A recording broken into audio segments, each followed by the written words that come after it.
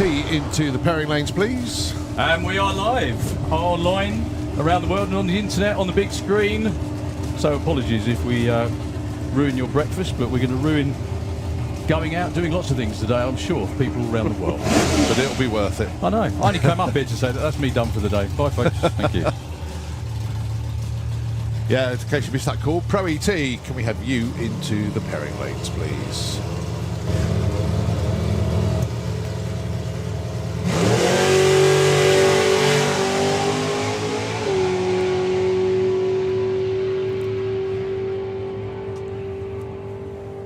Nice opener, 801, 166 miles an hour.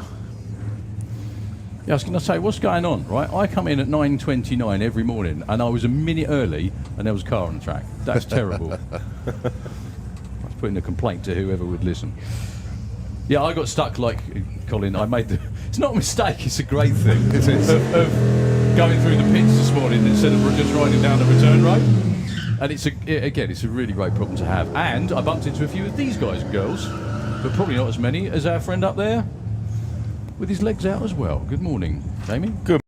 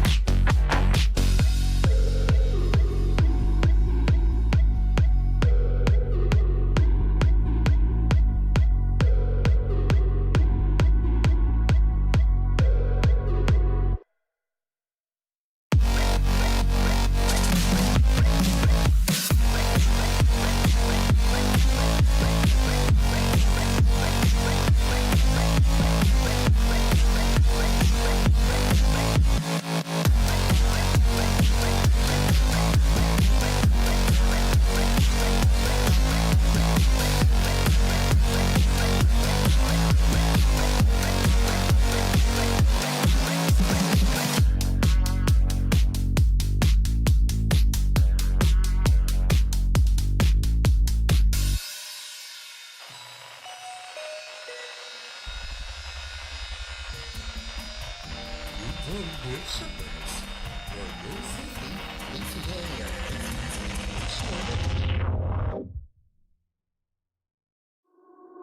you feel better if I said that this touch could last forever? Every moment I'm with you feels like heaven. If I said this is love, would you feel better? Better. Would you feel better if I said that this touch could last forever? Every moment I'm with you feels like heaven. If I said this is love, would you feel better? Better. Would you feel better? Keep on running. Keep on running. Keep on running. Keep on running. Keep on running. Keep on running. Keep on running. Keep on running. Keep on running. Keep on running. Keep on running. Keep on running. Keep on running. Keep on running. Keep on running. Keep on running.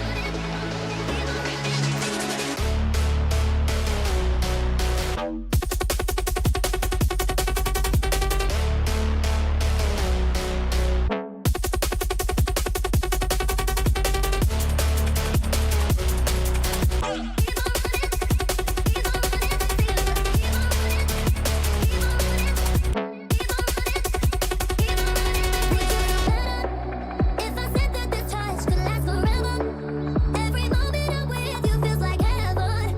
If I said this is love, would you feel better? Better. Would you feel better if I said that this touch could last forever?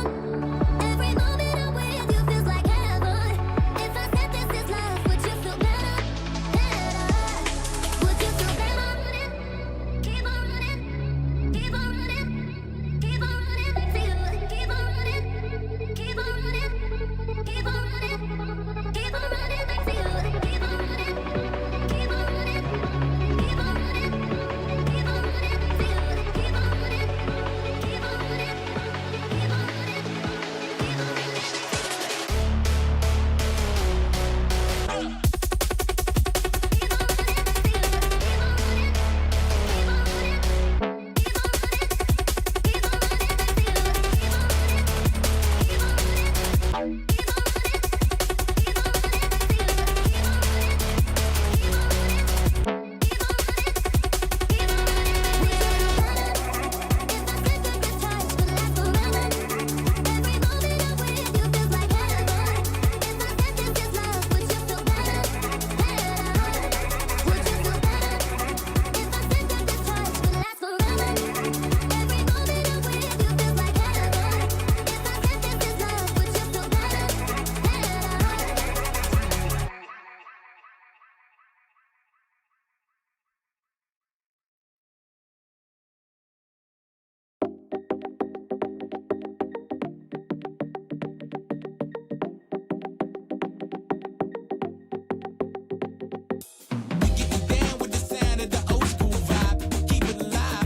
Keep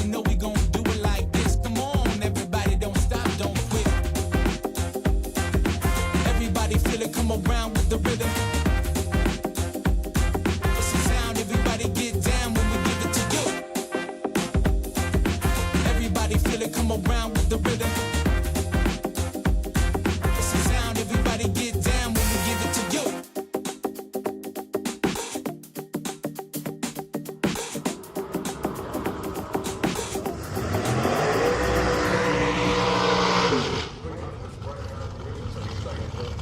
running.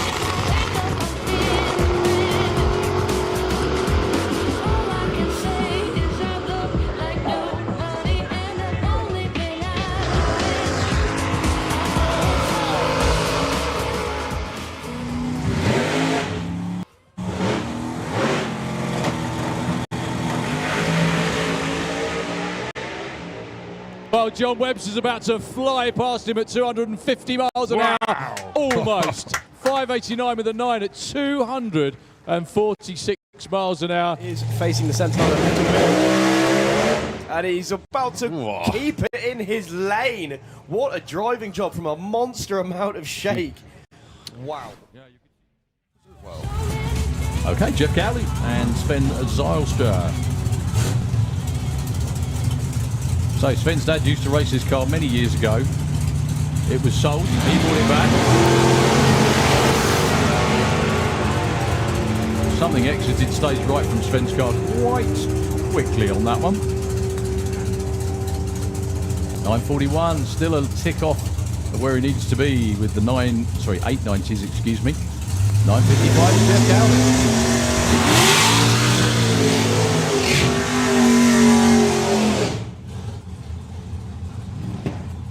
Right, Leah Kellett and John Bean.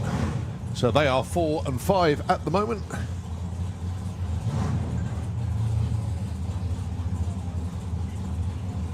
Nice to see John Bean having a go in another class apart from Pro ET. One with a sports tree, one with a pro tree. I've really got to make sure he's got his brain focused on whichever class he's in.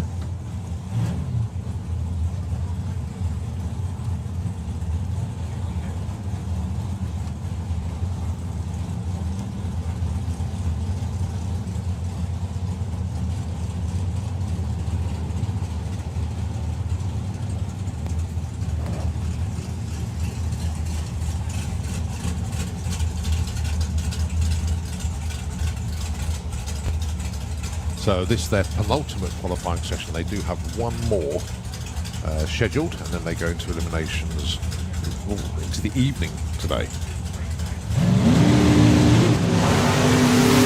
Double 03 for Leah. Back to time.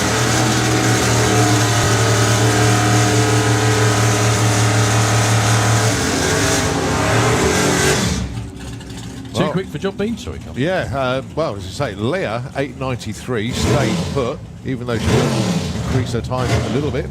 But 882, John Bean breaks out. Okay, 2 more cars that pretty good in Pro ET, but also now joining us in Supercon. Said it yesterday, say it again, it's great that a whole bunch of races, a proper influx into Supercon has really swelled the numbers. It's a thriving class again.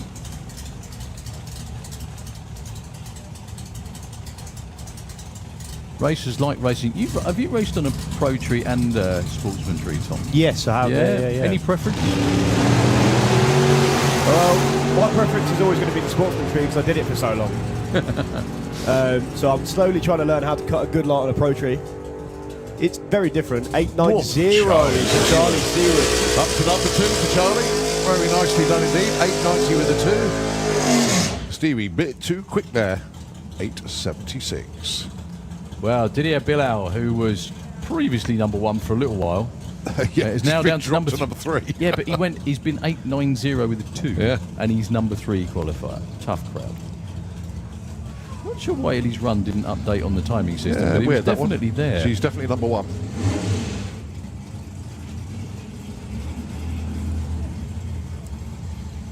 So Didier from France with that immaculately turned out machine. Love the fact there's a number plate on it as well, which does imply it's still street legal in France.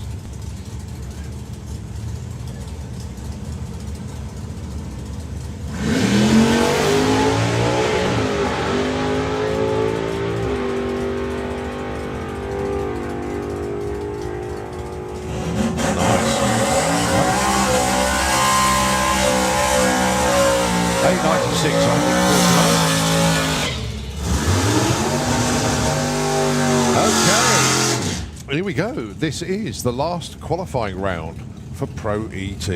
Well, there's a whole bunch of them that have got hot-footed back to the starting line and joined the back of the queue, aren't there? Yeah. Because there's a few that were running in Supercon there that are in this class. So, our cake sponsor down there in the Citrix Lane, I bumped into her this morning and said, thank you for expanding my stomach. very kind of her. 9:35, the stick shift. Lemon Drizzle Mustang in the Slick Tricks Lane against Dave Cherrett. 9:69. How you doing today, Thomas, as well, by the way? Did you get some sleep last night for the first time in some while? I had a lie-in for the first time in, I think, about 3 weeks. It was brilliant. And you were still here before me. Good man.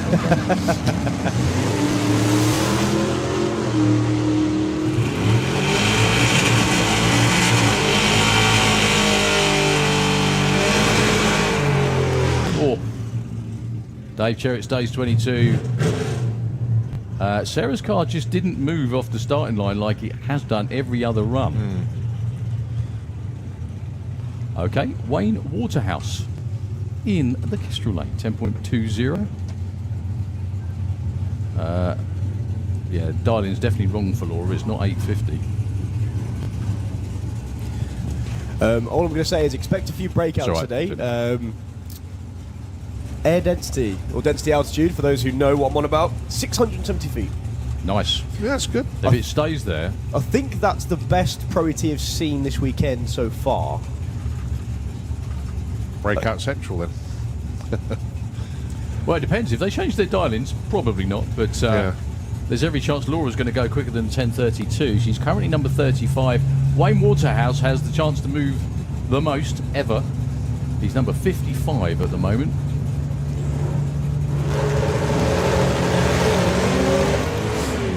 Still no second gear for Wayne.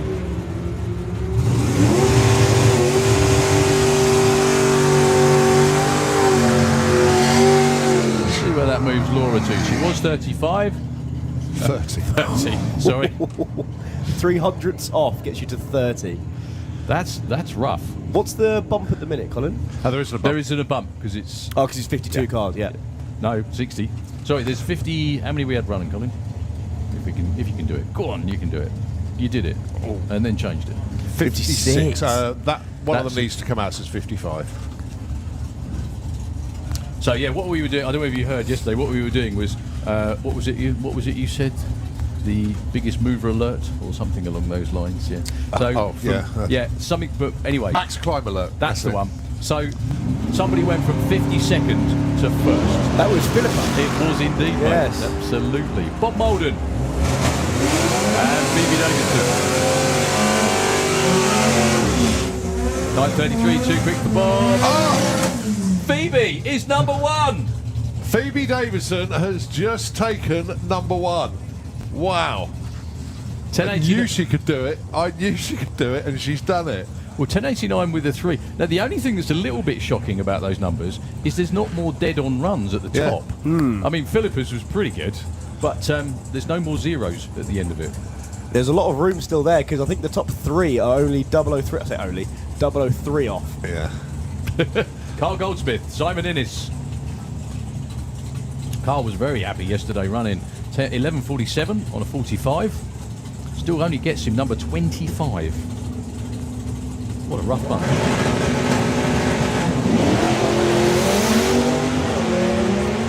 Well, Carl using the boot lid as the wheelie bar.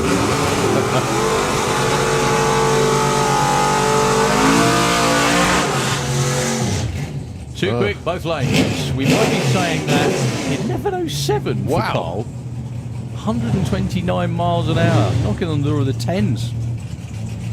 Yeah, Simon. If you're going to break out, do it properly. Well done, Carl. Well, you might as well just, I mean, use the weather to your advantage, really. Another beautiful day, light cloud cover. Gentle breeze from the left-hand side as you look down the racetrack. Going to be a wonderful day. And like Thomas said, the density altitude is stellar. And I don't mean the beer. Lee Huxley, Chris Newsom.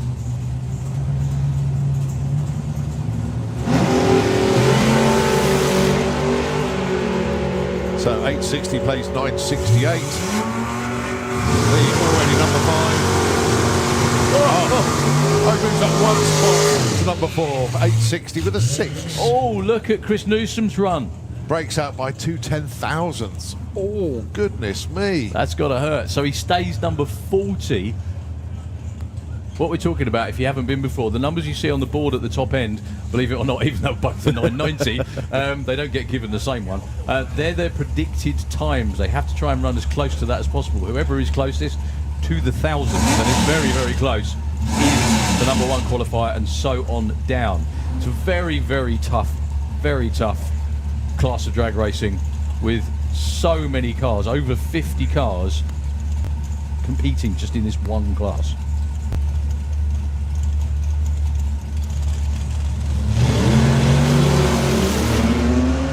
The number you see at the top of the board is the reaction time. That was 0.27 for the little green Jag.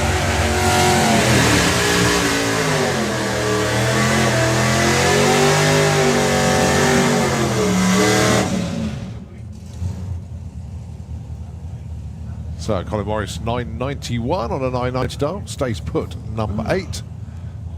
And Lee Morris stays number 11. So Thomas hasn't had a go at that name before, so we let him have a go, and it's not Marie. So Marie Mills in the slick tricks lane against Bjorn Szczesnina. Is that about right? That's better than I did. Yeah. He didn't even bother. No. I'm only joking, Szczesnina, there we go. I did. It's okay. Yeah, Bjorn said we're just silly Englishmen. We can't say the proper name. What I love there, I don't know if you'll be able to see that over the live stream. The reverse light came on as it goes onto the trans brake. Those who know how a trans brake works knows exactly why. But that is meant to do that. He goes 992 with a yeah, that thing screams as it goes down the track. And then 1117 for Marie. Yeah, Bjorn just hasn't been able to get the car off the starting line all weekend. It just slips and slides away every run. Yeah, every single run, it just slides off the starting line. It doesn't hook, doesn't go. They wound the dial-in back for that one because that's what it's done all weekend. So if this is is this their last Q run, Colin? I think it is. Last yeah. qualifier, So yeah. that's it, into eliminations now. Kirsty Tram, Jess Bishop. Kirsty, this is a surprise. Only number 43 for Kirsty. Normally, absolutely bang on, which is probably what she's about to do now. Thing is, if she ends up number 43 in qualifying, whoever gets her in round one is not going to want to have that green Mustang.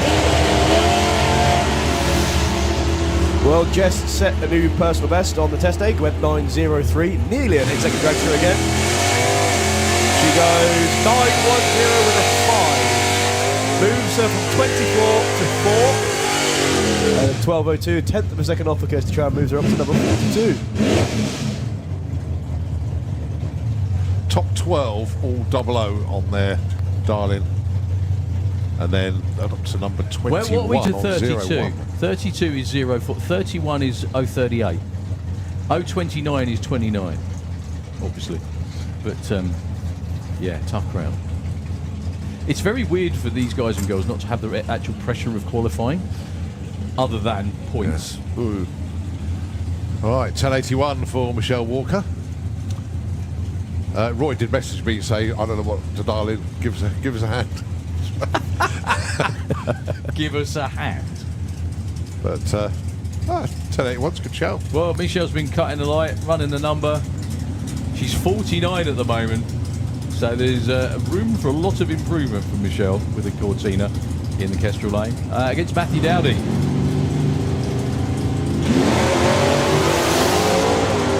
See that on the screen, Roy? That's a 0 light, mate.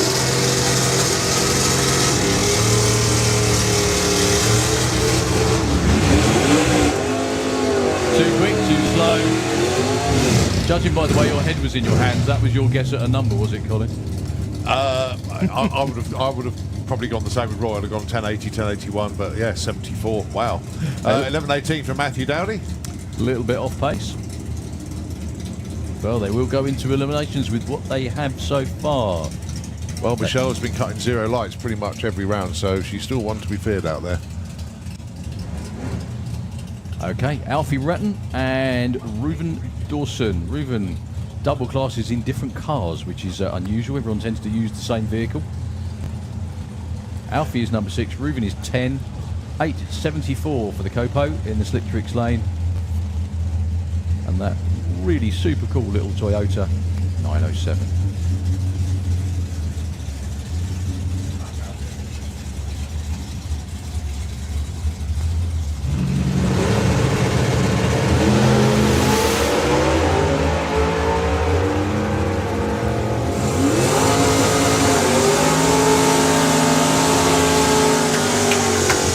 Takes the number 1 spot. And that is our second perfect ET of the day. Reuven Dawson nails the number 1 spot there. Alfie Ratton slips back 1 spot, runs a 9.10, but Reuben, well done. Unfortunately, misses out on the money because Ellie Mae Brown's already bagged that one. But nevertheless, number 1 qualifier to Reuben Dawson. Anthony Mitchell, Mark Huxley. 1080 plays 996. Now, when I say Mark, it's actually Brian, as Mark is on the outside there.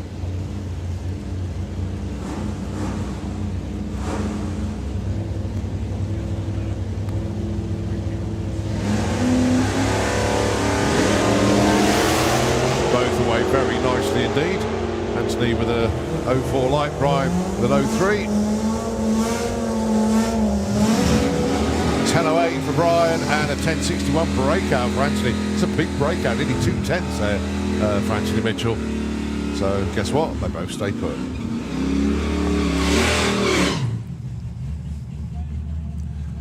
Next pair, Bill Wilson and Darren Huxley.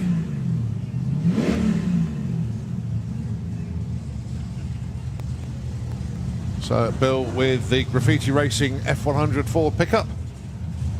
And of course Darren with the Nissan 180. 10.75 and 11.31 the dial-ins. Don't forget, it's the last qualifying session for Pro ET. Next time you see them, they will be into eliminations.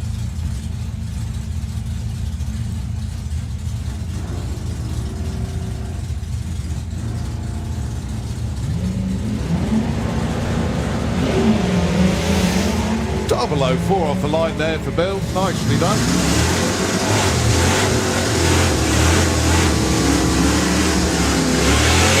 And a 10.81 moves him up from 46 to 37.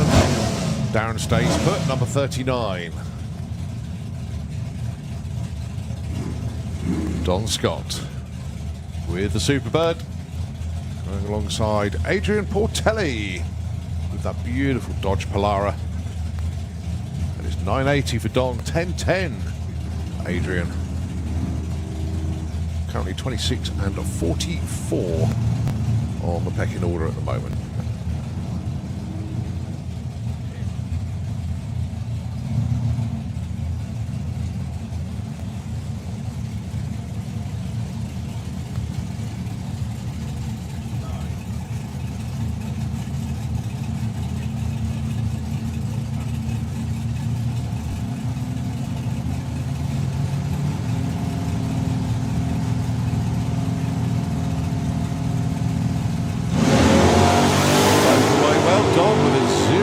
Like that, doing good when it comes to eliminations. But it's all about ETs at the moment. 981, Don moves up 26 to 17. Adrian, 10-12 on a 10-10, goes from 44 to 28. They're still shuffling the pack here in Pro ET. And let's see what the former number 1 qualifier can do. Philippa Turton, just been dropped back to number 3 in this session. Yeah, she ran a huge personal best as well yesterday, didn't she? Yeah, down in the 10.3s. So 10.45 on this one. And we're going alongside Mr. Qualifying. 39th at the moment. Can we see a 38th place climb for Dave Rudd?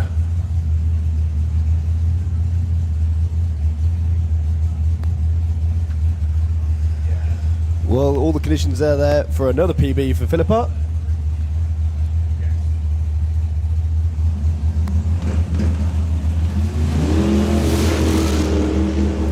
Well,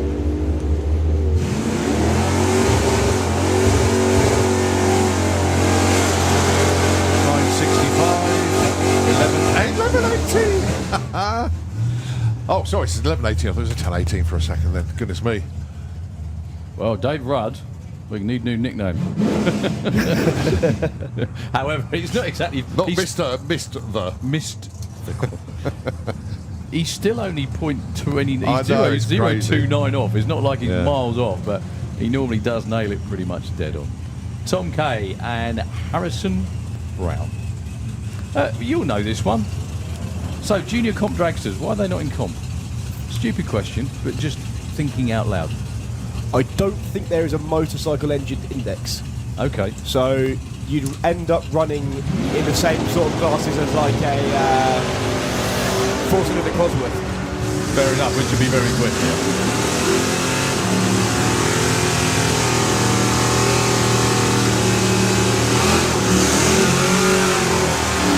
Nice move from Harrison, up from 48 to 21. Breakout for Tom K. Hang on, A little bit too quick. I was laughing. 100th off, and he's moved up to 21. Yeah. Can we have super gas into the pairing lanes, please? Can we have super gas into the pairing lanes? It's one of the seriously stacked pairing lanes, isn't it? Absolutely mad. Go on. So, well, top 13 all on dial-in now. And then all the way to 23.01 off.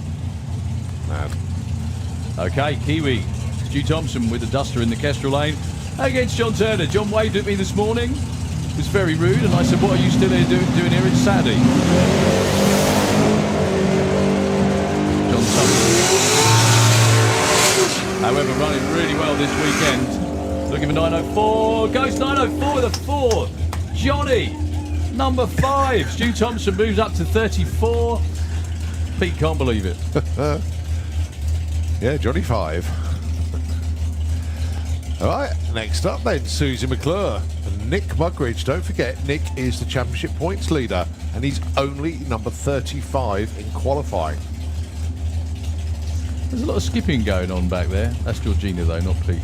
Anyway, yeah, so Nick needs to, well, he doesn't have to. No, but he'd just make life a lot better for himself if he can, yeah. However, to get into the top 30, he needs to be 0-2 or better. Well, I don't know how many points he's on at the minute, but I can tell you he's 370 points away from first. That's 3 rounds. Yeah. Colin's given up with the button. Oh. We thought when we got this new one it would be really good, but it's still the like same. the button. However, this could be where Nick's nailed the top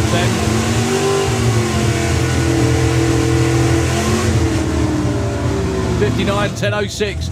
Nick Mugridge stays number 35. That could be huge in a couple of weeks' time at the national finals. It could be huge now because Amy Watkins is qualified behind Nick Mugridge, and Amy is second in the points. If Amy can get like top 5, she'll pull back 300 of the 500 points that she's behind. Which in English means 3 rounds of racing. Yeah, when she just needs 5. in qualifying. Yeah. She can do herself a massive favour by running that 9.58. There's not a lot of wriggle room at the top though. Every top 13 at 00, bang on dial-in. Taking on Pete Creswell from Sharnbrook with the BMW. His usual race vehicle is an 8-second Mustang. But he's taking the time out to go and run his 10-second BMW. Which is no slouch, by the way. 10 seconds is very quick. Right, all eyes on Amy's scoreboard. She misses as well.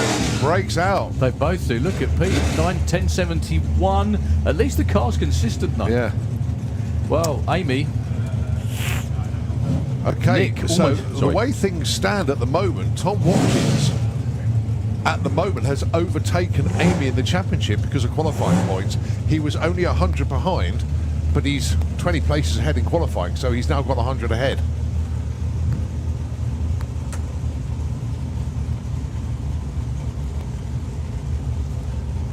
And that is Tom Watkins down there on the start line with Doris the Charger in the Slick Tricks lane looking for a 9.00. Taking on Jason Pickett, looking for 10.00. 2 of the best launching cars in Pro T, in my opinion. The way they launch is spectacularly smooth. And Skyward, if you're named Jason. Oh, both of them, actually. Right, let's have a look at what Tom can do. Oh, breaks out, 8.98. Jason Pickett, number 2. 10 flat with a 2. Goodness me. Nice. Yeah, well done to Jason. That was 10.0029. He's in at number 2. The top 14 are bang on their dial-in. We can't even begin to explain to someone that's been before how difficult it is to do. Because they don't perform, just a little bit of tyre slip. breath of wind, anything, he's quicker, slower, whatever. Even where you stage in, so you can see out there, everyone who's watching, you can see the two bulbs on top of the Christmas tree. How far into each of those bulbs you get makes a difference. Yeah, it's the rollout, which before the clock start, absolutely. Okay, so Ian Dutch with the Hoonie Bug. And Neil Watkins with a little Purple Express, the pickup.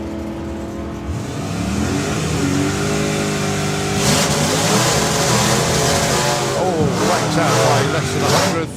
So basically, if Neil Watkins hadn't have staged slightly more shallow, that would have been a Slightly deeper. deeper. Sorry, yes, you are correct. He would have knocked a bit of ET off because there's less rollout. Yeah. Yeah. The reason this works is because the start line isn't actually as soon as you leave stage. There's a little bit further forward, and the time it takes you to hit that and all of that. It's probably Lovely easier if stuff. I explain it when I'm down there late. It is. Yeah, much easier. It's kind of difficult to explain when you can't see it. Yeah, absolutely that. So Johnny McClure and Doug McClure. Bragging rights alert. All right, Doug is currently number 16, looking for 11.20. Johnny is 19, looking for 9.85. So at the minute, Doug is winning. Well, he lost the reaction time back in the win.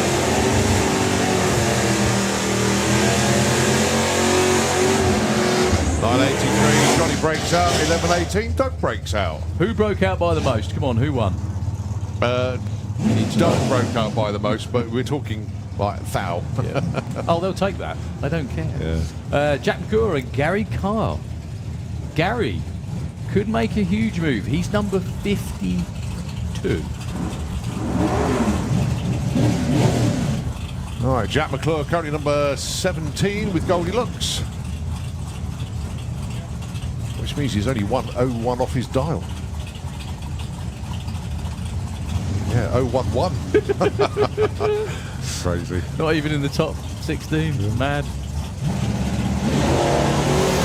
Big wheels up launch there for Gary, as you would expect.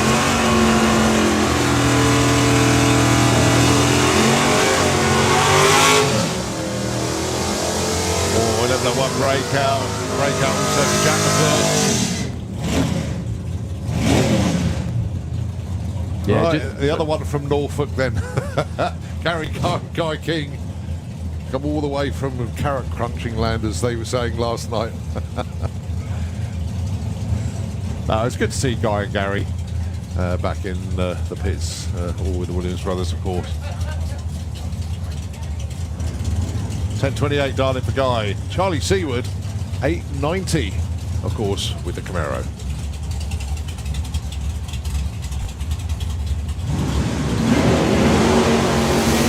Huge wheelie once again there from Guy.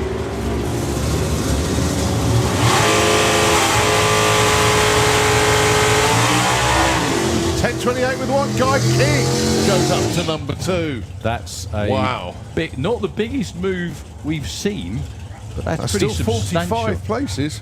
Well, the other thing as well is that what we can't discount is all of this improvement by everyone else is knocking Nick Muggeridge further down, is knocking Amy Watkins further down. All the other But people. it's not reducing the gap between them. No. That's the other thing. It's, if anyone was to get in the middle, that would, wouldn't it? So Jordan Cowley has made the unique choice of having 2 dial-ins. Okay, so Jordan looking for 9.1. Brett Featherstone with Nova Scotia 9.01. Now Brett, number 48. What? Really? Yeah, he was last year's champion in Pro T, but he has switched to having nitrous these days.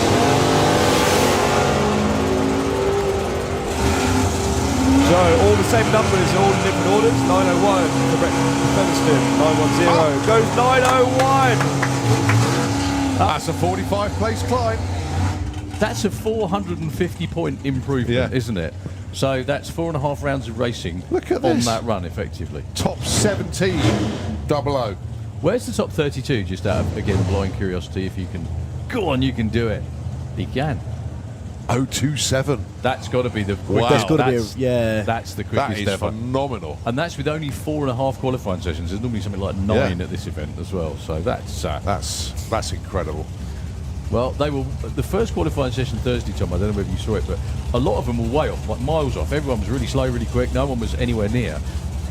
can't believe we're at this point now. That's quite staggering. Imagine if it was a 32 car field. Goodness me. Oh.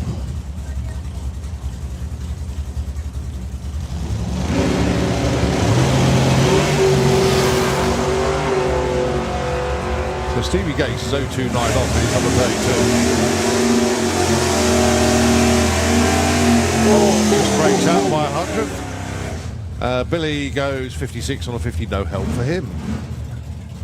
Oh, Super Pro ET, can we have you into the pairing lanes, please? Super Pro ET into the lanes. Right, well, if you're in the top 16 or 17, you've already hit your darling. It's a case of shaving off thousands now. So John Bean is number 12, Spencer Tram is 16. Now, these are the last 2 cars to qualify in Pro ET for this year's version of the European Finals. Eliminations start this afternoon, I think, don't they? You do indeed, yep. Got to get a 64 car ladder down. I think. Oh, yeah, I've got some homework to do, haven't I? And it started way early today, but it's a good problem to have, isn't it?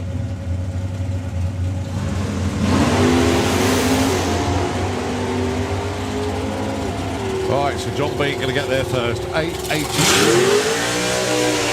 882 breaks up by 100. Spencer also breaks up by, well, less than 100 actually. 1121. So the field is set. Congratulations to, let's get the number 1 qualifier up there. Of course, Reuben Dawson with the perfect ET. And was it Guy King number 2? It was. Jason Pickett, all that lot right at the top there. So And Philippa, well I think, ended up 4 or 5, didn't she, after that? 6. Brilliant. Me. That was standing qualifying sessions altogether for Pro ET. I didn't go back to bed after that. That was great. Right, 2-seater dragster, Paul Brown. Just get the name of passenger. Right, it is David Schumacher from Liverpool, 60th birthday present. Well, at least one Schumacher's found a real sport. Just kidding. Joachim Schumacher in Germany has as well. So the thrill ride. 8 O's, 165, 166 mile an hour order of the day.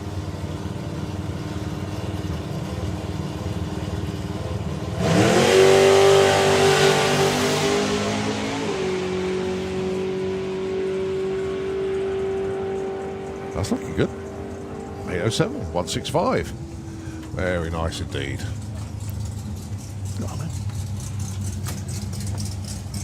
Oh, someone's come up to collect some money. Yep. Pay Dad back. Yeah, That's what it is. That's why Hand the money straight to your dad. That's the way to do it. Be nice. Be It's nice. not going to do that.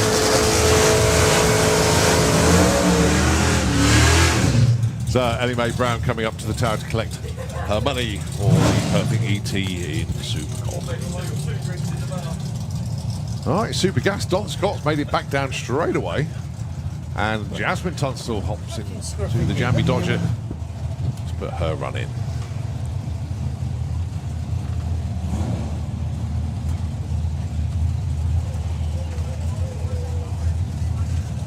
Yeah, so numbers. Is this their last Q session as well? Possibly. Yes, it's the last for everyone. Only getting 5 qualifiers each. Yeah, this is the 5th qualifier. Super Gas. Yeah, that's it. So last chance to move around.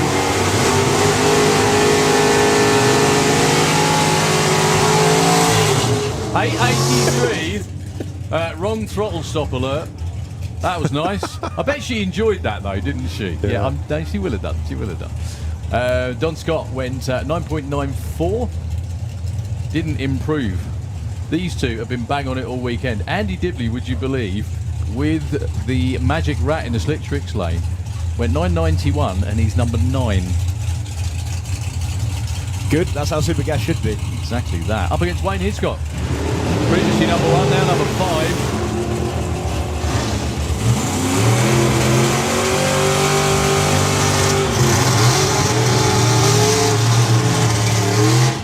$75 too quick for Wayne. 92 no improvement for Andy. I think though Andy Dibley will take that going into eliminations, mainly because he'd be in the race car and so I can't get hold of him. Yeah, not only that, he hasn't got any more qualified, so he has to take that. There we go. All right, number 2 qualifier, Martin Kirbishley. He's already got 990, but with a 4. I saw the motorhome mainly because when I went past it, the sun went in. Tim and Tina's, yeah, lovely, isn't it? Yes, absolutely. I love the fact they sold. Go on, Tom. Sorry. I was just going to say, I could have sworn both of these had retired. Yes, they have. That's why we're commentating. Right. This is effectively a retirement race.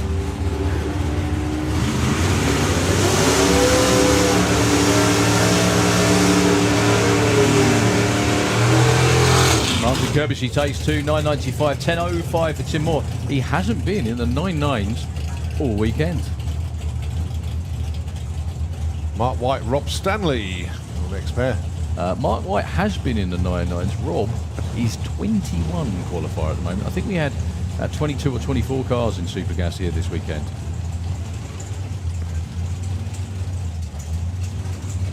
'21. I saw it just as it flicked us. Yeah, Jasmine went way too far under. Yeah, Rob's the only one that's. Well, he has got a run in the 9s, but it was too quick.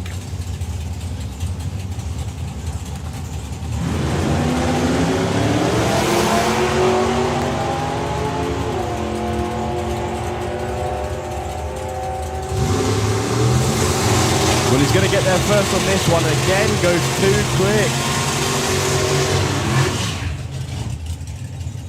Yeah, 985, breakout, 1012 the right side, but no improvement. All right, Stuart Morris. Good to see Stuart actually racing. Colin normally does most of the driving, but Stuart behind the wheel in Super Gas, going alongside Dave Fulton. In the points chase, Stu Doyney leads the way. Dave Fulton is number 2, Andy Harrison number 3, Wayne Hiscock 4, and the Morris boys number 5. But fair to say, Stu Doyney has got a big lead in the points chase. 005.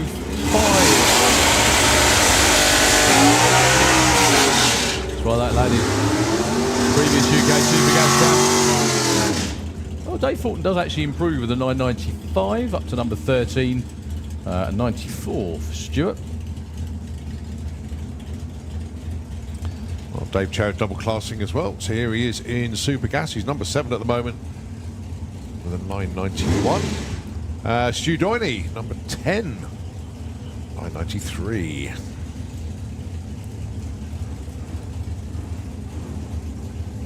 Obviously the idea being get to close as 9.90 as possible.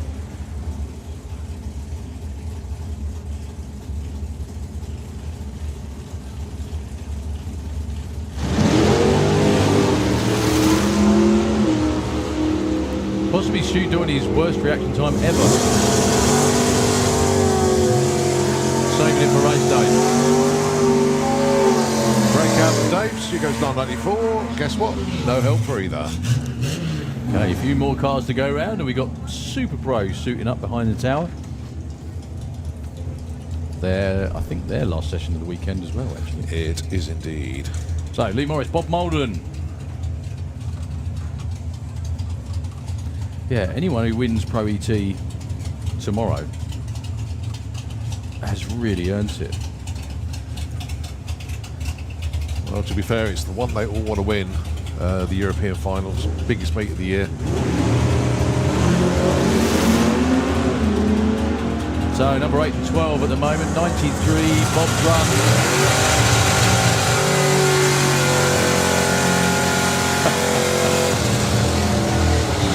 Both break out, oh so close, 200 quick for Bob, and an 89 in the other lane. Okay, Sarah Runsworth with the stick shift Mustang. How close is Sarah? Yeah, she's 19 at the moment. Yeah, she's in the 10s.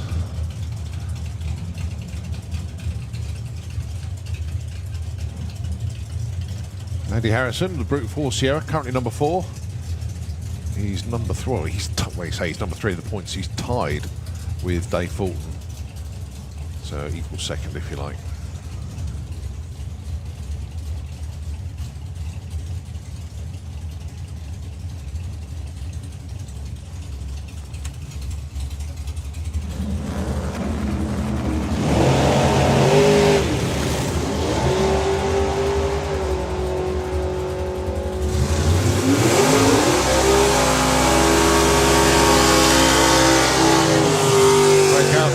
Ericsson too quick. 9.97 for Sarah Underwood. Gets it into the 9s and moves up to number 15.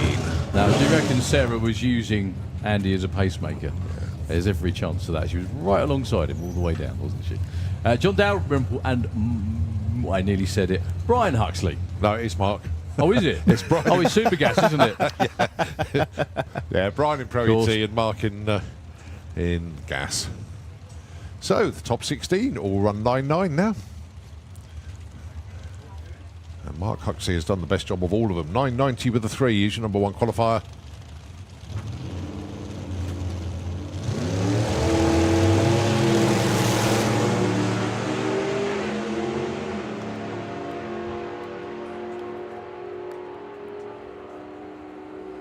And it's a 9.93. John Dalrymple goes 10.06. There wasn't a lot of wiggling around in that session, No. was there? Which was a little bit unusual, considering every other class so far has been. Okay, we're about to go with Super Pro Colin. Just while everybody's out there, if you've never been here before, we'll just take a quick moment to explain the way it works. So today we are qualifying for most of our classes, definitely all our professional classes, the bikes and the cars as well. The first qualifying session, or the third qualifying session, because we had 2 yesterday, the time they're going to be out today, Colin, on the run order is... Thank you. Sorry. Oh, you presume I can see that. Well done. Right, okay, so 11 o'clock we kick off with the 543 Jet Funny Car, and then we go into Comp Eliminator, Pro Modified, Methanol, Top Fuel, all the other good stuff as well, all the bikes, concluding with the Force of Nature Steam Rocket Bike as well. Then we go into, there's one more session on the list for Super Comp. Don't know whether that will happen yet. We go into round 1 for Pro ET and Super Pro as well, and then we go back into another Pro session as well, and then to finish out the day, we go back into sportsman racing again. But also running today is the live action arena. And I don't know where they've gone, because I was just going to do that. Thank you. As you're the one with eyes. Okay, yeah, I'll read it out. Thank you. So live action arena today. First show is at 11:15. The second show is 2:30 this afternoon. Ty the Robot's here as well this weekend as well. He's in the Titan Arena. He's I got his didn't own know he arena. had his own arena. Yeah, that's actually. pretty That's impressive. really cool. I could do with that. But yeah, Titan the Robot, he can do a meet Titan at 11 o'clock, 1 o'clock, and at 3:30. I see. He's so. Remember the first time we saw Titan, everybody didn't quite know what to make of it, but really, really good. Really good singer. Yeah. Definitely. Pretty good at dancing as well, actually. So if you're watching the big screen as well, if you look just behind the VIP balcony up there, you can see the teams getting all ready for their runs later on today. Now, if you're watching this on the bank and you haven't been before, you can walk round behind race control, round behind the barn, behind us, and you can walk into the pit. So that's why if you look over the other side, you can see all of the trailers and all the teams over that side. You can go around there and check out everything they're working on, all of the record-setting machinery that's here this weekend, and there is a lot of it. I mean, we saw some amazing runs yesterday. Rikard Gustafsson set a European record for Top Fuel bike. He became the second quickest rider on the planet with a 563 yesterday, which is amazing to see. Also, Super Twin bikes, Pro Stock bike. You've got Super Street bike as well, which is a massive international field as well. That was so good at the end of yesterday. They've got 2 qualifying runs today as well. FIA Pro Modified, we've still got a couple of cars to put in runs that haven't put in runs yet due to parts issues and, well, just about everything else as well. Yeah, did you see the good news, though, that Mats Eriksson has actually managed to get the bearings? Yes. So, thank goodness for that. I had to stand outside UBS's office and got there 20 minutes before they closed. But I want my goodness parts, me. yeah. Got his bearings. Is Yeah. that not a euphemism? No, it's not a euphemism. Yeah. But, yes, so Mats Eriksson. Well, there's 3 cars, I think, in Pro Mod that haven't got an ET yet. So Mats Eriksson's one of them. Dominic Reinhardt with the Not Just Corvette is another one. Also, Jean Delemont got on the track but left before the tree was activated, so he hasn't got. So at the moment, there's still a lot of drivers that really need today. Let's put it that way. So it's going to be great fun. The championship chase. Okay, so this is the last round of the both FIA and FIM European Drag Racing Championships. They have been racing around Europe. We started here in May, went to Sweden, Germany last weekend, so it was only a week ago. They were all racing over there, and now here at Santa Pod for the finals. So many championships still to be decided, and they're all incredibly close as well. Yeah. Colin's got the I've got the points here. Mark Hartfeld leads the way on 325. Jari Rantanemi is on 309. Now then, to make things interesting, basically, Jari has to go a round further than Mark to take the title. But we've got qualifying points to put into the mix as well. Who's third, just out of curiosity? Andre Arnova, but he's on 216, so too far back. Yes, probably. Okay. Yeah, he's going to be too far back, I think. And then Michel Torren is on 210. Okay. Yeah, so it is the battle royal between Mark Hartfeld and Jari Rantanemi. So 325, 309.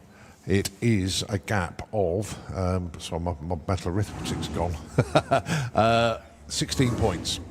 So, if they both went out the same round, Mark takes the title. Absolutely. And then obviously, depending on qualifying points. But an extra wrinkle, Mark didn't get down the track He hasn't yesterday, gone down the track and at all, Jari went down both times. So I think as well, Jari may have picked up a couple of small points. Not but he enough to hasn't make picked it up any, enough. No, make any difference. So it's still within one round. Yeah. So all championships, top fuel, pro stock, top methanol, all 5 cars that are entered can win. Yes. That's going to be. I don't think that's ever happened before. Yesterday, Tony Brinterson took 3 little points in both sessions, which could be very, very useful indeed. We'll just have to wait and see. So, On to Super Pro for their final qualifier. Right, I'm going to have to run away because I've got some crewing to do. And I'll leave you boys to it. See you later. Okay. So, Alan Dibwell and his son Bradley doing extremely well in the Super Pro ET. They're the ones leading the points chase at the moment.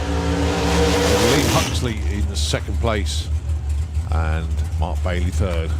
can I just ask a question very quickly before this session starts? Is this the last session? Because if it is, we'll set the field after this. It is.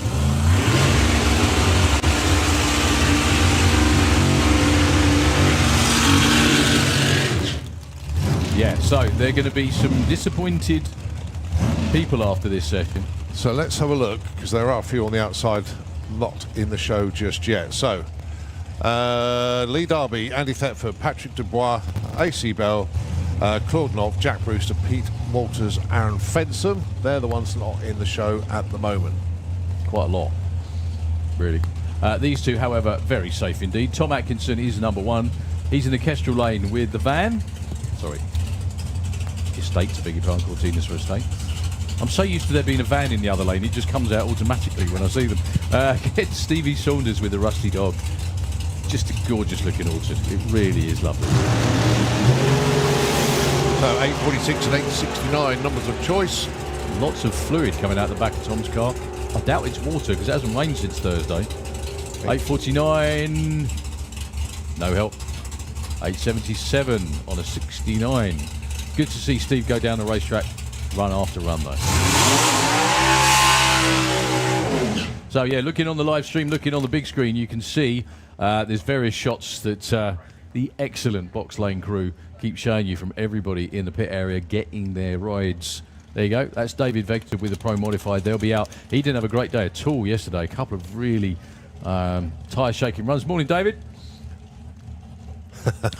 Waving to the camera as well. So yeah, they're just warming up for their runs coming up today. They have 2 Q runs, one about 11 o'clock, or 11:30 I should say, for Pro Modified, and then later on again this afternoon. That will be the final qualifying session to set the field for race day tomorrow. So this is Jacqueline Bartlett from Sweden. Her mum is in the hunt for the European Top Fuel Championship again. Right, Darling for Jacqueline, 780.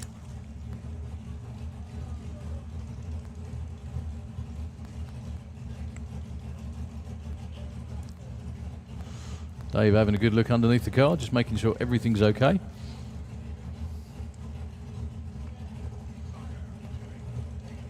Nope. No. It may be the catch can or something like that. I don't know, but something's dripping. So that will be, yeah, you can actually see fluid on the racetrack down there. Better safe than sorry, always.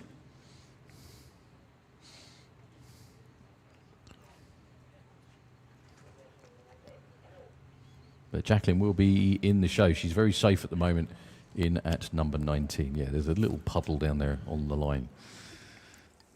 So this is basically do or die for a number of the drivers that you're going to see come around here. And what we're talking about is the way eliminations work in drag racing. It's, if you think tournament-style eliminations, if you think what a tennis tournament is like, or a football tournament is like, this is much more exciting, frankly. But it's the way it works is this particular class, there are 40, I think 41 cars or 40 cars that have made timed runs. Whoever qualifies closest to their dialing is number 1, and then so on down all the way to number 40. However, it's only a 32-car ladder, competition ladder. And that's how we set them up on race day. If you don't get within that top 32, you don't get to play. Simple as that.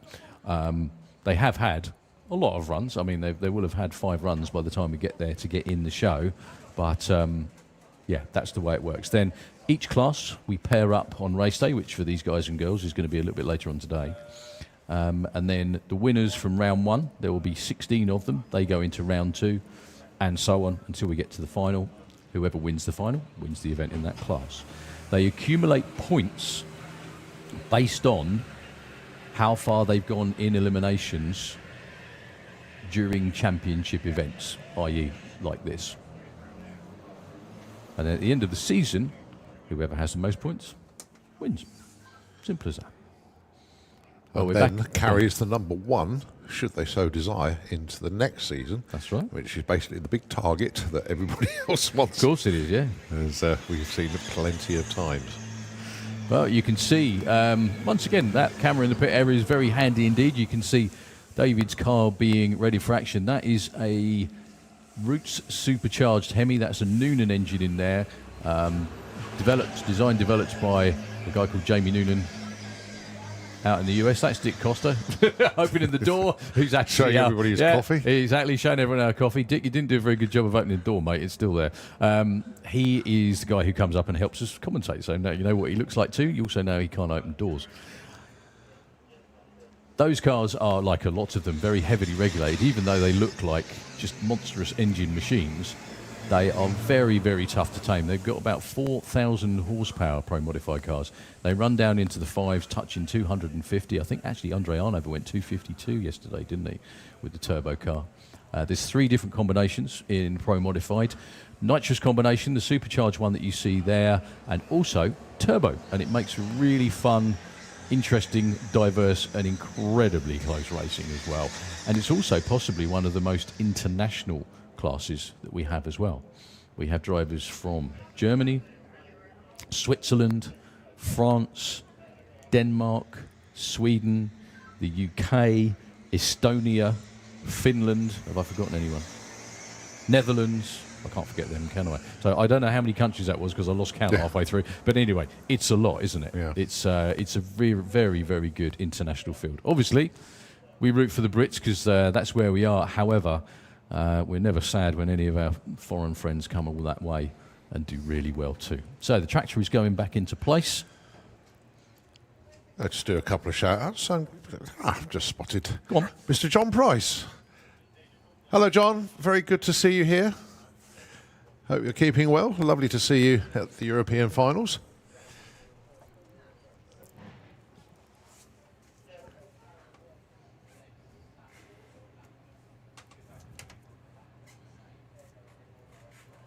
Right, headsets on for our start line crew, so we're pretty much ready to go then with Super Pro and engines fired up round the corner. I do believe it's going to be Elaine Hancock with the Crazy Lady Racing Zephyr.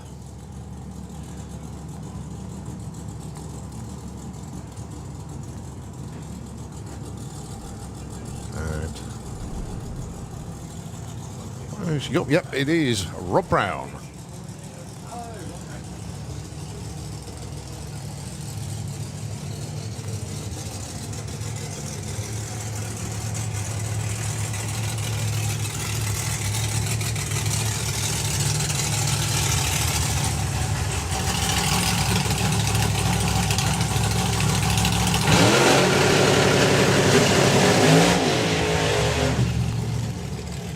And the one good thing about Super Pro, again, if you've never been drag racing before, the way that we even cars out, depending on what elapsed times they run, the numbers that you see come up on the board are, as always, we keep saying this, they're predicted times.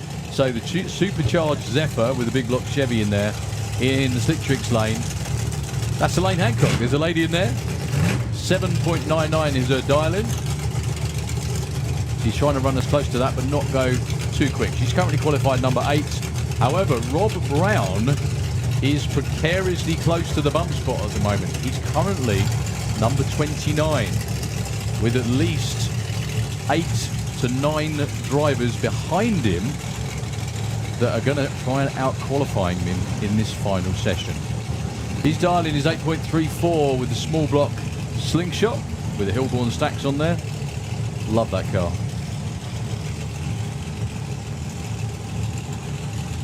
Is Hayley doing a war dance or just making sure she doesn't get stuck? I think she's making sure she doesn't get stuck. That's what's going on.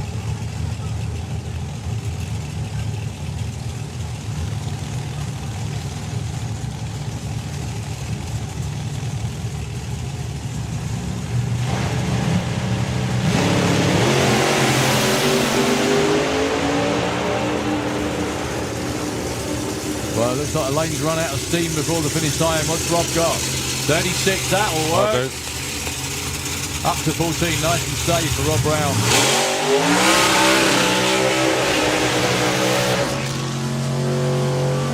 Spot the newbies. First thing they do is get their phones out and then they cover their ears. Tom Atkinson just messaged me. You know, we had fluid from the back of the car. Yes, yeah. Only 3 words. Fuel cap. Sorry. Oh. So, well on top.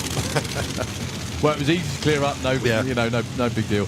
Alan Schofield with the Scud supercharged small block rear engine dragster, 7.10. What a dial-in. He's currently number 9. Also, can't say enough about how Phil O'Brien's doing as well. It's only his 2nd or 3rd event in this car. I'm not sure what he's raced before, but really getting to grips with the gorgeous looking gel coat Camaro down there.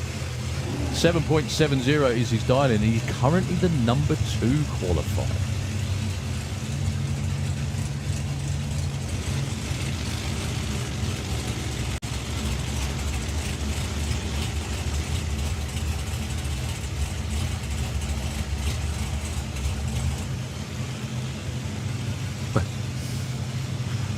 Yeah, what's this drag racing like about? Wow, it's loud. Yeah, it gets louder.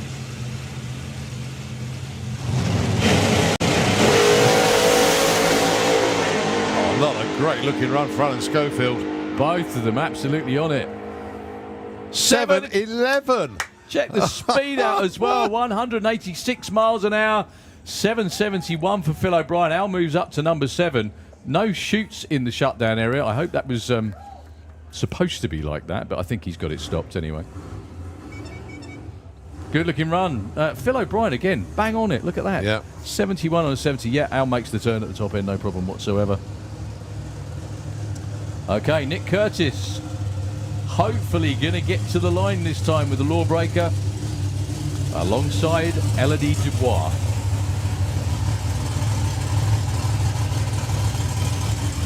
Yeah, Elodie, I have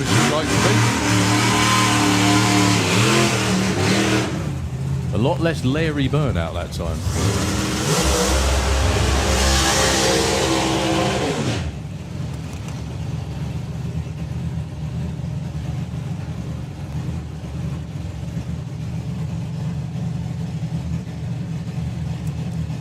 Was that a message to you or a general one? that was the Tom's one. Oh, okay. So, Elodie Dubois from the Rhône Alps in France, part of the Custom Gang team in the Kestrel lane over there. That beautiful blue Milwaukee dragster.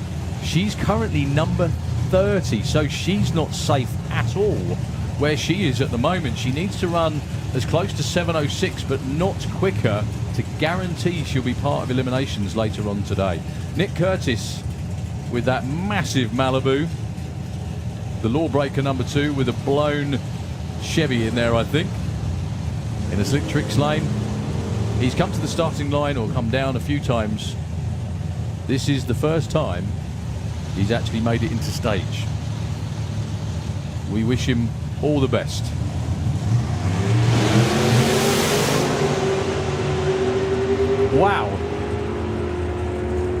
great runs in both lanes. Elodie goes 7.15, 7.95 for Nick Curtis. Elodie stays at 30 for now. Dangerously close to the bump. Nick Curtis, 7.95.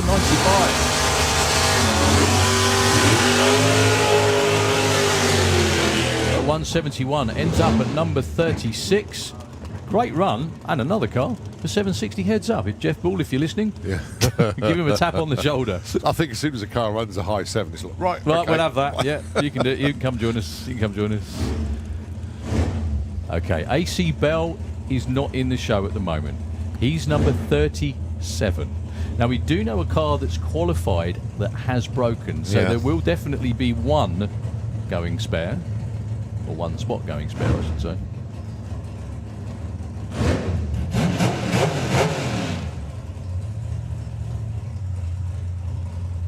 Okay, Sean Law's 23. He's nice and safe, but all eyes on the Pontiac in the Kestrel lane. Darling 8.99. Anything beginning with a 9.0, he'll be in for now.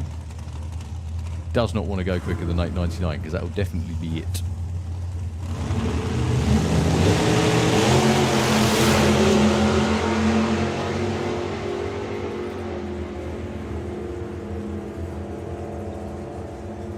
$8.64 too quick, $9.72 too slow. AC Bell will not be part of eliminations unless there's lots of breakages.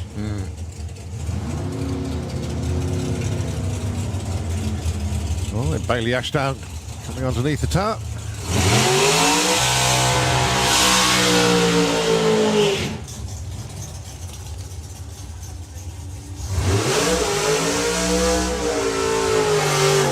That's got to be a static camera in David's Yeah. bit, isn't it? Can we have Comp Eliminator into the pairing lanes, please? Comp Eliminator. Let's have you into the lanes, please. Okay, Laurent Arnaud with that beautiful black and green Corvette. Got to say, a big hi to everybody in France that I'm sure is tuned in, especially everybody from the ATD series. It's great to have all of our French friends over here racing with us back in the UK once again. If you haven't been before or haven't checked it out, please go and check out the ATD, Association Trophy Dragster. They run at Clastres in France, in northern France, not actually that far from Calais, so it's worth a trip. Absolutely worth a trip. There's a number of racers do from over here. Laurent with that Corvette, he's qualified number 25. He should be safe. His dialing is 7.82. Bailey Ashdown with the Dragster 808. She's number 26.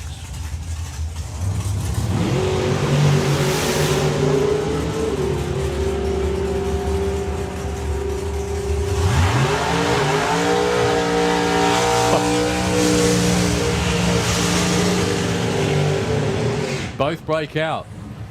7.80 for Laurent. They still look happy with it, and he's still going to be round as part of the show, but that was too quick.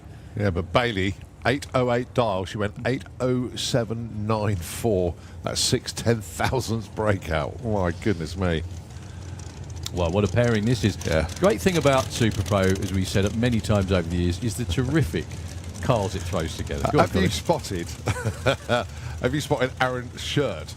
He's Very got a clever. half and half one. He's got the flip thigh, and of course he's got Ben Kennedy's team shirt on as well. Very cleverly done. Nicely done, Aaron. Yeah, but you need your tailor. You haven't want to have a word with your tailor though, because nothing really sort of matches up. Yeah. Although I think that's because one's a lot longer than the other, isn't it? It is, yeah. So Colin Miller, who has recently been on the tour of Scandinavia, made a lot of new friends up in that part of the world, and won an event as well. Won the last 8-mile event at Malmo before heading to Germany last weekend. Now back in the UK racing in Super Pro this weekend. He may be here for 3 weeks because I think Hot Rod Drags next week and then National Finals week after. There's quite a few staying actually to the Hot Rod Drags. And then he might have to go home. Yeah. Fabien Duarte, Kestrel Lane, 698 with the red Milwaukee Dragster. We've already seen Elodie's blue car. Great reaction. Oh, big move for Colin. That's not going to improve. Elodie goes 690. Oh, sorry. Fabien. Fabien goes 695. Too quick. quick. Stays at 6. Colin stays at 16. All right, next up then. Lee Huxley. He's safe, but Bob Doyle isn't. Bob Doyle is on the bump. He's on the bump at the moment. And there's a number of them that are behind that haven't run yet. Andy Thetford is there as well. He's at the head of the lanes. We've even given David's car a polish. Look at that. That's not a static camera because it's wandering around now, obviously. Yeah, someone's I got that realised wrong. where they left it. Yeah, exactly. Pick it up, yeah. Turns up on the screen, so they thought, that's where we put it. Okay, so 8.78 the target then for Bob Doyle, 8.59 for Lee Huxley.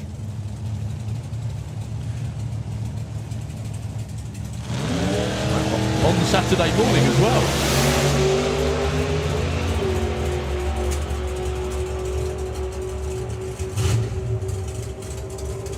8.53 for Bob. Well, it works again. Yeah, that was working very well, a little bit too well.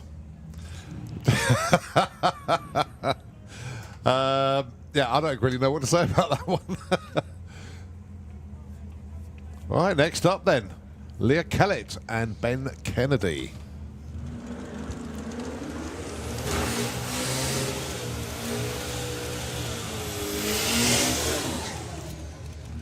So the other half of Aaron's shirt. Yeah, the other half of Aaron's shirt, yeah. So Ben at the moment, both these two are safe really. Ben Kennedy is safe at number 24.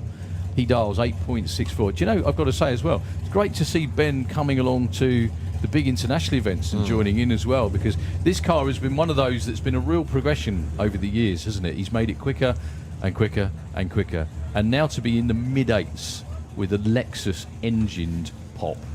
Yeah, you heard that right.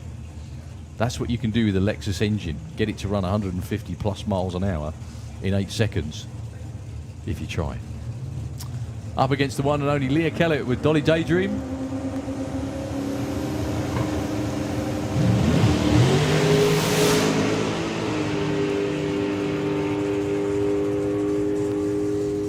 .742 for Leah goes, 745 and an 866. Yeah, moves Ben up to 16, pushes Leah down to 18. So a nice move there from Ben.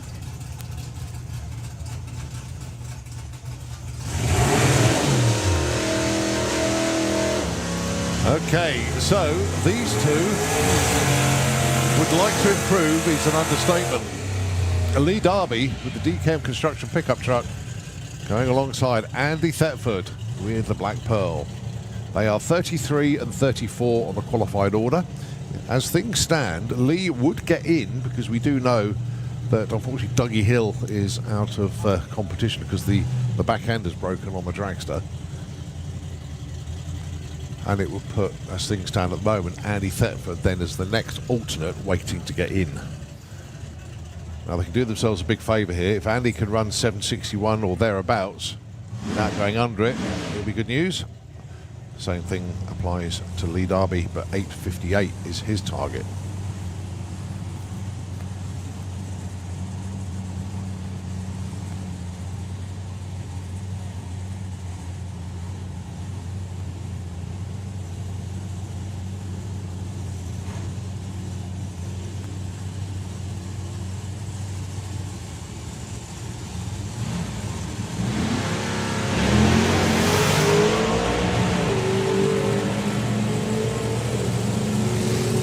No boost for Andy at all. Not going to run 761. 866. Might help. That might make it for Lee Darby. It does, 29. Andy Thetford with a big cloud of smoke again through the finish line, 10.25. He will not be part of the show unless someone else waits. So Lee Darby got off the bump. Yeah, so who's that on the bump now then? Mark Coulsell. Bob Doyle has already run, Andy's run, Nick Curtis has run, AC's run. And here's Pete Walters, and Pete is a long way off the bump at the moment, isn't he? Yep. I think he's 40, wasn't he? Yeah, he was. The cars run either much better or much worse, depending on which run you watched this weekend. He ran his quickest run down in the 7.1s. He's got 7.10 dial. Just to have a look, Collar. Sorry, Col. No, you've done that. It's all right. No, I know. I get it. So number 32 at the moment. So there's a lot of wriggle room. If he runs a 7-1 anything, he will be in, won't he? Yeah. But the top 32.13, then it gets a lot tighter from there upwards. In fact, the top 23, 0.41 or better. We've got to think who we haven't seen for a little while. I think there's other way to look at it. I haven't seen much of Dave Russell. Very good point. As in, I don't think we saw him at all yesterday. I might have done once.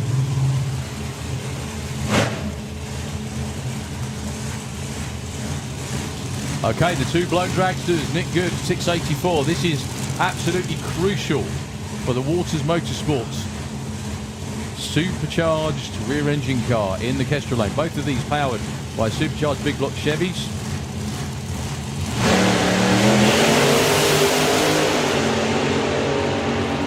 Well, that's a lot more like it for Pete Waters. Will it be a 7-1?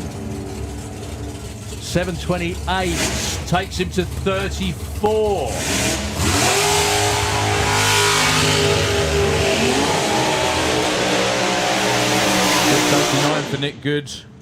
Only a few hundredths off his dialing, but does not improve. So, Pete Waters is second alternate at the moment. Yeah, he's nipped in front of Andy Thetford. We know Bob will get in. We got Aaron Fenton. Because obviously Dougie's broken. So yeah, that in a funny sort of way puts Pete as first alternate. Almost, yeah. We've also got Aaron Fenton round there. Now they know what that car can run from yesterday. So this is Mark Corsell, who is in the, well, he's on the bump, in the danger zone, in the Kestrel lane, 8.26. The car finally behaved yesterday. Went too quick. Yeah, Mark's another one that's staying there for 2 weeks now because he's at Hot Rod Tracks next as well. weekend. Yeah. What, just staying for the whole week? Well, no, he's actually staying for the next week. Right. And I don't know what he's doing the week after. Oh, national finals then as well, isn't it? Yeah. Yeah. But no, I don't know if he's leaving the track, but he is staying here because he's got to wait for the pits to clear tomorrow, and then they'll move into their new position for the Hot Rod Drags. Fair enough. Great problem to have. Matt Peters, 760. He's currently number 19. The reason we keep mentioning this again is because qualified position is very important because it depends who you're paired with, but you also need to get in the show. So 826 for Mark, 760 for Nick. 59 and 24. Oh, well, it was close. You've got to keep your fingers crossed. It's like Harley's blaming Thomas. That was close though. That was a lot better though. The car's running well. That's what you need. Good, consistent. So the little King's Topolino of Callum Swinchat out there.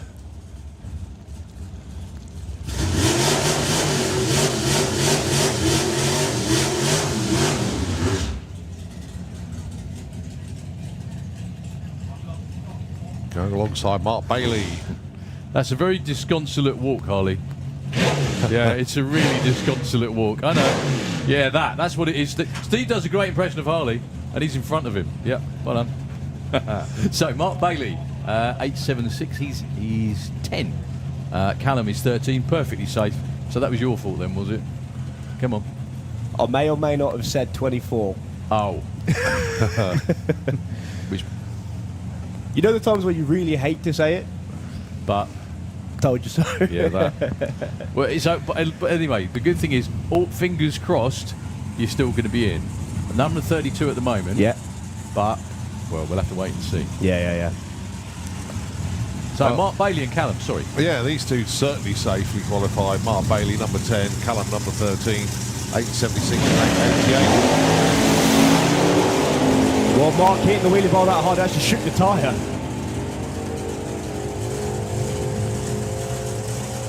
Whoa, big breakouts. 881 on 88, 871 on a 76. No improvement for either. I think that's one of Callum's quickest ever runs. It's not very often you see him go that deep.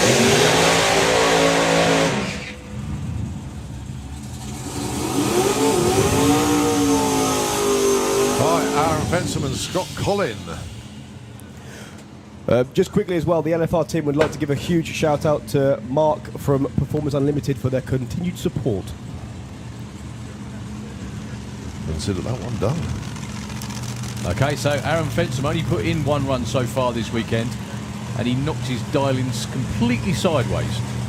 He dialed 750 this time. I think he went way quicker than that yesterday. But keep your fingers crossed for the young man down there in the Kestrel lane. Unless you're part of the ball breaker team, or, well, who else? Bob Doyle, maybe? Scott Collin, 2 7.70s yesterday. Can he pull another one out of the bag? Now, just as he's selling the car, it's becoming perfectly consistent. I think what he did mention, again, this is just stuff gleaned from Facebook, but what he did mention was that he just turned it down to get it off the start line, and that was the difference, and that's why it's just being consistent, because he's not trying to run. He doesn't have to run 760. There you go. Look at that. So Aaron is going to have to judge this perfectly. He's actually feathered the throttle. 768 and an 850. But Scott Collins' car, look at that. 768, 770, 770. And his lights are pretty sharp as well, 03. Okay, Dragster in door car once again. Bradley did well, qualified number 3. Billy Gaines, surprisingly, only number 27. But when it comes to racing, don't get Bill out. You know, you qualify number, so where would that be? About in number 11. You think, yeah, I've qualified number 11. Who have I got round 1? Billy. Brilliant. Awesome. Just the way it goes, isn't it? That's the issue with these really, really tight fields, is it properly muddles the pack up. Those you usually see running at the front, it could be down in, as you say, 27th. Well, I think he's only a couple of hundredths away, Billy. He's run a 7.6. I know he has. Not that far off, look. Yeah, 06. Not much. He's run a 766, yeah.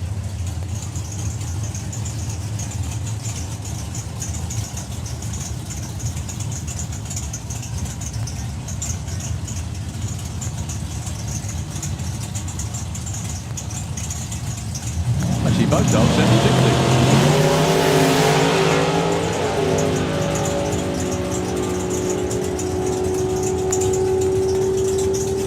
68. Oh, Bradley. 60 with a 0 and a 7.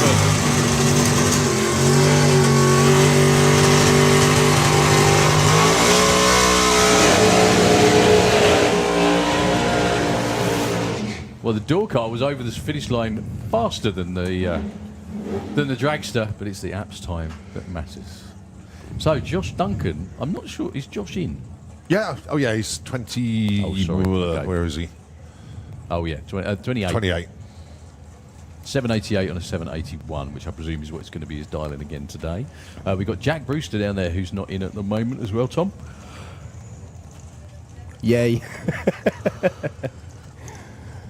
It's great to see Jack making more and more runs in the car. I can see Eve Lennon down there as well. Yep. Right next to or behind. I can also see the start of Comp Eliminator, which means we're not far away from our first pro session, ladies and gentlemen. Oh yeah, it's 11 o'clock. Yeah, and got Fire Force. That's in the lanes, ready to come around the corner. Then Comp Eliminator, then it'll be Q3 for Pro Modified.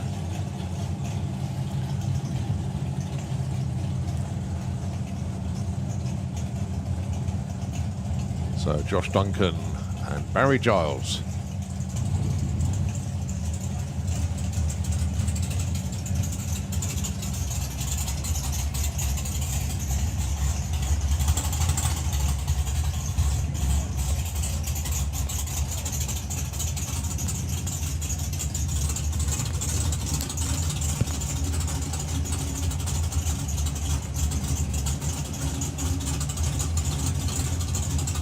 So if you can believe it, these cars have very, very similar sized engines. 540 cubic inches shoehorned into the little Rover in the Kestrel Beer Lane. 555 big block and injected in the Dragster.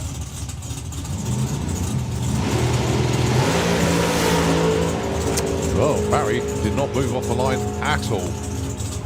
Josh, looking for 783, gets a 789. 600's off, that'll do nicely.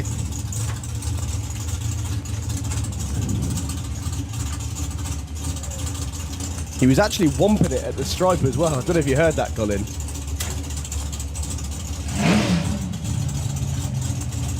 I didn't. I was just looking at what's happening with Barry. Looks like they managed to get it refired. Well, Josh went 789 at only 158 miles an hour. Yeah, that's not... that doesn't seem right, actually. I'm sure it is.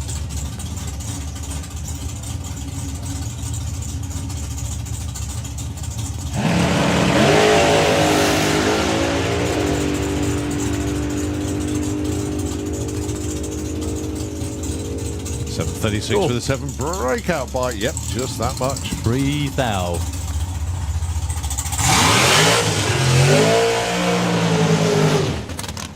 Scott Hauser, currently number 15. He is your defending national champion. This is where you're about to probably see Jeff go and flick the dialing board on the back of the car to change it, as Scott's been underneath the tower running for a long time waiting for Barry to get his car refired. So more heat means more power? Or more heat means the oil's thinner, which means there's less resistance, which means you go quicker. better answer than I expected. Well done. Thank you very much. Way too technical Why for don't I me. get answers like that from you?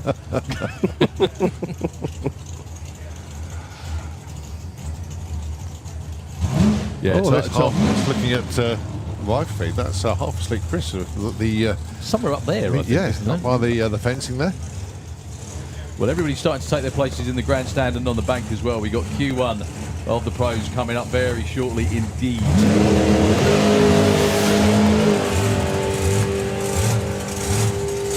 .732 is the target. What's he got? 734, stays 15. Still a cracking run though, 200ths of a second. But that's the margins that these guys and girls work to. How about this for a Oh, matchup? that's awesome, isn't it? Last car that can bump in, Jack Brewster.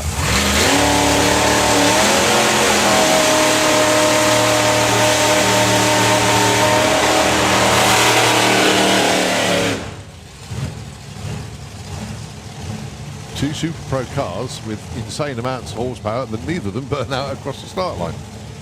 Both with twin parachutes, both with supercharged big block Chevys, both with low 7-second dial-ins. I think for Jack Williams, that 732 is rather unoptimistic, without being rather straightforward about it. I must say as well, walking down there, that track is spectacular. I've never felt something that sticky in my life. We don't need to know details, thank you. But It's literally like walking on a rat trap, flypaper. but stickier. So Jack Williams is currently number 5. He's safe.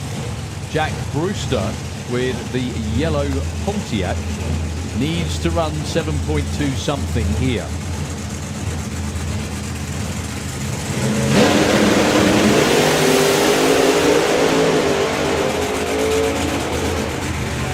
Well, neither are going to improve at all. Both end up coasting. Jack Brewster runs the quickest, and he only improves in other circles.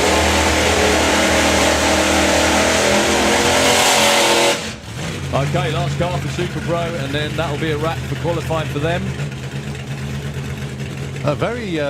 Some cool guests stopped by the M&M Racing pits last night. Bert Anglefield and Andy Wright, Yay. of course, the original owners of this car. And builders of Yeah. it originally as well, yeah. And they approved of what the Turners were doing with it. So It looks the nuts. It's so good. The one thing I really love about it is it's got the original front end back on it as well. That just looks fantastic. So dial 760, which is the number they normally run in the class they normally run.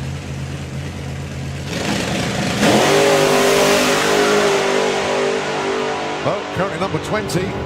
Can they move on up? Answer is yes, by 2 spots to number 18, 762. 176 miles an hour, nice speed. Okay, folks, we are just about to kick off with our pro session, the first one of the day, the third one of the weekend. If you weren't here yesterday, you probably had to work, but you wanted to be.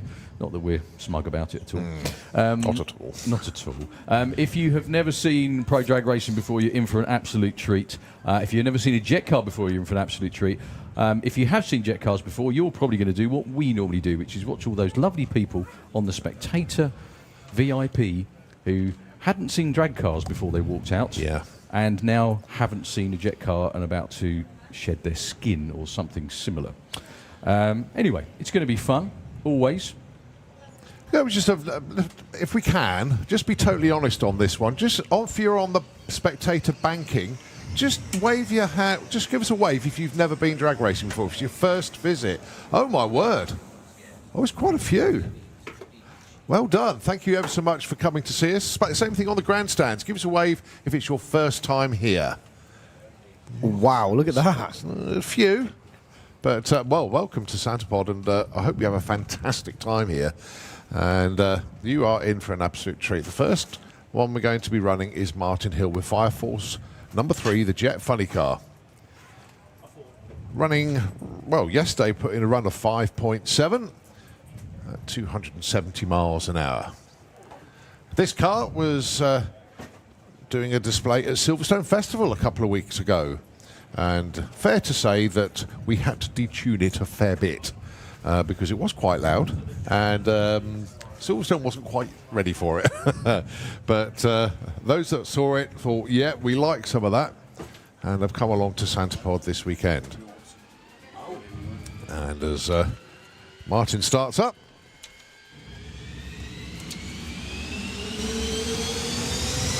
So all eyes and cameras on those who have never seen this machine before.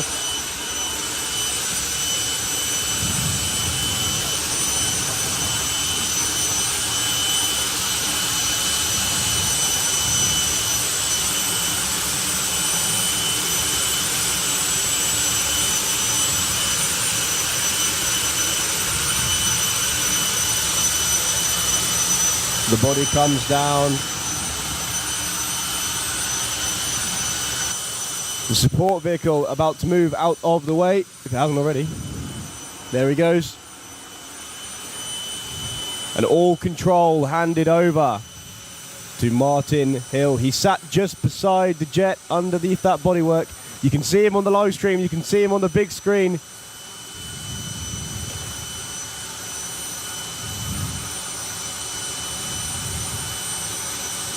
Martin, one of the most experienced jet car pilots on the planet. This is the fastest funny car in the world. This is the quickest funny car in the world with jet propulsion. There we go.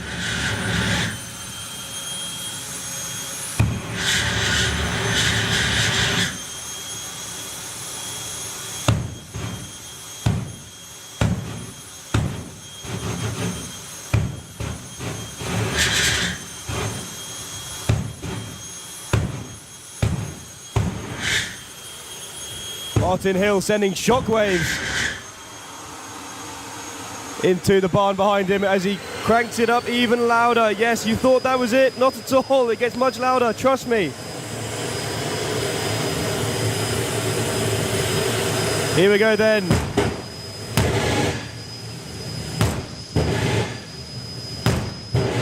As Martin does his absolute best to knock everything off every side here in the tower.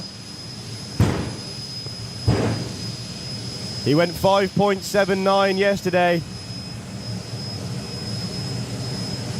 What's he got for us here today? Here we go then. Martin Hill with Fire Force number 3. The Jet Funny Car.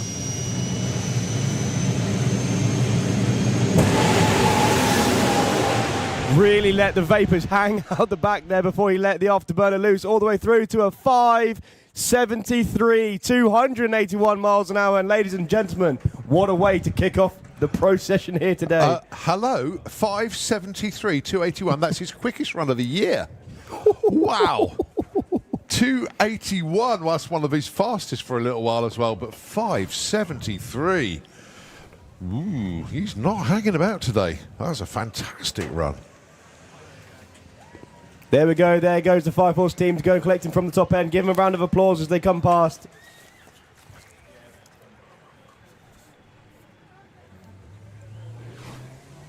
I'm just looking out. What a crowd we have here this weekend. The bank is chock-a-block. Fantastic. I know for a fact the grandstand tickets are sold out. So the track crew getting to work, just doing the final little bits of track prep before we move into Comp Eliminator. Yeah, the basic rule of thumb is if you're not in a viewing area now, you need to get there because space is a little bit limited on the banking. Grandstand seats are sold out. Yeah, Comp Eliminator to be followed by Pro Modified. You do not want to miss that whatsoever. And then, of course, all of the rest of our FIA Pro car classes.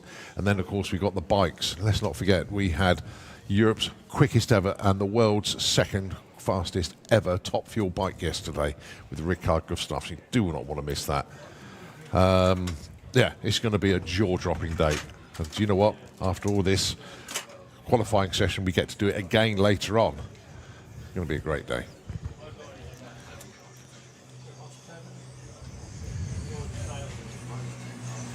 So Darryl will be walking around on the start line, walking around, doing his stuff down there. Obviously, I'm up in the tower with Thomas, and we'll have colour commentators joining us throughout the sessions. But it will be Comp Eliminator first. How many entries do we have for Comp Eliminator, Colin? 24, I think it was. Is that for a 16-car field? Oh, no, it's all run. All run. Yeah. Head of the lanes, you got Luke Stevenson down there with the Don. You got the glitch of Emma Goddard. You've got Simon Crowley's Trailer Queen, and you've got Gary Carr with the Boiling Point Chevy. So the rest of Comp Eliminator lined up behind there, and then it'll be Motorsports UK and, of course, FIA Pro Modified. Yes, it is a round of the Motorsports UK National Championship as well as the final round of the FIA European Pro Mod Championships. If you're here in 2 weeks' time, you'll see the national finals, which is the last round of the Pro Modified Championship. In fact, all of our national championships wrap up in 2 weeks' time. So if you're enjoying this today, you want to see a little bit more sportsman racing, 2 weeks' time, the national finals here at Santa Pod. Next weekend is the Hot Rod Drags. It's the last of our lifestyle events for the hot rod scene. And you'll see some proper old school drag racing, you know, slingshots and altereds and loads of like 32 Fords and nostalgia cars. Just a great chilled out, laid back event. As I say, the last lifestyle event for our sort of hot rods as such. It's not the end of the season, nowhere near. We've still got lifestyle events coming up through October, culminating with Flame and Thunder, which this year is on Saturday the 25th of October. Those of you that have managed to get hold of one of the race weekend programs, details are on the back of that. And also within the program is some key dates for next year. Obviously the full calendar will be announced in due course. Right, just let the tractor do its thing out there. I've got some homework to do because I've got the ladder for Pro ET. Nice. So I've got to start doing some filling in. Just for a moment, we're just going to give the airwaves over to Nitro FM. Do not go anywhere. In fact, get yourself onto a viewing position because when we come back, it's going to be Comp Eliminator followed by Pro Modified. Nitro FM, it's over to you.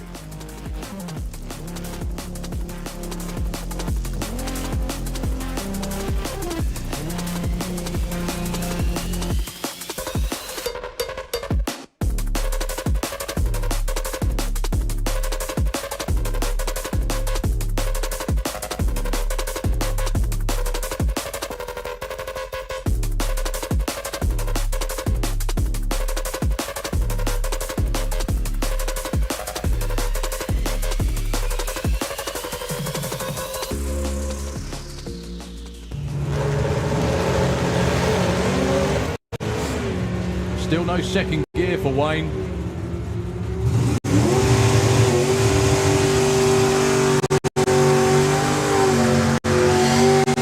See where that moves Laura to. She was 35. That was Philippa. It was indeed, yes. Wayne. Absolutely. Bob Molden. And Phoebe Davidson. 9:33, too quick for Bob. Oh! Phoebe is...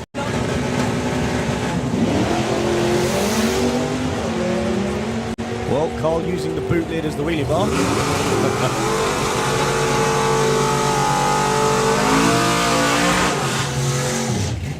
Too quick, both lanes. We might be saying that 11:07 for Carl.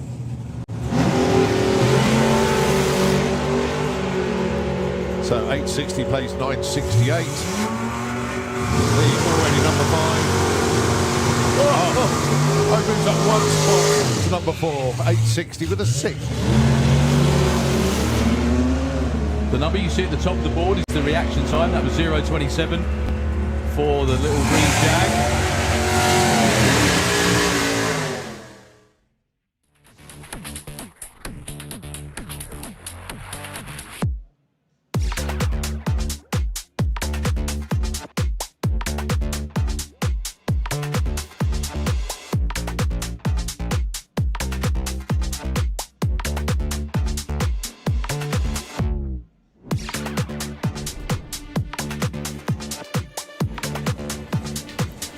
Here we go then, Comp Eliminator to kick off your first pro session of Saturday at the European Finals. These are qualifiers 3 and 4 for our pro classes, but for Comp Eliminator, this is number 4.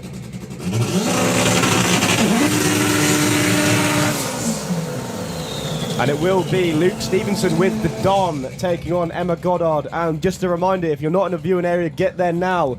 As could we please have FIA Pro Modified into the pairing lanes, please? That is FIA Pro Modified into the pairing lanes. And on track in a minute. 2 front-wheel drive cars. So, if you want to know how Comp Eliminator works, basically it is your engine type and combination, and then your chassis type and combination. Gives you an index. In qualifying, your job is to go as far underneath that index as you physically can. Both of these cars have the index of 9.50. And you can see which one is the more competitive car. Emma Goddard can go down into the 8s. She could maybe even take the number 1 qualifier. I'm not certain.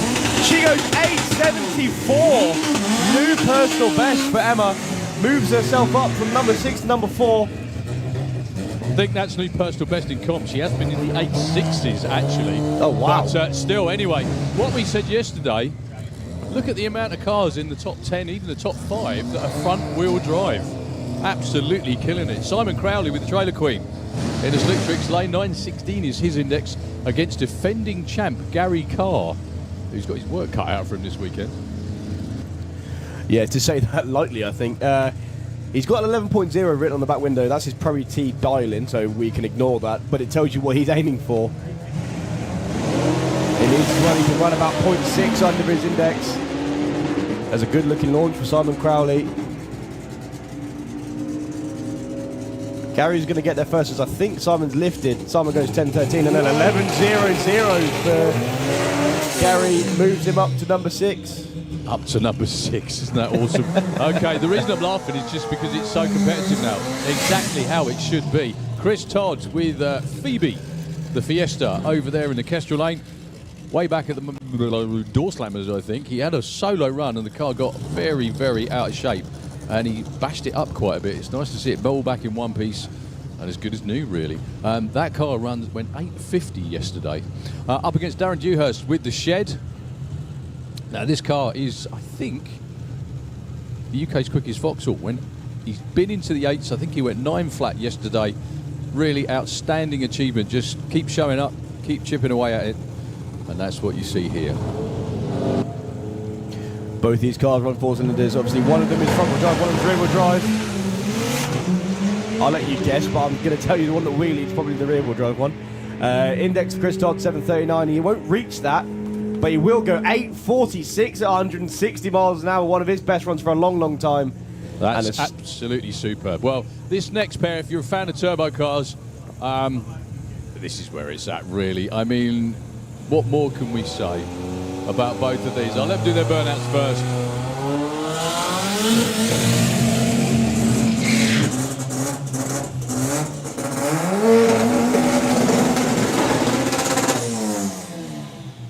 So, Ben Mace with the absolutely amazing compound turbo 1.8 litre Audi engine.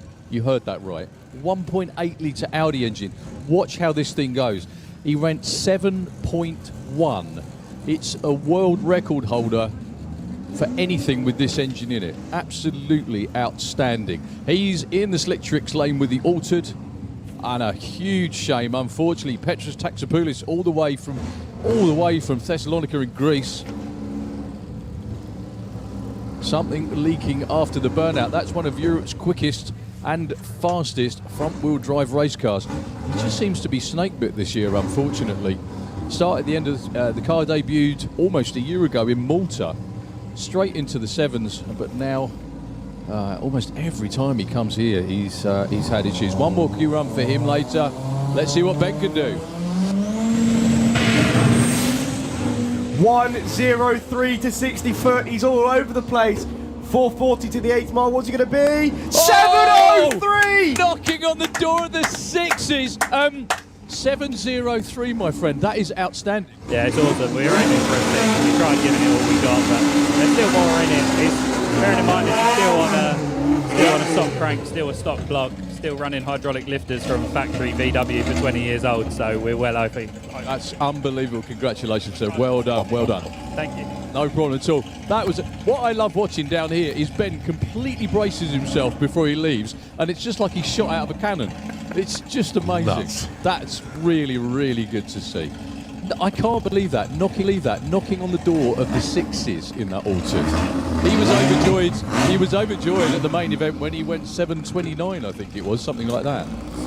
Okay, Phil Norman, a little bit of a clean-up to do for the Kestrel lane for Petros.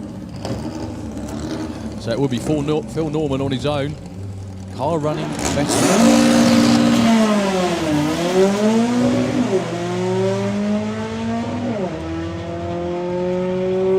Yeah, index of 1180. These cars can run down into the 10s. He goes 1181. Getting quicker. They're getting chipping away. So Matt Davidson with the Civic. This is another car that's been developed over many, many years. I saw photographs of this car when Matt really first had it, and then he went into the 11s, then the 10s, then the 9s. He's now into the 8s with the Mr. Boost Civic. I think he went 9 flat as a best so far this weekend. I think you have the numbers up there. Yeah, 9.00. The car has been into the 8s. It actually started life as a quick street car, and then turned into a bit of a circuit racer, and then he was the quickest thing everywhere, so he decided to go track racing. As Daryl says, evolution after evolution. Still got the standard style 1.6 VTEC engine in there. 1.60 foot. That's not quite what he's going to need to run an 8, I don't think. And lots of smoke at the top end, goes 929. 154. That was, well, the car's still right side up, the chute's out, but we're going to have to do a track check in the Slick Tricks lane because that looked like it expired right at the finish line. What a massive shame for Matt Davidson. So the crew is actually being chased down by the fire truck as well, which is not good.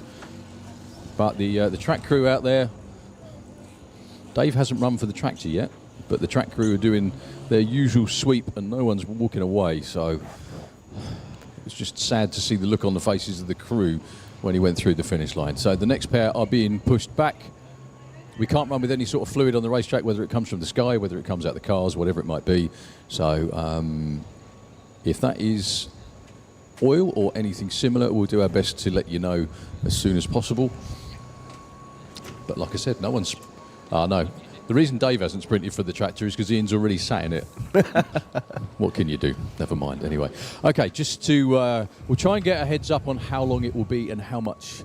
how long it's going to be. Ian's disappearing up the top end. The only slight glimmer, unless your name's Matt, is that it was the vast majority of it's going to be in the shutdown area, which doesn't take nearly as much time to clear up because you don't have to re-prep the racing service and everything else as well. So I'm going to take a wander around, see who I can annoy. Is that all right? Yeah. I'm not going to get told off for you coming with me this time, am I? Okay, that's cool. That is really cool. So the two cars that you see here waiting to go are both basically super stock legal cars. The car that... Who's hiding? Oh, are you? Thanks, Al. So yeah, we got two American muscle cars sitting down here. They're both staying in the cars. Hopefully we won't too long. We might take a quick walk up the pairing lanes if that's okay. Have you chaps got any idea how long we might be? Yeah, unfortunately we do have oil in the shutdown area, so it's going to be a bit more of a quick one. A bit more than a quick one, I was going to say. Okay, but it is, again, the good thing is about it that it is in the shutdown area. So what I'd really like to do is take a look at some of the machinery that we've got in the staging lane. So my friend with the camera is following me everywhere. This is where everybody that's around their race cars or anything else just completely and utterly scatters.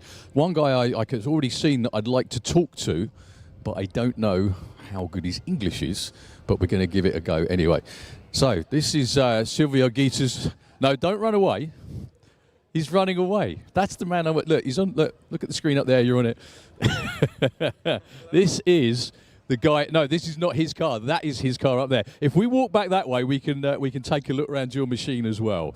So the man I just said good morning to is Konstantin Denev, all the way. Say hi to everybody at home. Hi, everyone. Also, if you want to, say hi to everybody at home in your own language, so we don't have to just talk English. What would you like to say to everybody watching at home?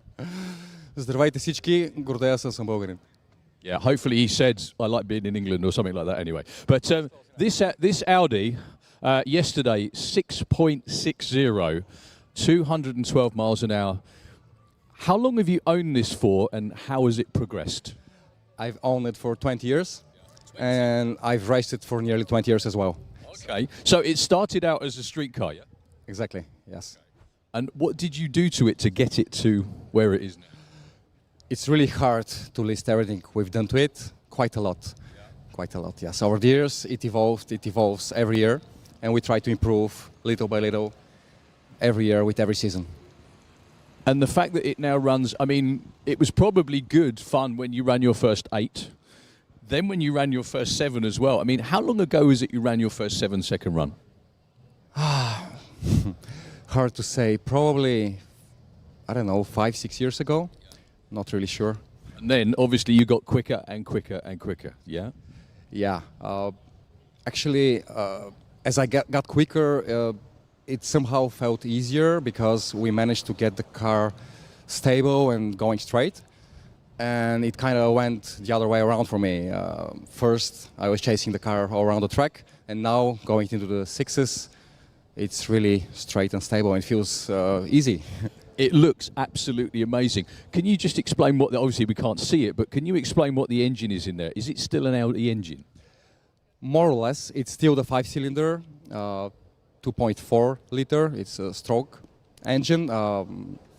Right now we're running the billet head, but my previous times were on the cast original head.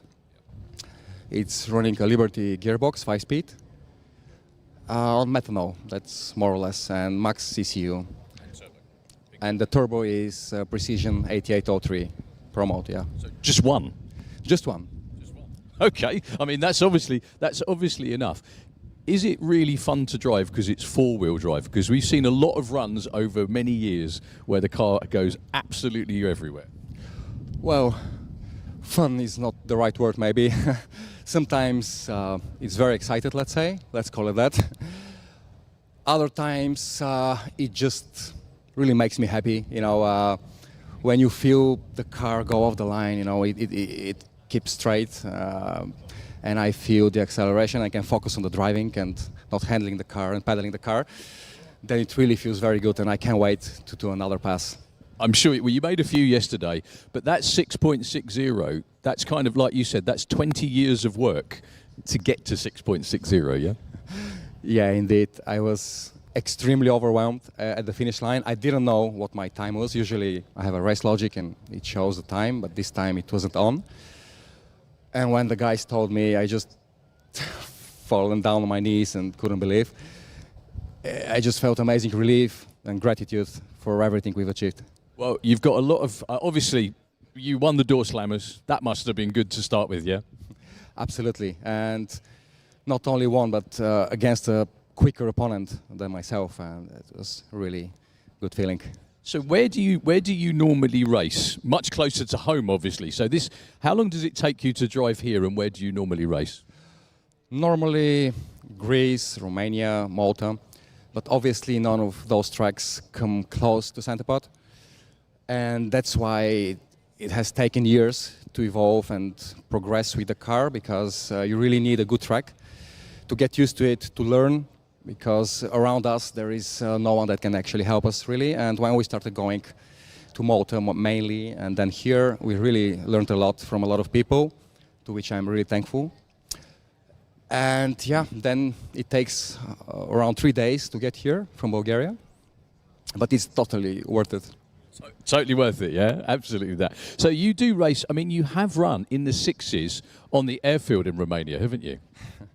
Yeah, that was our goal, because I'm racing on that airfield for 10 years.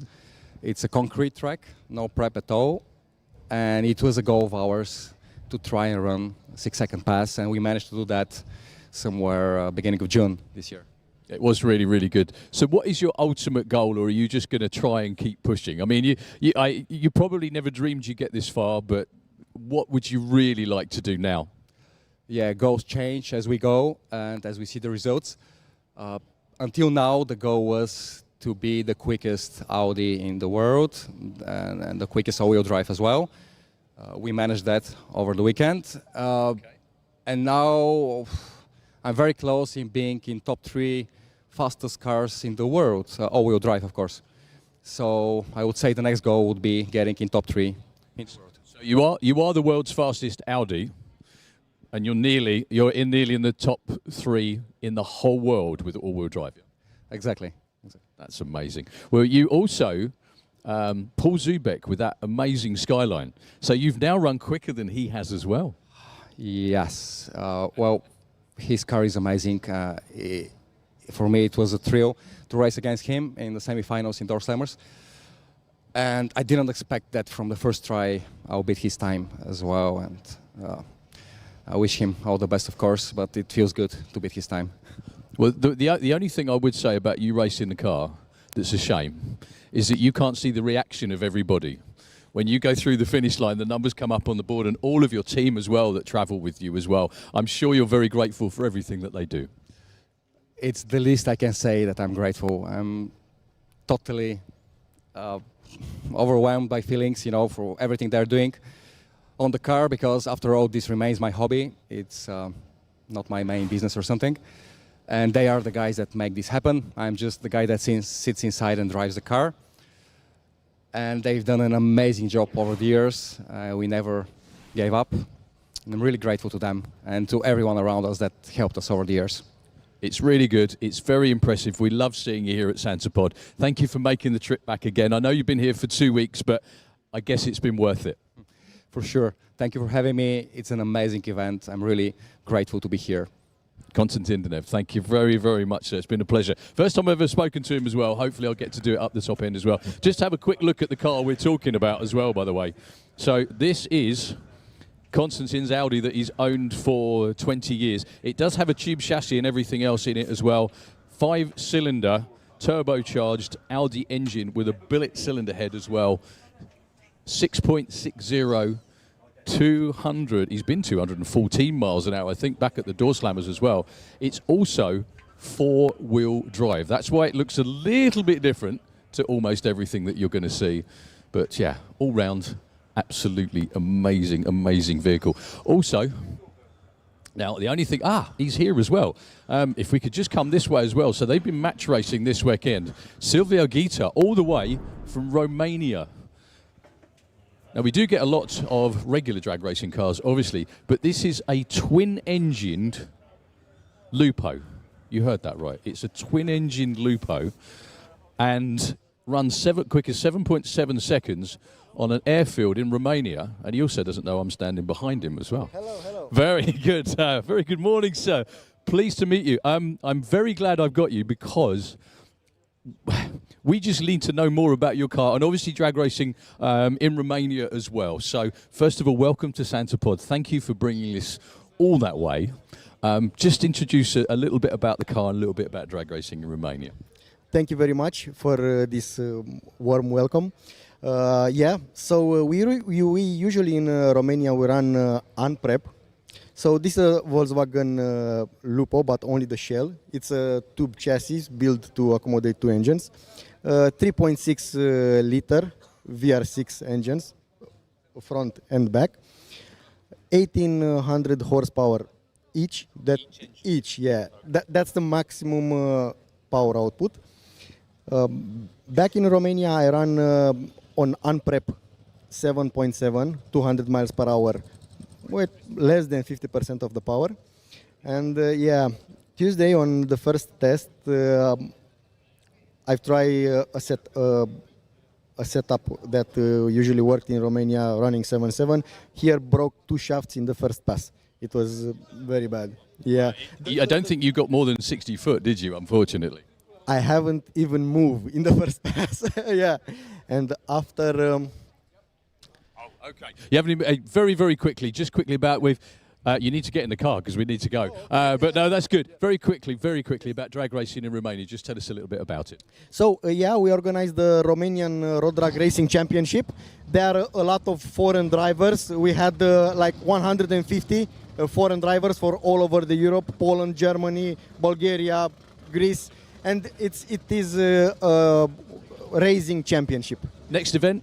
Next event, it's 19, 20, 21 of September. Thank you very much indeed. Been an absolute pleasure. Good luck. Thank you. Okay, back to the racing. Fascinating looking at both of those cars down there. Absolutely fascinating. We're going to see them running soon. Right, we are back to Comp Eliminator. Guy King looking to go way quicker than 10.25 with the Chevelle. Going alongside Spencer Tram with the Camaro. Index for Spencer, 11.68. Index for Guy, 10.25. I couldn't believe the size of the engine that's in Guy King's car. 454 cubic inch big block. Anyway, hope that you found that at least interesting as we continue with the racing.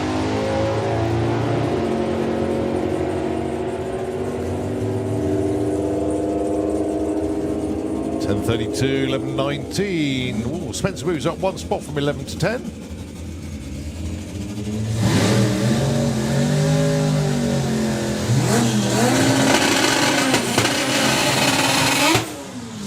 So, Ruben Dawson. And I thought great to see Andy Nichols at a big international event as well with the Civic. Colin, just tell everyone quickly the story about Ruben Dawson and the windmills. Yeah, basically they had a crew guy way back when, and they managed to convince him about honey wasps. And he said they then managed to spin a yarn saying that the wind turbines were especially installed so that the honey wasps could breed better. And That's absolutely true, and he fell for it. And that's why the car is called the honey wasp. Oh, beautiful launch there for Ruben. Don't forget he was #1 qualifier in Pro ET. And it goes 7.84. He's knocking on his quickest run ever, He's actually, getting I think. close, yeah. Andy Nichols #1 in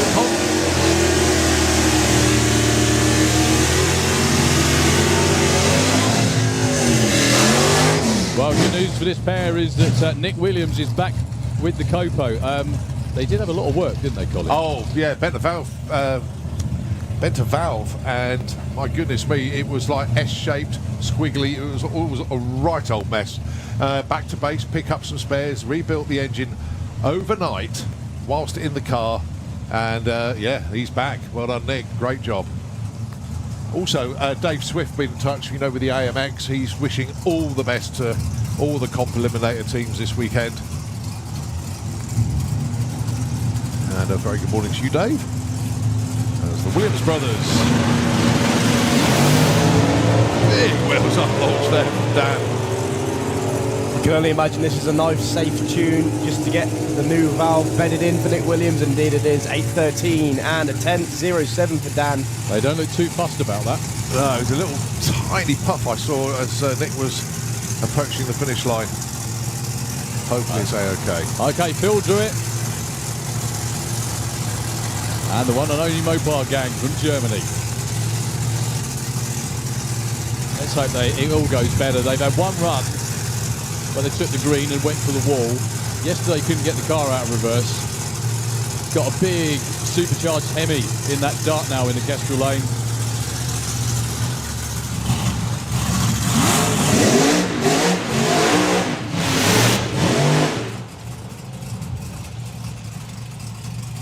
Yeah, so Dirk Pyler comes from just outside. He's a good friend of yours, isn't he, Dick? Yeah, if Dick's tuned in. Yes, he is now. Okay, yeah. So he's a good friend of yours, isn't he, the guy in the Kestrel lane? Yeah, well, I helped him a lot with his old combination, with the old engine. He bought an engine from Patrick Wickstrom, and, well, he bought a transmission, a Lenco with it. But now, yeah, well, this car is quite short wheelbase. So it's going to be a hassle to get it hooked up hard.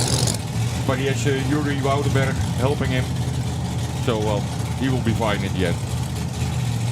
Has he actually made any runs with this combination yet? Probably. No. He brought it to Hockenheim and to fire it up for the first time. Had some issues with that, so I helped him a bit with some switches and stuff.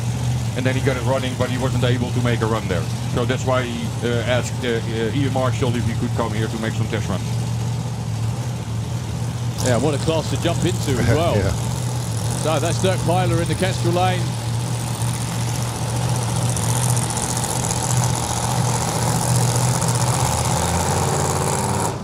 Well, unfortunately been told to click it off again. So it's Phil Jewett on his own with the Turbo Mustang.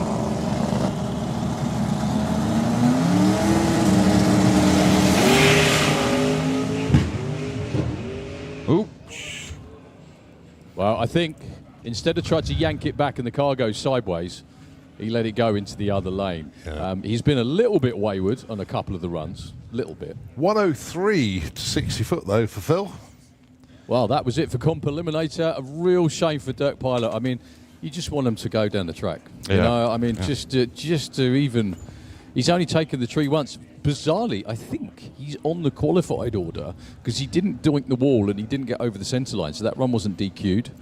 It's just not the run that he wanted, that's all. Oh. Very frustrating indeed. So the two cars that we just saw round the back of the tower that I was having a chat with both Konstantin and very quickly as well with Silvio, you're going to see them right now, coming round in the Kestrel lane all the way from Romania. Silvio Gita with the twin-engine Lupo, and Konstantin Dinev in the hot seat of that absolutely amazing 5-cylinder Audi. Yeah, that 5-cylinder Audi also has a Dutch thing on it.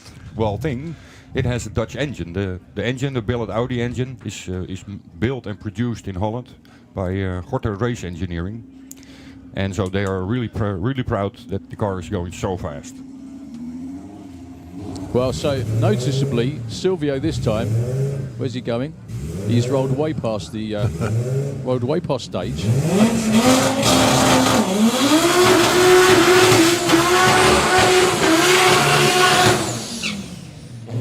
It is, however, absolutely incredible that he's got one turbo on this. It's only got 5 cylinders, 2.4 litres, 660 at over 212. He's actually been 214 back at the door slammers, I think.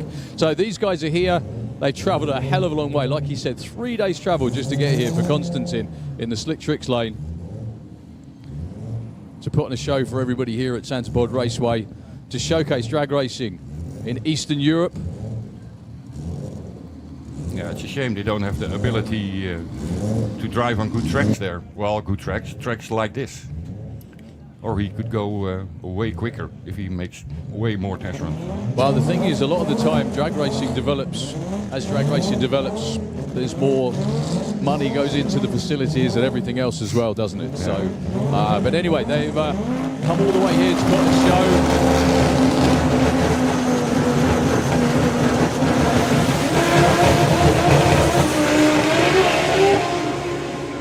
109 to 60 foot for Konstantin. That's his quickest ever, I think. 669 at 212 miles an hour.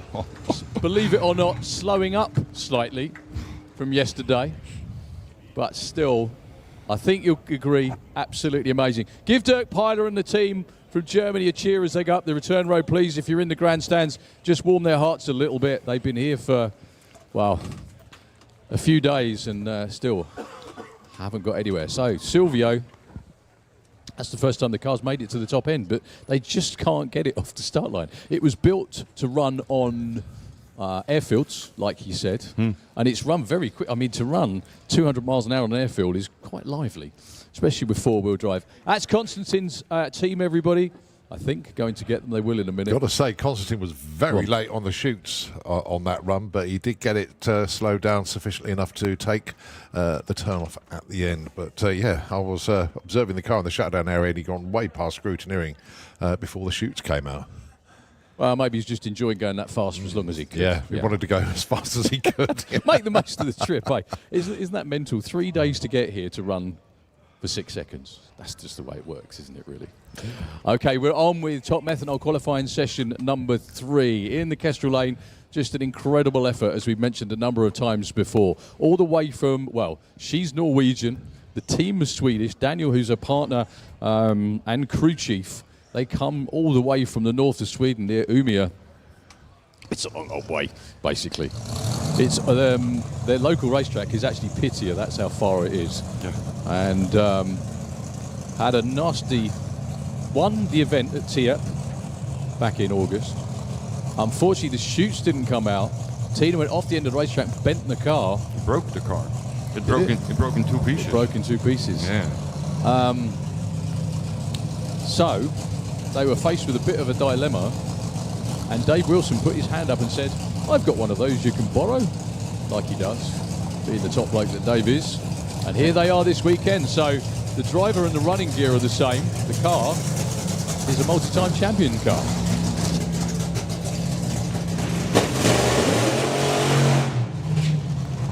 Now, they came down twice yesterday. First run, they were clicked off, they had a fuel leak. This is the first time this car's gone together this week. And it's the first time it's been on a seen a racetrack, I think, for about 10 years. Second run blazed the tyres as soon as Tina stabbed it. I said it yesterday as well, it takes a lot of guts to get back in a race car again after what happened. So that's Daniel standing by the engine. Tina in the hot seat. That's actually Tina's dad standing there, going to be guiding her into stage. I'm not sure what the plan is. I'm not sure whether it's going to be a full run straight off if she can or not. Whatever happens, very, very best of luck. She's still actually in the hunt for the European Championship. That's why they're here this weekend.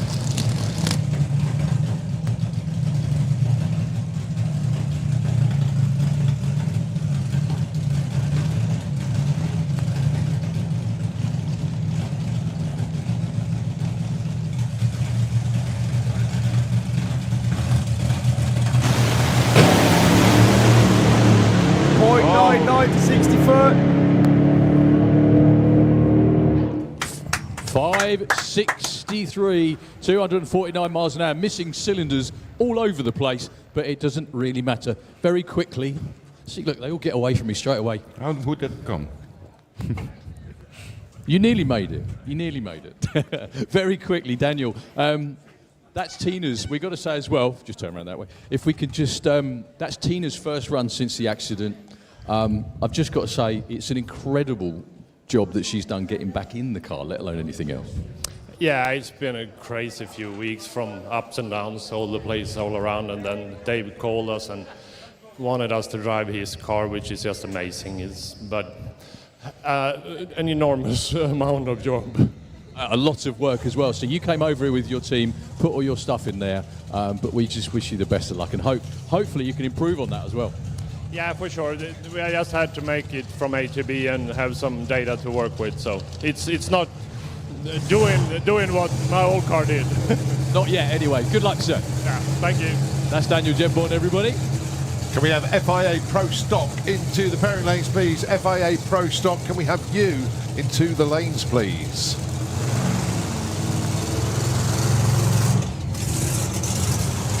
Right, the hits just keep on coming. Sandra Bellio.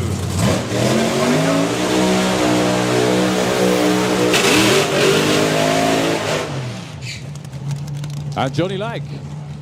Johnny Lag, who is not made it from A to B, like Daniel just said. That's what they needed to do.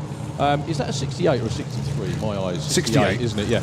However, she was missing. That's still not bad. No. Considering she was missing cylinders for most of the run. Yeah. At least they've got something to tune from now anyway. That's the most important thing. Okay, so a similar setup for the dragster in the NGK car in the Slick Tricks lane. That's Johnny Lag from Boxholm in Sweden. Part of what will be, all being well, a two-car team next year, including his son. Up against the Bellio family from Belgium, the only funny car in action this weekend. He's also leading the points.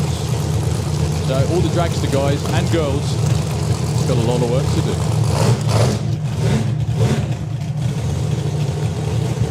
Two different combinations in these machines. The A Fuel Dragster of Johnny Lag, very similar to what you've just seen in the Kestrel beer lane. Runs on nitromethane, very small cubic inches, only 433. But the big difference is the fact it does run on nitro. Taking on Sandro Bellio with 521 cubic inches of screw-blown fury under the bonnet. You can hear him revving up.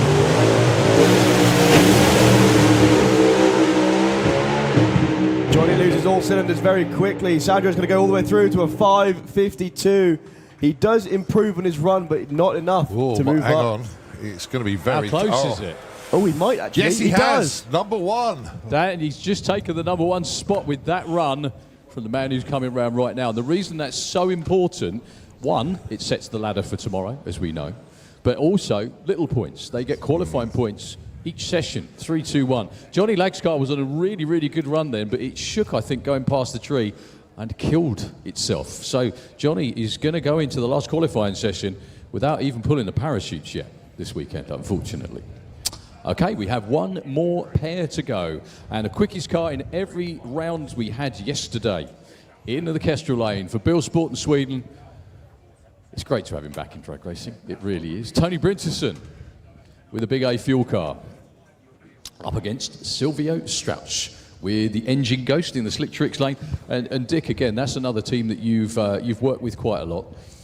And just tell us about what happened last year when they were here.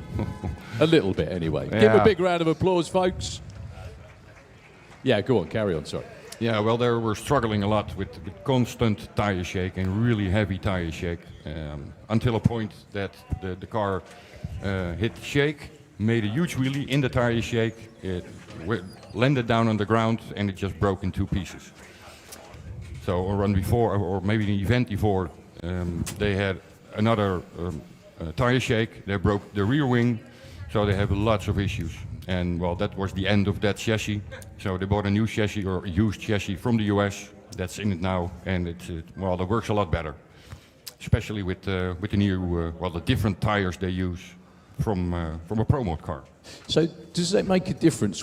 So a lot of cars run Goodyears, a lot of cars run Hoosiers. Yeah. Is there much difference between them? Yeah, the side wall is from Goodyear is way different than a Hoosier. And the Hoosier tires, I think, and well, so does David, are more forgiving for tire shake. And that's what helped Silvio a lot, especially in Hockenheim. This track is a bit different, more sticky, so you need more power to stay out of tire shake. But we made some changes last night, and well, hopefully it works. Maybe not, but we'll see. Okay, is that Johnny Lag down there? Yeah, it is, yeah. He's stuck. Is he stuck? Or are they cleaning? That's right, I just need to know whether to go and annoy anybody anyway. That's all it is. I can have a look on the big screen actually, because I think, is that where he is? Yep. I think they have to take the coupler off. Ah, that's right, okay. Well, also the tractor is moving forwards. I'm not sure for which lane. That might be in Johnny's lane. What I've just spotted on that shot, actually, of the top end, if the camera crew can go back to that shot of Johnny of the dragster up the top there, in the background, look at the car park. That's one-day parking. The place is absolutely rammed with people. Yeah, and it is just so good to see today. The spectator banking is chock-a-block. The grandstand, every seat is sold out. A fantastic crowd today, and thank you all so very much indeed for coming along and joining us for a glorious day as well, weather-wise. You bet. Just the best day to be here, it really is. Well, I've just been told a medium-sized bird has whispered in my ear that, unfortunately, he's broke the rear end. Oh. So while there isn't that much in the way of oil or anything on the track, it's a puddle. Yes, is it a puddle? Is that the best way of describing it? Yeah. So basically, it's when he stopped. So we do have to try and get him off the racetrack. And also, hopefully, only a very, very quick clean-up. I didn't think you were here today because I hadn't seen you yet anyway. So, well, I'm just going to go for another quick wander anyway while we do that. It won't be too long at all because none of the teams are stepping down and none of the drivers are getting out of the car. So if you haven't seen what a blown methanol engine looks like, now's your perfect chance. So this is Silvio Stelzi's dragster. The reason the cars are so long and skinny is so they are stable at high speed. That is by far the most important thing with these cars. Okay, we know they've got big rear tyres on the back. They've got skinny ones on the front. The reason for that is just maximum acceleration. Now, not particularly with these cars, but with top fuel cars, one of the most amazing stats to me is always that when they're at rest, 66% of the weight is on the rear of the car due to the fact the engine and everything's here. 33% is at the front. As soon as they hit the throttle, 97% of the weight of the car is on the rear, which basically makes for perfect weight transfer and why they are able to accelerate just as quick and fast as they do. So the engine that you see over here, so this is a top Methanol engine. It's very, very different.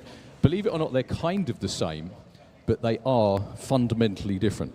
So what you've got here is you've got one magneto, because that's all you need, one, that's the ignition, to fire everything.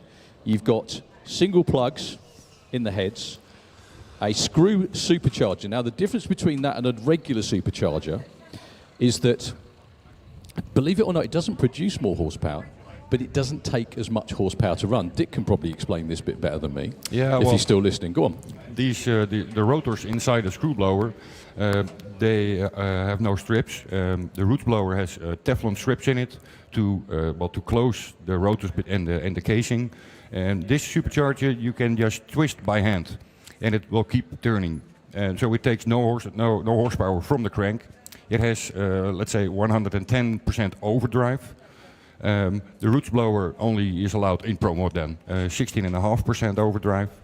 But this one makes about 50 to 55 psi of boost, and a Pro Mod car goes up to maximum 40 psi.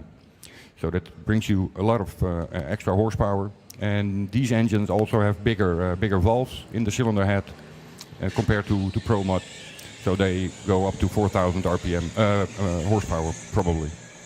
And also, on the back of the car as well. So the supercharger, what we were just talking about, is driven on the front round here. Thank you, Josie. So it's driven from the crankshaft. That drives the supercharger, but because the supercharger moves so easily with the screw blower, it doesn't use as much horsepower to turn it, which is where the gain comes from. If you look towards the back, over this way, so there is a clutch in there. That's a traditional clutch system that is set up as normally.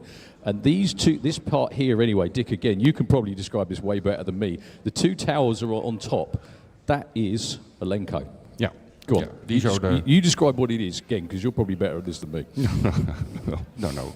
Well, these are AirPods, so the car leaves in all three gears engaged. And Silvio has two buttons on the steering wheel. If he presses the first button, the pressure will go away from the first gear, and then, that does the same as third gear. And in the end, so when he's in third gear, he has a direct drive. So the engine RPM is the same as the output RPM of the transmission. And all that's left is the ratio in the rear end. So it is fundamentally different. I'm glad we got the chance to talk about this, actually, because it is fundamentally different to a Pro Mod car, really, isn't it? Because even though the engines look very much the same, there are pretty serious differences. Such as? The blower. Yeah, that's it. The valves. That's about it. Yeah, the valves. Yeah, okay. Other things as well. So but clutch transmission is exactly the same. And even in this car, the center section in the rear axle is the same as a Pro Mod car. You also have top loaders. If you go to the other car in the left lane, he has probably a totally different rear axle. Well, we're just going to wander over and do that. We're going to have a quick look at that car. I don't know how long we're going to be. Any word, chaps, by the way, Colin? Well, the car's removed. They're just tidying up Well, the key the thing axle is, are broken itself. the key thing is no one's got out the race cars. So I can't talk to the drivers while they're in the car. So this isn't a fuel engine. So effectively the heads, the block, everything else are the same. But if you notice, instead of having a supercharger on top, this is not a supercharger. This is an injector. And the air flows through that. You can see the fuel nozzles that go in here to burn the nitromethane in the cylinders. There's also twin magnetos on the front of here and much, much bigger fuel pumps. Also, round the back, there's none of this Lenco stuff or anything like that. Nope. If you notice, there's just a huge gap between the clutch and the bell housing. Just runs straight, what we call direct drive, into the rear end. And even though they look kind of the same, the performance is very, very much the same as well. They are totally different indeed. The other thing as well, one of the bigger ones, if Josie can actually film across them, you can see it. So you can see the difference in the rear wings. The rear wing on the top Methanol car is tiny. It's almost passive. Whereas on an A fuel car, if you're looking at the same thing I'm looking at, yeah, Tony's car, the rear wing is much bigger, much more aggressive to keep the nitro under load while it's in the car. I hope all that made at least a little bit of sense.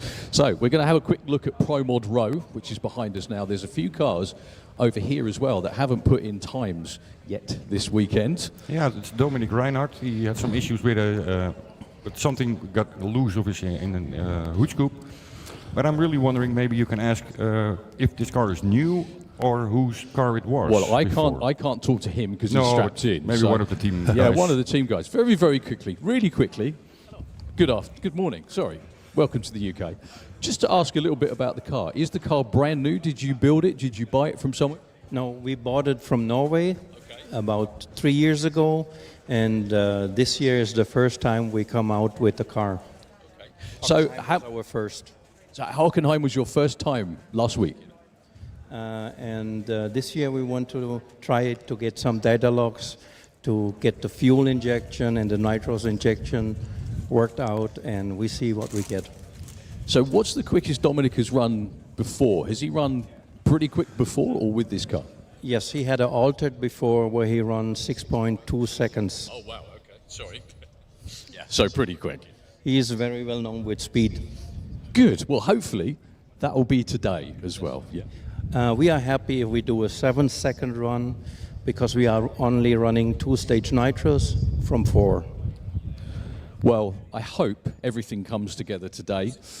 Yes, definitely. Thank you very much and good luck, sir. And wish Dominic luck for us when he's out. Thank you. No problem at all. Beautiful car. There's your answer, Dick. Thank you very much. Car came from Norway a few years ago. I'll tell you what, Dick, why don't you just tell me what to go and ask and I'll go and do that. You know? So, sounds like the way forward. Bruno Barda over there as well with the Gotham City car. Bruno sat in the car. I'm not going to disturb anyone now, obviously, because they're all in the zone, so to speak, and ready to go. It's great to see the staging lanes full of pro-modified cars. Over there we've got Kim Christensen, Andy Robinson, John Webster. And the good news. Okay. Mats Eriksson. Exactly. He's here. Yeah. Right. I'm just going to talk to LG very quickly. I know Mats. No, you, not Mats. It's all right. So, without swearing, how bad, without saying any swear words in Swedish or English, how bad has this week been? It has been really bad, actually. With the transport from the States with spare parts for the front wheel. We got it here 2 days ago, but they keep the package and it has been going around. North. Really? Yeah, for 2 days. The good thing is it's on the car now, most important. Yes, we got it yesterday late. So what was it? What were you missing? We hurt a bearing at the left front wheel in Hockenheim. Mats, when he did row after the finish line, the car jumped over to the other lane. So we had 2 Gs lateral G's in the car. So I think we hurt the bearing there. So do you think that's when it broke? I think so, yes. That's really rough as well, because you guys were having a really good season performance-wise anyway. Yeah, performance has been good. Then we had bad luck with other stuff. Good luck today. I really hope you get some of that Santa Pod magic back. Thank you. No problem. LG, thank you very much. Good luck, Mats. Back to racing. Okay, so our final pair then in top methanol for this session. Don't forget, they've still got one more session to go towards the end of the day.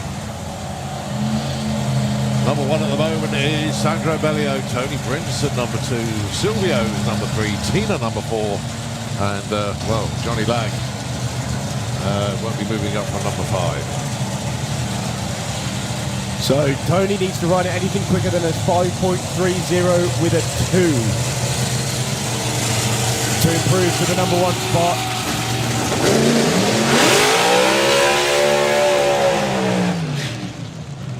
Basically, Sandro's told him, well, if you want to take the number 1 spot, run a 5.20. Which is very well capable of doing and has done before. So anyway, I hope, okay, we had a clean-up which was unfortunate, but in that amount of time, thanks to Dick, I learnt a lot about how engines work.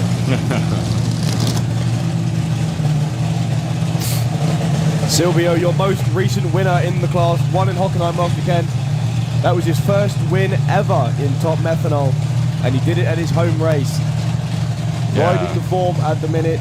They were really over the moon. They had a big party on Sunday evening.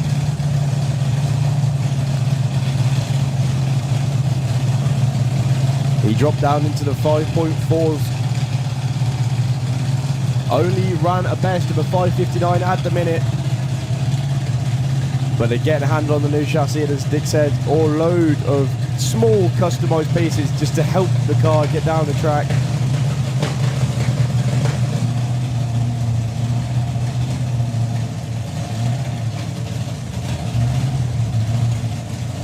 A 5.2 takes the number 1 spot. One of these boys got here. One from Germany, one from Sweden.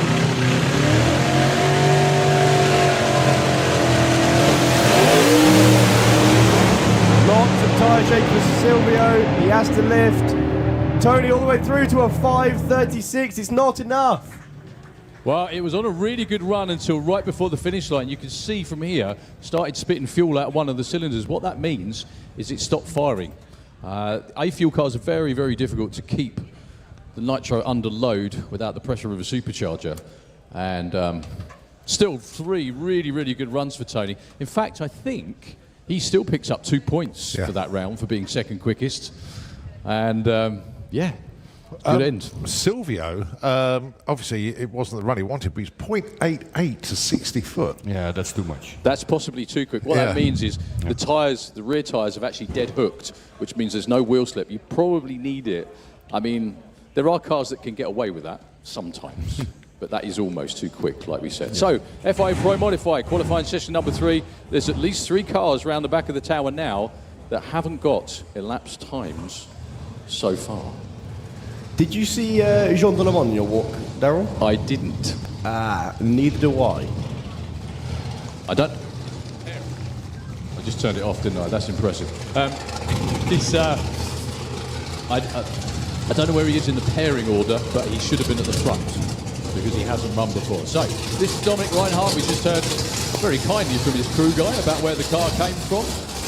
And obviously, Dominic doesn't hang about by the sound of it.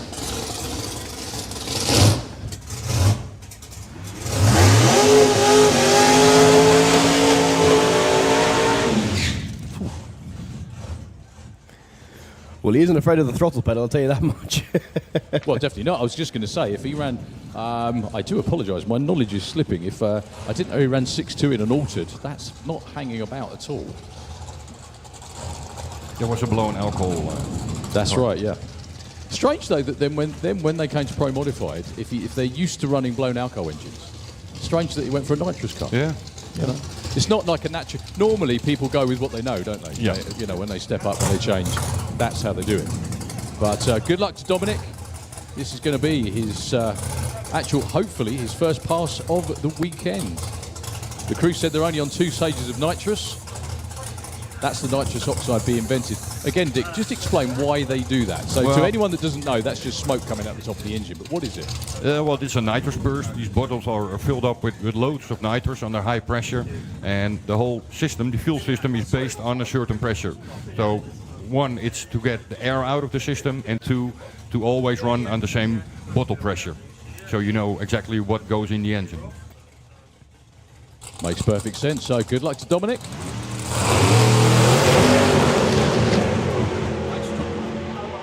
Well, he's driving it like an Alta driver would. 105 to 60 foot. It's going to be a 7.12. Not too bad. That's not bad as well. 191 miles an hour. I think really that was rich. what they were shooting for. Yeah, very safe. Yep. Very safe. Not going to trouble the top runners, but that wasn't the plan. The plan was to get from one end to the other. So he's in the qualified order for now. And number 9. Wow, okay. Yeah, bad day for everyone yesterday then, if he's number 9 with a 7.12. But there's a lot of cars around there that need to improve.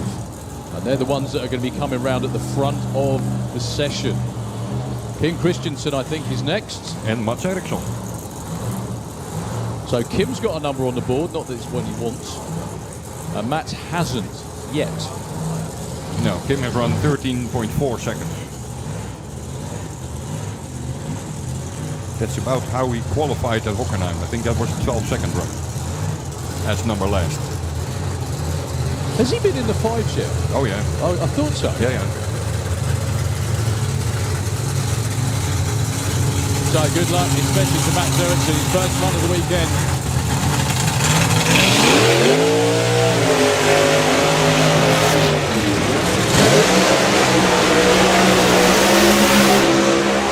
Max was Europe's first 5-second Pro Mod car. And the reason I lost my voice on one of our first weekends commentating as well. But there we are.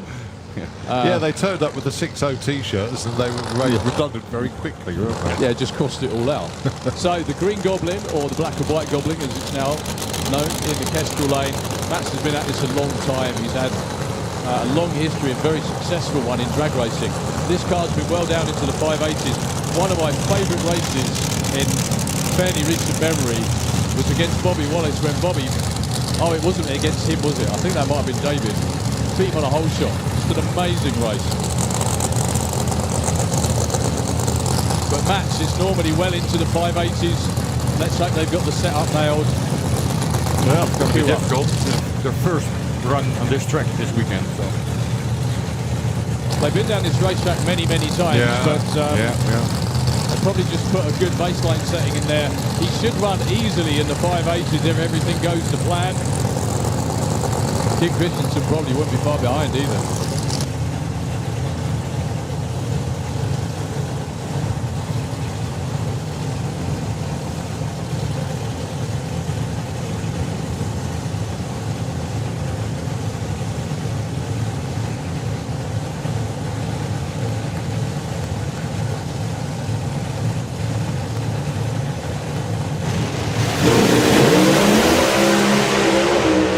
Mats's car leaped off the starting line. A good driving job from Kim Christensen in the other lane. Both missed tune-up on that one. Well, 8.32 for Kim. Mats just needs to cross the line to get a number on the board to make him qualified, which he does with an 18.26. Yeah, that's going to be one of those, yay, I've qualified in number 1. Who have I got in round 1? Oh, Mats. Sort of things. However, they've still got one more qualifying session today. I really, really hope that it all comes together for LG and Mats. It's a hell of a long way. They live in Borlänge, right in the middle of Sweden, and it's a long, long trip to get down here to Santa Pod. They are the only team from Sweden here again this weekend, so we want them to have fun. We want them to run well. Yeah, maybe next time. The next pair should be Jean Dulamont and Mick Payne, but both are not here. So then we have Mark Harteveld and Bruno Barler. Yeah, Mark probably wasn't overjoyed with yesterday. He's leading the championship. Yep, by 14 points. But didn't get a full run in yesterday. No.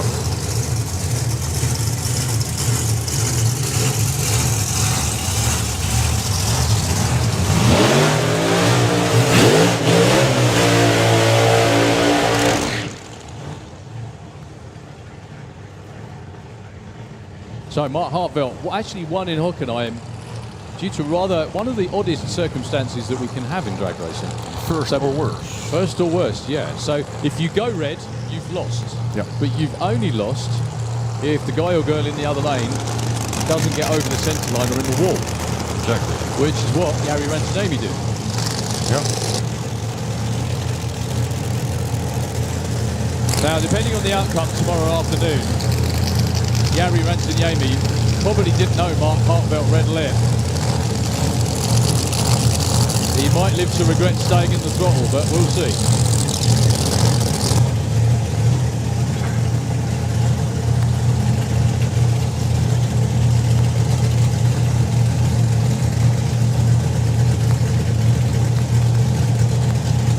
Well, that was the deciding factor of the championship last weekend as they went into Hockenheim, matched on points. The tree is doing funny stuff. So what have they got for us in this run? Hopefully side by side 5-second runs would be a lot more like it. Mark didn't even get into second gear yesterday, I don't think. No.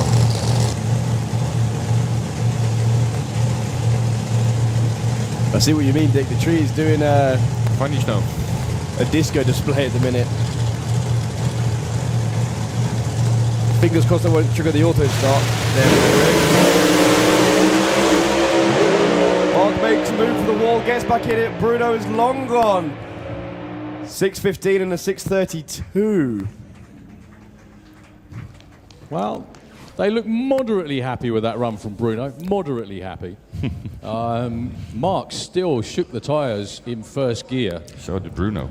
Did he? Yeah. Oh, yeah. sorry, yeah. Yeah. What were the 60s, guys? Let's have a look. 97 for Mark, 99 for Bruno. That's probably where they need to be honest with you. But anyway, that does improve them. Where does that move Mark to, actually? That's number 8, and Bruno up to number 7. For now, anyway. For there's now, there's a lot It's more all going to shuffling. change. Yeah, a lot more shuffling to go on later in the day.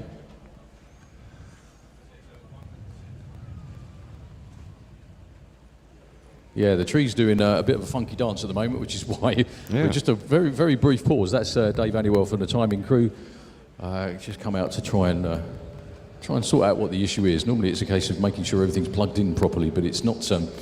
They do have a spare Christmas tree, in case you're wondering. They've got. They're very well versed at doing this. The tree has been run over on a number of occasions as well, and they've still managed to get it done and get it back together. So, who's the next pair, guys? You can see out the back there. Yeah, David Vector and John Tebberam. So, David, yesterday, tell us what the problem might have been. Well, Dick. In Tier, David had some issues with his barrel valve, so he ordered a new one. And we put it up there. Well, it seems to work. And in Hockenheim, we could see the fuel pressure do funny things. Well, just before 60 foot, when the fuel pressure got at its highest point, we saw the fuel flow and the fuel pressure go down a little bit. And that got worse and worse. So yesterday, he left the line with a regular amount of pressure and fuel flow. But just before 60 foot, the pressure and the flow went down. So we've been looking at lean outs that maybe went open or they got activated. Everything was just good. And we checked the barrel valve to the, you check it with a lean out to have the base setting. And then I touched the center axle, pushed it in, and then we heard a lot more flow going through the barrel valve. So that was what happens when the pressure went up too high. It just started leaning out itself. So the car got really wild just after the 60 foot, or just before even. So we hope that we fixed it now, so it runs on the fuel pressure we want, where the whole system is based on. Because we have to take out some ignition and then put it back in again. But when the ignition went back in, the fuel pressure went down. So it gives you loads of horsepower extra. And that's what made him go into tire shake. Well, he did get on and off the throttle a number of times. Yeah. Didn't he? That's what I said. It's he will go to the finish line type of run that was. Yeah, he had to. Yeah, obviously he had to. Yeah, but the only thing was he probably didn't learn anything from it apart from what went wrong, maybe. Yeah, well, we're lucky. We're happy we found the course. Well, I've just been advised it's going to be about 5 minutes whilst we get the little gremlin evicted from the cabling by the tree there. It happens once in a while, but it has picked its moment today. Yeah, Dave's actually got a. I remember times at drag strips around the world actually where people have. We've had tree issues and had to wait for parts to be flown in from different places. So, but the track crew at Santa Pod are very well versed at doing this. They do it all the time, obviously. And Dave is on the case. Let's see who I can go and annoy. Yeah? Anyone? Maybe you? No? It's the easiest way to get DJ out of my way. Just I'll interview him instead then. Okay, so yeah, round in the staging lanes. The only thing is, obviously, that just about everybody around here in the lanes is strapped in the cars and ready to go.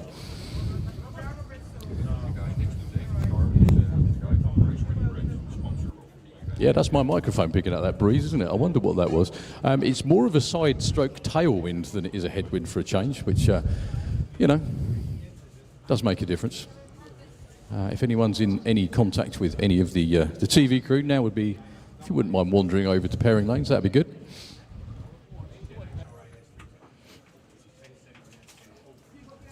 Well, ahead of the lanes as we've looked down there, David Vector is down there. Going to be lining up alongside John Tebbenham representing the UK. Got Andy Robinson and John Webster. That's all lined up down there. Andre Arnover. They're all down there. They're all getting ready to put in their Q3 runs as a camera makes its way over to Darryl. Yeah, not that anyone's going to like the fact he's coming with me, but well, I can't really help that, can I? If you just give us a nod, well, we'll probably soon find out, won't we, anyway? So, staging lanes, absolutely full of Pro Mod cars. All the drivers and teams are actually on board and ready to go. Oh, look, I'm being filmed while I'm being filmed. Okay. That's a new one, even on me. But there you are. So this is David Vector, the car we were talking about. This is 1968 Camaro.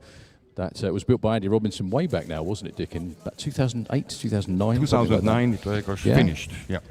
It was actually finished a race. I think he debuted it in 2009. The car right next to him, that's the fabulous Lightning McQueen. That's John Tebbenham from the UK, as you can probably tell from the flag and the roof and everything else as well. But JT has been in the 5s, he's been in the 6.0s a number of times this year. That car originally, there you go, he's playing with the throttle for us as well. It's a nice touch, thank you JT, there you go. Wide open throttle, or not as the case may be. These injectors are rather unique as well, if you don't mind, but they've actually got fuel that goes in the top, all through them as well. Not just into the supercharger. Right next to him, Andy Robinson with the anger management, the Camaro. As you can see, Steph is thrilled to be on TV again. It's all right, no, we'll just focus on the engine, or Luke, it's all right, it's no problem. So yeah, Andy Robinson, who sat in the car bin, basically pretty much started Pro Mod racing back in the late 80s and has been very, very successful ever since. Runs a race car building workshop down in Hampshire with his son, all his family as well. And he's a very, very successful driver indeed. They were very happy with their run yesterday, back down into the 580s, hopefully more of that and possibly even more today.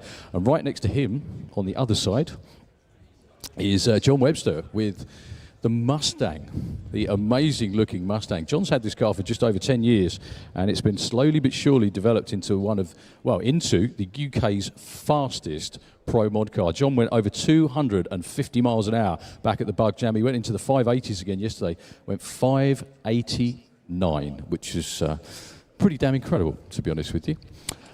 Next in line, if you look over the top of that car, you can see Andre Arnover all the way from Estonia.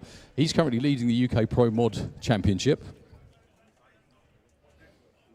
He's the first Pro Mod in Europe, first legal Pro Mod in Europe, down into the 560s, went 5.69. Also went 252 miles an hour yesterday. This team are actually, I think the phrase is mad for it officially.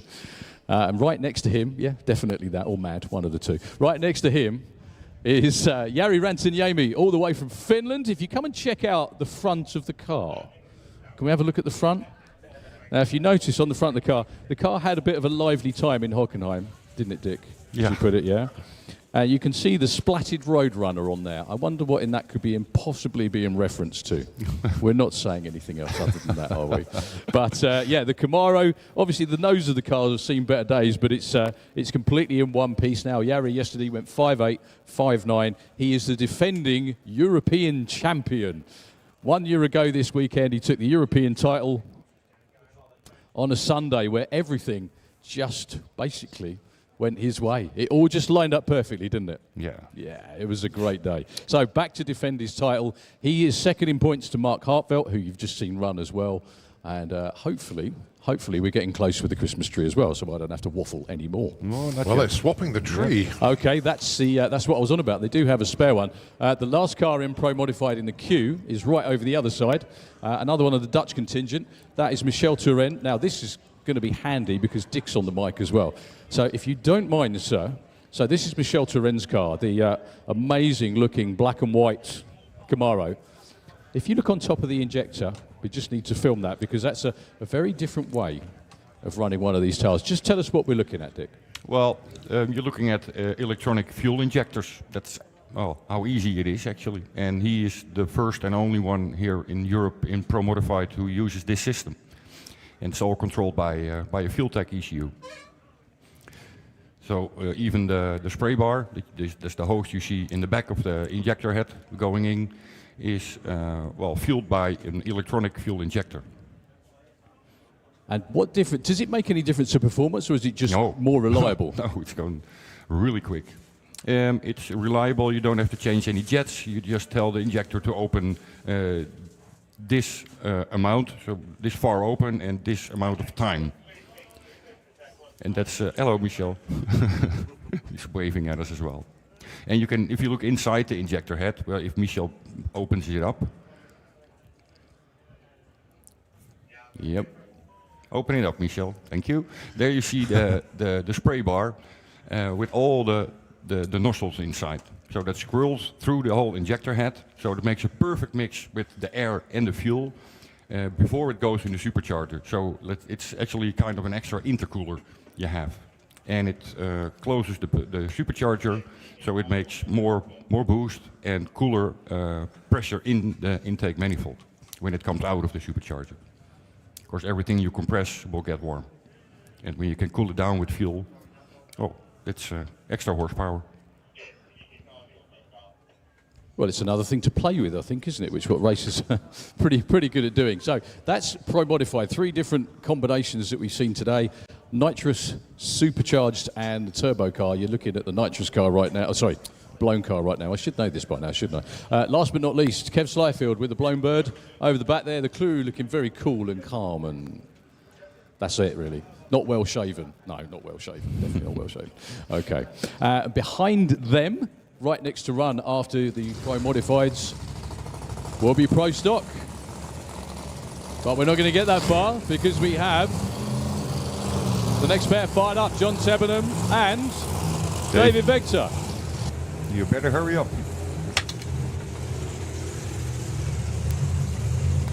I was going to say if you're not at the grandstand or on the banking, you have to now, but it's absolutely packed. Yeah, no one's going anywhere. No.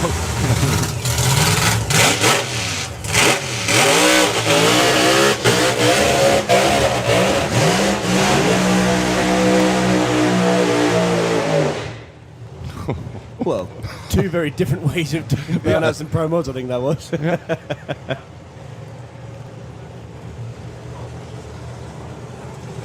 John Tebenham, always the showman. Well, you have to be really to paint your car like the fabulous Lightning McQueen. Well, fair to say, John Tebenham has been quite bullish this weekend. He's come here, he wants to do really well. He had a few problems with parts yesterday, managed to get some more, so he means business this weekend. Currently sits on a 640, Dave Vector on a 653.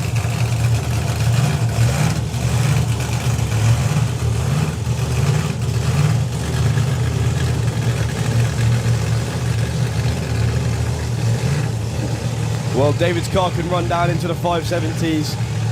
John's car can run down into the low 590s.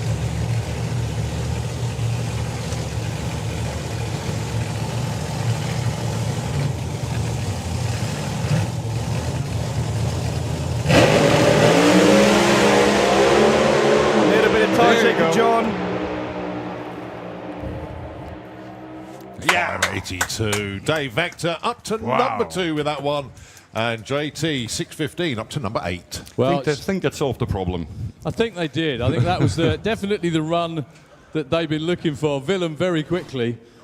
That must have been really nice. Yeah, that's really nice. When you have a lot of problems and you solve now this. That was probably a nice, easy run. And Ellen as well. 67 Camaro. It's a 67. Oh, I'm crap. You can do my job. Sorry, 67 Camaro. Thank you, Ellen, very much. Anyway, but great run. And number 2 for now, yeah? Yep. Number 2 qualifier. But I go to get him and make him faster. Make it faster. That's very good. Yeah, the like short that. numbers of David were really impressive. A 0.95 at 60 foot, 253 at 330, and the 8 mile 381. 253 is hauling. Yeah. Actually, that was a +2, well, over 2 second back half, which on a run like that, that's very safe, isn't it? Yeah. Yeah. Okay, turbo car, blow car, UK and Finland this time.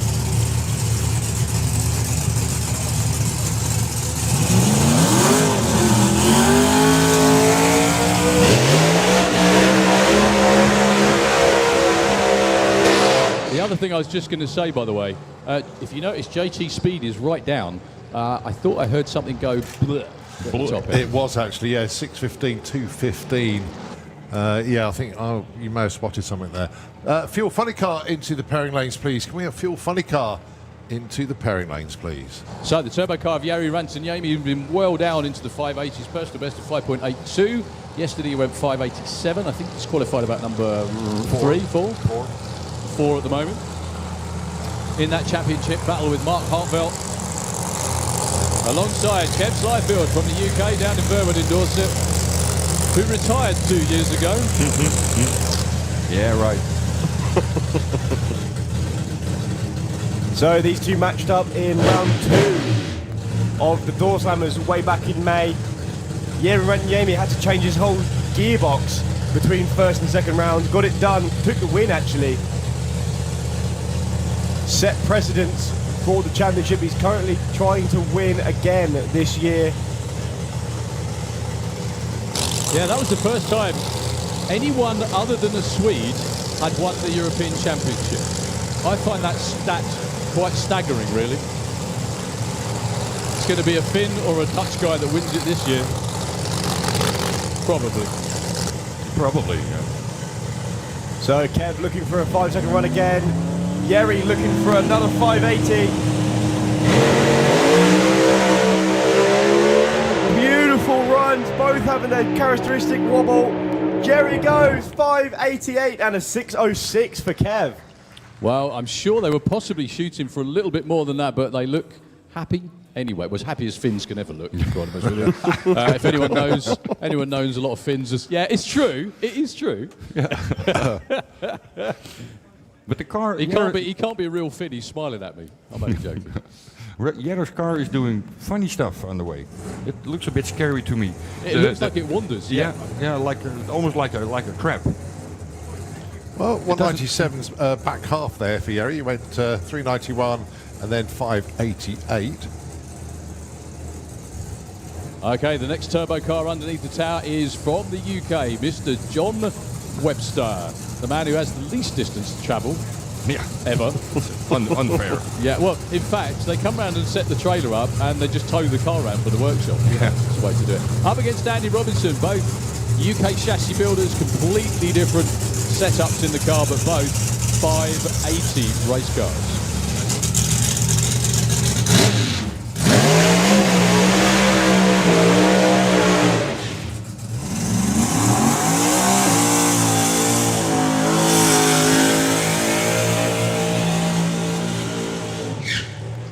Now, Andy Robinson, believe it or not, had the speed record for Pro Mod in the UK at 249 miles an hour. Again, just get your head around that.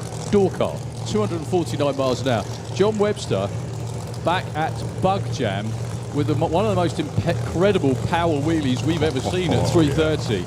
Went 250 miles an hour. In fact, when he ran yesterday, when he went to 589 yesterday, he did that again. I think he likes it.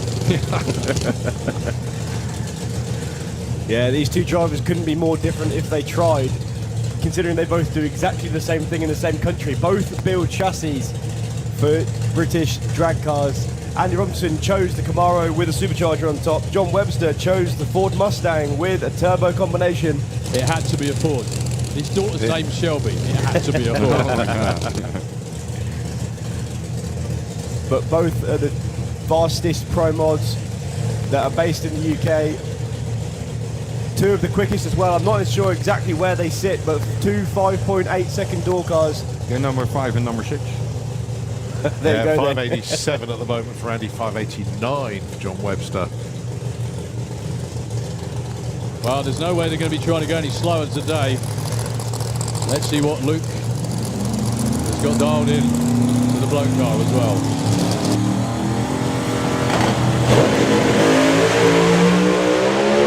Oh, here we go. Oh, That's a drag race. 583 for John Webster, 247. Wow. Well, where are they qualified quickly? 4 and 5 now. Right, come on. I will safely say that is the UK's quickest ever side-by-side pro mod run. 583 with a 9 over a 584 with a 9. Yeah, I think we were saying just before that's probably the first time we've run Andy where both cars have gone into stage actually looking like they're going to make a full pass. So, yeah, we're happy with that one. That was absolutely outstanding. Thank you very much. Thank you very much. Raise the roof for John Webster and Andy Robinson, please. Come on. That's what That we all was really came cool. to see. Wow. Right, okay, PB for John Webster there, 583. With that PB on speed for Andy Robertson there, 249.48. Well, wow. I must admit, I looked at Andy's scoreboard and thought, wow, that's quick, and then went, blimey. Wow. Andy Robertson got there first, 0-2. That was on a whole shot, but it's qualifying, doesn't make any difference, but nevertheless, what a run.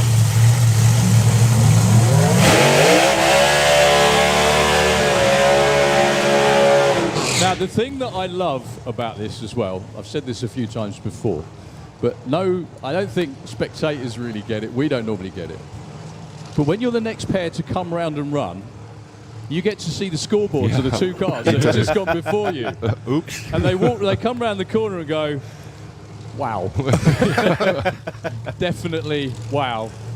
Or they can think, okay, time to beat. Yeah, exactly. No. Well, the other thing it says is that the racetrack is there. Everything's there to do it. Yeah, so definitely. If these two get the setup right, you never know. We might even have side-by-side 570s for the first time. Well, have a listen to this. The top 5 at the minute in Pro Mod. Number 1 is Andrew Zarnover, 5.80. Number 2, David Vector, 5.82. Then is Michelle Turenne, 8.3. Another 8.3 for John Webster, 8.4 for Andy Robinson. There is only 0.04 of a second splitting the top 5. And they're all in the 80s. Mad. Well, for now anyway. Give it another 20 seconds maybe. So Michelle Turenne with the blown Pro Dutch car has been as quick as 5.80. Andre in Pro Mod legal trim has actually been in the 5.60s. I don't know whether the weather's there for it today, but they're sure going to be trying. Estonia against Holland in the UK. Last pair Pro Mod.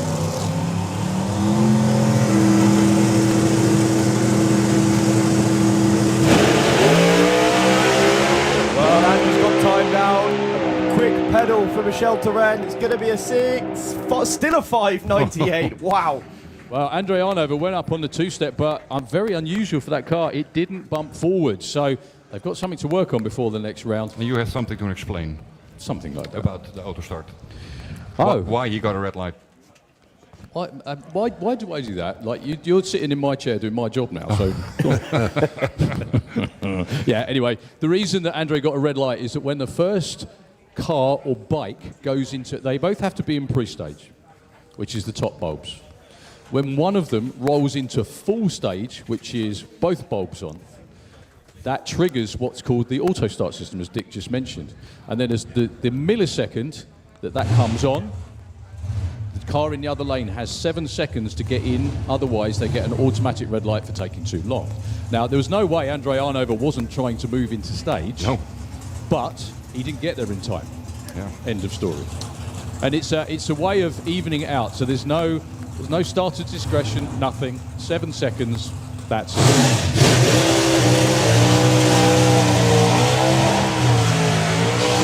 Which personally I think is a really good rule. Yeah, definitely. Yeah, because then there's no room for it. It's just, and everybody knows it. Yep. It's enforced all over, absolutely everywhere. It's a good idea. So FIA Pro Stock. So yes, these are door cars, like what you've just seen. However, they all run a very standard size engine. They are regulated within an oomph of their life. There is only one type of power, which is a 500 cubic inch, basically Chevy-based engine in all of them. The only thing I noticed in this lot, though, no Henry Reel today, unfortunately. I'm sure he should have been in this pair against Michael Malmgren. Now, the reason that that's so important, and it becomes crucially important, is if Henry Reel is broken, he'll still be qualified. He'll still be in the ladder. The number 1 qualifier would get the number 6 in round 1. However, if the number 6 qualifier doesn't show up in round 1, number 1 gets a bye. Then guess what he gets in the semis as well? Mr. Bye. So he's in the final. Exactly. Well, at the minute, number 6 qualifier is Michael Malmgren. Yeah, I was just going to say, actually, yeah, he's got to get around Henry Reel's time first. 7:20, I think, or 7:21 was Henry Reel time yesterday. Yeah. Michael Malmgren, well capable of doing that. In fact, he's well capable, even, of taking the number 1 spot. Which is a 6:54 at the moment. 6:54 with a 9. So the weather is good, the air is good. Let's see if they got the setup right. Well, Michael wouldn't normally pedal it, but he wants to at least pull the chutes. Wow, he just beats Henry Reel's time as well. Only just, 7:19. That must be frustrating the hell out of him, because that is a 650 race car all day long. Next pair going to be side by side. Lasser, Britsmar in the Kestrel lane. Nice to see he's got matching colours with the lane sponsor. Again, Simon Eckengren in the Slick Tricks lane with the Dodge. Thank you once again to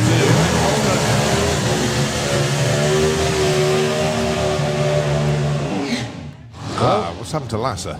It died on the burnout. He puts his hands in the air, no idea. There's nothing wrong, nothing burning.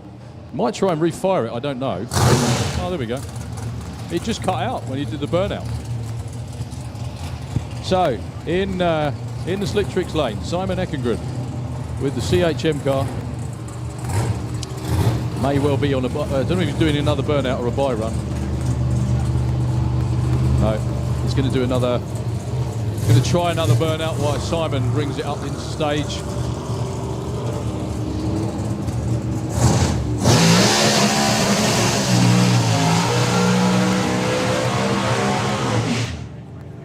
I thought that was going to be a short one. Yeah, obviously that's not. what I was thinking. Okay, well, Pro Stock engines tend to run fairly cool, so it's not too and he's bad. coming back very quickly. Well, they've still got to set the wheelie bar and everything. But Simon Eckengren with the retro Dodge, owned by Michael Scherquist. You can't miss Michael. He looks like the Swedish Loch Ness Monster. He's going to kill me for saying that, but, you know, why not? He's a lovely guy. He hasn't smacked me yet, but he probably will after that. One of my great memories of talking to, he's this kind of guy, is Michael. I was talking to him once, and I moved out the way. I said, Michael, I thought you were going to kiss me. And he said, if I want to kiss you, I'll kiss you. Don't complain. I said, okay, fine, no problem. Not going to argue. You're bigger than me, as most people are. Anyway, so good luck to both of them. Lasse Britsmar with the Pontiac, Kestrel Lane, the Dodge, the only Dodge here, sadly, this weekend. Both from Sweden. Lots and lots of tyre shake. Kept his foot in it though. Lasse's gone quiet. 694. 202. And a headache to go with it, looking at those tyre shape marks. Yeah, both of them. They were quite big tyre shape marks as well.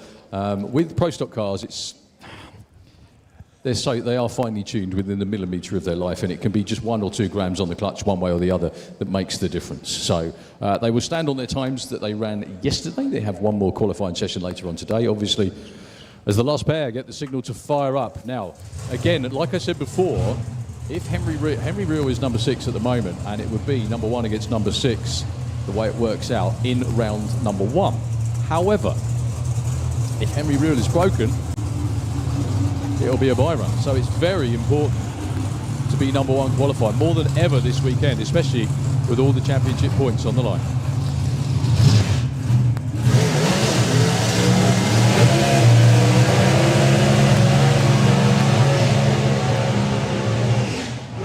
So these two don't need any introduction, but I'm going to do it anyway. Robin Loren in the Slick Tricks lane. I'm sure the family at home watching online, hoping Dad does really well here. That car has been down in the 6.5s this weekend. He ran 2 6.59s. He won at Tiepp, was runner-up at Hockenheim. However, he's not the points leader. The guy in the Summit Camaro, the only Camaro in pro stock in Europe these days, Jimmy Holland. What an immaculate machine that is as well. In the Kestrel lane, wearing the number 1 on the car. I think he's 14-time or thereabouts European champion. Wants to do it again, but nothing is settled until Sunday afternoon in September in England. So what can they pick up? All they can really do with pro stock cars, well, there's lots of things they can do, but they play with gear ratios, they play with clutch settings, all sorts of different things. They have the same engine setup and everything else as well. It's a case of who can tune the cars better to go from A to B. And more importantly, turn the wind lights on. That's it. So Jimmy Holland number 1 at the minute. Robin Loren number 2. Oh, it's not going to be Jimmy, so Robin Loren, can he make the most of this? 6.59, he finds 1,000th. Wow. Okay. So he gets the 3 little points. He's had 2 and 2. He's now got 3. Jimmy gets none from that one, though. That's correct. But that's what can happen. And I've just been reliably informed that Henry really is broken. So whoever is number 1 gets a massive leg up on Sunday, because they don't have to race anyone until the final round, potentially. Okay, ladies and gentlemen, we are ready to go with qualifying session number 3 for FIA Top Fuel Dragster. Hands up if you've never been drag racing before, please. Come on, we had quite a few hands. That's quite a few of you. Or are you just exercising? You're just exercising your drinking hand. Is that what you're doing? Okay, yeah, that's what I mean. That's more like it. Anyway, okay, so the quickest and fastest wheel-driven accelerating vehicles on the planet. 0 to 100 miles an hour in less than 1 second, and over 300 miles an hour by the time they get to the big orange blocks up the top end there. Underneath the tower in the Kestrel lane, Mr. Liam Jones from the UK put in 2 really strong runs yesterday. It's time for FIA Top Fuel session number 3.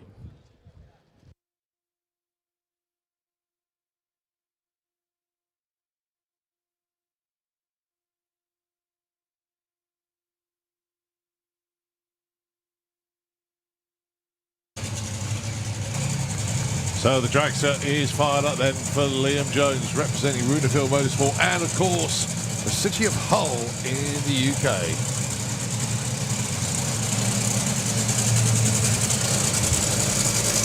.389 yesterday, his best run. He is the leader of the Top Fuel Championship points chase. Will he remain the leader at the end of Sunday?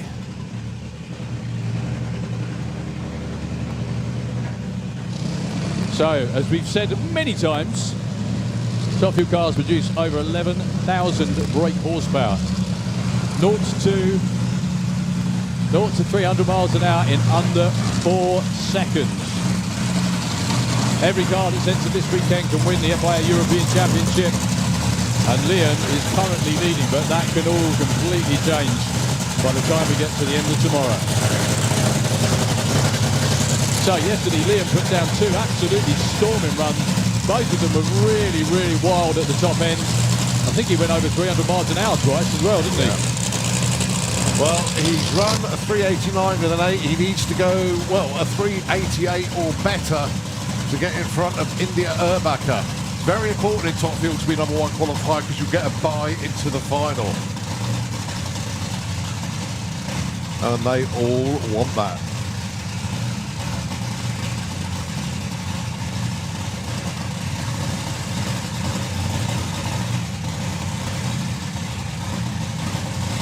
Best of luck to Liam. Here we go.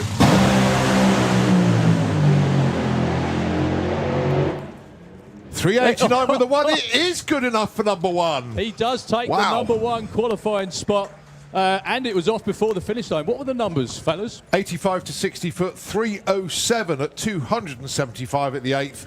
And as you say, off the gas at the top end, 389 only, as you say, only 270 miles an hour. Incremental-wise as well, by far the quickest run of the weekend, 307 to the 8th mile as well. That just as well takes the number 1 spot.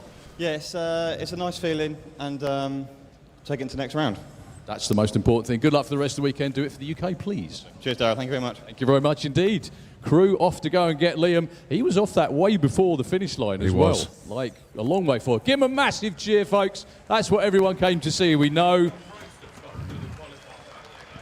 Now, the one thing that does need a little bit of explaining is to the fact that it probably wouldn't have run much quicker, as in time, but the speed would have been a lot higher than that. He probably lost something like 50 miles an hour. That probably would have been at least somewhere about 315, maybe even 320. What was he doing at the 8th, Colin? Sorry, I missed that one. 275 mph, so 309. Sorry, 307. Okay, 307 is moving for a top fuel car. That's definitely a low 380 or thereabouts anyway.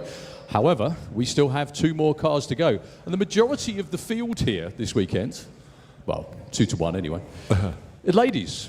And both of them are sat down there in their top fuel cars. In the Kestrel lane, all the way from Switzerland, your defending European champion. Please put your hands together for the one and only India Urbacher, everyone.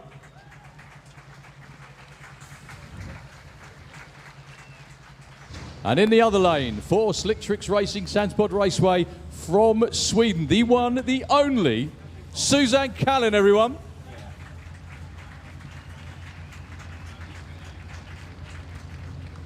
So both these ladies are very, very quick indeed. They can both take that number 1 spot away from Liam. I mean, Liam must feel really good actually, because that's 3 runs the car has shot down the racetrack with no sign of shake, any problems whatsoever. But then again, that's exactly the same for India.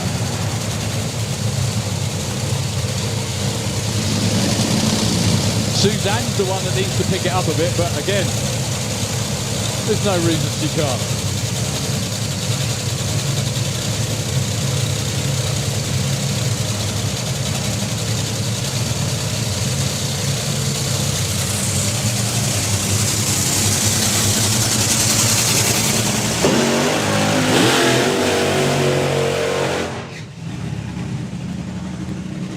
Suzanne yesterday drove through a lot of tyre shake on the second run. Only managed a 4.67. Well, hopefully I don't have to explain the tyre shake thing again today. I have a feeling I might know at some point.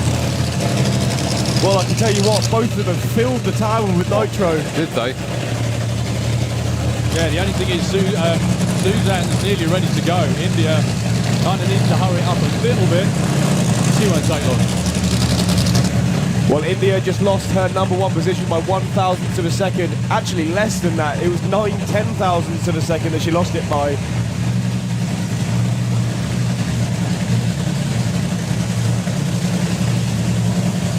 She needs to run any quicker than a 389, and the same goes for Suzanne to take the number 1 spot. You can tell they're all fighting for a championship because even bizarrely, all the little points could make a tiny difference come to eliminations tomorrow. All 3 drivers this weekend can take that championship. 2 for Ruda Fiel Motorsports, 1 for Urbacher Racing.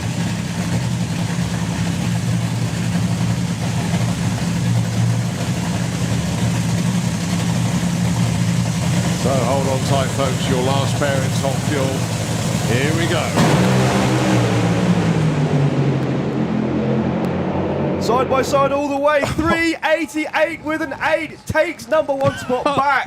That's how it's supposed to go, folks. Side by side all the way through. 317 miles an hour. I'm going to have a quick word with hers, if that's all right. Can I have that Goodness me. You can tell they're happy with the run. You Sorry. can hear them celebrating. I get why everyone runs away from me. So from a car that was really hard to get off the start line, that's 3-second runs, and hopefully no problems at all, and number 1 qualifier again. That's okay. We need the points, and that's why we do it. And yeah, we saw here on 89 was number 1, and so I need a little bit more. just a little bit, but it's so good. Always great to have you back, and your little girl is doing a great job of driving, isn't she? Yeah, thank you very much. And my daughter does a super great job. She runs that bastard down the track always, and it's super. There's her backer, everybody. Give him a cheer. Thank you very much, sir. Well, Suzanne also on a good run there. 4:01, just missing out on that 3-second pass there. 2:99. 2:99.59. That might have been. That's the Urbacker squad. Give them a cheer, everybody. Well, the good news is we got more nitro stuff coming your way. That's the kind of speed you can expect those cars to run if they keep the hammer down all the way out the back door. Yeah. What's crucial is that the gaps were 20 points between Liam and Suzanne and 40 points between Liam and India. Now, with India shaving these extra points out of qualifying, it makes it less than 2 rounds, not more than 2 rounds. If the small points kept going Liam's way, it would eliminate India from the championship. But because India is qualifying really, really well, it keeps it within reach. So with but you know, it doesn't. You can win the championship by 100 points or 1 point as long as you win it. So it's going to make life very, very interesting come last qualifying session, and also for eliminations tomorrow. Yeah, definitely that. So don't go anywhere at all, folks. We've got more nitro action coming your way. We have Nitro Funny Car. I do believe strapped in round the back of the tower. Yeah, we've also got Nostalgia Funny Car lined up around there as well. And then, of course, all of our bike classes to come. Pro Stock Bike, Super Twin Bike, Top Fuel Bike, Super Street, Junior Drag Bike up. Then we've got side-by-side jets with the Spider-Man and the Fire Force 5. And then to wrap up the session, we do have the Force of Nature Steam Rocket Bike to entertain you. What a day it's turning into. So let's just check out the top end. One car has cleared, the other one quite a long way down, actually, as the support vehicle goes to do the recovery. I mean, when I say quite a long way down, it's literally right at the end of the strip. So they'll be taking it round the corner at the top end. Nice fact, the tow vehicle just arriving there. Just a little bit of an update for you folks, actually. We were expecting the Battle of Britain Memorial Flight Lancaster at 2:10 this afternoon. That's been a bit of a change, actually. We won't be getting the Lancaster today, but instead, at 4 o'clock this afternoon, we will be getting the Battle of Britain Memorial Flight Spitfire instead. So a slight change in plan with regards to Battle of Britain visit today. It won't be the Lancaster at 2:10. Instead, it'll be the Spitfire at 4 o'clock this afternoon. Give you a time check now. It is 1 o'clock in the afternoon here. Day 3 of 4 for the European finals. Just to give you an update of what's going on the facility. 2:30 this afternoon will be the second of the 2 live action arena shows today. So that is behind the spectator banking. If you haven't seen live action arena before, certainly worth checking that one out if you can. Monster truck, stunt shows, you name it. So we do have Podzilla, the monster truck over there. You've got Team Maximum Lock from Malta. You've got Lee Bowers.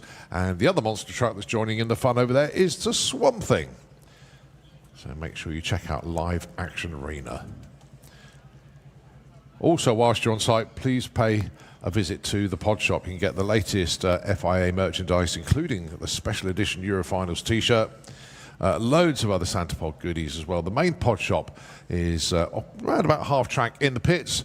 You've got the second unit, which is a mobile unit in the catering area, and the third unit up past Live Action Arena next to the Med Centre. So that's our 3 pod shops on site. And it's got plenty of interesting stuff in there. Also, loads of traders here this weekend as well. As you walk around the back of the racetrack behind the barn, if you like, where Nitro FM are based, that will take you into the main trader area. Then that continues as you go behind the grandstands as you head up towards the pits. Got to say a big shout out to Ben and the gang from Turbo Smart. They are here this weekend, and also Old Hall Performance are here as well with VP Fuel. So very good to welcome those two great supporters of our sport here back again this weekend. So yeah, opposite the pod shop and the cafe, that's where you'll find Turbo Smart and Old Hall Performance. And finally, just talking about t-shirts, we've got plenty of retailers here, but also the teams. A lot of them have their team t-shirts. Pop around and see them, and if you like your car or have a favourite car, you can pretty much guarantee that the team may have a t-shirt that you can buy, and it helps them with their racing budgets. Any profit they make from their merch just goes straight back into the car. One of the best looking cars you're likely to see is the Venom, the Nostalgia Funny Car. Running Nitro, car based on a second gen Camaro. It comes underneath the tower.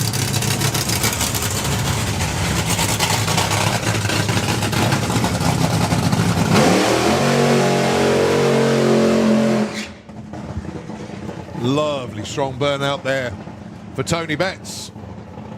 Went 6:02 yesterday. Car has been into the fives and does so on regular occasions, to be fair. One of the best presented teams out there.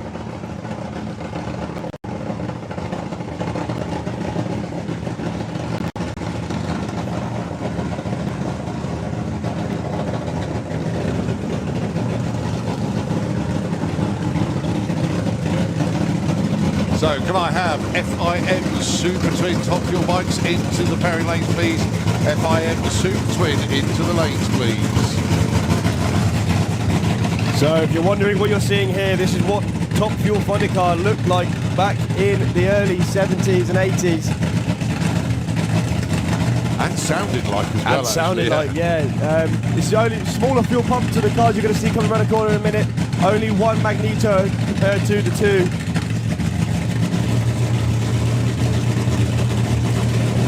So Uncle John just finishing off the final adjustments. Here we go then. Of course, Uncle John, a very experienced racer himself, but now crew chief for Tony Betts with the Venom machine. Here we go then. Nostalgia Funny Car here at the Uno Finals.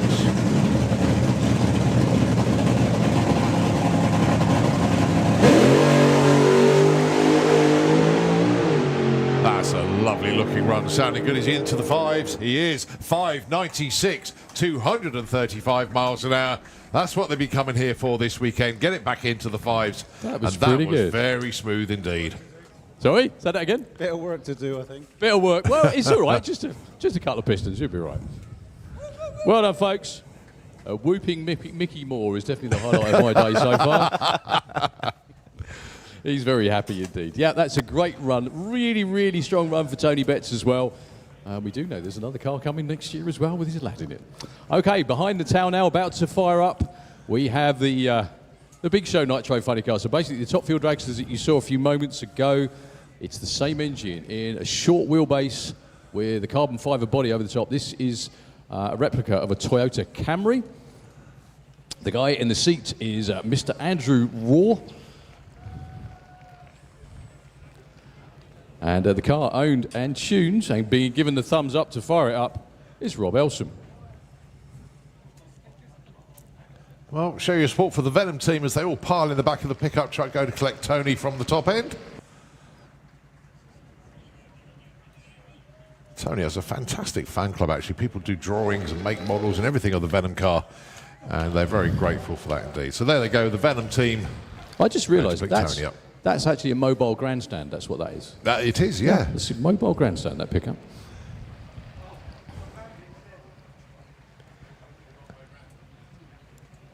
So you've seen what it used to look like. You're about to see what it looks like now.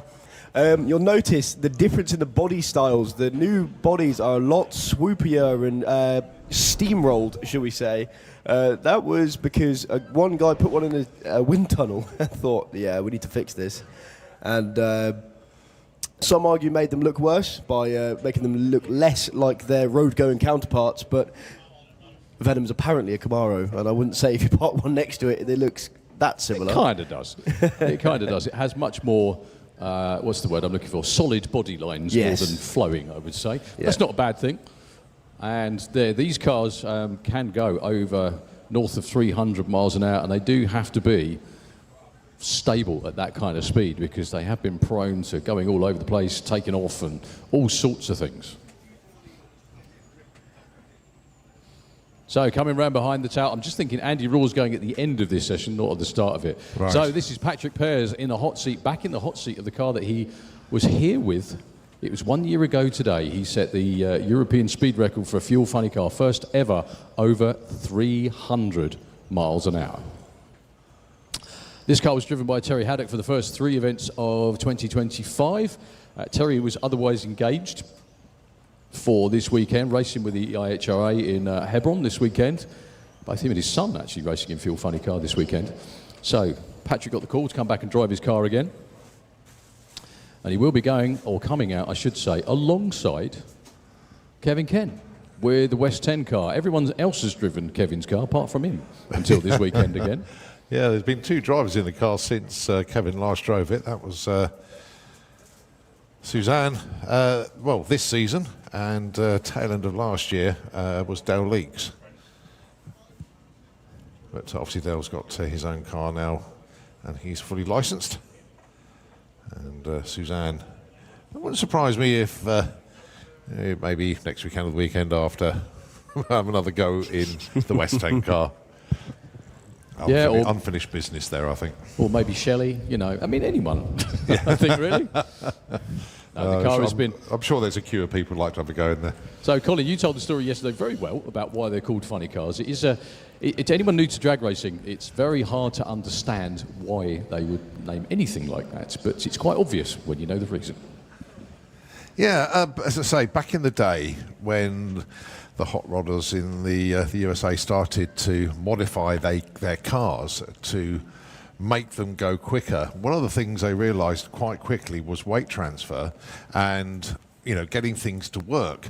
So what they did, they started moving things around, and included in that was the back axle. They moved it forward, and it really gave the car this rather odd look. It just didn't look right. The wheelbase was, the front wheels were like right at the front of the car, and the rear axle had moved forward. And everybody sort of looked at them and thought they looked kind of funny. And it was literally that phrase, it looked kind of funny. And the phrase stuck, hence the cars are called funny cars. And it's been that way ever since. They've tried to rename them fuel coupes, if you like, but everybody knows them as funny cars, and that's the basic story behind it. Okay, I think they're giving the signal to fire up. They will be running over 1,000 foot, exactly the same as the top Fuel Dragsters that ran previously. Actually, I think Kevin put in a demo run. Oh, well, Influencer Day, wasn't it? I can't remember. That was last year, wasn't it? Yeah. Although saying that, Terry Haddock put in a test run. I think it was the bug jam, and the clocks were still set for a quarter mile, which was quite interesting. Nearly accidentally recorded the first 4-second quarter mile funny car run in Europe. There's the noise we love, and there's the cackle we love more. To be followed. That's Kevin Kent with the West End team. Europe's premier funny car for a number of years. Still pretty damn good, to say the least. In fact, there's 3 of the cars here this weekend that have been in the 4.1 second zone. It's pretty damn good in a fuel funny car.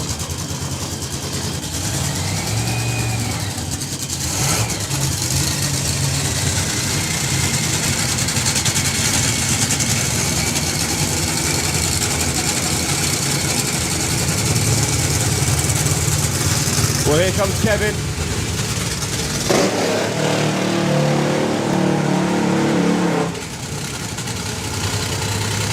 comes Patrick.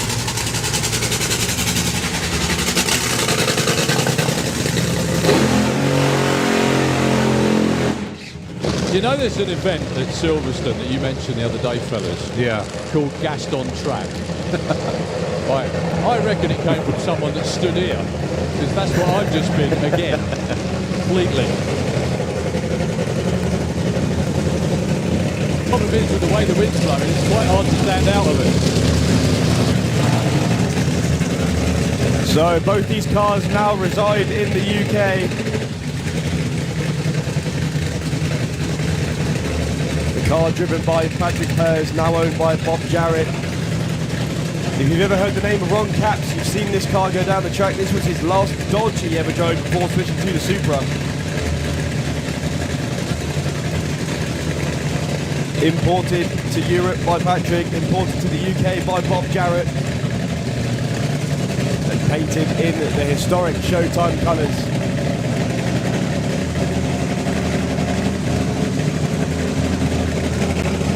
It is Europe's quickest and fastest Nitro funny car. Right, a 6 down at the moment. Kevin is your number 1 qualifier, 4:55. Patrick, 3:580. But let's see what they've got for us here then. Q3 funny car coming at you. Side by side all the way through. 4:25 for Patrick, takes number 1. 4:29 for Kevin. Kent goes to number 2. Patrick only 267 miles an hour. What a side-by-side run that was. Very quickly, want to get a couple of words with the man himself, Mr. Jarrett. You're right, sir. Good to see you again. So, Bob, between the bug jam with the explosion and that run, what's it taken? You couldn't believe it. I'd be here all day. Yeah, I just couldn't put it into one day. It's been a fantastic job by all the guys. We've had to obtain a lot of new parts. Mind you, the car, I think, needed a few more parts, but now I think we're back, and tonight we're going to see what we can do, and Patrick still hasn't lost the hang of driving. Certainly not. I mean, that's number 1 qualifier for now. That was the thing of beauty as well. Side-by-side funny cars is what you came back for, wasn't it? Yeah, well, hey, that's what I live for. You know, I mean, everybody knows that. So I'm around for a few more years. So certainly hope so. Ladies and gentlemen, Bob Jarrett, the Showtime team. Thank you very much indeed, fellas. It did look like he grenaded one through the finish line, though. That may well be where the slightly slower speed comes from, though, unfortunately. It also sounded like Kevin was on the throttle for his usual amount of time as well. Yep, yes, you can say that. Just something. Oh, the numbers have just disappeared there. But if that was a race, Patrick got there by 0.2 first. That was how tight that one was. Both had identical reaction times. 0.17. Okay, well, while we've got a couple of moments, because obviously something needs cleaning up there in the slick to explain that, I think it detonated itself a little bit towards the top end. I am going to see who I can talk to, and there's one chap I'd really, really like to talk to, if I have a cameraman nearby. Oh, yeah, he's already beat me to it. Ah, dear me. It's almost professional. Steady. Okay, so one guy I wouldn't mind talking to, sorry, beg your pardon, it's the guy sitting on the wheel here. I hope you don't mind having a talk very quickly. So this gentleman, folks, is Mr. Johnny West from the US, long-time fuel racer. First of all, welcome to the UK, and are you enjoying yourself so far? Oh yeah, you know, like I was saying yesterday, the crowd here, you people, you have so much respect for drag racing. We don't get this kind of a crowd in the United States. You put the States to shame. This is just so awesome. I'm so proud to be here. It's very, very kind of. I was going to say, look round today. That's not too bad either. We do love our drag racing here in the UK, obviously. We've been going for a lot of years too. You've been tuning cars all over the place. What's your current job, or do you have just like a floating job? Well, I started this thing, you know, I started running cars when I was 17 years old. I never had a job. This is what I do. We make a living at it, and I enjoy it. It's always a challenge. Always a big challenge with fuel cars. You never know what it's going to throw at you. Well, you've had a number of incidents over the year. The one at Englishtown is the one that I always remember. You probably remember that too. That was bad. But you've kept going. You've kept at it. What's kept you in the sport? Well, it's still the challenge. You can't let something like that sway your decisions on racing anymore, because that's inevitable. It's going to happen. Sort of like a computer. You know, it's going to crash. It's not going to crash. It's just when it's going to crash, you know. Drag racing, you're going to have hiccups like that. I came out of it. I figured that was probably the best thing that could have happened to me in my whole life. It looked really bad, so that's a very optimistic view. Well, it's just physical, you know. And the car is what we scrapped the car out, and that's what broke my heart, because we built them ourselves, you know. So it's just tubing, but you know, that's my passion, is to go drag racing. You've driven for a lot of cars for a lot of people, tuned and helped a lot. You drove for Roland Lyon for a while as well, didn't you? What was your favourite time in drag racing, do you think? What's my favourite what? What's your favourite time in drag racing, or is it just always a pleasure? Well, you like to win. When I was with Bernstein, we won 7 races in a row, and we won the world championship. And the whole crew was just like, this was what we want to do. You know, we all wanted to be with each other all the time. So during that era in 2002, that was probably the most rewarding time. That's good to hear. And how did the connection come about with you coming over to help Mark, Jackie, and Dale in this car? He gave me a call and asked me if I'd be willing just to kind of look things over and give him a hand, you know. But the whole crew is the one that runs this car. I'm only 5% of the equation. This thing, it would not be alive today if all of these guys didn't pitch in together. Well, Dale obviously came very successful bike racer, coming into funny cars. What is it about funny cars that's so special? Is it the challenge? Oh, yeah. Well, you know, you like the short wheelbase, the same horsepower as a dragster, but the short wheelbase is what makes it interesting to me. You still drive a fuel altered, don't you? That looks kind of fun as well. Yeah, it keeps you alive. This thing, you know, it runs 6 flat at like 255, 253 miles an hour, but coming about half track, the front end's still up in the air. You know, so it keeps you honest. You can't get wise with the car, and you just got to stay awake. Well, thank you very much for coming to see all of us, and I wish you guys nothing but the best this weekend. Let's hope this is the one I'm sure you've been wanting for. Well, it's every run we keep thinking we've got it, you know, but things keep throwing us a curve, so we'll get there. I think we're about to go racing again. Johnny, thank you very much for your time, sir. That's Johnny West, everybody, tuner and long time drag racer. If you do want to check out what I was talking about, go onto YouTube and look up the Johnny West accident, crash, whatever you want to call it, in Englishtown. I think it was about 1990, something like that. The fact that he said that the worst thing that came out of that was scrapping the car says something about the man, I think, because it was very lively indeed. Big funny car fire, ended up going right off the end of the racetrack, and yeah, not good. Anyway, always good to hear from our guests from over in the States.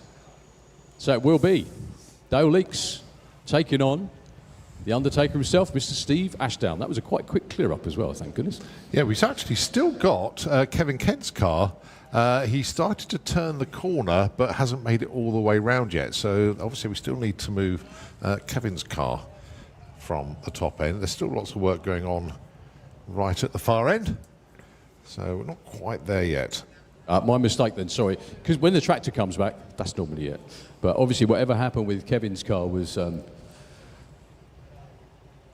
Actually, I don't know if it was... the clear-up was in Patrick's lane, wasn't it? Yes, it was, yeah. It wasn't in Kevin's lane. So, Fuel Funny Cars, like Johnny said, he's been at this a long while. So, all of these guys, really. Dale Leakes is new to funny car racing, went out in the States, licensed in a Methanol funny car at Frank Hawley School, and came back over here, got his license through this year in this car, the Beast from the East, in the Slick Tricks lane. And he desperately wants to race everybody and wants to win. If you check out their Facebook page, particularly, their whole setup is very professional indeed. It almost looks like it's in America, not in Norfolk. Go on, Colin, what do you know? Yeah, just double checking actually. The Showtime car's disappeared round the corner. That's absolutely fine. It's just the GSI Insurance West 10 Motorsport car that's up there. You've got some track workers up there as well, so hopefully we'll be able to clear those out of the way very shortly indeed. I'll give you a bit of a time check here. 1:20 in the afternoon here at Santapod on Saturday, day 3 of 4. It is last qualifying day. It's all eliminations tomorrow.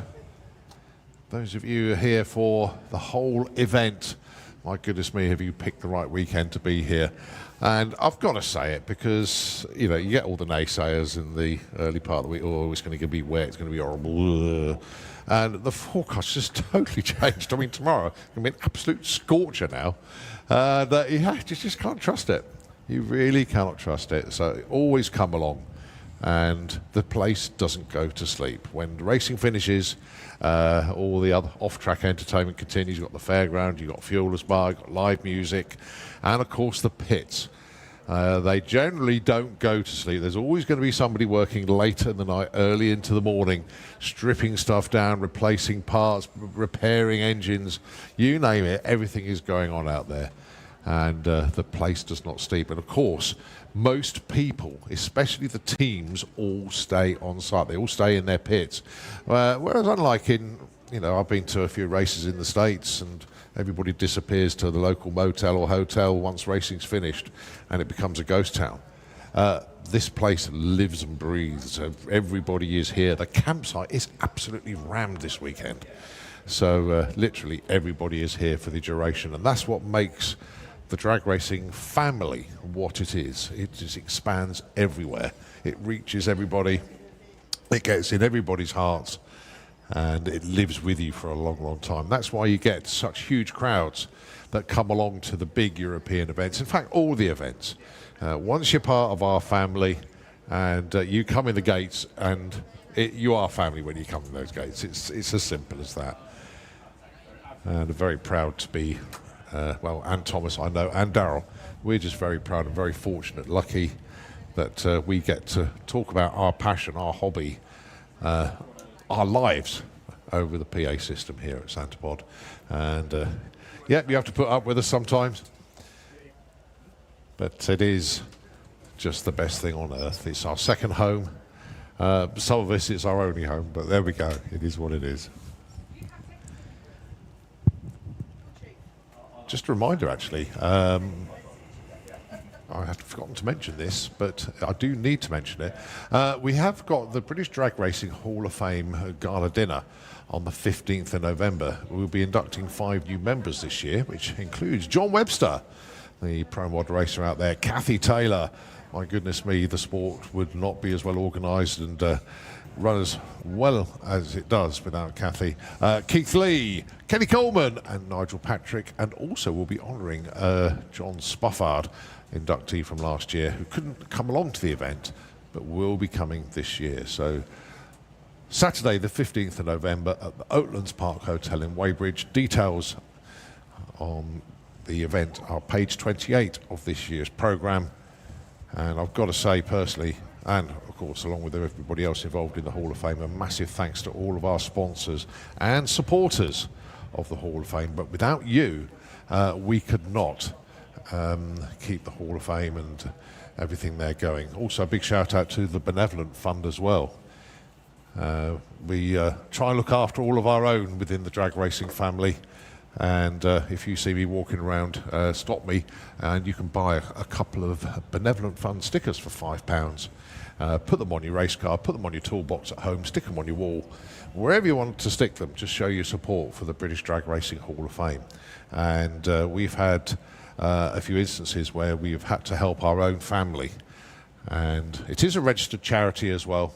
It is fully registered, and we also have a Just Giving page as well. So all the details can be found via the British Drag Racing Hall of Fame website and also on the Facebook page as well. So I have no qualms whatsoever giving the Hall of Fame and of course the Benevolent Fund all the airtime I possibly can. So it looks like the top end is just about clearing. In fact, it is. Perfect timing. Yeah, I can just see the funny car inching forward at the top end. Needs to move a bit further though. As the Beast from the East and the Undertaker. Far up.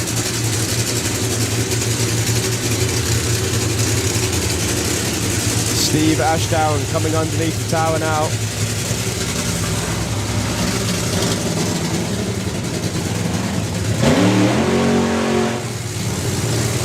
Here comes Dale.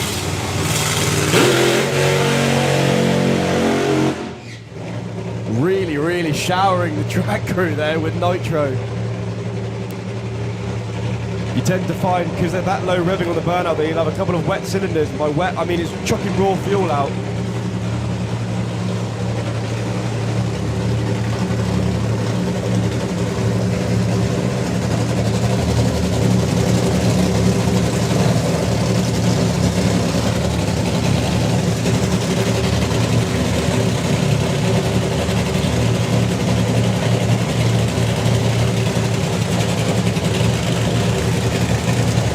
Steve Ashdown, your 2025 champion in the class. Taking on, at the minute, the newest newcomer. Here with Dale Leakes. I say at the minute because Andy Raw sat behind the tower and he wants to be that. Well, they are 3 and 4 on the qualifier order at the moment due to the fact that we just saw number 1 and number 2 with Kevin Kent and, of course, Patrick Kurz. So the Undertaker, Steve Ashdown, Dale Leakes with the beast from the east. The Dodge Charger, the Toyota Camry, your second pair of fuel funny car. Here we go. This one's all Dale. 446, 257. That was the one for Dale Leakes. A lot more like it. His quickest ever elapsed time, 4.46, 257 miles an hour. Clicked it just a little bit before the finish line. I'm trying to get a word. Actually, was that good? Brilliant. What a catch that one was. Yeah, I know. Jackie, Mark, I was going to say Mark looks try the guys, but Jackie, I mean, that's fantastic, isn't it? Brilliant, absolutely brilliant. Yeah, it's we've been waiting for. We've been waiting a long time for that, haven't you, Mark? I think she just summed it up. That was brilliant. Yeah, it was good. He went a little bit horrible up there, but we got a load of parts, so we will fix it and we'll be back this afternoon. Thank you very much to both of you. Well done. Mark and Jackie Hawkins, everybody. Yeah, lovely to see Mark and Jackie here. It really is. Well, Dale did actually clip the wall just past the gantry. I can almost say it will be nothing more than a couple of squished pipes, as it did bounce off the wall quite well. He is stopped on track up there. Yeah, it's about a quarter mile he did that, not 1,000 foot though. No, it was past the gantry, I think. Yeah. Yeah.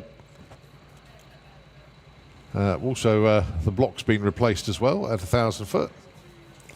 There goes the Undertaker team. Give them a round of applause as they go past. That wasn't what they wanted to do. Well, if I have a camera nearby, I could show you that as well. I'm trying to look for him. Where's he gone? There goes the Beast of the East team, all in the back of the Leakes landscape pickup truck. There we go. Yeah, give him a big cheer, ladies and gentlemen. So, sorry, it was just you were just on a break, weren't you? It's all right. I don't get a break. You don't get a break. Come here. So, yeah, just again, unfortunately, just at the top, just very right at the top end. So, if you watch on the big screen, that's Eric, by the way. Funny bike rider from France, checking out the starting line. So what I want to show you, hopefully you can see this anyway, are the tyre tracks for Steve Ashdown. So they go from being that wide. Can we see that? Yeah, okay. Sorry about my legs, everybody. So they go from being that wide. Now, if you follow me this way, those massive slicks, all the way out here, it stood up on the tyres, that wide.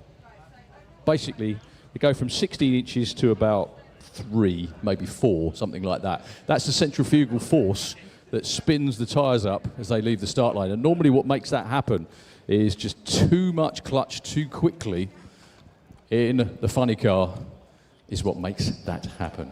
So, not sure how long we're going to be. Sorry, Cole.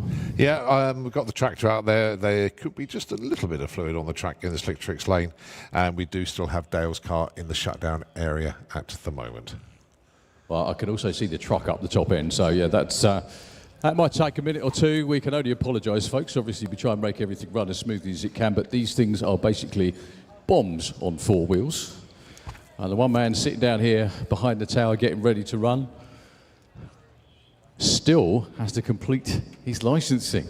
That's Andy Raw. He was pulled forward at the start of this session, but as he's licensing, he's going to be on the end. So we'll try and get word of how long we're going to be. Okay. Who's going with the T-shirt cannon then?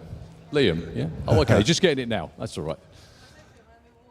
Yeah, we're just going to do a little bit with the T-shirt cannon, folks. We'll be back as soon as we can. Well, I've got to say, once again, a huge thank you to everybody that's come to join us this weekend at the pod. Glorious day, fantastic conditions out there, and you're seeing some phenomenal runs as well. And I tell you what, we get to do it all again. All of our pros will be coming out for the fourth session later on this afternoon. And don't forget, you haven't seen the bikes yet either. After Nitro Funny Car, it will be the turn of our FIM bikes. It'll be Pro Stock Bike, Super Twin Bike, Top Fuel Bike, Super Street Bike, and then Junior Drag Bike Cup. And then the session will be rounded off with the jet cars. It'll be Spider-Man Jet and the Fire Force 5 of the Jet Dragsters. And then the Force of Nature Steam Rocket Bike.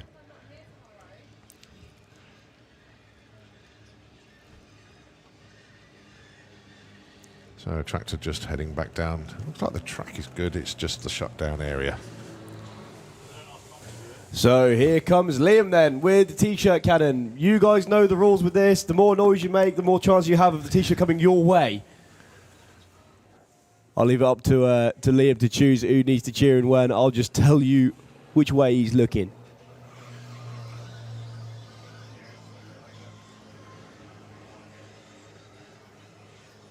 Oh, there we go. So, Bankside. He's coming your way first. Make some noise if you want it at you.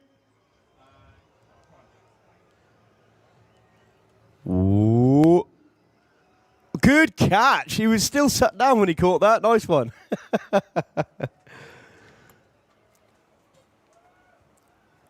Right then, grandstand. If you want it your way, you're going to have to make some noise.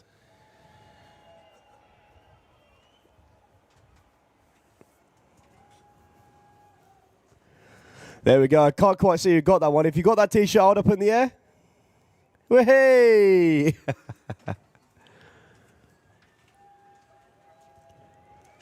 Which way is it going, Liam? Right, facing Bankside. Bankside, make some noise.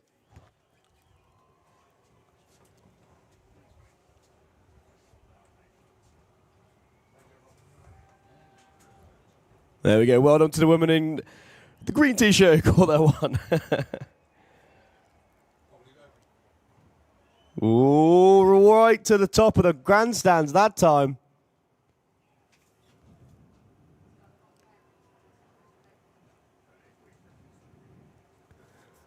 So the next T-shirt being loaded. Which way are we going? Bankside. Oh, that was a quick one. Right onto the pathway. One onto the lad in blue. Grandstand making lots of noise at the minute. Where's it going? Straight into the hands. Brilliant catch.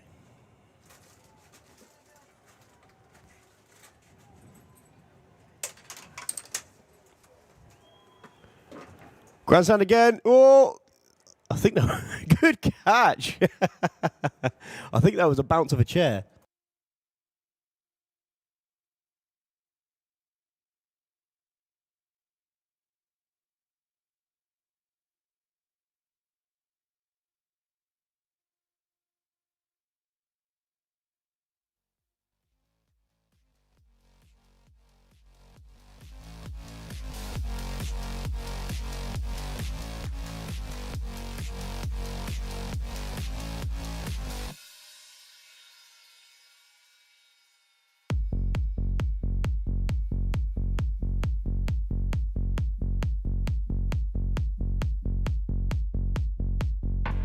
Right, Liam, you've got to clear the grandstand at least once. You managed to hit it into the grandstand every time this go around.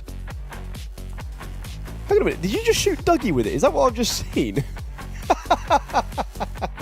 To be fair, he's not a massive target, so you did a good job hitting him.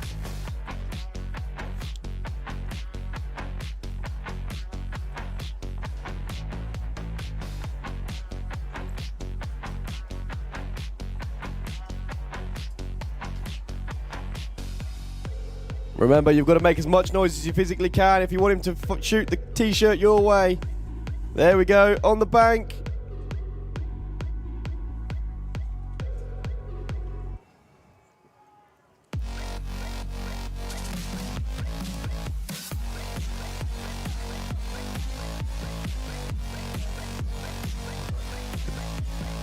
Right, one more for the grandstands. Here we go. Oh, did he just barely made it over the wall?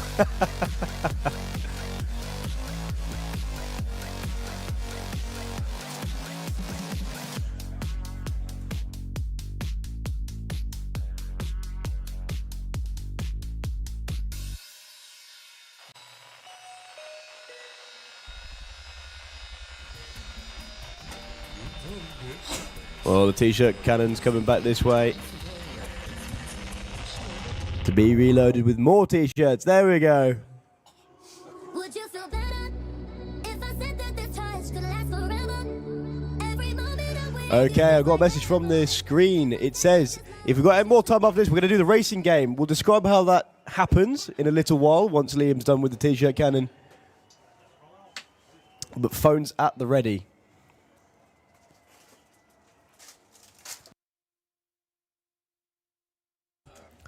Right, so yeah, the racing game coming up. What you need to do, folks, get your phones ready, and when we tell you, you can literally zoom in on the big screen because a QR code will appear.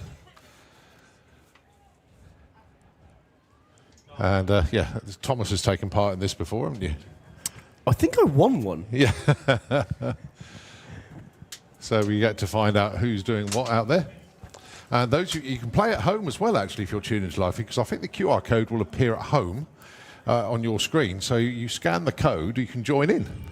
Yeah, and remember the way it works is your phone is your controller, the screen is the screen. So you've got to watch the screen to avoid obstacles using your phone. Make sense? Yeah. Good. It'll all become clear after the first couple. We did this before, and it's actually really successful. It worked really well. The reason for this, there's an oil down at the top end. I'm sure everybody else has mentioned it already.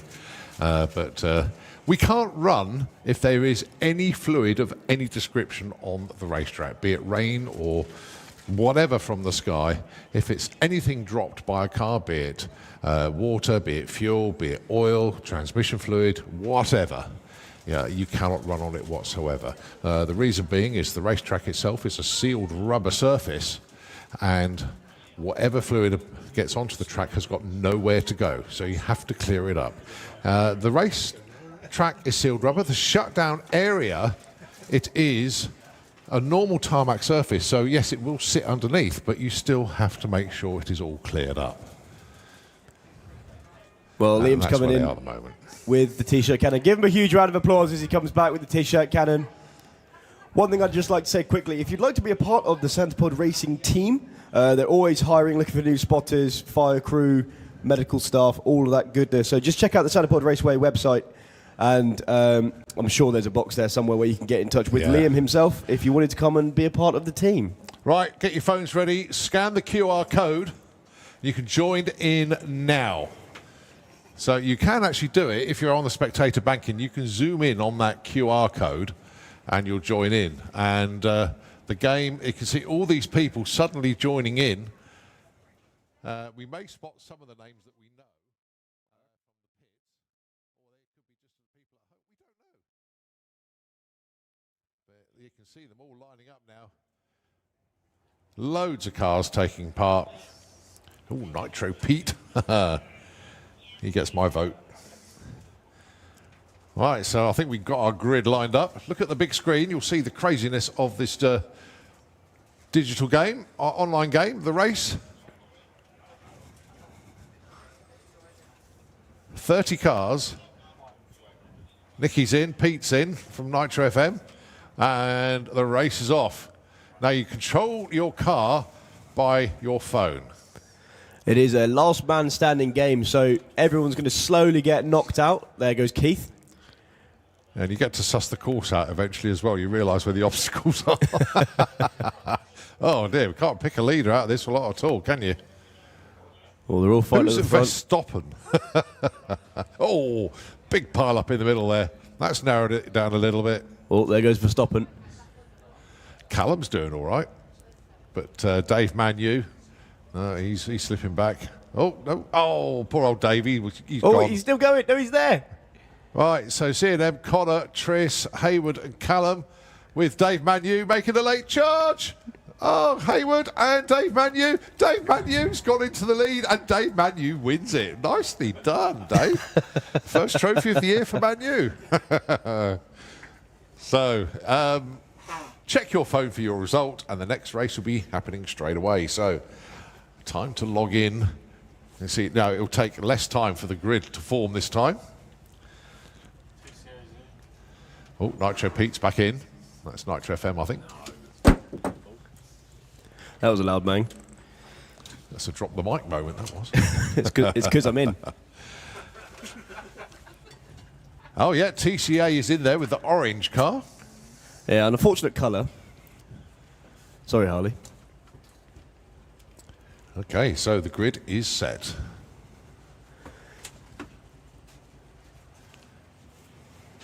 Game about to start.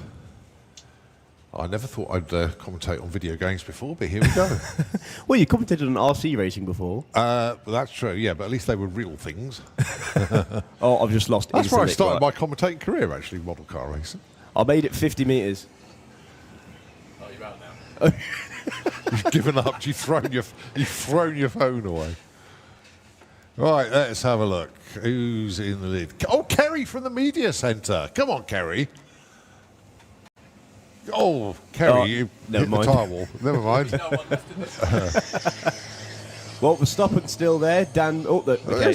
Annie's on a wipeout mode here, trying to take everybody out. And it is Annie and Daniel. Oh, no, Annie's gone. Right, I think the rule is if we say your name, you're lost. Sorry. Right, Daniel wins it. Daniel's J wins. Go on then, Daniel's J. Are you on the banking? Yeah, I can see you waving. Well done, Daniel. Well, I think we've got another race coming up. They're still doing the clean-up at the top end. So Kerry from the media centre is back in once again.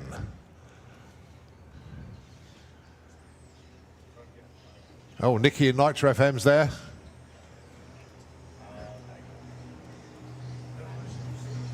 TCA, you in this one? No, I think I was that bad they kicked me out. Right. Good job.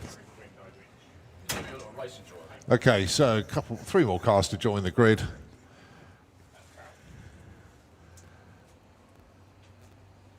One more. Fighting for the last spot on the grid. So, Lou, Mitch, Vin, Billy, Seb, Kerry from the media centre, Neil, Dan, Ellie, Phoebe, Andy, Benny, Paul, Lewis, Josh, Adam, Liam, a few others in there as well. Jet2 Holiday. Oh, that's an interesting one.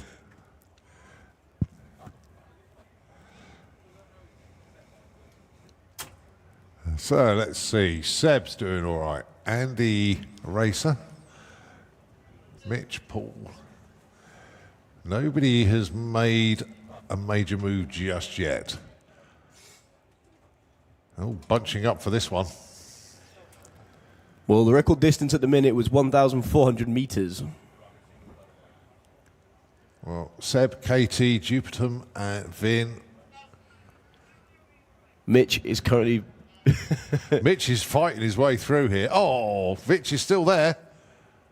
Katie, Seb, Beep-Bub. Oh, no, it's Seb. And, oh, look at the distance. Bub wins it. 1,747 metres. Very good effort, that one.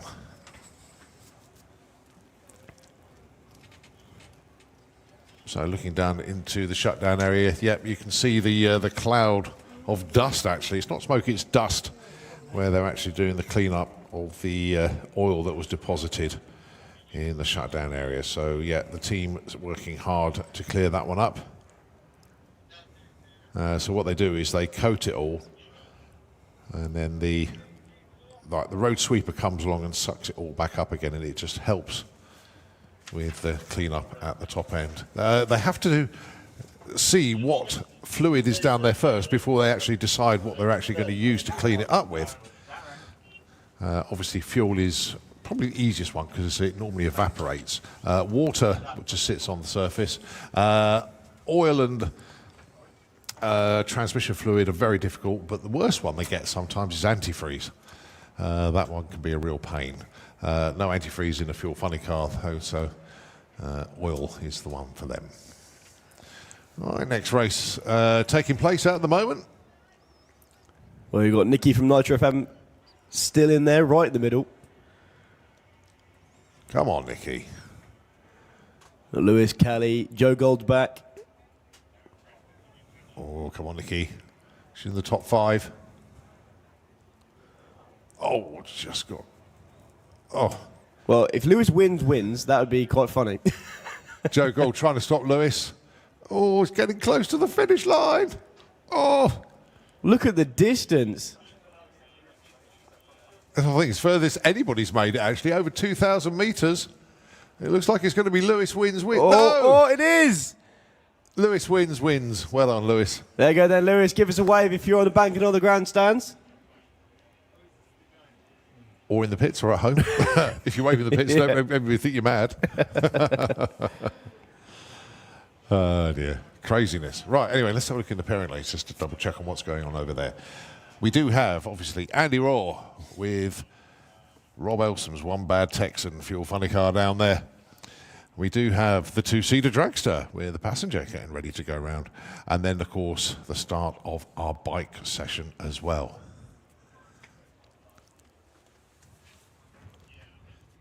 Yeah, I can see Neil Midgley's Top Fuel bike just sat there looking all pretty.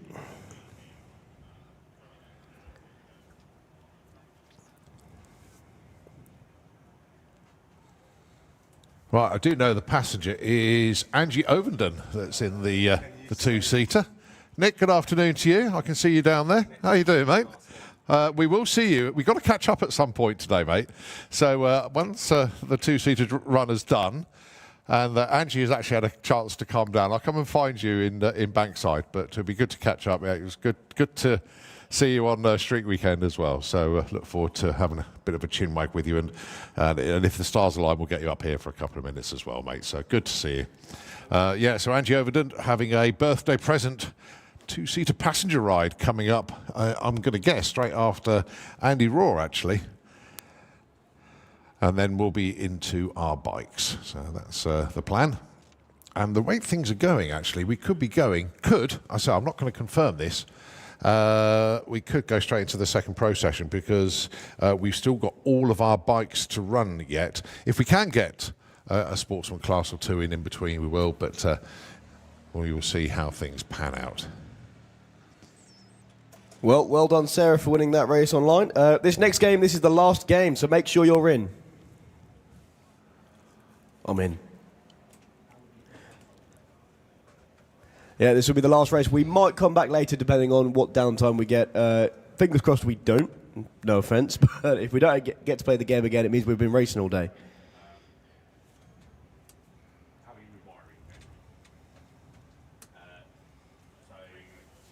Right, the grid is full.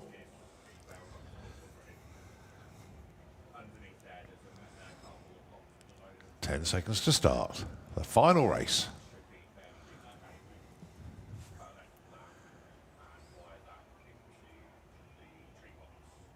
Lights go green, off they go. Can they get over 2,300 metres? I think what happens is if the field is still bunched, it keeps going. Is that right? I think so, yeah.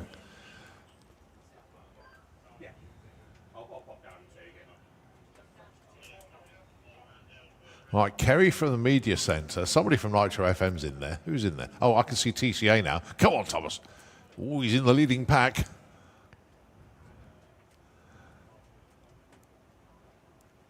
Oh, there's a tire wall there, Thomas. That's right, I've missed it. Oh, you didn't miss that one, though. Oh, TCA fighting for the lead. Thomas in the lead. Go on, Thomas. Oh, there's 5 of them fighting this one out. Down to 4. No, back up to 5.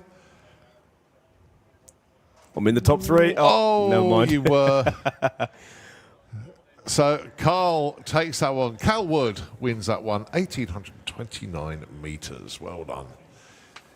Right, looking at the top end, we're looking pretty good up there. The sweeper has disappeared around the court. Disappeared from the top end. Still got the track crew working away though, so still a little bit more work to do. Well, I hope you joined that little online game that we have. It just helps to fill the gaps a little bit for you. Very much so. Perfect opportunity to have a little wander around, actually. Don't quite know how much longer we've got to clear the top end, but don't forget the pits are open to everybody. 300 odd teams are in there. Please feel free to have a chat with them, talk about their cars and bikes, and the crazy amount of stuff that goes on in the world of drag racing. You'll see machinery that is so alien to other forms of motorsport. I can only describe it as a sanitized world where everything is silenced and restricted.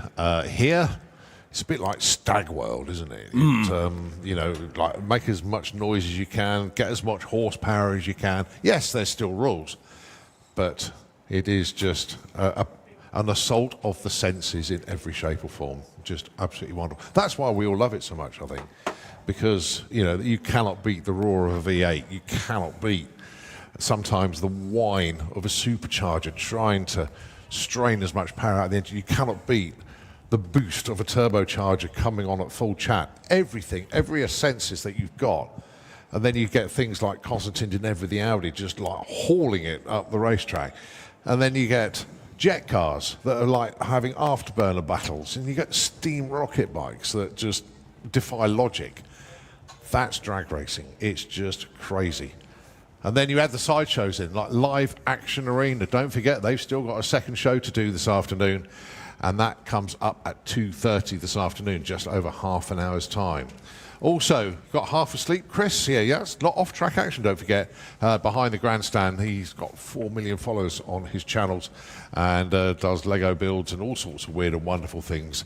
And he's been a guest here this weekend. And he had to go in the back of the two-seater dragster as well. And of course, that car is in the lanes, not too far away from going once again. We'll be going after Andy Rohr gets his chance to put another run in with the funny car.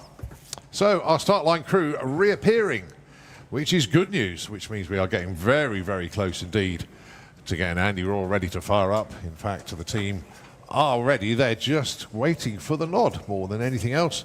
The One Bad Texan, best appearing car last year, or best appearing team, sorry, last year, and rightfully deserved. It's one fantastic looking machine. Crew shirts as well, and I'll even put Rob into that mix as well. Love you, mate. That was very polite. He's got better legs than me, so I'll give him that. Well, the one thing as well, again, a few of us have done this, but sitting there waiting for that long strapped in the car is, what's the word I'm looking for? It's not a lot of fun, because Andy Rohr was ready to go about half an hour ago. So he's been sitting down there strapped in for a long while the crew are able to sort of mill around and look cool, probably have half an hour off from scurrying around doing everything. Andy's all the way is strapped in nice and tightly, and hopefully be ready to go, like you said, Colin, very shortly indeed. So the quad's gone, everything's gone. You never know. Yeah, Dave's just waiting for the final nod before he can give the signal to look at the camera. Oh, start line crew. Camera shot all the way down the shutdown area. Completely clear. So I think it's also the fire crew have to get back in place. The turnout crew have to get back in place. And after a lot of work like that, all the time everything's running smoothly, they don't have as much to do. But when something like that happens, then they all just have to spring into action and do it as quickly as they possibly can. So the track is clear. We're just waiting word to make sure everyone's back in place, which they are. There we go. Word to fire up. So good luck to Andy Rohr. Had a long chat with Andy this morning.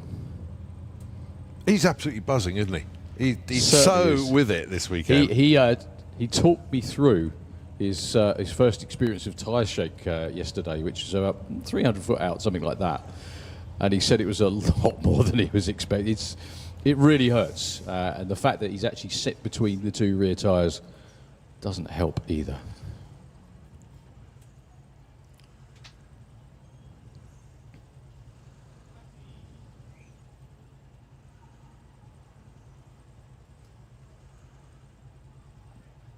So Rob Elson turns on the air bottles.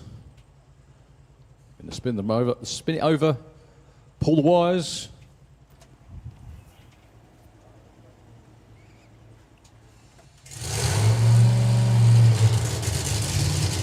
Nobody gets to hear that lovely cackle again. First time of asking as well. And right behind them, I think the fuel bikes, maybe run for the two-seater.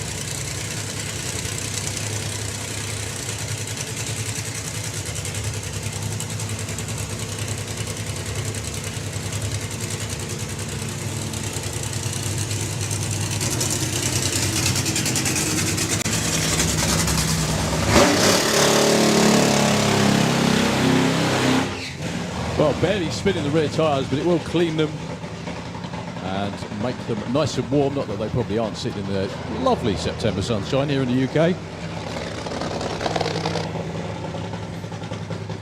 It's absolutely glorious out there. Beautiful day.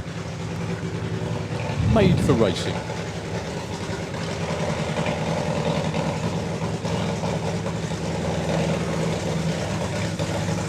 So Andy comes back nice and slowly under control. I believe he's only got his full pass left to do.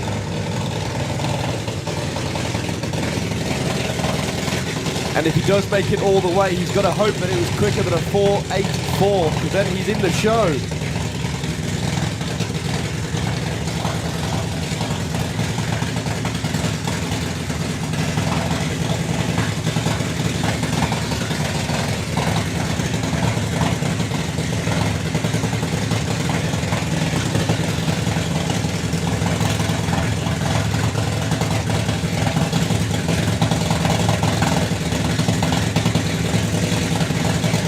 Okay, so it is now time just to push the car forward. They do this so it doesn't put any excessive heat into the clutch pack in the car. No gears, it is direct drive, it's all down to the clutch plates. And when they come in, it's all set on timers. It's down to the crew to set that before the run. Okay, it's down to Andy Raw then.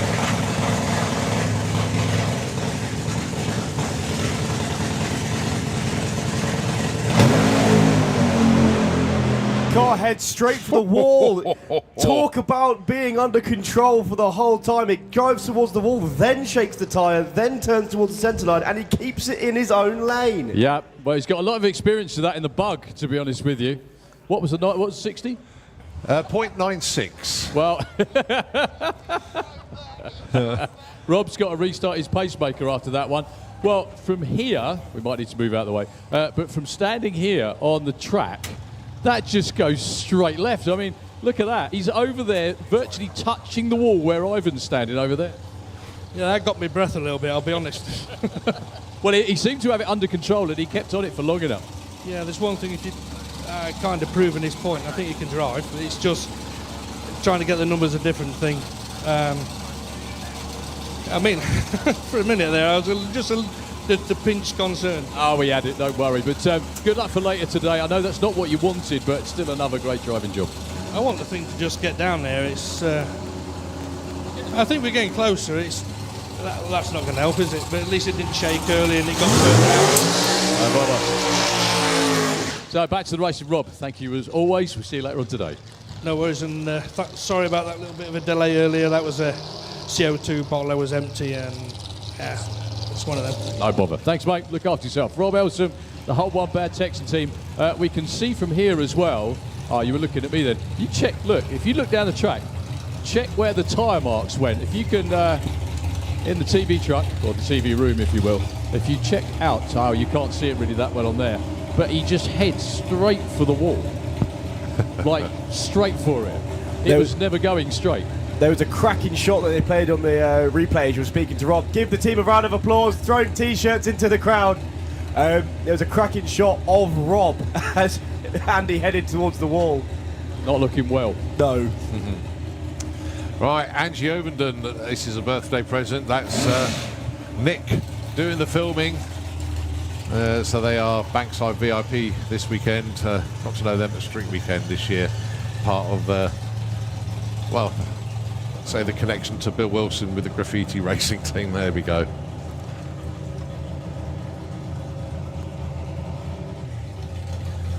So, I don't know when the birthday was, but Angie, what a way to have a birthday director here at the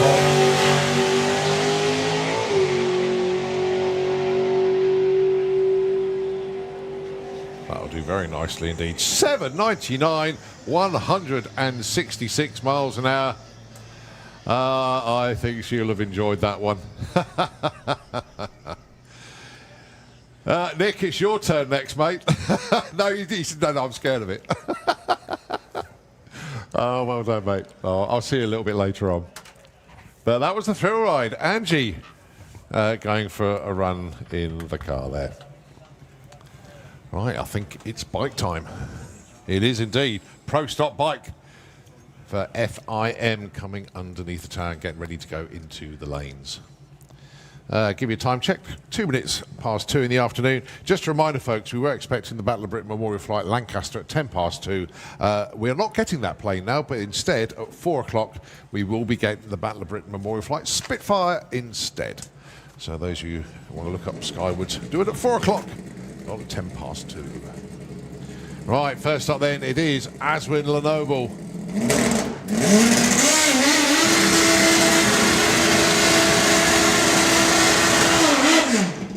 So, qualifying session number 3 for Pro Stock Bike. This is the first time we've seen bikes out here today.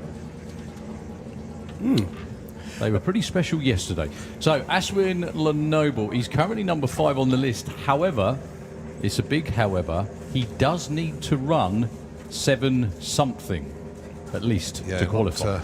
Not there yet. Yeah, it could be a 7 with all of the 9s. It wouldn't matter. Just needs to run it to actually be able to qualify. He was running in Pro Stock Bike as well in Hockenheim, but couldn't quite manage it out there. In fact, he's been trying for a number of years now. And on 2 bikes, this is the second bike. That's a bit more like it. It might be a low 8. 8.19. Oh, so close. That's much more like it, though. All right, next up, Martin Bishop. Starter attached. Spins it over, bike fires.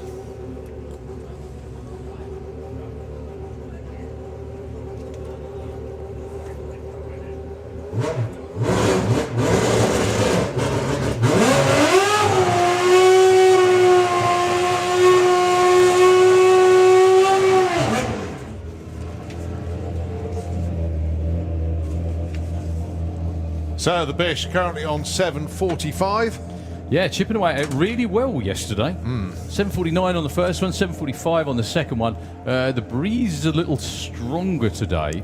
However, only in certain places, and that sounds really stupid, but you walk around somewhere and there's none, and you catch it wrong. But Martin's been doing this a long time. Sure he'll have it handled.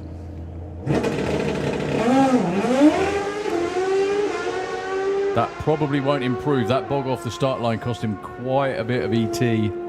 Still a great run. Still goes 7.48 at 1.79, even with that off the start line, which you could hear If it didn't, that would have been a lot better. That could have made a nice move up.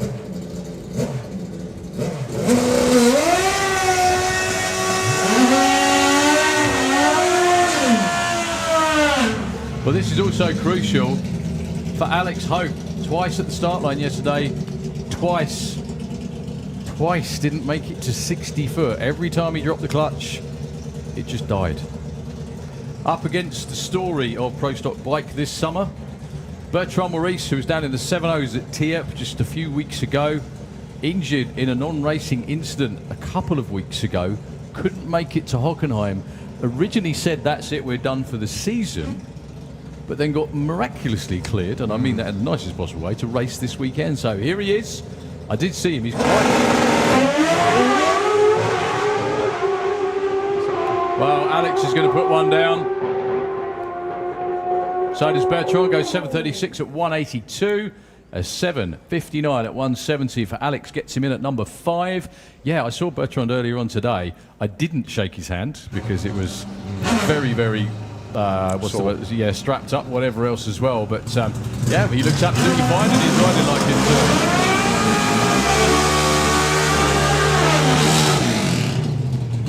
So your last pair will be the winner in Hockenheim, Karl-Heinz Weikum. He's been doing this a while now in Slick Tricks Lane, and Jörg Lemon. Both of these two from Germany. Gives me a quick chance to say hi as well to the Bulver Massive, working away on a new Supercomp car for Sky. Jerry, everybody in the workshop. Hope you're having a lovely day. At least you're not here getting sunburned and watching racing. You know, what can you do? I did mean that, honestly. And if you like what you see in the Kestrel beer lane, Jörg actually has one of these machines for sale. So Is that right? Yeah, go see him in the pits. There's one just sat there. Yeah.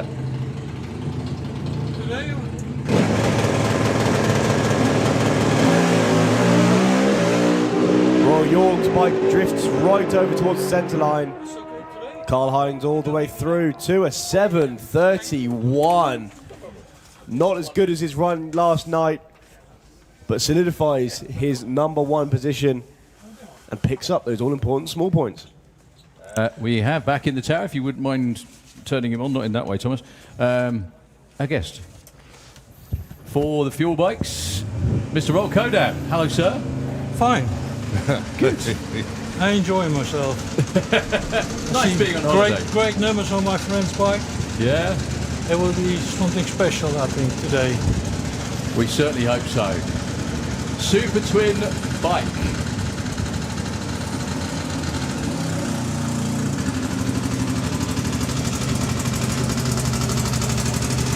Right, first up there is Chris Van Dimmen.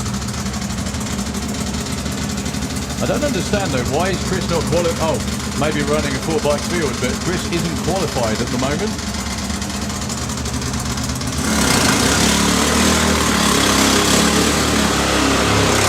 I'm pretty sure it'll be run as an 8-bike ladder though. Normally is. So Chris Van Dimmen from Belgium. You have a healthier relationship with the Belgians, don't you? Not particularly, no. The one I know, they're already retired. Well, I well know they had a lot of problems with the ignition or fuel systems. They can't find it out what it is. Hopefully they solve it. Well, Chris yesterday, 10-second run. He's been in the 6s with this machine from Belgium. We were saying yesterday, Roll, that these bikes are very, very difficult to tune. Oh yeah. Without supercharging. But if you're there, if you're in the range, it's quite easy. But to get there and to stay there, that's the thing. So good luck to Chris. So this is Nitro on 2 wheels you'll be seeing now.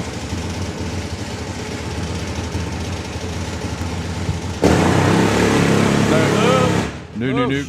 I think we were all surprised he stayed on it for that long, actually. Yeah, it's dangerous. Well, I know he needed to get a time on the board, but if he gets a fuel lock, it take the heads off him. So what? With the fuel bike, what happens? I mean, you had one that I will remember that Pippi very kindly reminded me of, where I think it was the brand new blower bike, wasn't it? The Zodiac bike. I still had a hearing aids from that. Yeah, is that? I mean, it exploded on the start line, the first burn out, and it's like 2 bombs, and I was on top of it, and I didn't hear anything, or not much. Not much. Well, so it was brand new, wasn't it? And it that was the first time. First time out, just testing. Yeah.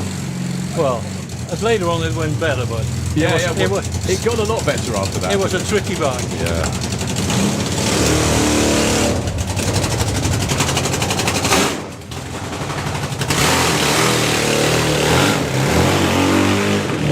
So this is Per Bengtsson from Sweden. You worked all night. Did it? Yeah.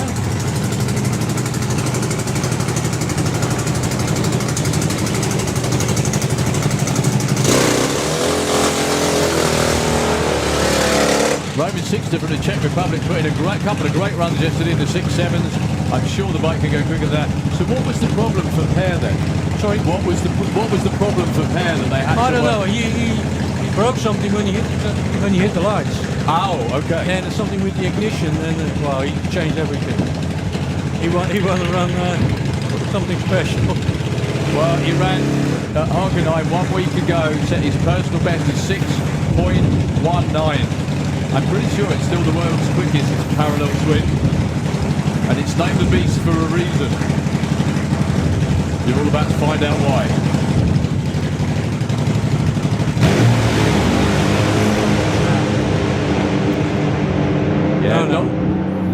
usual self, unfortunately. Way too rich, I think. 688, yeah, that was very lazy by comparison. Yeah, yeah. 695 for Roman Sixter. Could we have FIM Super Street, please, into the lanes? That is a bit of a surprise because that bike's been on a... I don't know what he changed. I don't know what he changed, but Well, I did so notice the parachute actually came out on that Yeah. run there, so that didn't help him too much.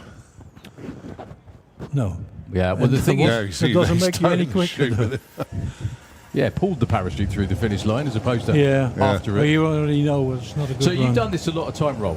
What are the conditions like today for riding? Because there is a bit of a side wind as well, isn't it? I noticed Roman actually drifting Yeah, it's over. behind the banking and the bikes are so low. Yeah. If you keep your head down, it's not a problem. Really? It used to be a problem when you didn't have the concrete wall on the right-hand side. And the wind come from the right hand. That was windy, yeah. So it was just wide open. Oh, yeah. Yeah.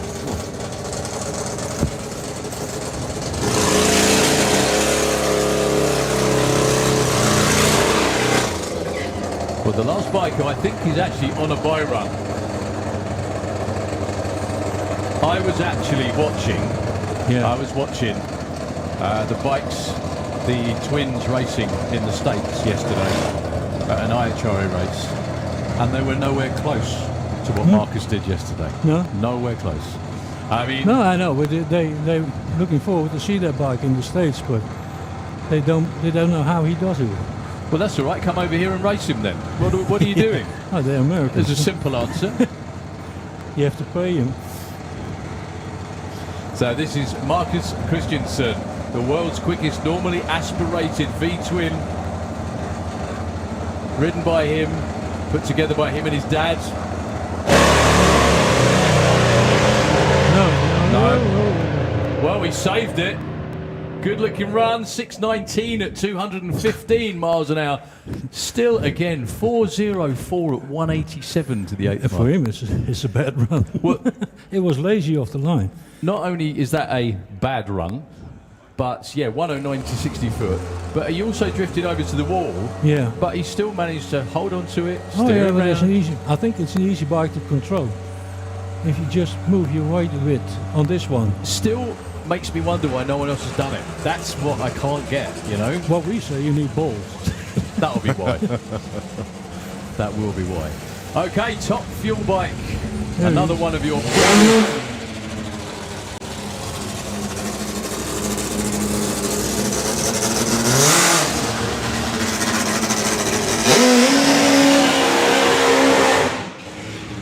All right, Neil Midgley has Sandspod Raceway to himself for this one.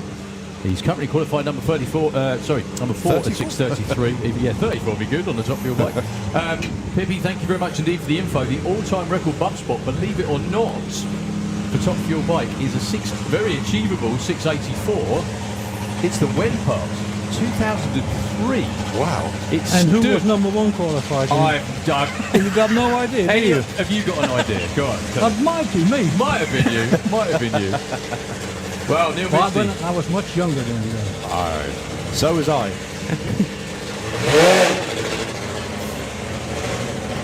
So, Neil Midgley, this is another 5.6 second capable machine.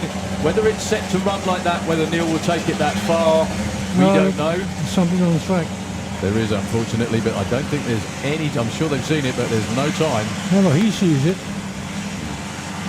Wait until it blows out the way. There we go.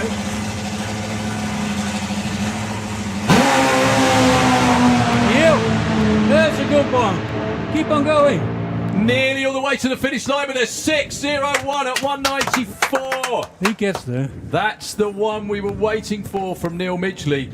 Check out the 60-foot, 9.97. He's the world record holder on 60 For 60 foot. foot, yeah. Yeah, well, it's still a long way after 330, 257. 8th mile was 3.83 at 199. That's not far off what Rickard ran yesterday, actually. Well, the speed is... The speeds are way down, actually. And 110 isn't a lot on the 8. Yeah, but 6:01 at 194, that's by That's far... good. I think they're happy. That's by far Neil's quickest run since. He gets further and further on the track. That bike is so strong, isn't it? Every time. Oh, yeah. And to be honest, Neil's only running 82% nitro now. Who's that? Yeah, make it softer for him. Only 82. And really soft. Yeah, just for comparison, Rickard's 8 yesterday was 374 That's the unmistakable sound of Jimmy Lukes with the rocket. Phil Bainbridge's machine. Went 6:55 yesterday. The guy in the other lane, Phil Crossley, isn't in. If Phil Crossley gets down the track, it will be a new record bump spot.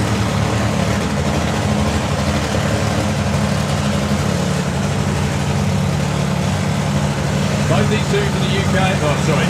The bikes are. Jury's from the Czech Republic. Good luck to both of them.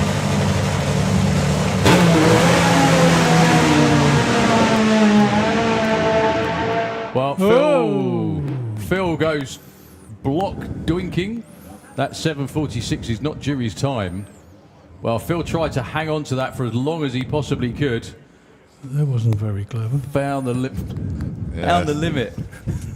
Wiped out the 1,000-foot blocks, unfortunately. It was all a good-looking run until it started going wrong. That's okay.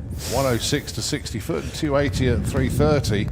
That was a fair bit quicker than Jury. Yeah, Jury was 104 to 60. That was quite a good-looking run for the Imperial Wizard. It's actually a really good job as well that Jury's bike quit. So when you were that comment you just made, Roll, what can a rider do? You correct it earlier. Correct it earlier, yeah? You have to know how do you correct them? What do you do to correct it? You move your body weight to the opposite direction and just keep the bike flat on the track. Okay. Don't tilt it in an angle and just hope that it comes. It will take for half a second before it responds.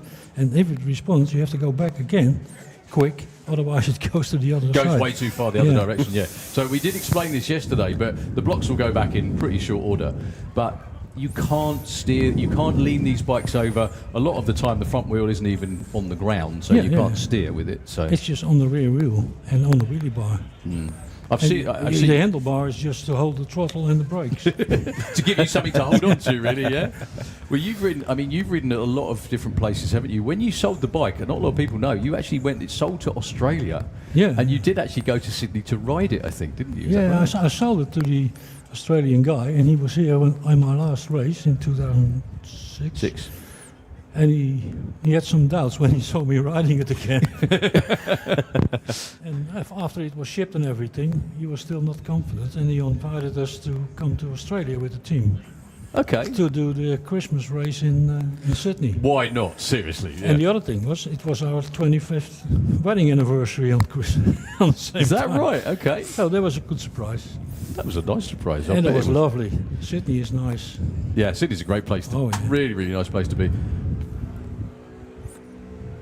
Okay, so the blocks are just going back in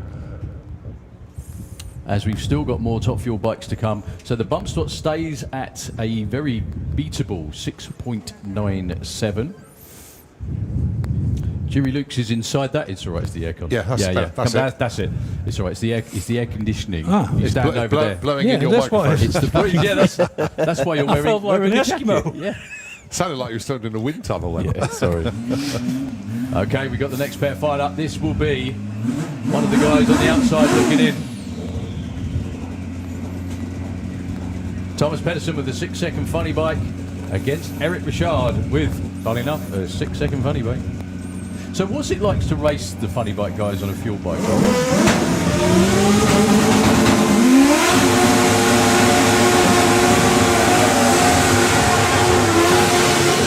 Yeah, so what's it like to race the funny bike guys on a fuel bike? It's nice, but the thing is, there's a station battle on the lights, because they always want to go latest in stage, because they want to wind up the engine. So you let them go, because you know the numbers, and you just let them go for a few hundredths of a second or 1/10. Yeah. You see him at the quarter mile. You see him at the other end. They always say, "I could hear you coming." Yeah, it must be quite cool though, because you can see them out the corner of your eye, obviously. But then you know you're going to go past them at the other Yeah, end. if, pretty much. if, As you long don't, as it if you goes don't well. smoke it, Yeah. or it's too rich or whatever. But. As long as it goes well. So good luck to these two. Eric Richard is well qualified at the moment at number 6 with a 6.53. He's on the yellow machine in the Kestrel lane. However, Thomas Pedersen from just outside Stockholm in Sweden isn't. He needs to run a 6 or 6.8 would do.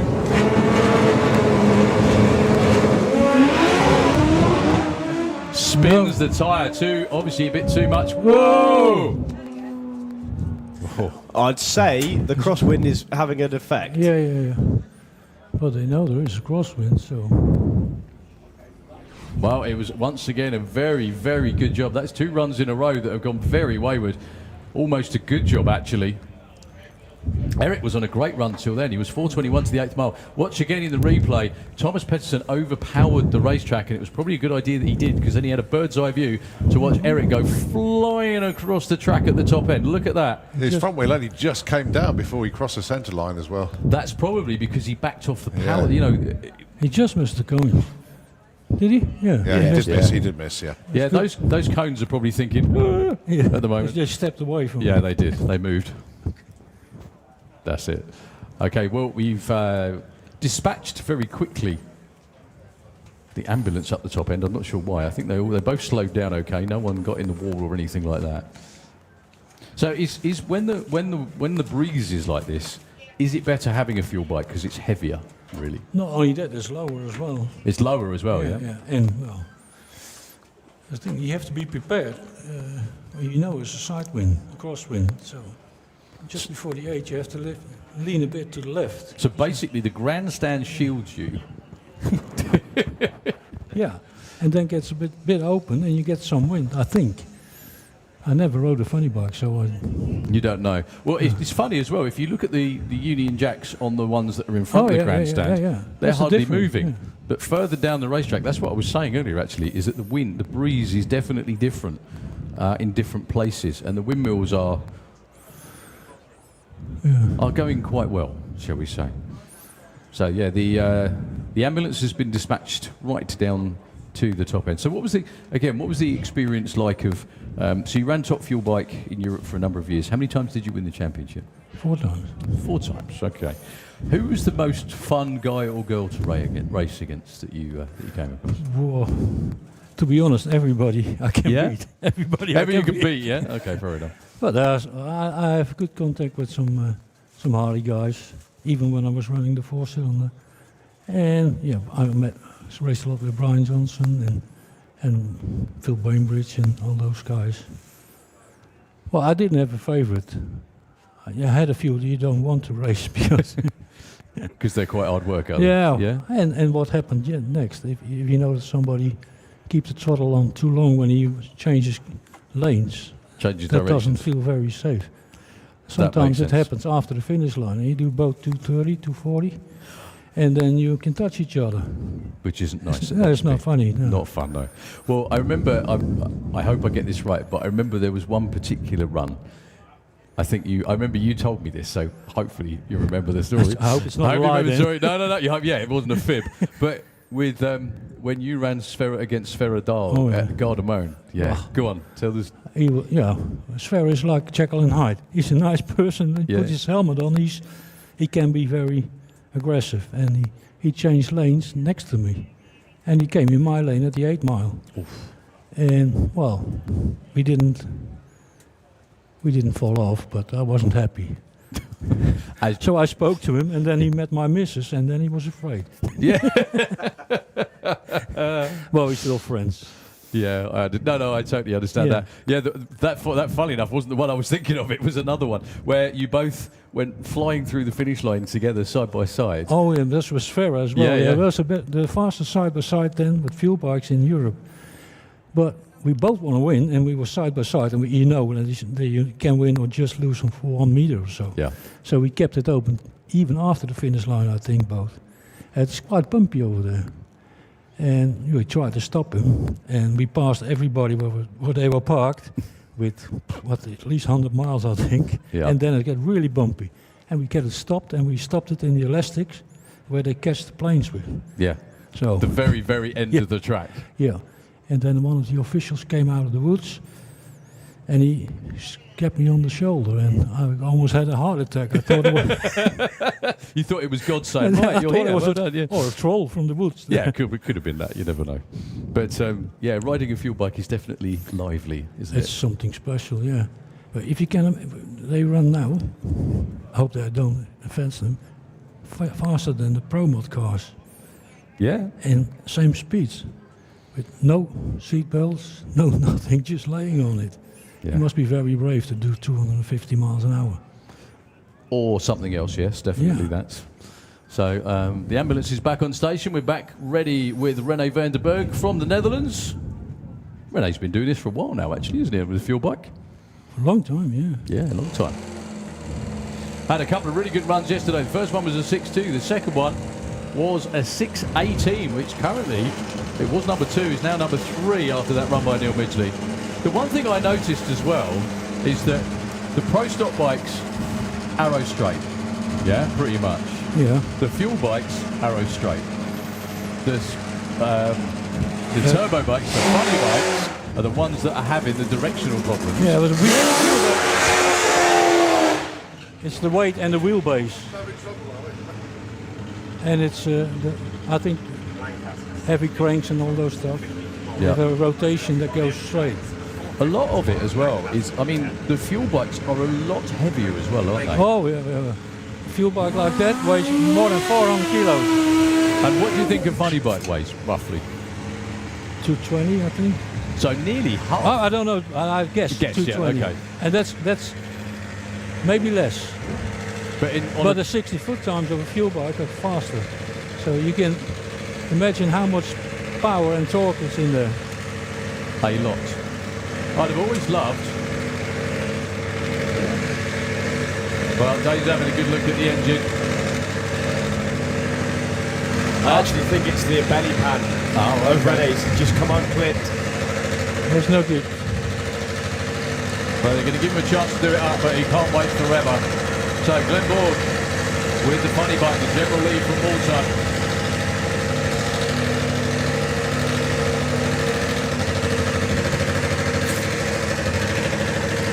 That's one thing you never had to do. He's lucky that they don't forget the parachute. That's right, yeah. He's the first one to know. Yeah, because all of a sudden he's not stopping. There we go. So Rene van der Berg, the Netherlands against Malta here in the UK. Glenn Borg yesterday went 6.44. Quickest run ever.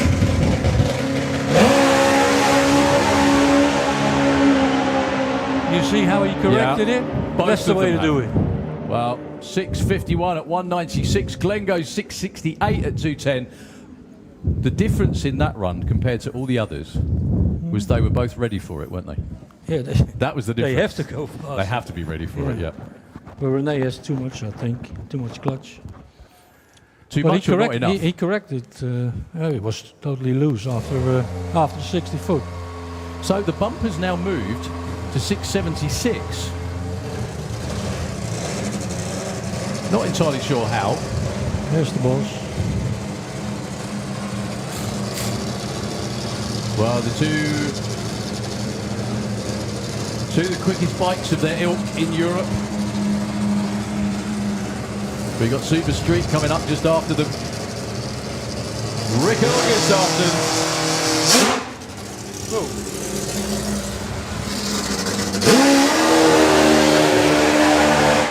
With the world's fastest Indian.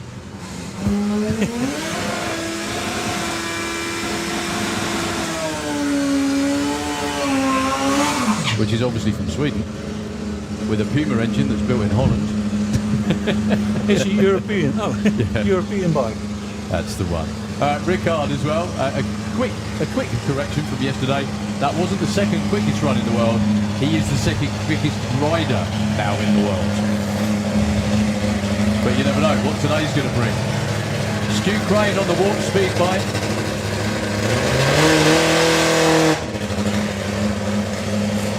We still haven't had Mark Smith in this Q session. So if you weren't here yesterday, a new European record of 5.63. I'm sure you've all seen the footage of the night run with Ricard yesterday. That was a 5.68 at 2.52. Stu Crane is currently number 4 at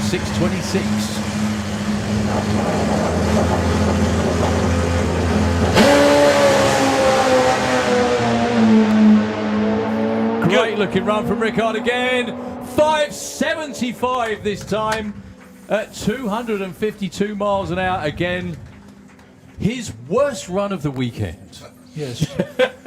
I just had to say that. I told him yesterday, for the hell of you it. run 560s all day. Yeah. He said, that's much boring. Isn't it? Well, we need to see a Pro Mod versus Top Fuel bike match race, I reckon. What do you think? An index race. That'll work, yeah, that'll do. 6.36 for Stu Crane. I'm sure he was trying for more than that. But again, we've just mentioned this all the time, Raul, that when they're actually ready for it and they ride the bike for the conditions, that's what happens. Dead straight, no problem. Ricard did have to lean a little bit off the side, I think, didn't he? It was loose again, and it's so much power. I think the chassis moves a little bit. And then Well, the other thing I've just noticed as well is, you know what we just said? You know, you compared yesterday's run, Colin, to the run by Neil Midgley. Yes, yes. Well, Ricard ran the same ET to the 8th mile that Neil did, but nearly 10 miles an hour faster. Yeah, that's the difference on the speed. I know. Yeah. He had a longer gear ratio. That makes the difference, doesn't it? Yeah. It does make a big Not many difference. people know that. You can see it on the clutch thruster he got. Yeah, lots of... Very long first gear. Very soft off the starting line. No, Okay. not so soft. Well, softer then. For him. Interestingly, 252 miles an hour today. When he went 5.63, it was only 2.49. Different gearing, like Rob Yeah. said. But, mate, I don't know whether he's changed the gear. but You think, yeah? You don't have to run 250 mile an hour to run these numbers. Yeah. It helps. It makes it He got easier. there too big, too quick to build up any speed. Thank you in the afternoon. Thank you, sir. Are we not in the afternoon now? Well, truly. Well, I just give everybody an idea. 2:30 in the afternoon, live Action Arena, second show. Just about to start over there. And of course, we are just about to start with Super Street Bike. And all eyes on Mogens Lund. If he makes it any quicker than a 7:34 with a 4, we will have a new record bump, I believe. Yeah, 7:53 is number 16 spot. No, 7:34, as Thomas has indicated, is number 15 spot. And if Mogens goes quicker than 7:34, that becomes the bump. Mogens more than capable of running 6s. He's having issues shifting gears. It's going to be a low 7 though. It's not enough. 768, 155. He was 118 to 60 foot. Left the bike. Sorry, the bike left the line absolutely fine. Just didn't work out for him on the run itself. So Mogens had a problem yesterday morning. The chain came off and took apart the sump with it. That was why he was missing for the second session yesterday.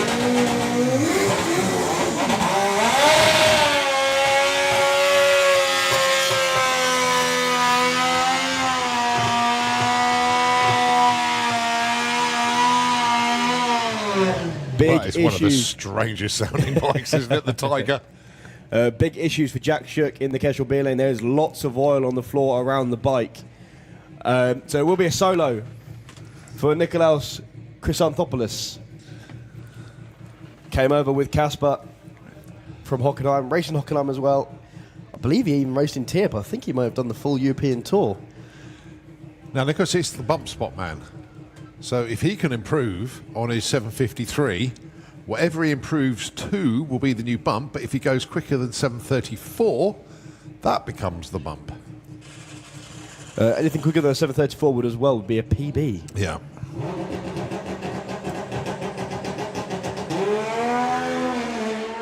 .128.60 foot, relatively soft for a super street bike. It's going to be a 7:49, 199 miles an hour, not quite the 200, but drops the bump to 7:49. What we're saying is bump is the number 16 qualifier is the last qualifying spot. In other words, it's the slowest of the 16. So anybody on the outside, anybody slower than 7:49 will not be here to play tomorrow. and it is all important, especially when it comes to Q4, which is the last qualifying session. That's why we call it the bump session. But we call it the bump spot because that's exactly what it is. You get bumped out if you are 17th or lower. Well, commiserations to Jack. That's a bit of a clean-up going on with all the rags and all the buckets to clear up. I can only assume is oil from Jack's bike. Yeah, I can only guess it's like an oil fitting or an oil hose split or came off. There was lots of oil sprayed around forward, frontwards, backwards. In fact, they're getting the gas out to scrape the track, so we may be Well, we can for a go down little to one bit. lane, that's for sure.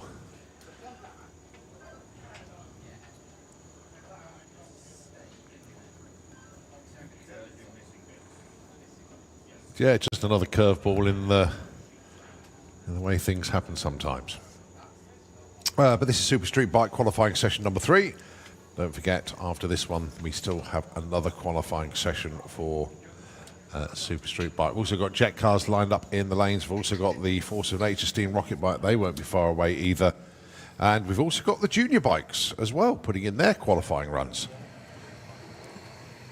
So still plenty to come at you. Unfortunately, everything that's down underneath Jack's bike is all located in one area, so should be relatively quick to sort that one out, as it's i.e. localised, not spread around the whole facility. In fact, got next bike coming up. That's the Casper machine. Ah, he's just hiding in the shade. Good idea. It's quite warm out there, actually, and. Goes without saying, actually, I didn't think I'd be saying it, second weekend of September, the wonderful affliction called Podface. Especially those of you here tomorrow, because it's going to be a fair bit warmer. It'd be a good idea to bring some sunblock with you, because you will go home looking rather red, because you think, oh, no, it's not that hot, but the sun will get to you. And obviously Santa Pod built on a World War II Air Force base. And they put these places where they were because of the wind. So the idea being that the planes could take off into a headwind. Yeah, especially those. That's why it gets windy here. Especially those of you sat on the banking just beyond 330 foot down towards the gantry. You're getting it right in the face at the minute. You are. I'll tell you what, whilst they're working down there a minute, can we just get a huge round of applause for the Santa Pod track crew at the minute? Look at all the work they're doing just to get the track running again. That's it. Give them a huge round of applause. They can hear you.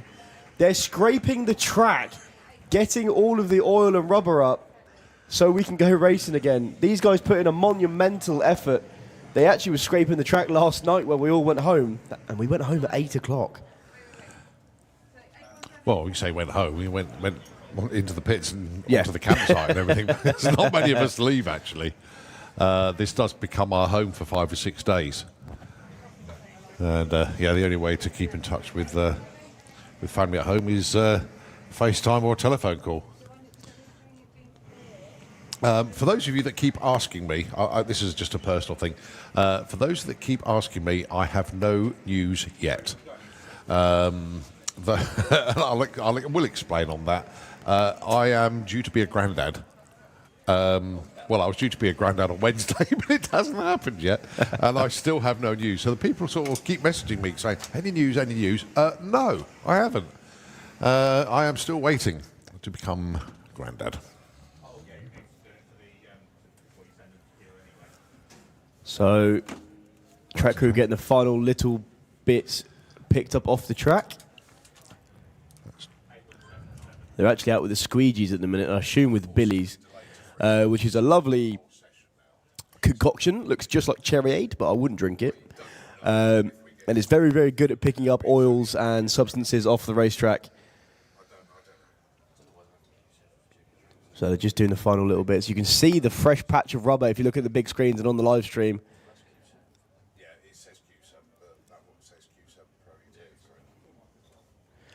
And as well, if you look at the big screens, you can see Team Maximum Lock in the live action arena doing their final pieces. In fact, is he on the? He's on the windscreen of that car.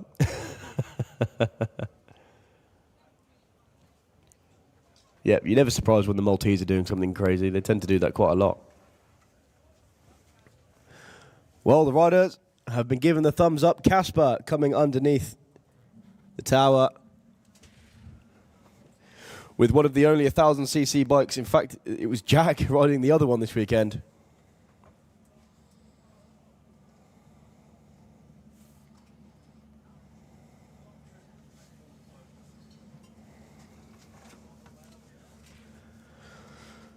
Of course, Yanis will be taking on one of the Kawasaki's. There's actually 3 of those this weekend.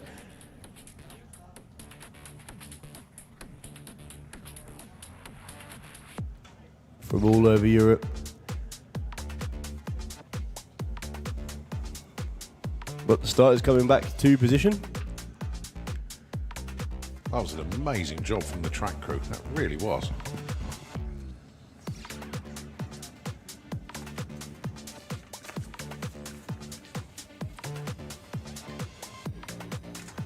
I can't believe this. It's another update with regards to the Battle of Britain.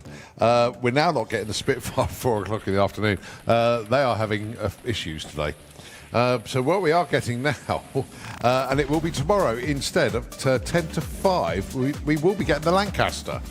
So although we were expecting the Lancaster today, and then that changed to the Spitfire, we get neither, but we do get the Lancaster tomorrow at 10 to 5. Here we go then, Clemens Wallier from Berlin. And Yanis Lampropoulos, better known as Casper, to all of you out there in Greece.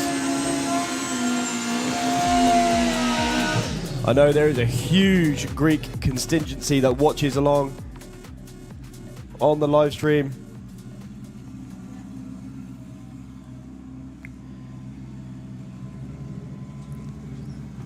If you are watching on the live stream, feel free to put in the comments where you're watching from. Say hello in your native language. We'd love to see you. Casper at the minute, number 7. Clemens, number 14. There's only 2 tenths between them.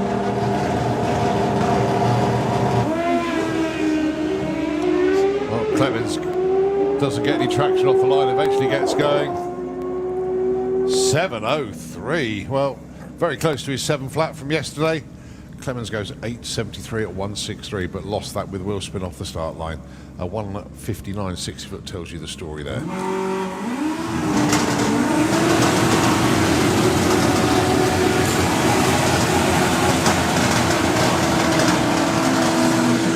Right, Eric Gruber not in the show at the moment. Needs to go quicker than 7:49. Ricardo, he's on the 7:34. He's the number 15 bike.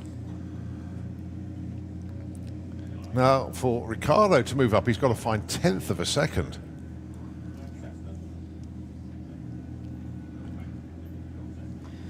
Yeah, 2 Kawasaki's.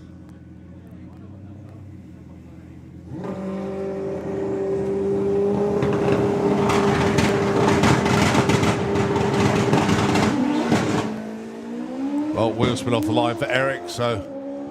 And the tail's wagging for Ricardo all the way down the track. 7:43, doesn't find the improvement he was looking for. He's still number 15 qualifier, though. And Eric Gruber just heading up the track.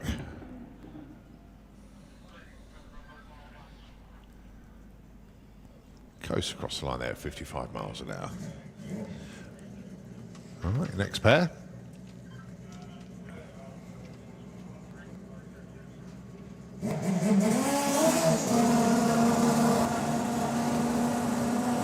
So one from the JKE Racework stable.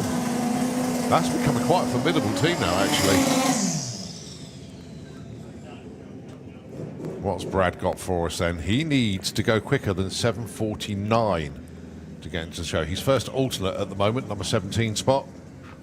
He's been there before. He can run down into the low 740s. I can't remember for the life of me if he's dipped into 7.3s yet. But he is Mr. 200 mile an hour from Hockenheim. Did it for the first time ever. 134 to 60 foot. Yeah, it was very, very soft. He's sprung the front wheel up by the 8th mile, across the line with a 752. Misses it by 300ths. Well, stays number 17 for the time being.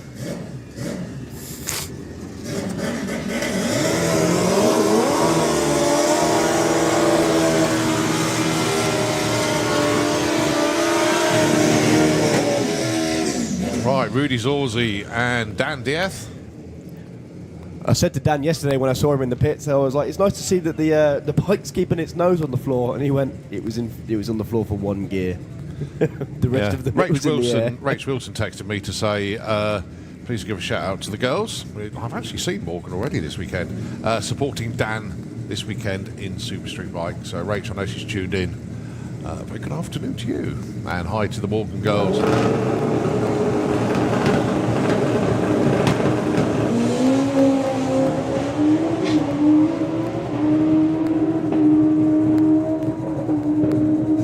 Down the air, 7:36, 7:11 for Rudy Zorzi. Rudy goes up from 11 to 9. Dan stays put, number 12. Next up, Margot Schmidt, currently number 10. And Martin Hallett's number 8. 7:11 plays 7:08. It's a real tough crowd, this lot. The top 6 in the 6-second zone.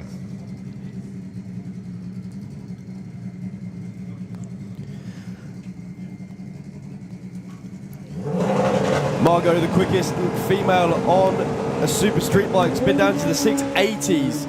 Did that a few years ago. She's been misinformed, but she's back on it now. That's a cracking looking run. She's got round Martin Hallett to a 7:06. That'll do, up to number 8.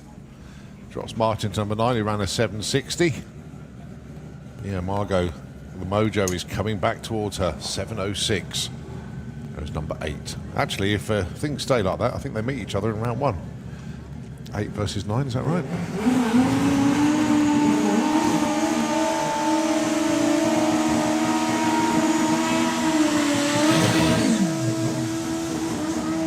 Jake Michelle, Alan Morrison. Well, Jake is number 2, 679 at the moment.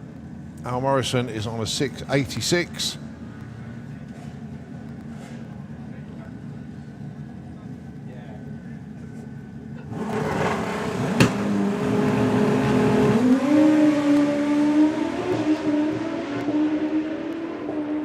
Well, Alan's getting very close to the blocks. In fact, he's going to dink 3 of them. Hopefully Jake got there first. He did, if he 673. 222 miles an hour. 690.191 for Alan Morrison. But his foot, I think, caught the blocks. I don't think they fell over in sympathy. I think he did actually clip them. Yeah, I must admit, I don't fancy kicking one of those foam blocks at 191 miles an hour. Not recommended.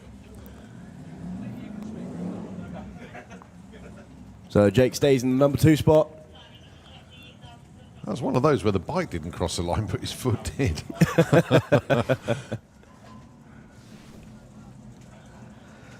Up next then, another one from the Casper Stables. Yanis Markdalis from Greece, taking on Kostas Yiannopoulos from Greece. Resides now in Wiltshire.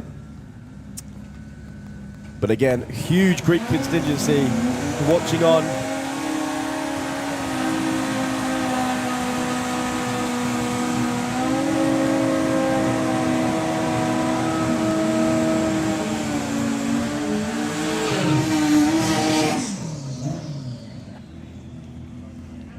Well, they are both 6-second runners so far this weekend. Costa's currently number 4. Arnis number 6.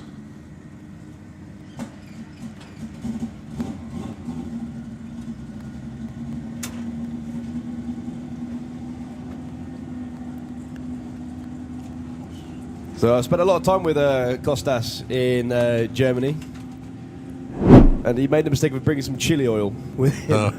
That's all I'm going to say about that.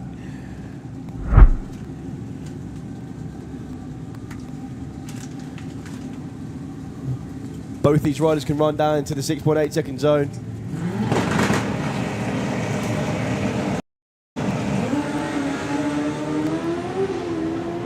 And they're glued together. In fact, Yanis is going to run away with it. Kostas' bike goes silent. Yanis goes 6.91.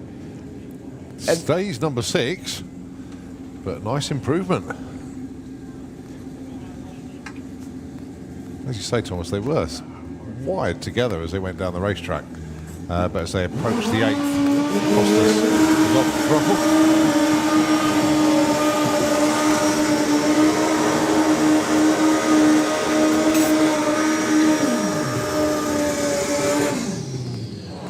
Ross Morrison, Luke Ferrugia, number 3 and number 1 on the order as it stands. Ross 684, Luke 670.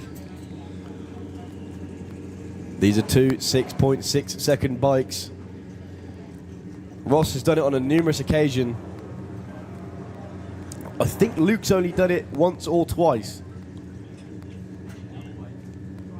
But it only takes that much to prove it's possible, and they can do it at any moment.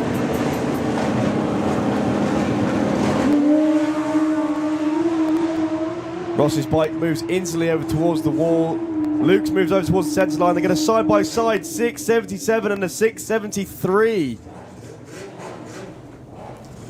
And neither improved. Well, side-by-side 6.7s, you can't ask for more than that from Super Street Bike unless you get side-by-side 6.6s. But nevertheless, outstanding performance from Super Street Bike. One more qualifying session to come for Super Street Bike this weekend. And of course, that is the bump session. Right, next up, it is a Junior Drag Bike Cup to be followed by Jet Cars, Spider-Man and Fire Force number 5, and then the Force of Nature, the Steam Rocket Bike. Phenomenal PB from Graham yesterday. He's in the 5.8 now for the quarter mile. Bearing in mind he's only got power for 1.9 seconds. Just goes to show you how quick that machine is.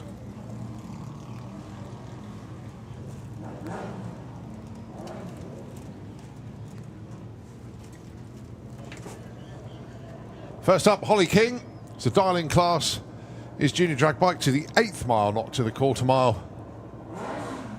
Holly has reached this crossover stage where she's going in ET bike, where she races the full quarter mile. But she's still eligible to be a junior drag bike rider. And that's what she's doing right here, right now. Looking for 8:40. Goes 9:25. Well, moves up one spot to number 12.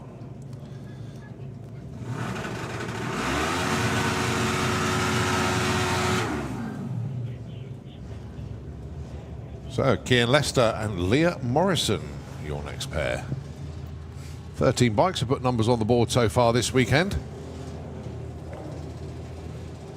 Very close championship indeed at the minute with the junior bikers, especially for the FIM.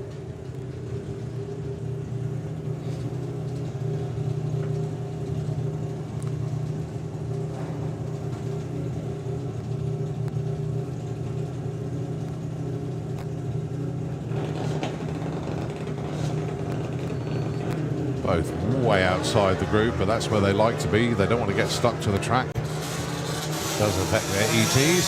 So Leah looking for 8 flat, goes 8:17. Kian looking for 13:65, goes 13:69 up to number 2. What a move! 13-2 for Kian. Very nicely done indeed.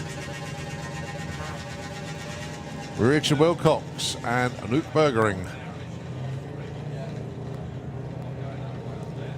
Richard wants 10:31 in the Kestrel lane. Anouk looking for 8.30 in the Slictrix lane.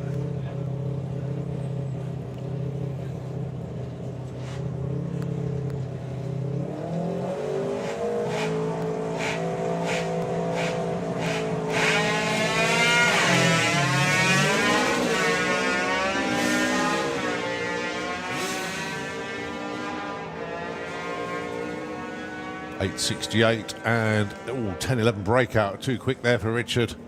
Anouk moves up 2 places though, from 12 to 10. With Brad Morrison and Sophie Pollen, your next pair.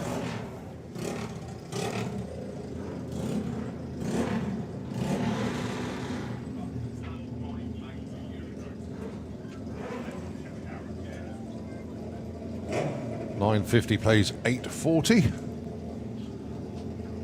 Sophie Pollen in the Slictrix lane should get there first, but let's see how this run actually turns out.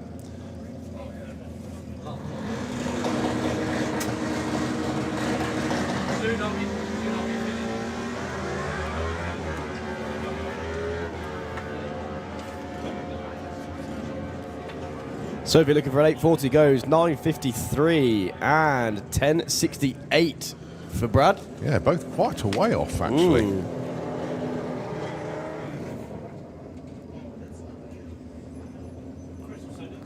So Leif Eric Braun. Oh, got a wave to Jackson. Give him a wave. The young man. He's a character and loves the crowd to wave back at him when he gives them a wave. He's number 11 at the moment. He's looking for 13.71. Going alongside Leif Eric Braun. 770, his target.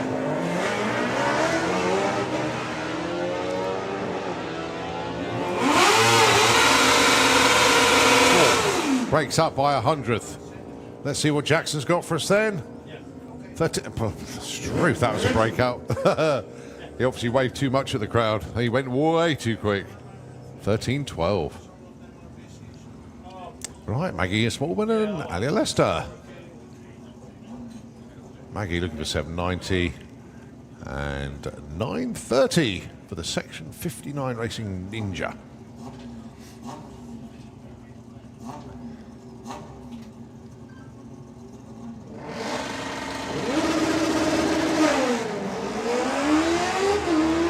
Couple of cracking reaction times, 05 and an 04. Maggie goes 7.92 on the 790. She moves up to the number 1 spot. Nice. And a 9.38 on the 930. No improvement. Well, the number improves, but her position doesn't. She actually gets bumped down to 5th. Always good to stay at number 1 spot at the Euro finals. Set your stall out early. Declan Butt, Harry Isaacs. Harry was your number 1 qualifier. You've just been dumped to number 2. Can he get it back? He's going to have to run 9.70 to do so. One thing I love about these two bikes is because they run on a hand clutch, they actually wheelie sometimes. There we go.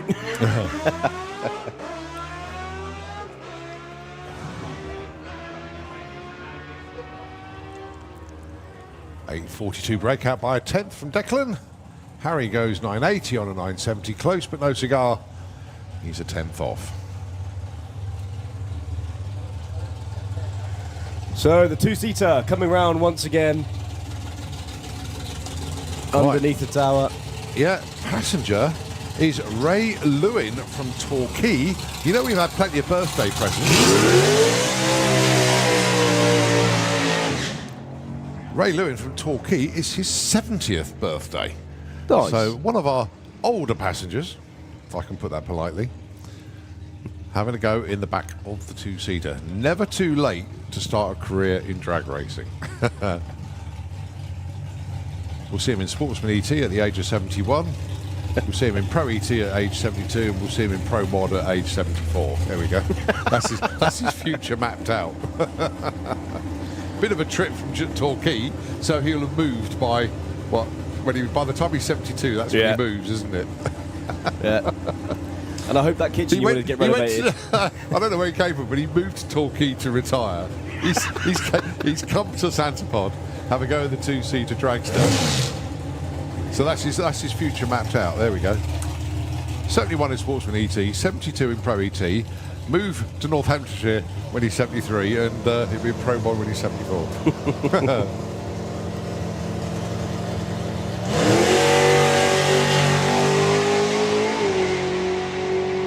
So Ray going to get a low 8-second timing slip here. He gets an 8.05 at 164 miles an hour, and a memory to live forever, that's for sure. Well done, Ray, and well done to Paul Brown, of course, the driver of the 2-seater dragster. Well done to the whole team, actually. They've been running that car like clockwork recently. Absolutely fantastic. Right, we have jet cars. Fire Force number 5. Taking on the Spider-Man jet.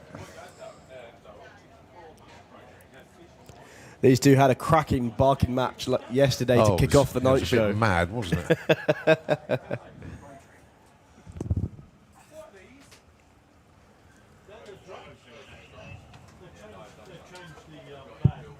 What makes it more entertaining, it was quite dark, and it lights up the tower. Makes us look like we're on fire. It really does. So getting some cracking shots there of Fire Force number 5. That is Martin Hill. Sat calm as ever. Look at him. He's even got his hands crossed on the steering wheel. As it cuts to the wide shot, so you can see Julian Webb on the other side. There he is again. Look, there's mine.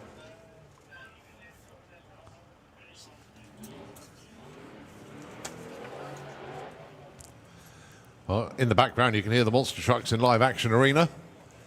But in the moment, you're going to be hearing jet cars, afterburners, you name it, all about to happen.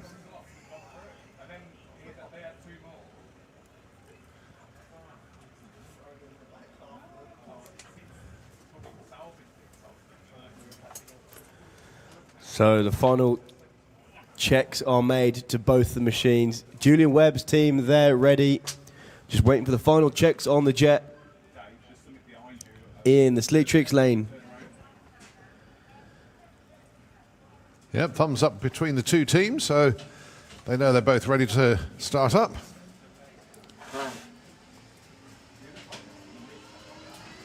They actually put compressed air into the front of the fuel tanks to load it up. Just helps with the starting procedure.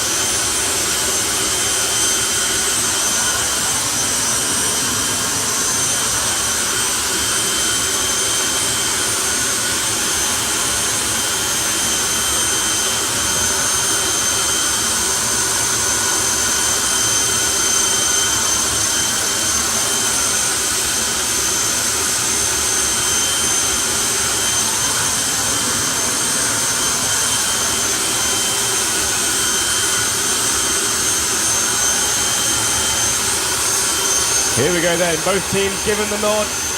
You see the vapor trails start coming out of the back of both the dragsters there. And Martin kicks us off, along with Julian Webb.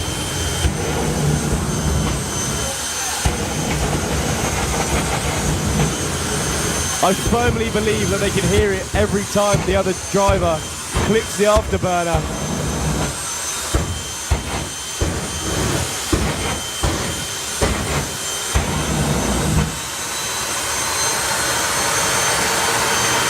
And two jet dragsters coming forward onto the start line is one of the wonders of the world.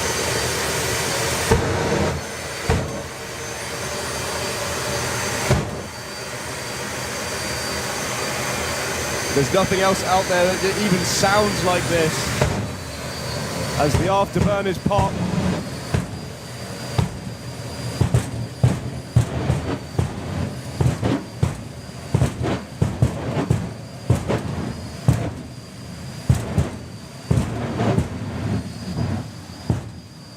And they'll start to come forward. And then they'll start really winding up the jet. They're only going to take it through to 1,000 foot.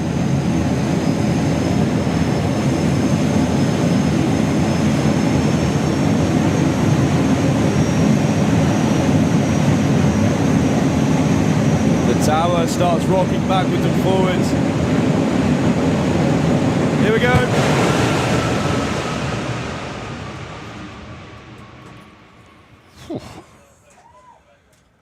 How about a 460 at 226 for Martin? A 495 241 for Julian. That side-by-side jets, an assault of the senses. Really is. Okay, don't go anywhere. Give them a round of applause, please. And the man in the tractor, of course. We have Graham Sykes coming round now with the steam rocket bike. Don't go anywhere at all.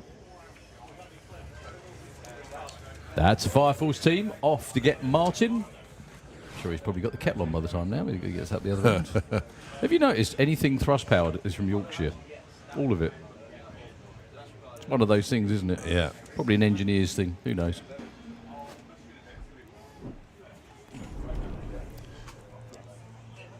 So Graham Sykes, the force of nature, steam rocket bike. Went into the 5/8 UPB yesterday from Graham as the mothership brings the bike up to the start line. He runs in the Slick Tricks lane. So the mothership, I presume that's where all the gubbins are to keep the tank, everything. Is it? Yeah? Yeah. Okay. Right after this, we have Top Speed Automotive Street Eliminator. Qualifying session number, I've lost count. I think it's 6. Don't know. I don't know who else we called, Colin. Well, I didn't call Street Eliminator either, but there we go. Okay, they are down there. Yeah, But what they need to do, first of all, you'll see the bike being lowered onto the racetrack.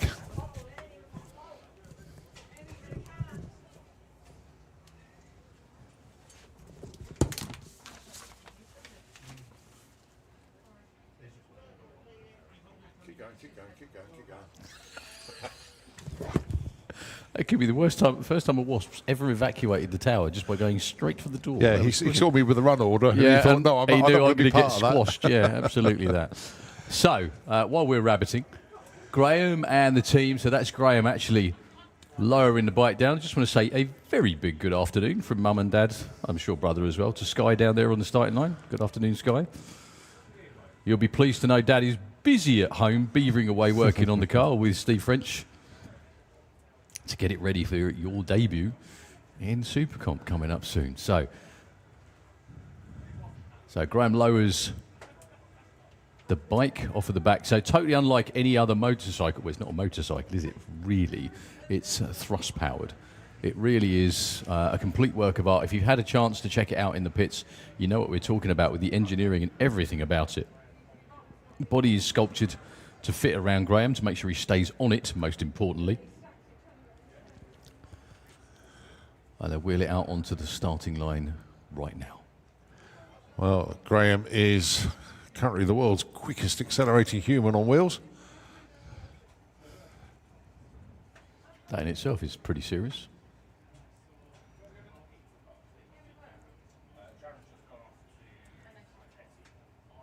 But as I say, 0 to 119 miles an hour in 0.7 of a second.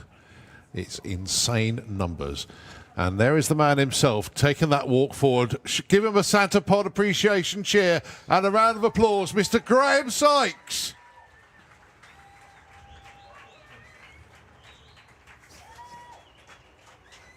Phenomenal achievements with a bike he has basically built himself. He is an engineer par excellence. I can't tell you some of the stuff he makes because it's secret, but he is just an incredible engineer. There's not much on that bike he hasn't made himself. And not only that, the mothership as well, he's built that. But just to give you some idea, the water is heated to 250 degrees. Yeah, water boils at 100, but under pressure, 40 bar pressure, you can take it up to 250 degrees. When Graham releases the steam, he has got 1.9 seconds of power. The rest of the time he's coasting, he's freewheeling. But the steam expands at 1,600 to 1. The numbers are just insane. 0.71 to 60 foot. And he went into the 5/8 coasting yesterday. The only normal thing about it is the guy on it, believe it or not. We wait from the nod from Graham and we'll give him the countdown. And then we'll let him go. So what we do is inch into stage, give us the nod, and then we go.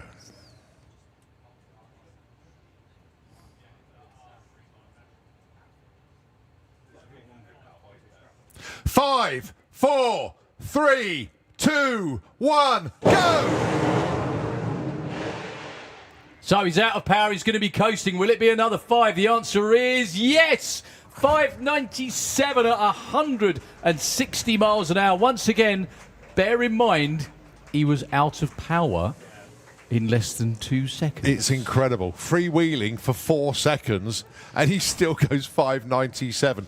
0.76 to 60 foot that time round. There is nothing here quicker. Not even a top fuel dragster. Nothing. The 8th mile times are very similar to a top fuel car, but bear in mind he's coasting for a fair bit of that as well. So an awesome spectacle. All that you can see on the track, folks, is just water. It won't take long. It will take a couple of minutes, that's all.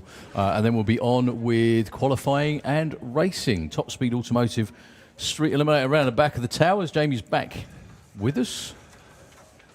Good afternoon. Yeah, good afternoon. Well, everyone's sort of been riveted to everyone's sort of been rooted to the spot for a while. But we didn't know where we were going to get this qualifying session in, but we're all here. How is everybody, Jamie? Obviously, they had the first run this morning. We had a lot more tyre slip than we've had at, any other time, frankly. Yeah, and that's all your fault and my fault because we mentioned it. Yeah, exactly. Yeah. Well, by saying things out loud makes them happen. It always does. So I will be a millionaire next week. How about you? I hope so. Any wishes? Okay, fair enough. But the first session was still really good. I mean, Tony Higgs, personal best speed, another great 7.2 elapsed time-wise. Is everyone taking it? Do they take it easy in the last session because they know they've got the cruise coming up, or do they still go for it? It depends. Okay. But at the end of the day, they're all racers. So no. So no, unless anyone's particularly concerned with the state of their cars. But everyone seems pretty happy this afternoon. Do we have any casualties? Or Kai? Was Kai the only one? Yeah, so Kai McSweeney snapped the drive shaft on Thursday, or was it yesterday? Yesterday morning, potentially. Okay. They are working on it. He's going to try and get, if he doesn't get it in this session, then obviously he won't be able to compete, won't be doing the cruise this afternoon. Haven't had an update on that just as yet. But everybody else around there, I think I can see... I can actually see Comp Eliminator coming down as well, so we're probably not far away from going back into the pro session. That's scheduled for about 15 minutes' time, just to give everybody a heads up. So, yeah, like me, if you were all rooted to what's happening on the track and couldn't move and have just managed to squeeze in lunch, it's about to be the rest of the afternoon's entertainment coming your way. Yes, indeed. Yeah. So, Joe Baxter, first time he actually broke traction with the Mustang. Victoria as well, so close to her first ever 200-mile-an-hour run. I'm guessing she was probably quite happy. She was indeed. PBs at both ends, 7:49 now for Victoria in the Buick, and 199.89 miles an hour, aiming for 200. And it was in a slight headwind as well, and then winds changed direction a little bit, so we could see Vicky's first 200 pass this afternoon. Well, we saw as well Rob Carter went 7.7. I had a word with him last night, and he said the 7.4, 7.5 he did the day before. That was the first one he'd made on all 8 cylinders in about 8 passes. Yeah, they have been chasing some issues on Thursday. Sometimes it was dropping one cylinder, sometimes it was dropping a couple, and then they seem to have got it figured out. It's a 188-mile-an-hour VW Passat.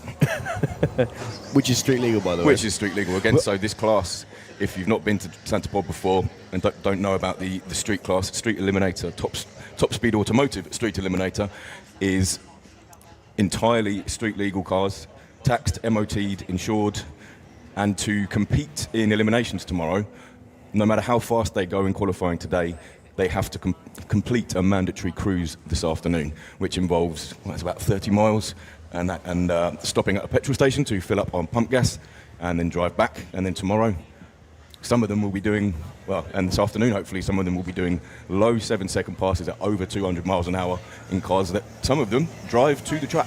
Yep. And I'd just like to say, if there's any Americans watching right now, that's what a set of pairing lanes is supposed to look like. Look at that. You've got Ash Cooper with the Transit van. Behind that, on the far side of the camera, you see David Murdoch with the Pro Mod Street Eliminator car. Behind that, you've got Phil Druitt. You can see Emma Goddard with the Glitch. And then you've got Tony Higgs with the Capri. Al Mack with the Volvo. That is a set of staging lanes, that is.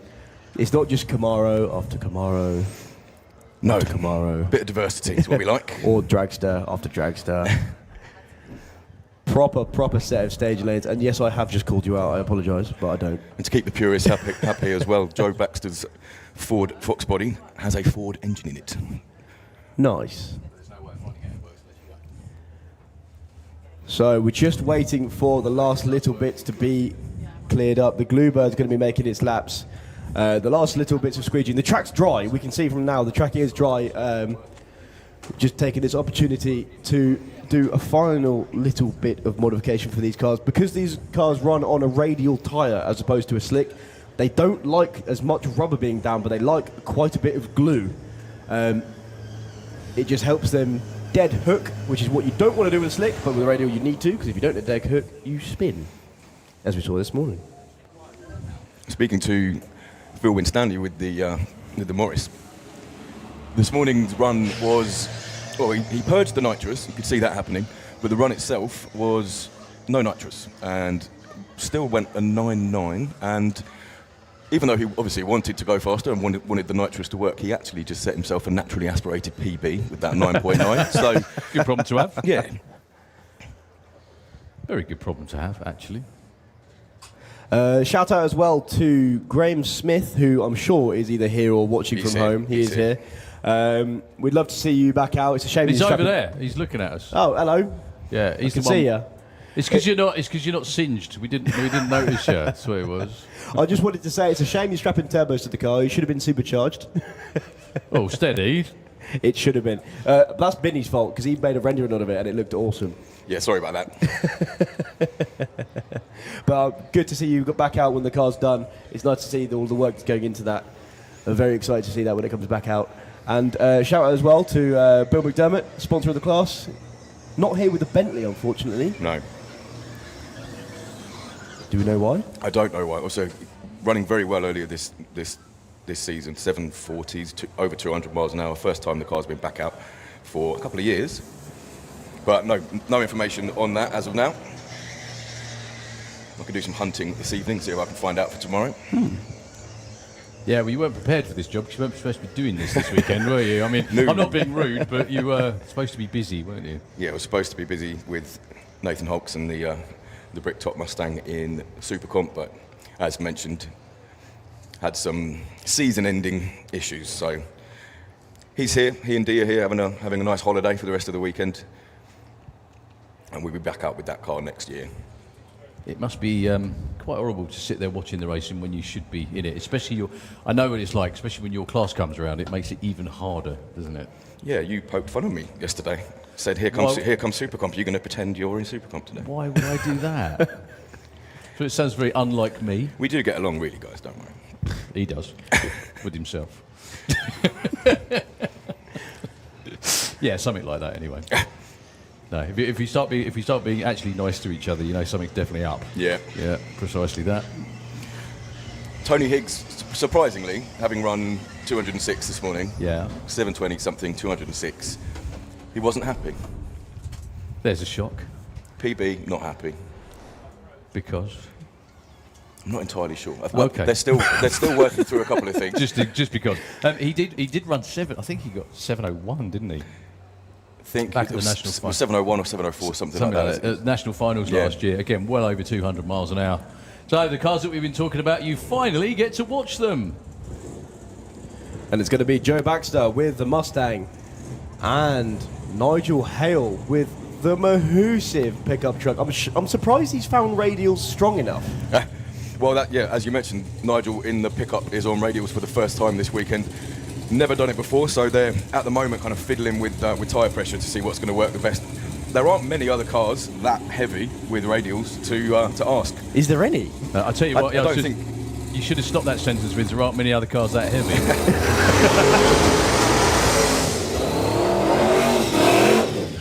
So Joe Baxter only debuted this car at the start of the season. Had a lot of issues with the suspension. He has a wonderful thing that he calls a workshop dyno, which is hanging them up in his workshop and dangling off them to see if they work. That's how he does it. But it's tried and true, and it works very well indeed. He got them fixed, and ever since then, he's currently #2 qualified. New personal best of 7.29 over 200 miles an hour numerous times. goes alongside Nigel Hale, who is currently number 13 with a 10.30. Could that massive pickup be nudging into the 9s? No tyre spin for Joe this time. This will be another low 7. Will it be 200 miles an hour as well? Oh yes. New number 1 qualifier and new personal best again for Joe Baxter. 720, 205 miles an hour, 10.48 for the truck in the other lane. This has got to go down as one of the best street eliminator events we've seen in a long time. It is. Last September was the highest entry. I think a 23 originally entered. I think there's 19, so we're not doing too badly at all. But just how many of them are stepping up? I mean, 10.30 from a truck that big. Yes, the truck in the left-hand lane runs 10s. Well, it went 48 on that run. And then above that, it's 9s all the way up to number 9 position. 8 runs an 8, and then from 7 onwards, they're all running 7-second passes, including the car in the Slick lane. That is Vicky Smith. New personal best in the 7.4s. She sits number 5 qualifier. And also 199.89 miles an hour. You can bet the 200 mile an hour tunes in it for this one. Up against Joe Stevens with the Cresta. Red light doesn't matter for Vic. 1.28 to 60 foot. That doesn't matter the speed. 206 miles an hour, 7:41 the time. But the speed, a personal best by 7 miles an hour. And she remembered to pull the chutes, which was the story of that one. At 9.15 for Joe in the other lane.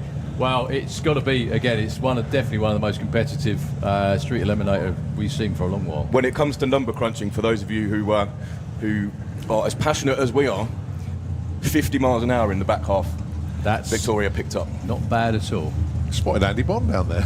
Oh, going, why am I here watching this? Why am I here watching what everyone else doing? Ash Cooper hasn't got a time on the board. He needs this one in the transit, in the Kestrel lane, if he wants to be part of eliminations tomorrow. Up against Rob Slater.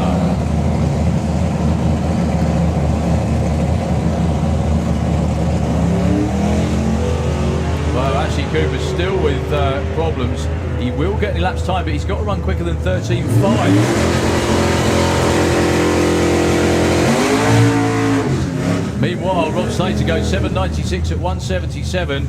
Ash Cooper won't be in the show. Something has fallen off Ash's van at about 300 feet. Oh, that's all right. That's our German friend showing his sprinting capabilities. Go on, cheer him on. Go on, in the home stretch. Yeah, it's a shame for Ash. He's got a lot of brand new stuff on that truck this weekend, using Fuel Tech for the first time as well, so working through some early teething issues. It will be better, just not yet, obviously, unfortunately. Okay, Michael D'Souza with the Zephyr against the one, the only, Tony Hicks. Michael D'Souza is having a bit of an experiment with some different nitrous delivery settings and forgot to turn the nitrous on this morning. Well, that's definitely different. Nitrous setting, yeah. That's a very good way of explaining a non-nitrous part, actually, from this morning. Yeah, the nitrous setting was incorrect. What you mean? You ain't got it turned on? Yeah, that looks like it wasn't on for that pass either. Yeah, 10.19. It wasn't leaving as lively as it was before, 128. No, at least it's got both rear wheels still attached this time, so. Tony Hicks. So the number 1 spot has moved to a 7.20. He went 7.21. Joe Baxter set a new personal best with a Mustang to take the number 1 spot. Can Tony take it back? He was in a 1.1s for 60 foot earlier. Well, the bookies have him as the next 6 second street eliminator car. That's the one. 117 again to 60 foot. Needs to go quicker than 720. 726. Very late shoots again. 206 miles, and only one of them by the looks of it. 206 miles an hour. The speed was there, just not quite the ET. It sounded slightly like there was a potential very gentle pedal at about 60 foot. Well, he's come around the corner. That's the most important thing.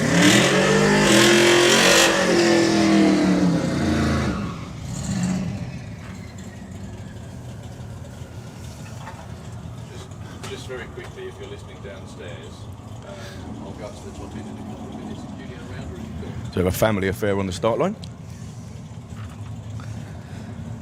Yeah, this is Hazel and Rob Carter.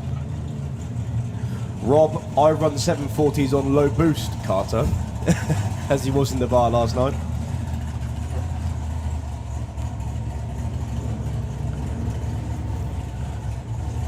So Rob currently number 5, 746. Hazel number 14. That's a lot more spicy for Rob Carter. 121 to 60 foot. That thing is making a move. 737. Quickest run ever, I think, for Rob Carter. 188 miles an hour. And a 12:31 in the other lane for Hazel as well. Yeah, up to number 4 for Rob then. So Al Mack and Davey Murdoch on their way to the line. It's very strange to see a pro mod with rear view mirrors and wing mirrors. Obviously it's a legal requirement, and yeah, that's strange to see. Obviously this is a street car. I keep calling it a pro mod because it comes out of a pro mod mould. If you look at Kim Christian's actual pro mod car that runs in pro mod this weekend, it's the same body style The same altogether. 68 Firebird, yes. Al Mack 190 miles an hour on the first pass today. That's never come out of a mould. Yeah. No. And I mean both the car and Al.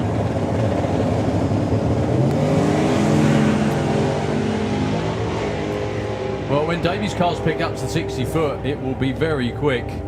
754, 193, and an 816 for Davey Murdoch. Has he kept it off the wall? Oh, it looks like he has. Goodness me, that was very lively in the shutdown area for Davey Murdoch.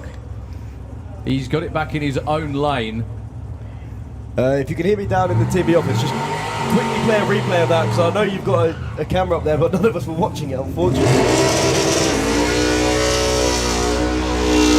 Davey Murdoch had a huge moment in the shutdown area there. We're going to see it again very quickly on the replay. You can see it on the big screen and at home as well. So Al is way out in front. Here comes Davey with a big top speed. He pulls the parachutes and ends up, there you go, he's right behind Al Mack. Goodness me. He saved it. He's made the turn off. Yeah. Oh yeah, he's round the top end, no problem. Probably need an underwear sponsor. Right. Got James Murray in the Slick Tricks lane and Phil Winstanley in the Kestrel Beer lane.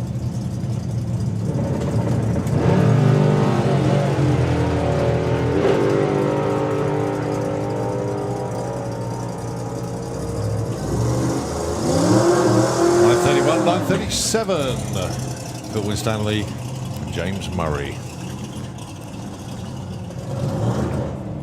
All right, Mark Sheridan, the twin turbo Hemi Cuda, best this weekend 7:36, but just shut the car off, and that's just a pause, I think, for inspection at the top end more than anything else, I think. There is. Oh yeah, actually, it's Phil Winstanley's car just didn't quite make the turn off. That's right, all the support vehicles going out there. Or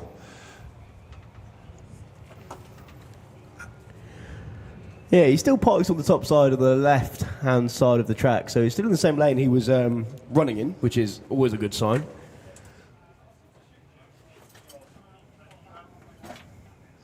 in actual fact, I think Phil is he's facing the wall, but just past the exit. So all of our teams are heading off down there. Just for a moment, whilst we gather everything together, get ready for more qualifying action here. Nitro FM, if you could just take the airwaves just for a moment, back with you shortly.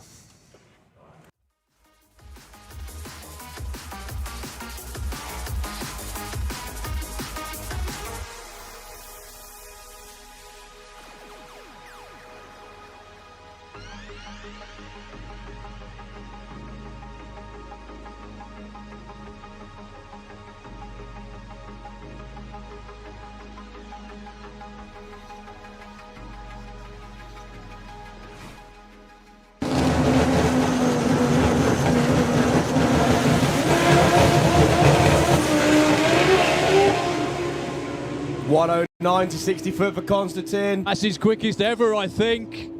669 at 212 miles an hour. Believe it or not, slowing up slightly. 0.99 to 60 foot. 563, 249 miles an hour. Johnny loses all cylinders very quickly. Sandro's going to go all the way through to a 552.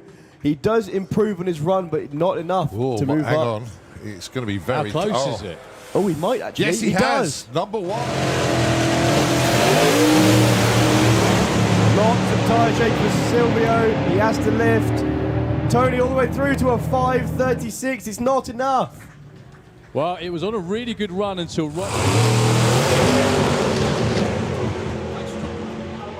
Well, he's driving it like an Alta driver would. 105 to 60 foot. It's going to be a 712. Not too bad. That's not bad as well. 191 miles an hour. I think really that was rich. what they were shooting for, yeah. Well, Mats's car leaped off the starting line. A good driving job from Kim Christensen in the other lane. Both missed tune-up on that one. Well, 8.32 for Kim. Mats just needs to cross the line to get another on the board to make him qualified, which he does with an 18.26. Mark makes a move for the wall, gets back in it. Bruno is long gone. 6.15 and a 6.32. A little bit of time shake for John. Yeah, 82. Dave Vector up to number 2 with that one. And JT, 6.15 up to number 8. Beautiful runs, both having their characteristic wobble. Jerry goes 5.88 and a 6.06 for Kev. Well, I'm sure they were possibly shooting for a little bit more than that, but they looked...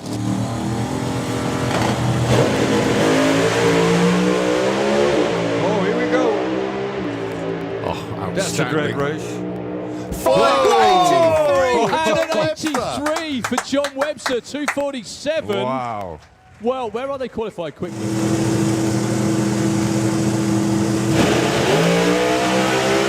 Well, Andrew's got time now. Quick pedal for Michel Turenne. It's going to be a 6. Still a 5.98. Wow. Well, Andre Arnover went up. Well, Michael wouldn't normally pedal it, but he wants to at least pull the chutes. Wow, he just beats Henry Reel's time as well. Away from Sweden. Lots and lots of tyre shake. Kept his foot in it though. Lasser's gone quiet.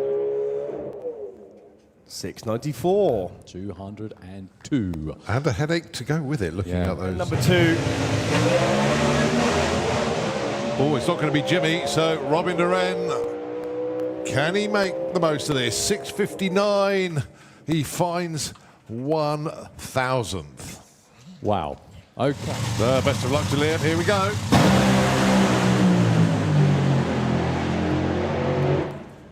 $3.89 with the 1, it is good enough for number 1. He does take the number 1 qualifying spot. Here we go. Side by side all the way. 3.88 with an 8. Takes number 1 spot back. That's how it's supposed to go, folks. Side by side. That's a lovely looking run. Sounding good. Is he into the 5s? He is. 5.96, 235 miles an hour. That's funny car. Here we go. This one's all Dale. 4.46, 2.57. That was the one for Dale Leaks. A lot more like it. His quickest ever elapsed time. Car heads straight for the wall. Talk about being under control for the whole time. It drives towards the wall, then shakes the tyre, then turns towards the centre line, and he keeps it in his own lane. Yeah, well, he's got a lot of experience of that in the bug, to be honest with you.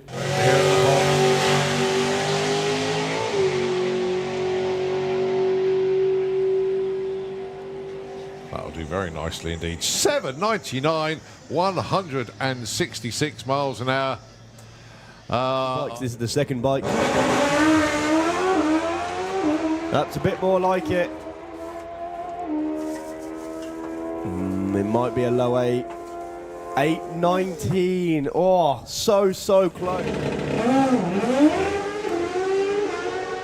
That probably won't improve. That bog off the start line cost him quite a bit of ET. Still a great run. Still goes 7:48. One of our digital games, in actual fact. I think it's about to appear now. You're looking at the pairing lanes at the moment with Comp Eliminator down there. But it will be time to get your phones ready to focus on the big screen as we get ready. We're not doing the racing game this time. We're going to do a different one. There we go. Team Grandstand versus Team Banking. Get your phones out, join in. We're having a game of Pong. Yeah. Team Grandstand versus Team Banking. There we go. All the banking filling up, and there we go. Oh, I see. The backside, yeah, you can see that now. So everybody's now joining in. It's the Grandstand team against the banking team. Which team should I be, Colin? Well, considering there's more people on the banking than on the Grandstand, I'd go Grandstand team. Awesome, let's do it.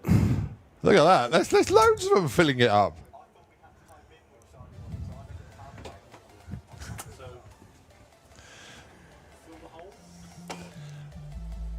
It's truth.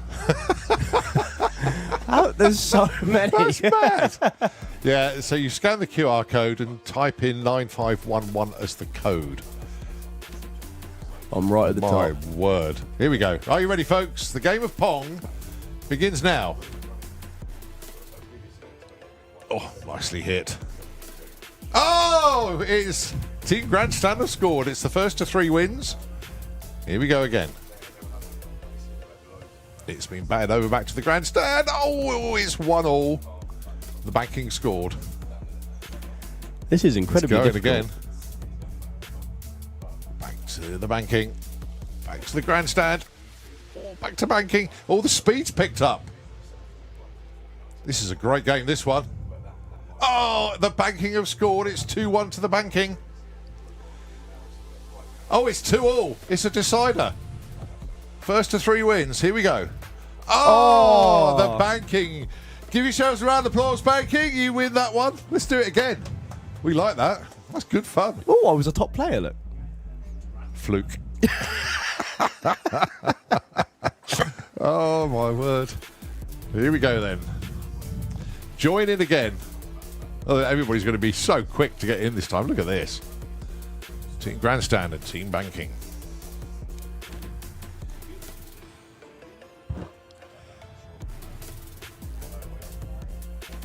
Goodness knows how many people have joined in. Here we go. So it's over to the banking. They managed to hit it back towards the Grandstand. Grandstand fires it back. Don't forget, this ball gets faster. Oh, and the banking have scored 1-0. I'm loving watching all of the names just go berserk whenever the ball moves. As everyone tries to guess where it's going to be. Oh, he's going low. Oh, it's another score for the banking. 2-0. Come on, Team Grandstand. I'm trying to pick out names to see if I recognise anyone. I'll keep seeing Hulk MX5. He's on the banking, apparently. Oh, she's picking up speed. Oh, there's a gap there, and it went through. Good shot from the Grandstand. It's 2-1. Oh, and it went straight through. Banking wins. So Hugh Jock was your top player. Connor Bro, James, Harry, and Woodsy. Let's get another game going. I like this.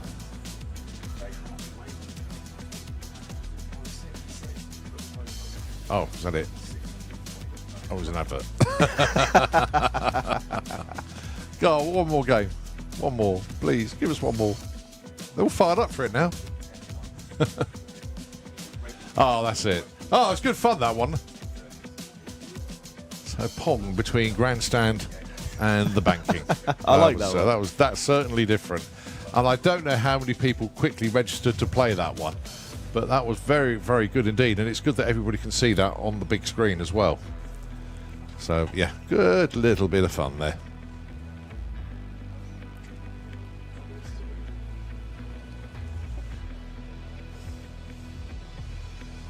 Still with the attention at the top end at the moment, looking in the pairing lanes. Got Comp Eliminator all lined up ready to come around. We've still got Mark Sheridan down there to put in a qualifier for Street Eliminator. Good to see Martin and Andy from the Ugly team. Very good afternoon to you guys. Hopefully we'll see you back next year. They're blanking me at the moment. They're refusing to look up.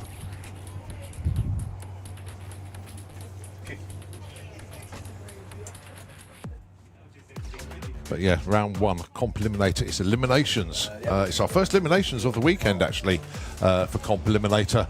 There they are all lined up. Just going to give you the pairings, actually. I can read that out very quickly. Reuben Dawson, your number one qualifier, does have a bye run. Then you got Ben Mace taking on Chris Todd. Emma Goddard will be taking on Phil Jewett. So you got front wheel drive against a pro mod there. Spencer Tram taking on Petros Taxopoulos. And Dan Williams takes on his teammate Guy King. Matt Davison and Luke Stevenson, the two front-wheel drive cars. Gary Carr with the Nova, taking on Simon Crowley with the front-wheel drive Golf. Nick Williams has got Piler.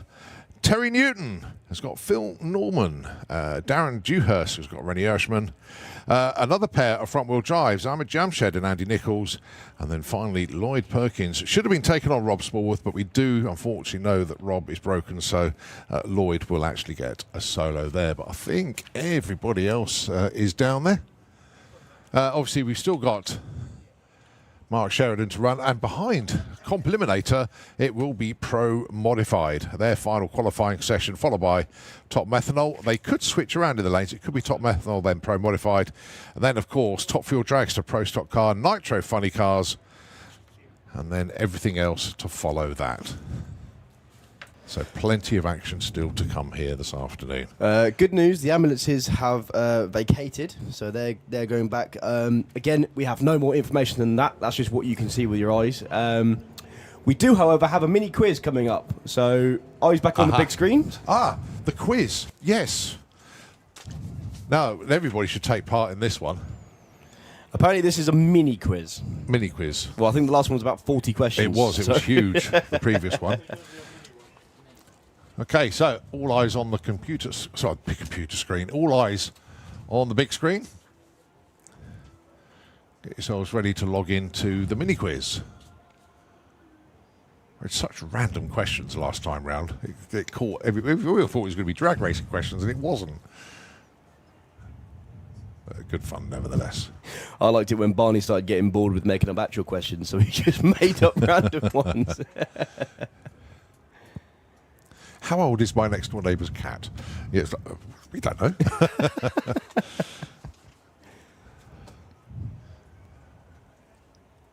So we're just getting ready. All eyes on the big screen. Fine looking crowd you are on the banking. You can see the Hilltop Bar in the background. Bet that's been busy this weekend. Give us a wave, you're on telly, Mum. Yeah, they are as well, look at that. Don't worry, we haven't got the Coldplay Kiss Cam here this weekend. But then, having said that, you never know. Yeah, you never know what Barney's got in his... yeah.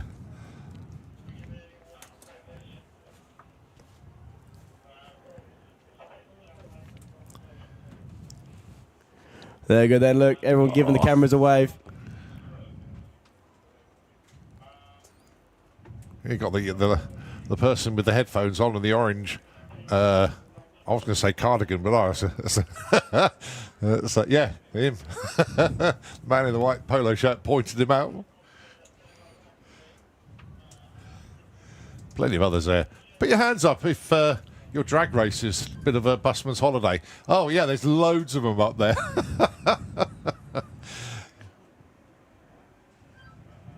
You do get that. A lot of the racers themselves come along and be spectators when they're not racing. And a lot of the races, obviously not all the classes are running this weekend. So a lot of them do come along and just enjoy the atmosphere as well. Big screenshot, well, once again, of the spectator bank. We just saw the grandstands a moment ago.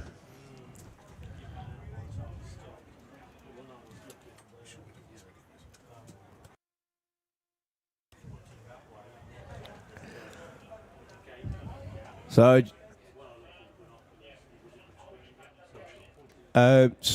just waiting on the QR code. Barney, if you can hear me down in the tower or down in the TV building, can we have the QR code, please?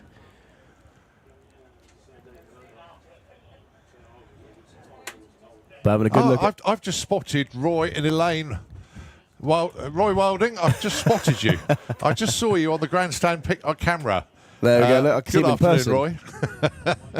he's the first racer that I've actually spotted that I recognise. Hey, Roy, give us a wave, mate. I can see you now. Hey, Roy Wilding and Elaine right next to you. They are. There we go, Elaine. Thank you very much indeed.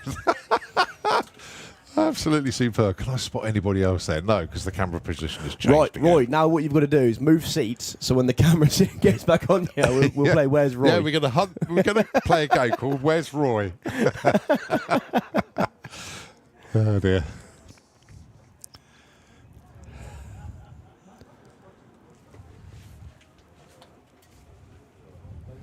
Right, ongoing clear up at the top end.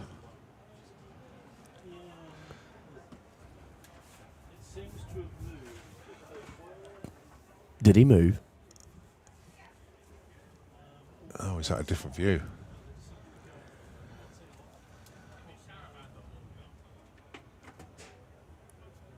Oh, we're now looking at the spectator banking. I can't notice any races on there at the minute. I can see a few of you with the Brojo coffee jackets on.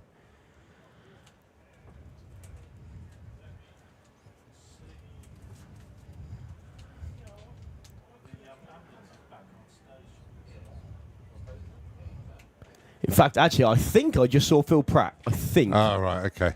Just as it cut away. That was a very good spot because he's very small. Love you, Phil. Yeah. Whereabouts are you then, Daryl?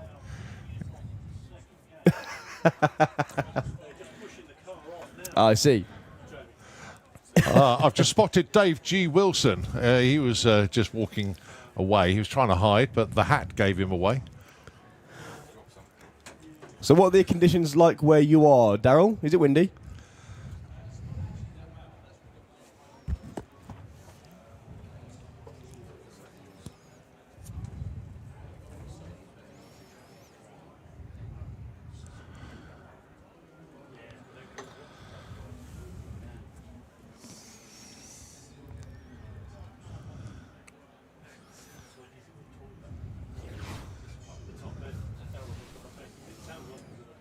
Yes.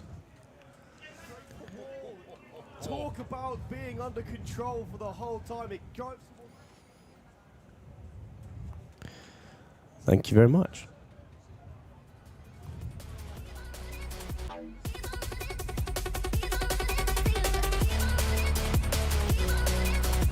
Yeah. Yeah, so what you guys can't see is what we're looking at. In fact, I can watch one of the fire trucks just driving off the end of the track. I can see the quad bike making laps up there as well.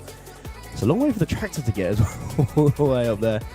They're slowly clearing out, so we're not going to be far away, I wouldn't have thought. Yeah, we're out there with the fog mat at the moment. But it's one of those where we didn't actually see what happened ourselves. It was a long way down the shutdown area.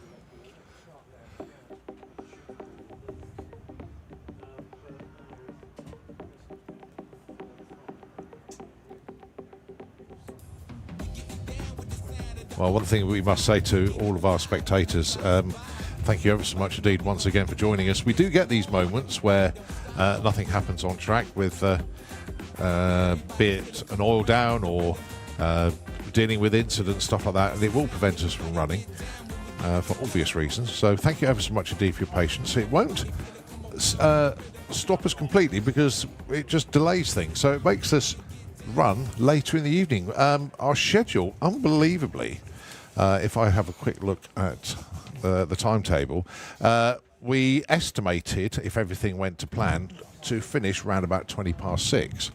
We can go on for another couple of hours. So, you know, if we do lose time during the day, then we'll pick it up towards the end. And what it does, it extends the entertainment But what it also does, it gives you a bonus night session. Yep. Because one of the wonders of drag racing is we can run into the dark as well. The track becomes fully floodlit. The shutdown area has blue LED lights either side on the wall, so people can see where they're going. The shutdown area is floodlit as well. So it is a phenomenal experience racing in the dark. I've only ever done it twice. Have you done many night runs? Can you remember? Yeah, so I did one where before they put the floodlight in the shutdown area. Yeah. And it was before the Junior Dragster gate was in. Just by right. scrutineering. Yeah. So I had to drive for another quarter of a mile Right. in complete darkness. It's Daryl, much better now. I'm sure you've done the same in the fuel car. Run in the dark.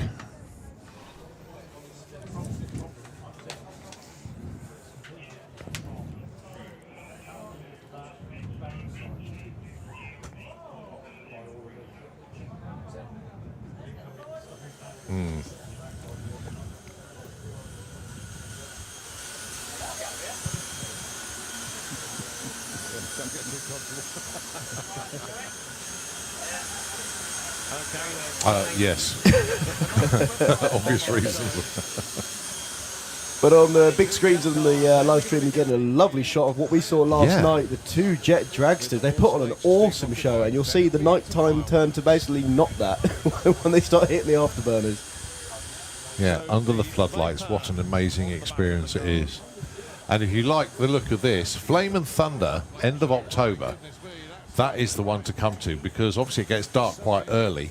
So Saturday the 25th of October is Flame and Thunder, and it gets dark round about, what, 4:45, 4:45?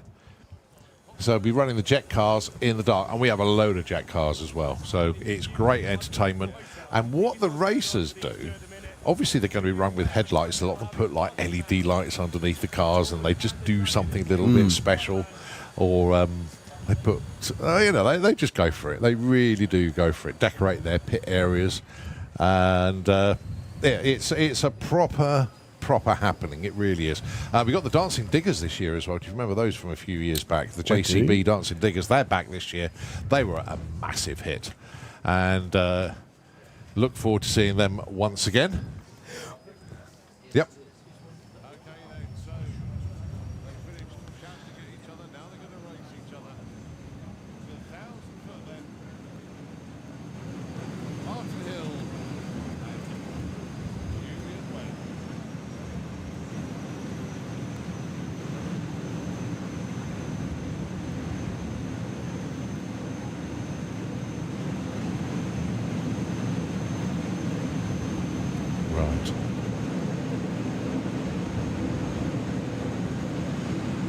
Well, commiserations to Phil. You hate racers breaking stuff, and because it's their hard-earned money that gets funds just get depleted even further, and you don't like to see it happen at all. As you're looking at the replays, jet cars at night, absolutely amazing.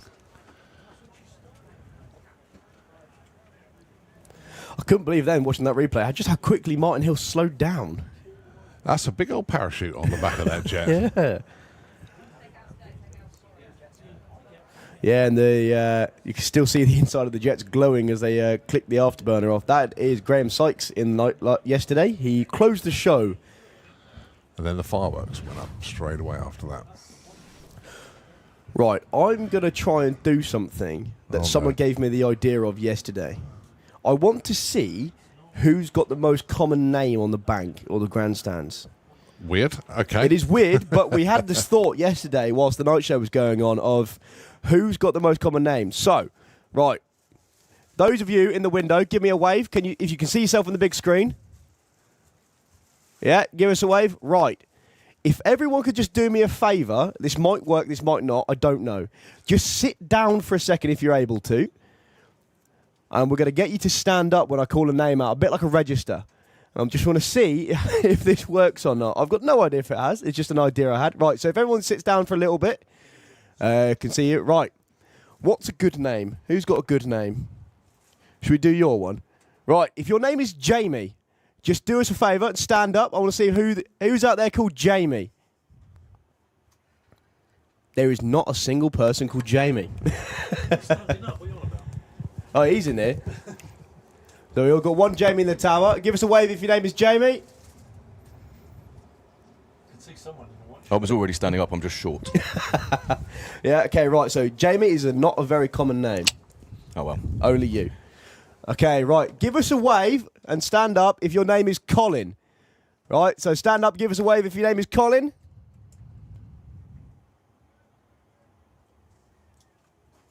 Only a couple. Right, okay, so Colin's not a very common name. What's a very common name?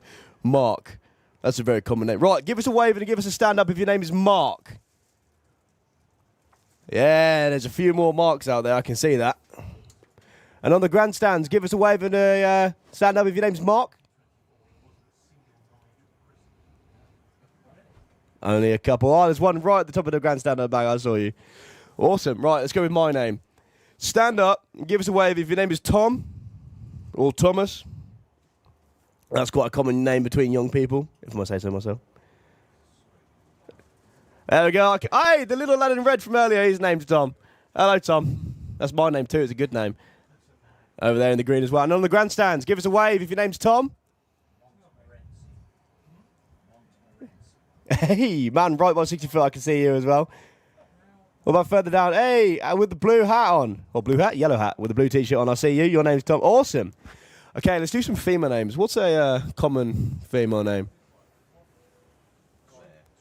Claire. That's a good one. Right, give us a wave if your name is Claire.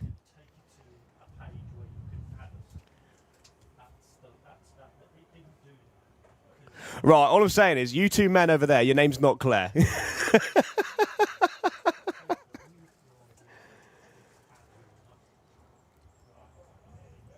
Lovely jubbly. Right, okay, well, I've entertained myself for a little bit. I think what we'll do, just as they do the last little bits on the top end, I'm going to hand over to Nitro FM to stop the waffling, and we'll catch up with you a little bit. So, Nitro FM, 96.2, over to you.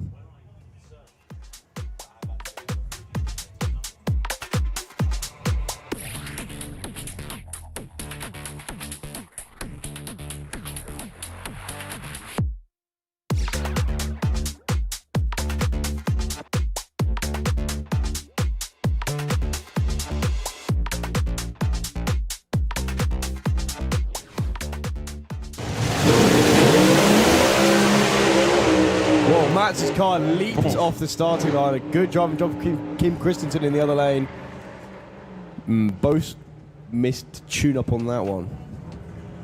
Well, 8.32 for Kim. Max just needs to cross the line to get a number on the board to make him qualified, which he does with an 18.26. Mark makes a move for the wall, gets back in it. Bruno is long gone. 6.15 and a 6.32.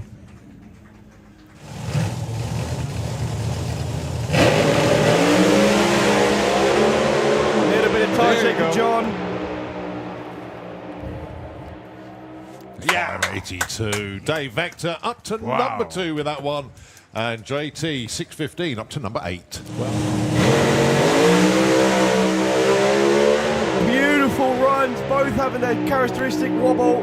Jerry goes, 5.88 and a 6.06 for Kev. Well, I'm sure they were possibly shooting for a little bit more than that, but they looked...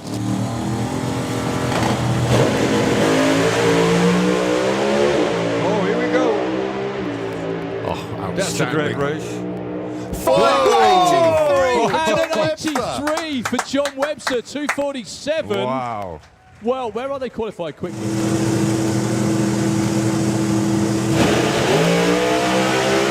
Well, Andrew's got time down. Quick pedal for Michel Turenne. It's going to be a 6. Still a 5.98. Wow.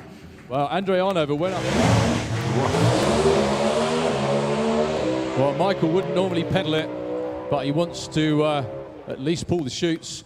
Wow, he just beats Henry Reel's time as well. Away from Sweden. Lots and lots of tyre shake. Kept his foot in it though. Lasser's gone quiet. 6.94. 202. And a headache to go with it, looking at those. Number 2. Oh, it's not going to be Jimmy, so Robin Duran Can he make the most of this? 6:59. He finds 1,000th. Wow. Okay. Best of luck to Liam. Here we go.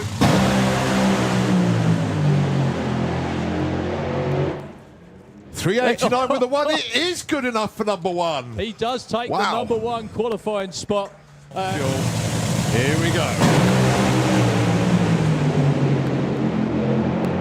Side by side all the way. 388 with an 8. Takes number 1 spot back. That's how it's supposed to go, folks. Side by side. That's a lovely looking run. Sounding good. Is he into the 5s? He is. 5.96, 235 miles an hour. That's funny car. Here we go.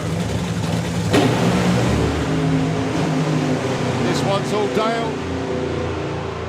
4.46, 2.57. That was the one for Dale Leaks. A lot more like it. His quickest ever elapsed time. Car heads straight for the wall. Talk about being under control for the whole time. It drives towards the wall, then shakes the tyre, then turns towards the centre line, and he keeps it in his own lane. Yeah, well, he's got a lot of experience of that in the bug, to be honest with you.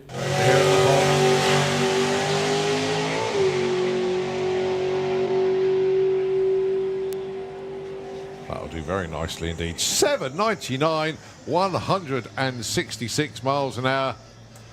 This is the second bike. That's a bit more like it. It might be a low 8. 8.90.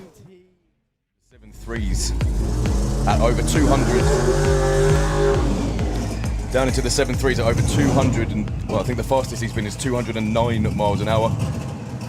Really found form at the back half of this season after struggling last year.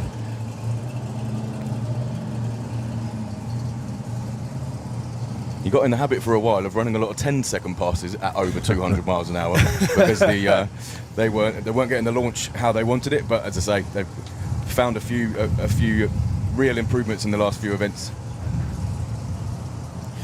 And when it gets up and goes, it really goes.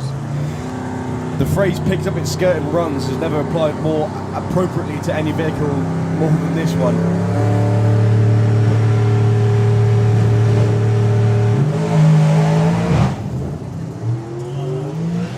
Big pop and then some wheel spin. That's not the run he was looking for. He's still going to be number 3 qualifier going into racing tomorrow. Yeah, he did mention to me in the pits earlier that he would be adding a little bit more boost to it, and it looked like it just couldn't quite hold it there. Okay, it is round 1 eliminations for Comp Eliminator. Nick Williams against Dirt Pilot, but it's not fired. It's running, you just can't get into gear. And with that, I will see you chaps tomorrow. Yep, thank you very much. Thank you very much indeed. Is it cruise now, isn't it? Or yes, what's it carrying? Yeah. The street cars will be going out on the cruise imminently to do a 30-mile cruise, fill up on pump gas, hot start, and make their way back. And only if they complete that cruise do they get to race tomorrow. So see you guys in the morning. Enjoy the rest of your day. Yeah, thank you very much indeed. Right, so unfortunately Dirk couldn't get the car to come round. Yeah, they're pushing it away, and Nick taking it very sensibly. They had to release, I had to replace a valve. So Nick wanting to wound the engine at all. So he is literally just coasting up the racetrack, ready for round number 2.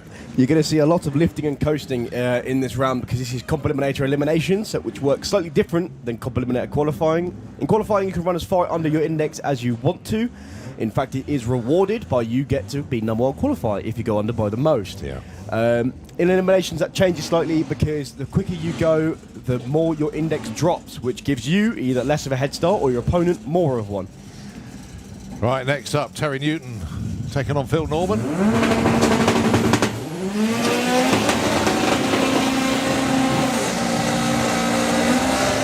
Terry was your number 2 qualifier with the world's quickest front-wheel drive Ford, and it is the shape of this Escort van. Phil Norman's had a pretty decent weekend, to be fair, with the Brickfield Autos Beetle. Managed to get it to run under index, but got a tough opponent with Terry. Terry, 8.61 in qualifying. He'd love to get an 8.5. No.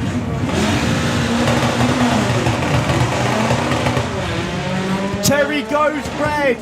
Phil Norman is going to take the win. No, Phil went way earlier. Oh, no, sorry, yes, you're right. Yeah, it's the index. 9.42, 161. Phil Norman gets the win.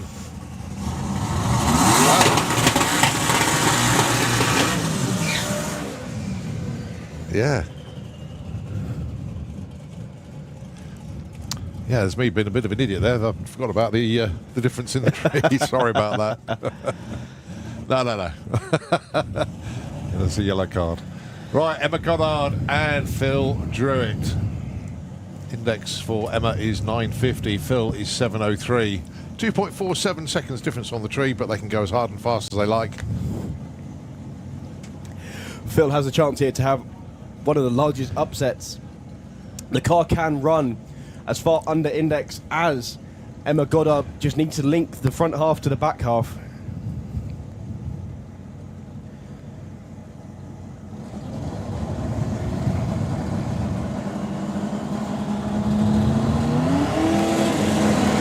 Well, Phil Druitt's got on the two-step very early. Oh, and he goes red. Oh, Emma Goddard was a sitting duck.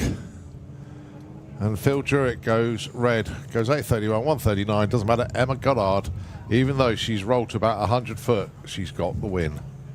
I don't believe it. 2 rounds. And what circumstances are happening right now? I can't even... You wouldn't have bet against it at all. Emma Goddard goes in really slowly. Phil Druitt already on the two-step. Phil leaves early, goes red, and Emma Goddard bogs and stalls it.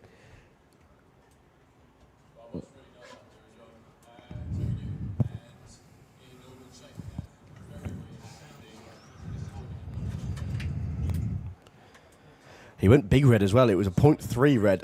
Phil Druitt, yeah. Phil Druitt went 0.7 red to Emma's 0.2. But I think the fact that we only saw a 4-second 60 foot for Emma tells you what you need to know up there, Daryl. You should have a Phil Druitt up there now, though.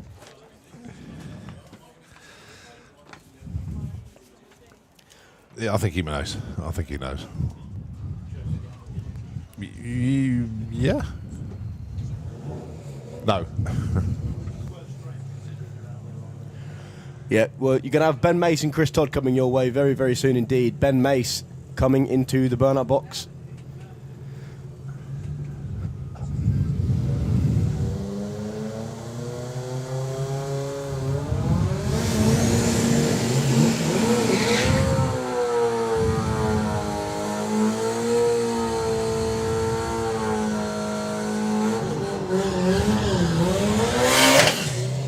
Thinking back as well, I don't remember Emma Goddard doing a burnout. I think that may have been planned. But anywho, Ben Mace on the start line against Chris Todd. Chris cannot run his index. If he does, it would be the fastest flat 4 vehicle on Earth. Which he would take all day long. All day long. Unbelievably, Ben Mace's index is slower than Chris Todd's. I think it is because Ben Mace is running the new CTF-A, which means he's running the factory block and factory heads, which Chris Todd is not. So Ben will be leaving first. His car's about just over a second quicker than the car next to him, so he has no reason to push it at all on the tree, which neither of them do. But 104.60 foot, Ben Mace is on another flyer. 698! He's into the 60s, he's cracked it. 192 miles an hour. He does it. That is a 1.8 turbo world record, I believe. 698, the first in the 6s, and he's still on hydraulic lifters with a stock block. Well, Daryl's definitely going to catch up with him, that's for sure. Well, under Chris Todd, actually, his best of the weekend, 8.65. 152 miles an hour. Next pair already there. Dan Williams, Guy King. A battle of the Chevelles.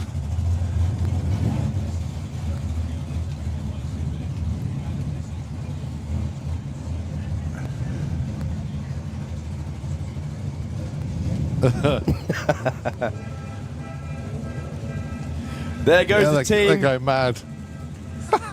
Give them a round of applause. 192.11. Dan Williams and Guy King.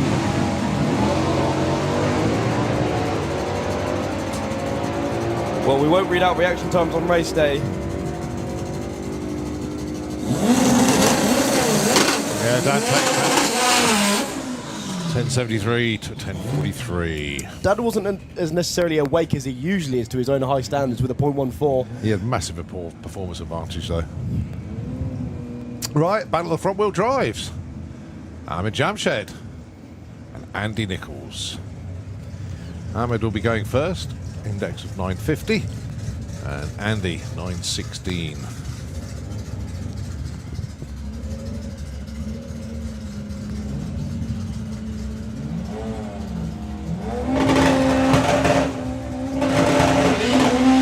Problems for Ahmed. He doesn't get off the line. He's not done yet.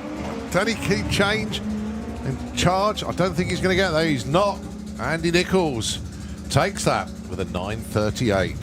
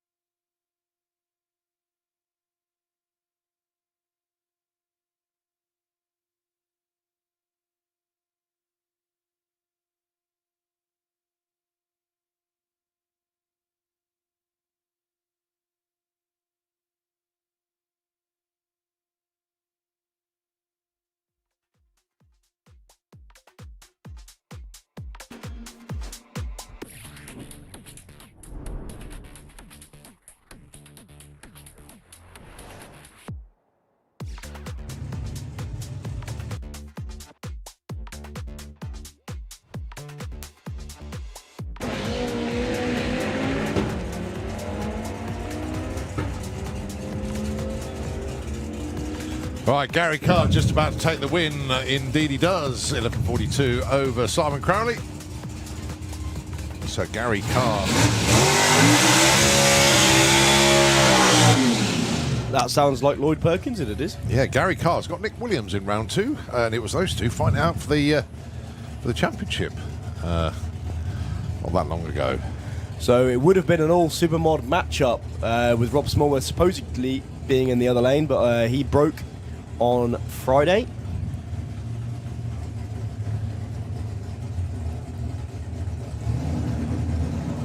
So index for yeah, 799. People on the start line are saying that they can't hear it. Callum down there,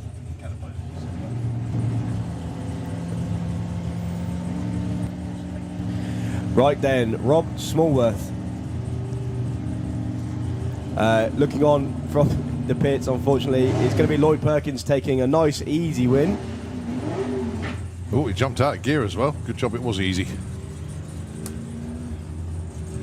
So that Lloyd now will be facing Andy Nichols in round number 2.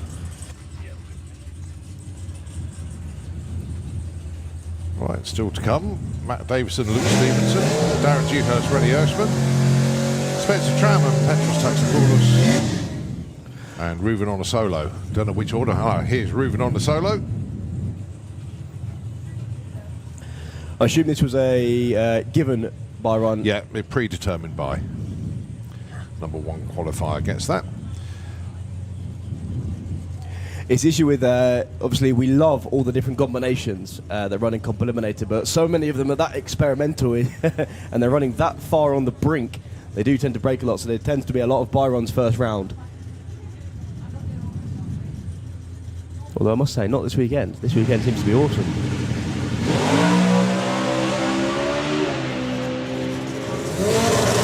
Well, Ruben went 7.84 in qualifying. Didn't need to break any records here. Yep, coasting 8.71, 111. Smart thing to do there. He's got Ben Mace in round 2. That's going to be an interesting one. Has Reuven been chased before? In comp eliminator? Yeah, by Nick, because there's a slight difference there. But he's been chased before, but he hasn't been caught. Yeah. Best way to put that. Right, Darren Dewhurst on his own. No Rennie Erschman.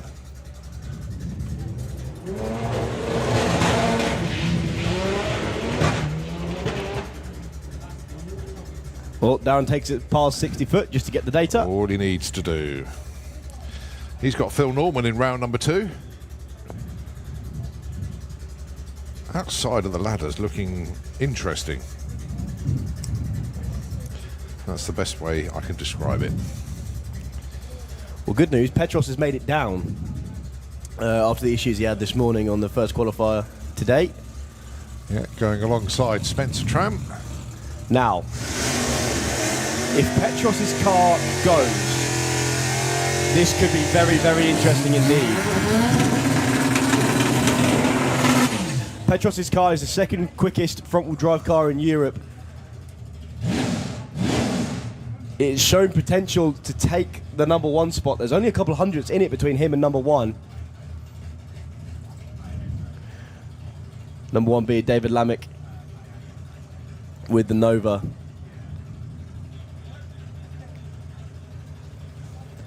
There's world record at the minute sits down into the 7.4s. His index is 7.98. Spencer Tram qualified just over half a second under his index. If Petros runs down into the 7.4s, he can beat that. Yeah, he's going to have to do it right now, though. Well, he rolls straight into stage. He's already on the 2-step. He's going to be there a while.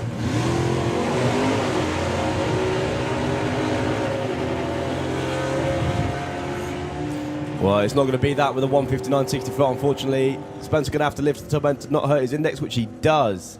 Spencer Tram takes the win. Okay, last one in the class is going to be a solo for Luke Stevenson. We know Matty Davison, I think, destroyed an engine on his last qualifying pass. So Luke will get the bye here.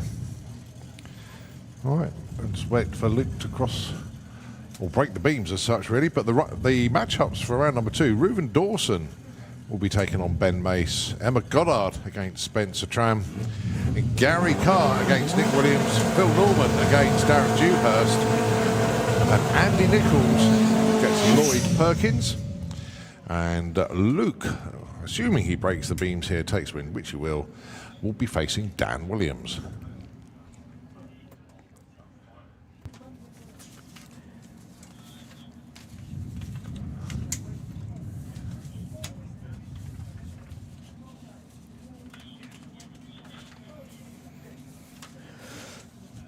So Chris is having a word with Luke inside the car.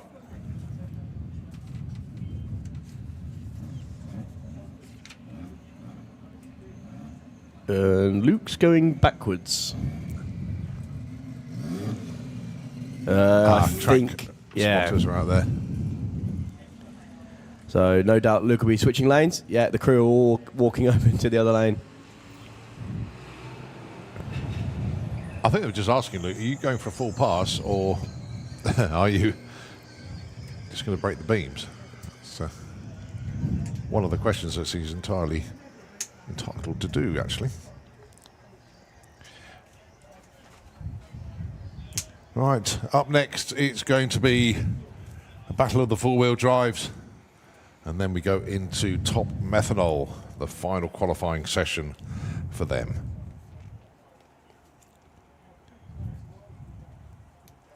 So a little bit concerned with the tractor just at, well, just past halfway actually. Having a good look at Luke Stevenson's VW Golf. Sponsorship from Coated Bearings, race bearings I should say. And Luke, very thankful to have them on board Looking inside the car.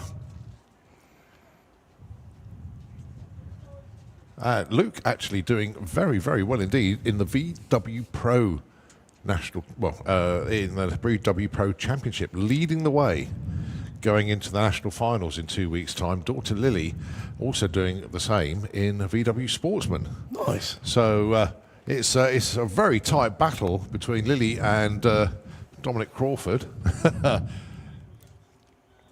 Hello. Lily, very, very happy indeed.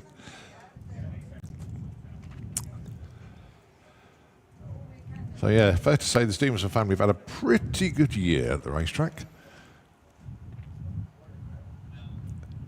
But the national finals in a couple of weeks' time, knocking on the door of 350 entries.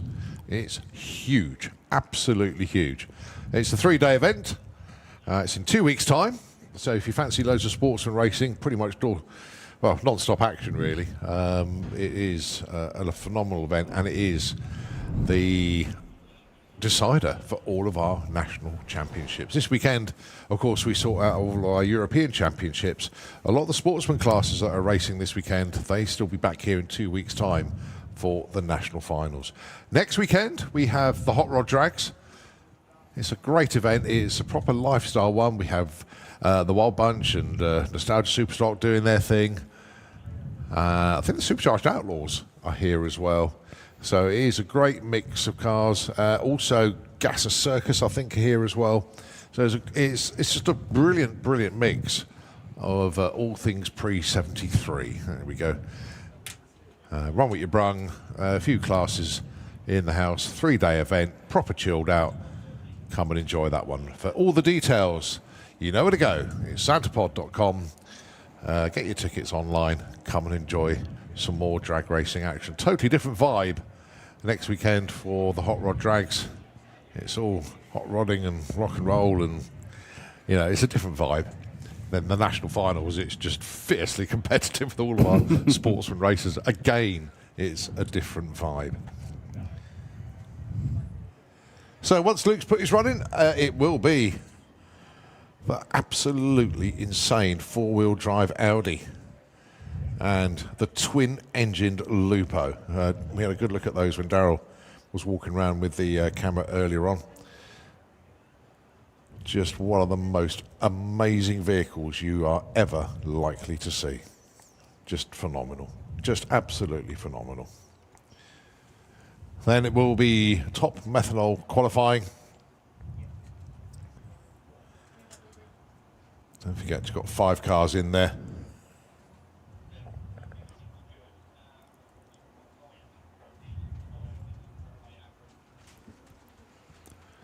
Not quite sure what the track crew have actually got to deal with up there at the moment, but there is obviously a concern around about the 1,000-foot mark.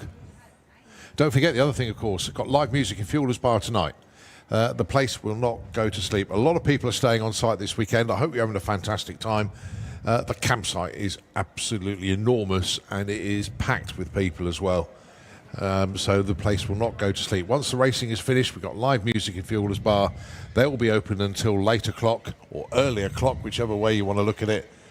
And of course, all of our traders, our food court, and of course, Fuelers Bar, where all the entertainment will be tonight. So that's where you want to be. Live music as well. So, and bearing in mind that the pits generally don't go to sleep either at the European finals. Lots of teams, if they have problems during the day, they'll work on them late into the night if they have to. But this place will not go to sleep. And then, of course, tomorrow is Eliminations Day for all of our pro classes, and we continue with eliminations in our sportsman classes as well. And as you see the camera panning around, look at the car parks, absolutely jam-packed with one-day parking, our day visitors. We're just so thankful for everybody that's come along to join us here at the pod this weekend. One of the warmest summers on record. August, I think, as a month, has been the warmest on record. And fortunately, it's continued into September as well, and we've been blessed with great conditions. And tomorrow's forecast is crazy. At the start of the week, it was going to be a bit of a washout, but now it's like 25, 26 degrees. Make sure you got some sunblock because it's going to be very, very warm indeed. And we are very, very thankful. That allows us to finish off all of our championships in style. Also looking into the pairing lanes, the pro mods have started to appear. The Gotham City vet of Bruno Barda has appeared in the lanes. So once we do the top methanol cars, the pro mods will be out for their final qualifying session. And of course, FIA Pro Stock and... Bear with me. Someone called Ian?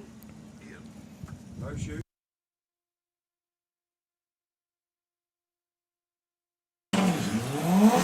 Well, we're back racing. The Don, Luke Stevenson.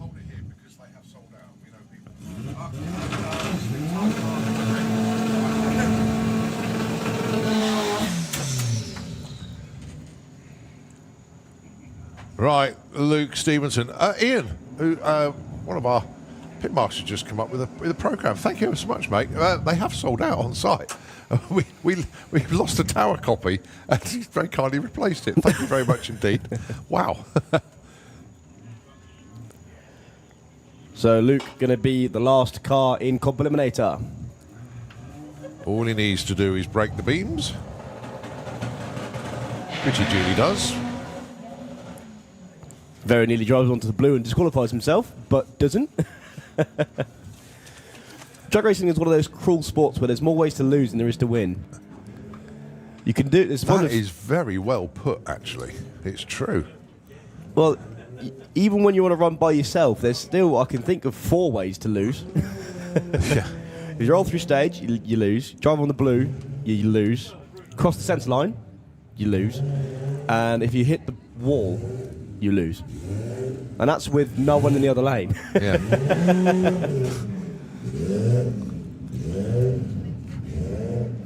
Here we go then. The match racing back once again. Konstantin has been 6.60. Unbelievable numbers from the four-wheel drive Audi. But don't count out Silvio with the twin-engine Lupo. When that thing gets going, hold on tight. It's been here before and run on this track before, still with the twin engines, but it's never done it and stayed in one lane.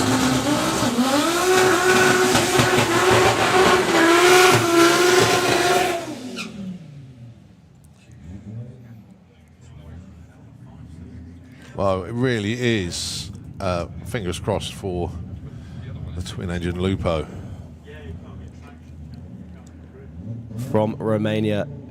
You've seen what one of those engines can do in the altered of Ben Mace. This one has 2 of them. Pretty much exactly the same combination. Compound turbo, 1.8 turbo, 1.8 litre, should I say, turbo Audi engines.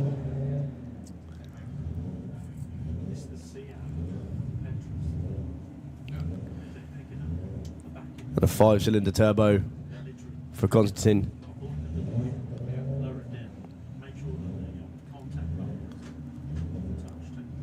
Both these guys here to promote drag racing out there in Romania and Eastern Europe. And what a way to do it. Konstantin, 6.60 for the record. He wants to be the 3rd quickest forward, in the top 3 for the quickest forward drive cars on Earth.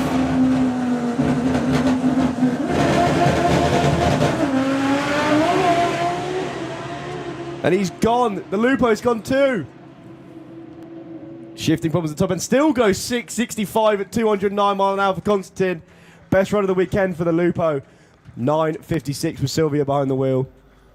I actually didn't think it was still going to run a 6.6. You could hear it right at the top of the RPM range as it went through the stripe with the Audi. 6.65.209.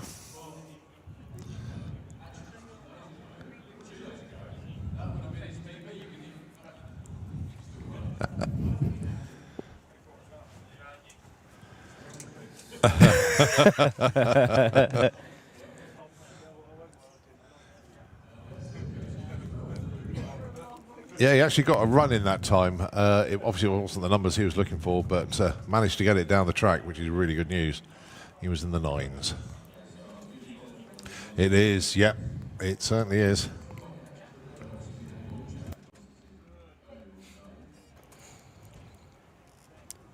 He sounded pretty excited then, before the run. I'd like to know what he sounds like after it. Yep.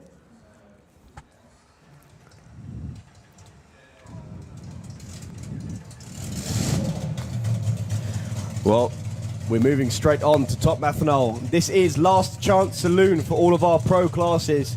This is qualifier number 4. This is Saturday, late afternoon now. And the first one to hit the racetrack is going to be Tina Hosnedregard. Behind the wheel of Dale Wilson's A Fuel Dragster. The only parts of this car that are Dave's is the chassis and the wheels. The rest of it belongs to Daniel Yedborn and the team.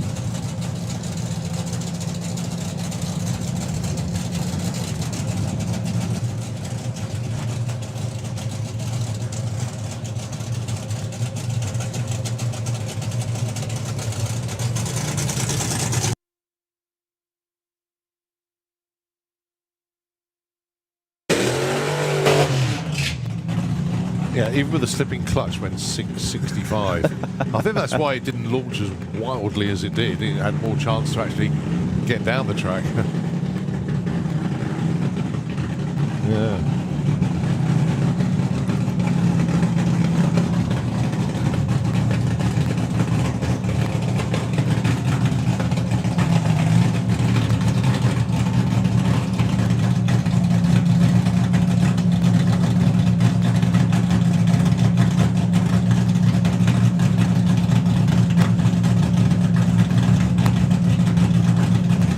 Well, she begins the signal to move forwards.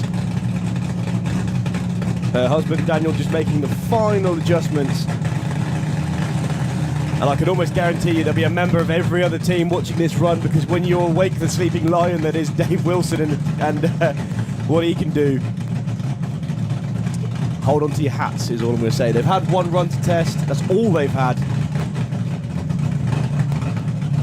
Here we go. She sits number 4. Quite easily take number 1. 0.95 to 60 foot. No cylinders dropped at all the way through. 534. 268 miles an hour. Moves her up to the number 3 spot. Yeah.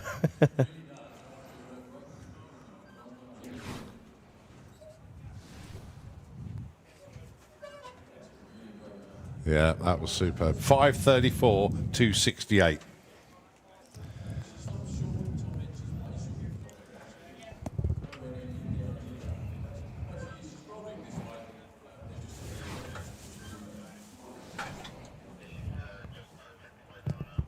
What was very interesting, obviously Dave Wilson had a good look at the track after the team had vacated the area, just double checking everything. You could still see the brain ticking away.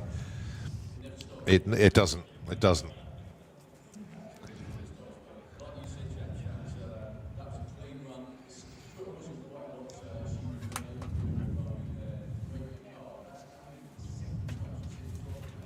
was brilliant.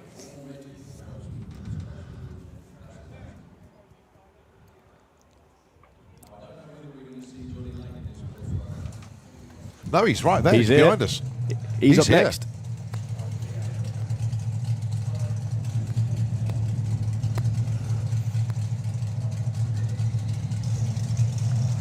So the 2A fuel cars lined up behind us. So Johnny Lag.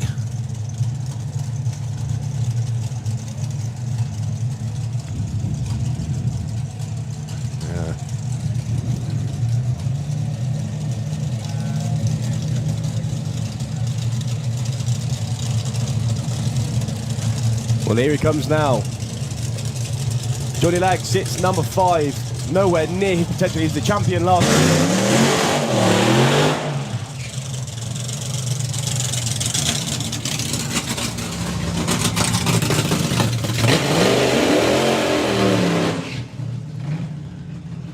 Taking on Tony Brinson. Tony Brinson is the number 2 qualifier at the minute by only 4 thousandths of a second.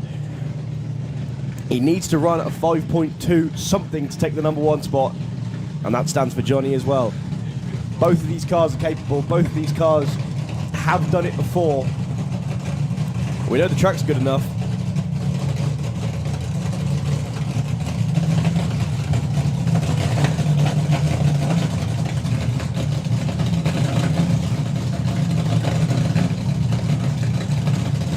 Both these cars come from way up north in Sweden.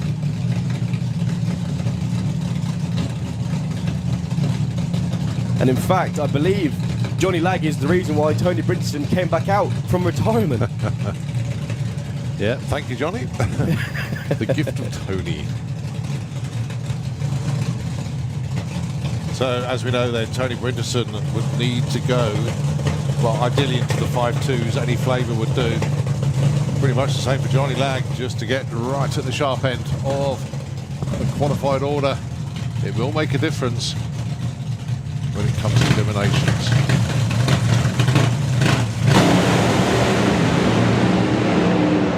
Oh, Johnny Lag on a great looking run here. 5:26!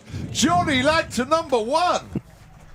Wow, 5:26, 2:73 at the stripe.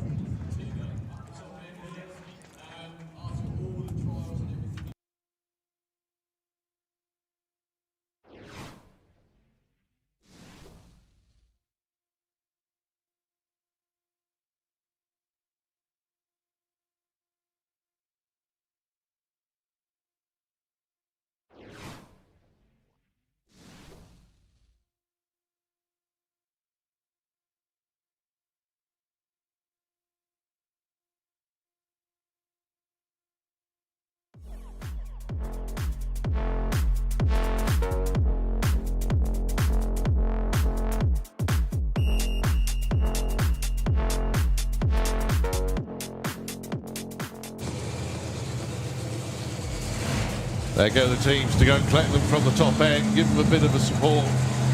That was phenomenal. 5:26 and 2:73 for Johnny. Tony went 5:36, 2:68.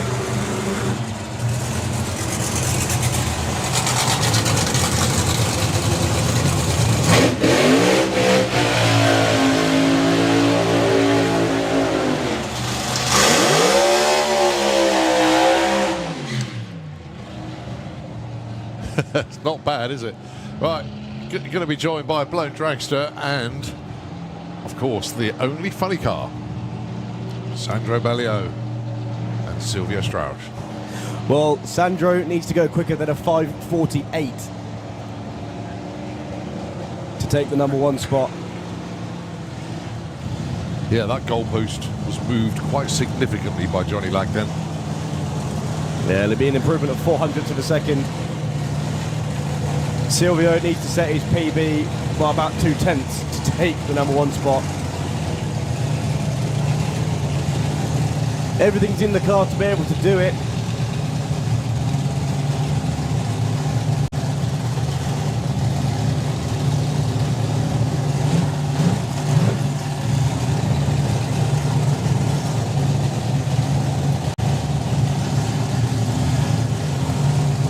So you've seen the nitro burning machines, the naturally aspirated nitro burning machines. Here are two screw blown heavies. They run a slightly bigger cubic inch. The biggest of the lot is Sandro Bellio, 521 cubic inches. That's the same size as a Pro Mod.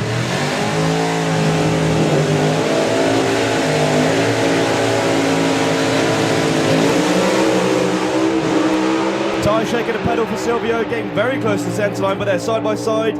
5:56 and a 5:58. I have a feeling Sandro even was going to be quicker than that, but the chutes hit so early. 5:56, 2:49 and 5:58, 2:59.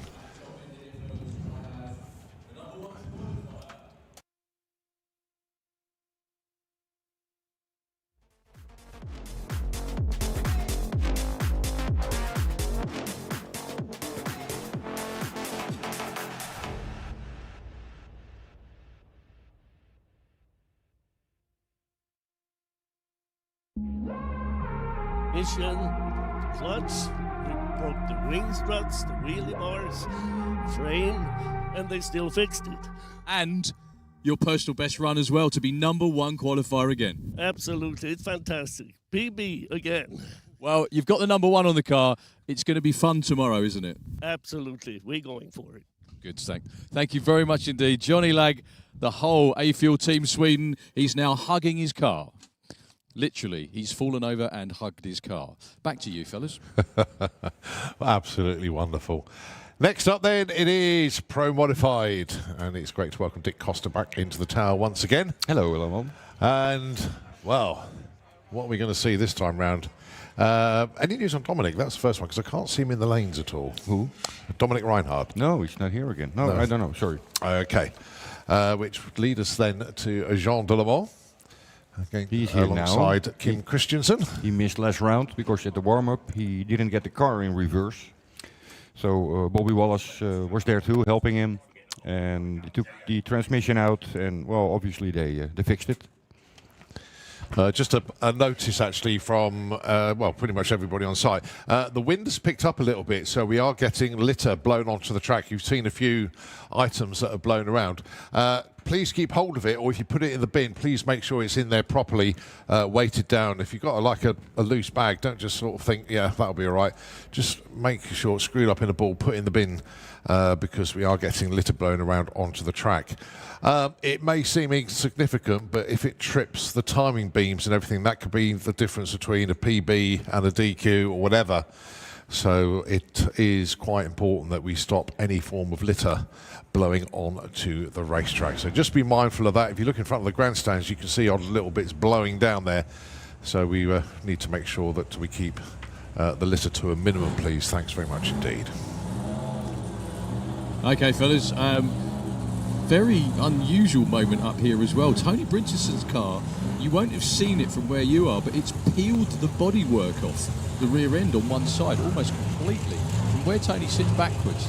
Yeah, it's just a little bit of extra work that you didn't need, I'm sure. I know they have it fixed for race day, but that's a weird one. So it's also a pro mod of Jean Delamont. He needs it next time.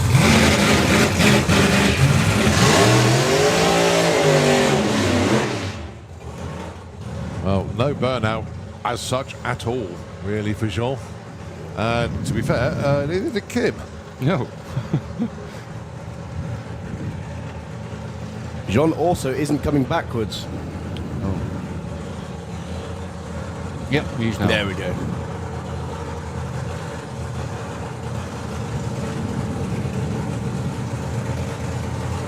Well, as we know that before the car was shipped to Europe, the car has run in the States with Jean driving it. Actually went 3.6 to the 8th in outlaw trim. So we know it's a quick car. Obviously they've had to put a fair bit of ballast in it. And other things obviously to make it legal for FIA Pro Modified. Well, he's got Bobby Wallace helping him this weekend. Bobby, one of the most successful nitrous racers in the UK, if not the most. Certainly the quickest. Yeah, Bobby is waiting for a crankshaft to be delivered to Pat Musi. Bobby's engine is at Pat Musi. And well, he has to wait till the crank arrives, and then he will finish the engine, and he will put a 5th set of nitrous on it. Nice. So, final qualifying session then. Kim Christensen currently number 13. Jean yet to get a number on the board. Important news as well, there's no bump spot, so as soon as those scoreboards get lit for Jean Delamont, he's in the show.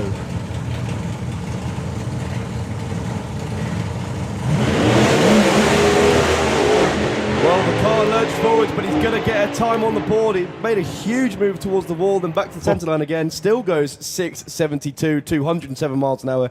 Issues and tyre shake for Kim in the other lane. Wow. Everything, didn't it? Well, that puts Jean in at number 11, drops Kim down to number 14.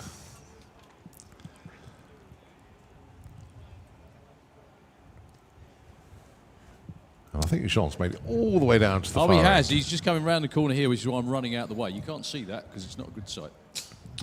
Kim has just taken the scrutineering exit. So what did John run that time? 6:72 at 2:07. Probably not what he was looking for, but then it's an A to B run, and it's a new A to B via Z and X, I think. He went everywhere. He's probably bored because it goes too straight. He's giving it a wiggle. So we've just up here, we're between Tony Brinderson and myself, we're just working out the ladder for tomorrow. So the bye run in the morning goes to number 1 qualifier, which is Johnny Lag. Then the number 2 qualifier gets the number 5. That's going to be Sandro Bellio up against the Silvio. Engine Ghost, which means it's a rematch of the final from TEP with Tony against Tina. Euro Dragster have just said apparently it's Tony and Tina. Yeah. Is that what I just said? I don't know. It was, honestly. Awesome, okay. Yeah, Tony and Tina, that's right, yeah. Tony and Tina are the last pair. So the way the ladder works as well, number 1 faces the winner of Tony and Tina. So there will be an A-Fuel car in the final no matter what. And there will be a blown car in the final no matter what. It's going to be a fun day. All right, Tractor just going out, having a look at, I think, start line in the Slick Tricks lane as the next pair to come around the corner. I'm scheduled to see Mats Eriksson and Mick Payne, but can't see them. Well, Mats Eriksson's there. Yeah, sorry, I couldn't see Mick. Sorry, apologies. Bruno Barder is down there. Mark Hartfeld is down there. That'll be the next pair. Then John Tebbenham and Kev Slyfield. Yeri Rantanemi will go alongside Andy Robinson, John Webster alongside Dave Vector, and then the last pair, Michel Toron and Andre Arnova. Well, if there's ever a time that Mark Hartwell pulls one out, it needs to be now. Yeah, he has to. Yeah, Mark is thinking that his tires weren't good anymore, so we got David's brand new set of spare tires, and he put them under the car now for this run. So that is brave. Hopefully, it helps him. That is a really, really brave choice, switching to new tyres on the last qualifier. Yeah. Very, very quickly. Sorry to interrupt, chaps. I have Jean Doulemont standing here with me. Good luck. Well, that was a 6-7, I think, that run. But at least you're in the show to race tomorrow. I am happy to do the first run to Santa Pod with the new car. And thank you for my crew, because many work for road this day. They work very, very hard, don't they? So it's so good to have you back. Obviously, it was a real shame with the other car. You had a lot of fun with that car, didn't you? Yes, thank you very much. No problem. That's Jean Doulemont, everybody. Thank you, sir. Lovely bloke. Back to you guys. That's how far the English goes. About how far mine goes, too. So Mats Eriksson with the Crown Vic.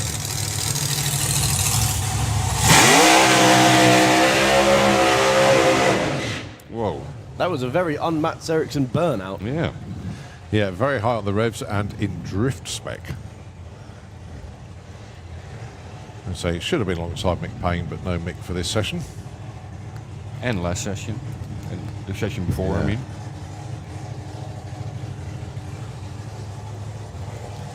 Again, Mats can run down into the 580s.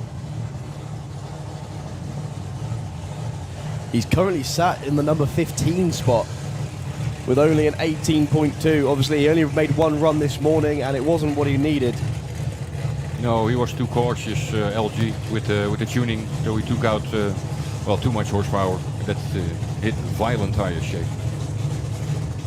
Yeah, the thing almost hopped off the start line with how much it dead hooked.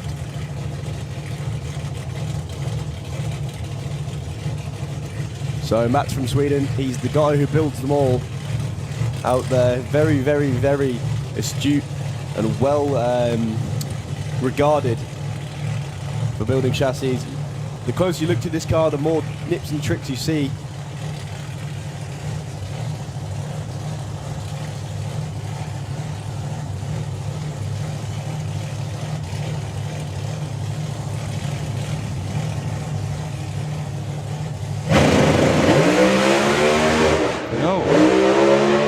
Shook the tyres, he's got back on it, pedalled it to try and get it into the last gear, and he's going to coast on through with a 720 8. It does move him up to the number 13 spot.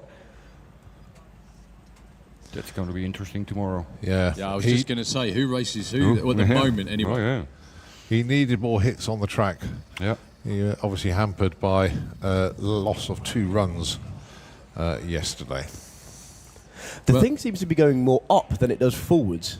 Yeah, well, that's what tire shake does. And before you get the tire shake, you have too much grip, so the car wants to go forward and wants to go up. And that will take off the pressure for your real wheels. Well, the thing is, as we well know, Pro Mod is early tomorrow morning, so it's in the conditions that no one races in all weekend anyway. So he's still got as much chance as anyone else. But being number 13, that means he would get the number 4 qualifier, I think, off the top of my head. Yeah, that's at the moment it's John Webster. Absolutely unbelievable. No, I'm not saying it the wrong way around. Here we go then, Mark Hartveld and Bruno Barda. There's one rule in drag racing, and that's never count out Bruno. He's been into the 580s before, I believe, but not for a few years now.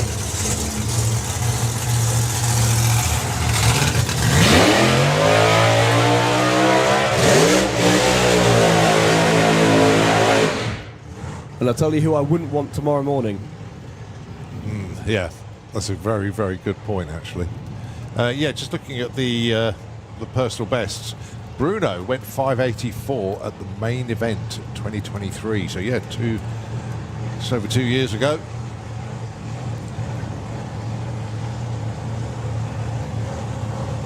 Mark Hartveld, his best 585 at 245. Set that tier this year. And I know as much how it looks aerodynamic, the Roadrunner, it's really, really not. It is really, really aerodynamic. Oh yeah. It's been in the wind tunnel in the US where the chassis is from. It's really aerodynamic. Oh really? Oh yeah. I was always told it wasn't. Yeah. Oh, okay. I heard that, but it's absolutely aerodynamic. Awesome. Right, I'll stop talking then. It pushes a lot of. It does push a lot of air though. It does. Well, anyway, we shall see. I think Mark went 582 on a test run at TM as well, so they've definitely got 580s in there. Yeah. However, they kind of need it now because they don't want a really tough first round draw. And where they're qualified at the moment, that's what we're going to get. Well, these two are qualified number 9 and 10.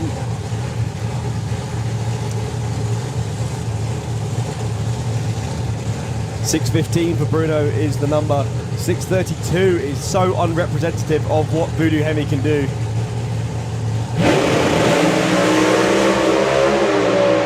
Well, this is going to be better for both of them. Side by side all the way. 592 for Mark Hartveld. That jumps him up the order a little bit. And a 597 for Bruno. Yay!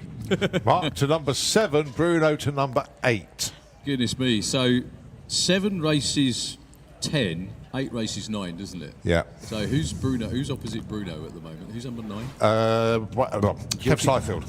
Oh, goodness me. And the nice thing is the top 8 is all in the 5 seconds. And number 9 is 606. Yeah, that's and this is race number as well. 606. Yeah. With a 60 for the car. John 606. That's Kev Slyfield, who's coming round next against John Tevenham. Yeah, these are 9 and 10 at the moment. Mark Hartveld looks rather happy. As you expect.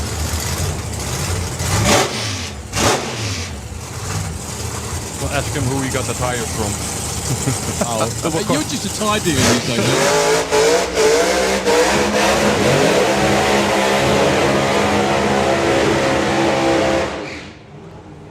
Well, John Tevenham getting really sideways on the burnout then.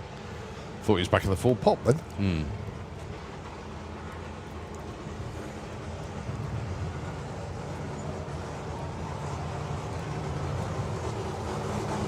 So 606 is where our number 9 qualifier currently sits.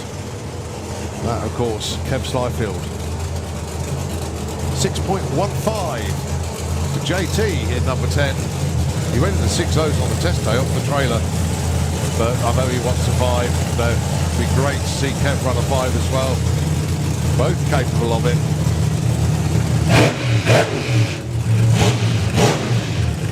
Well, as it stands, Kev's got a date with his nemesis in round 1, which is Bruno Varda. John Tevenham's got a date with the championship elect, Mark Hartveld.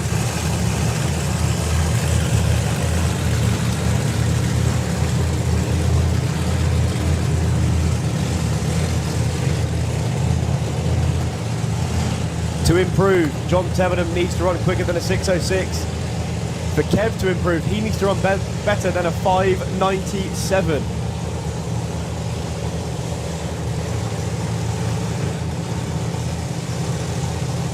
Two drivers from the UK. Here we go. No tyre shake in either lane, they're glued together. Bit of smoke from John Tevenham's car at the stripe. 6:06 for him with a 1 and a 6:12 for Kev Slowfield. They're separated by 9 thousandths of a second in qualifying. Wow. After all that, they don't move position at all. So it is Kev who's number 10. No, Yeah. Kev number 9. Sorry. John number 10. I beg your pardon. Okay. Just with Mark Hartveld up the top end, a lot happier after that 5.92. Well, it's been confirmed because it can't be moved around anymore. You're number 7 now. You're going to have John Tevenham in round 1 by the looks of it. John Tevenham, I beat him because I know in the main, so we can do that. Yeah. Well, this must be fun for you because you and Yari have just been trading places all season. Yeah, we all going to say that completely. Then he win, then we win. So yeah, it's going to be spectacular tomorrow. Well, at this time of year, it's always a Dutch blown car against a turbo car, isn't it? And this time, it's you. So, any nerves going in tomorrow, or are you ready? No, I'm ready. Not nervous. Ready to go. No hesitation in that answer. Good luck, sir. Thanks. Mark Hartveld, everybody. Thank you, guys. Sorry. There's lots of smoke from John's car. So Yeah, there was in the last round as well, actually, through the finish line. What I loved there is you told him he had John Tevenham, and his response was essentially, I've beaten once, I'll do it again. Yeah, oh, that'll do. I'm happy with that. I'll tell you what, one of the reasons why he's doing that, because they were lined up in qualifying, and John Tevenham went up to him and said, oh, let's have 50 quid on who can cut the best line. And Mark said, no. Quite funny. JT trying to get into his competitors' minds.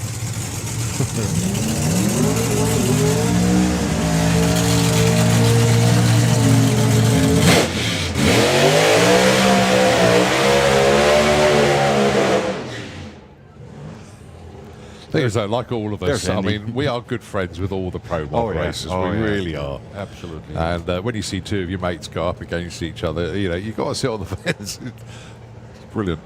Yeah, everybody can borrow parts from each other. Yeah. Well, very quickly with Kev Slyfield at the top end, a retired Kev Slyfield. He retired from driving, so he didn't have to talk to me, and here we are. But, well, you're in the show anyway. I think you ended up number 9 anyway, so you'll be up against number 8, which I think may well be Bruno tomorrow. Great, he's my nemesis, as is everybody. He's a lot of people's nemesis, really, isn't he? But are you still having fun doing it?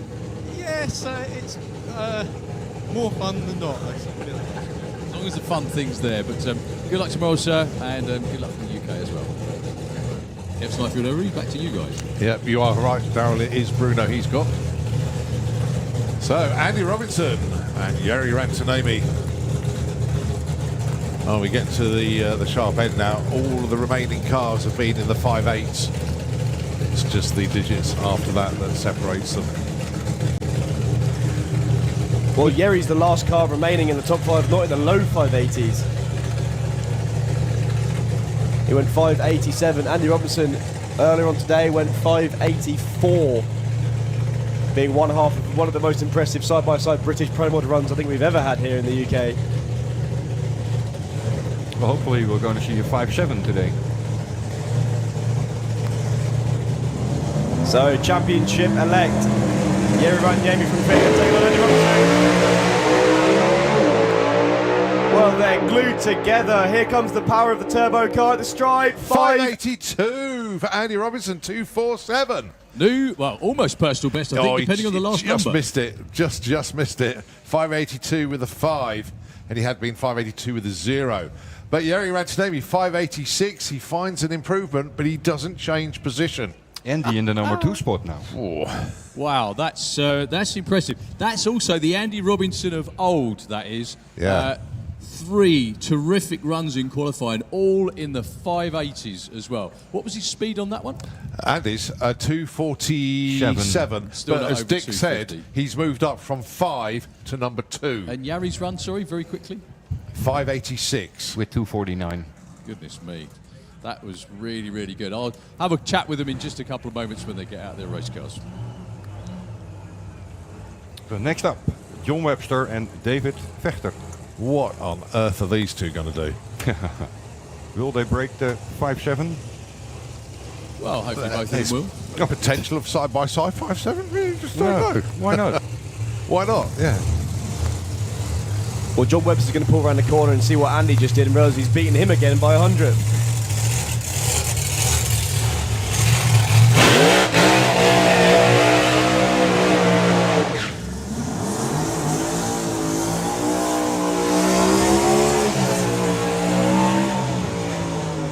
Oh, that car burns out incredibly well as well, doesn't it? Yeah, aero straight. Sounds really good. So, John Webster representing the UK. And, of course, our Dutch friend, David Vechter. Ford versus Chevrolet. Turbo versus blown.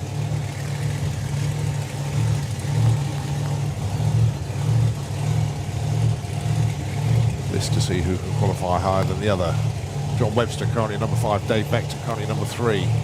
Only 100th of a second between these two in qualifying at the moment. You see something very special here. And don't forget, we've still got one more pair to go.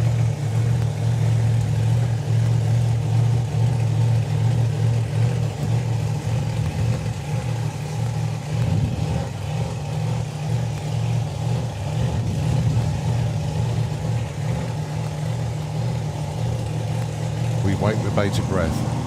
David's in, John's going to build up the boost, he's going to bump in.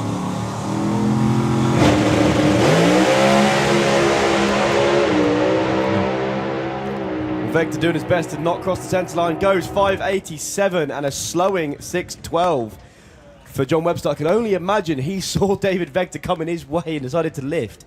In fact, actually looking at the tyre tracks, I think he was in shake. Very quickly up the top end with Jari Rantanyomi.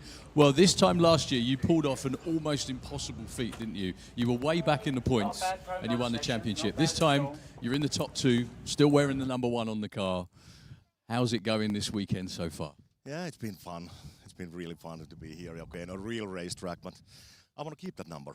Yeah, what are you going to do apart from squashing the Roadrunner on the front, what do you got to do to keep it? We see it tomorrow.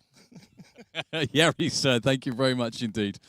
Well done to him. And if I've got time very quickly, have I got time, Colin? Yes, you have. Yeah, go for it. Okay, very quickly as well. Up the top end with Andy Robinson, 582 with a 5. I know Luke has made no secret of the fact that you guys have struggled on the racetrack, on the big racetracks, if you like.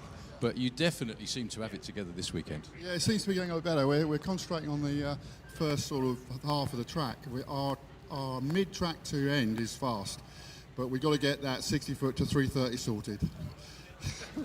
Sorry, he's just been attacked by David. But it certainly has. I mean, it leaves like a bandit every time. And I hate to say, this is the Andy Robinson of old. You're number 2 qualifier again. Yeah, I'm a bit surprised at that, actually. Oh, don't be. I mean, but it's so cool to see everybody battling it out in the 580s, isn't it? Wow, there's so many cars that are so close. It's anybody's race, obviously. But you just look how close the 80s are. It's like scary. You think, wow. Well, you picked up 200s, not even 200s really, just over 200s, and you moved from, I think, 5 up to 2. Yeah, I know, that's how close it is. It's stunning.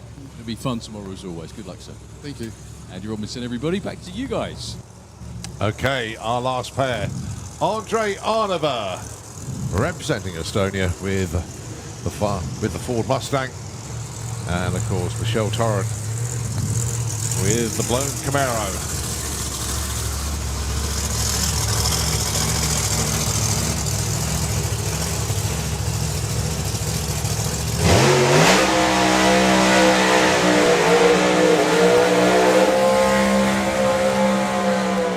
Different years on the Camaro body shape. It is once again a supercharged Camaro taking on a turbo Mustang. This in your final pair. Your number one qualifier is Andre Arnever. He's run 5.808 to take that number one spot. I think that's Michel's personal best, the 5.808. That's what he did in a test run at Thiers a couple of weeks ago. So, personal best is going to take number one spot for Michel then. We haven't yet seen a 5.7 second run. Yeah, Michel. Yeah, he's been 581. Yeah, but the 5.808 was at the test run at Thiers. Ah.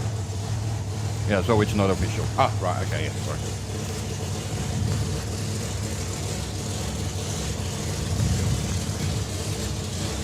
Both of these cars capable of running deep into the 570s. This car is still being bedded in to US standards in the Kestrel beer lane for Michel Turenne. Andrzejanovic has been there before, he's been quicker before. Into the 560s, Europe's only 5.6 second legal door car.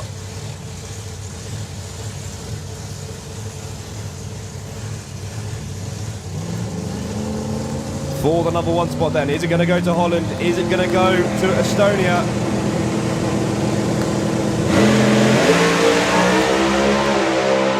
Well, Andrzejanovic has given up his ghost. Here comes Michel, 583, 244 miles an hour, stays number 4. Andre tried absolutely everything, but it just got out of shape. Yeah.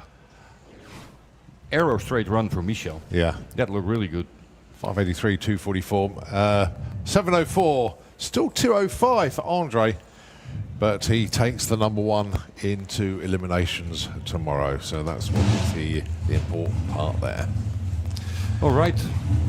Oh. I'll see you guys in the morning. Very quickly, chaps, before you go, I'm Oh. chatting up the top end with John Webster. Who was number 12 qualifier, please, in the end? It's gone. It's gone. John Doolan. Oh, hang on. I think Dominic. Oh, Dominic from Germany. Really quickly before we go to Pro Stop, John Webster, what a terrific weekend from 83, sir. Yeah, it's taken us 7 years to get here, but yeah, we're buzzing. I'm sure you are. I mean, it's just a thing of beauty now, it's there. Yeah, it's. I mean, that 83 was just, it's like driving a limo. It was really good. Every other run around that's been a little bit shaky and a little bit, you know, you got to struggle with the car a little bit, but that 83's got our sweet spot, so we'll go with that, I think. You'll stick. Well, I think that might go. You might do all right with that. Yeah, I mean, you know, got to give it a shot, and so. Good stuff. Good luck tomorrow, mate. Thank you very much. Back to you fellas in the tower. Okay, thanks very much, Steve. Mike Malcolm, burnout completed. As I say, we haven't seen Henry Real at all. We do believe he might not see any more Henry is broken, yeah. of him this weekend. Well, he's in the qualified order, and they have to give him the chance to fix it. So yeah. He will be number 6 no matter what. Well, Michael Malcolm, 719. We know he's capable of going into the 6s. 686 will move him up to 4th. 664 or better will move him into the number 3. And have to go nicely into the 6.5s to climb higher.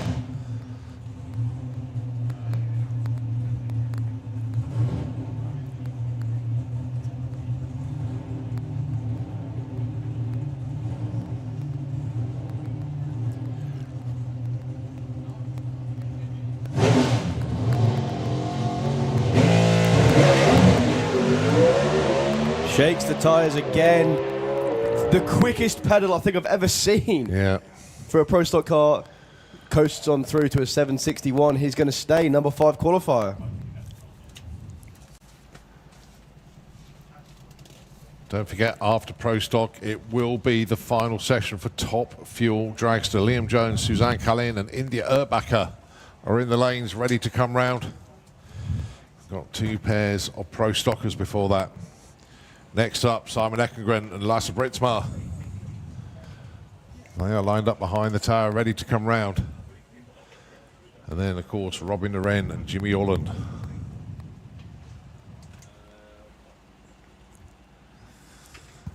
So just a little bit of attention to the start line.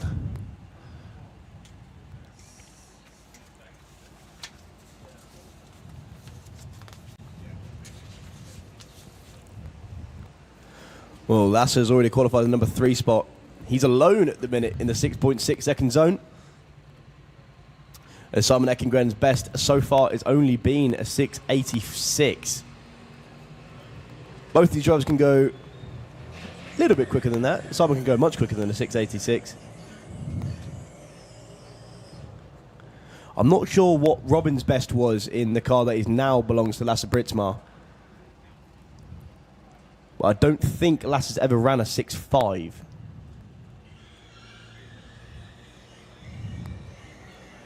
Which is what he's going to need to do. He's still got that Camaro killer on the scoop. I do like that. Even the way they've written Camaro, it is in the old style of the Camaro words. There it is. Look at that.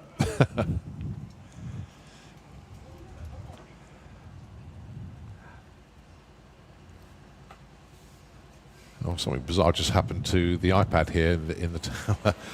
I've been struggling with internet all day long, and all of a sudden it just says you've got 87 messages.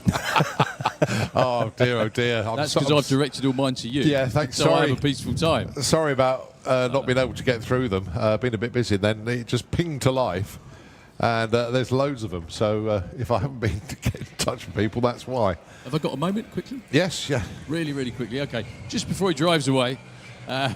Andre Arnover, the honorary Englishman who's been here almost all year, actually, I think. Not such a good day today, but yesterday was pretty good. I think you're still #1 qualifier after all that. Yeah, it happens if you try to go really fast. Yeah, but still I don't understand right now. Was it tire shake or was it a little bit too much? I see the loggy later. So I'm a little bit struggle. After Håkan, I'm still happy. Track is there, so I'm happy. So, but we have safe tune. We know what to do. So we are back E1 tomorrow. Well, with 15 cars, you get a bye run in round 1 because there are 15 cars. The way the ladder works out, so at least you have an advantage over everyone else because you get a test run in the morning. Oh, it's perfect. Yeah, that we need that to get back there 5.80. We know what to do, but we tried to go fast. So that was my goal because. This year starts super good, and we was hoping to see again very, very nice numbers, but it didn't happen. But next time then, and tomorrow we have all day tomorrow. But tomorrow it have to be stable run, good runs. Well, welcome back to the UK, and good luck tomorrow. It didn't quite happen last year for you. Maybe tomorrow's your day. Yeah. this year, I believe it's better. Much better. Andre Arnover, everybody. Thank you very much. Okay, next pair coming up to the line, Lasse Britsma. The car did actually die again, but managed to get it restarted, bringing it up to the line, going alongside Simon Eckengren. So Lasse currently #3, 664. Simon #4, 686. So the Camaro Killer and the Retro Dodge.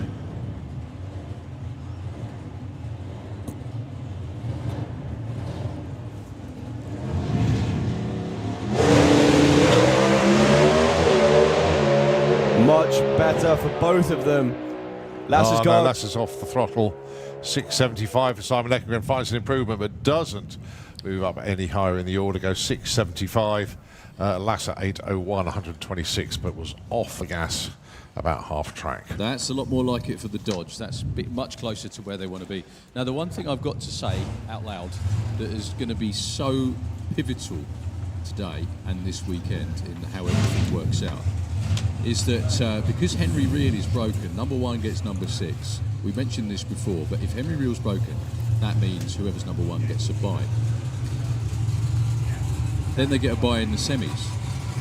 The thing is, if Michael Malmgren hadn't had pedalled the car and run the 7.19, which was just a tick quicker than Henry Reel, he would be #6.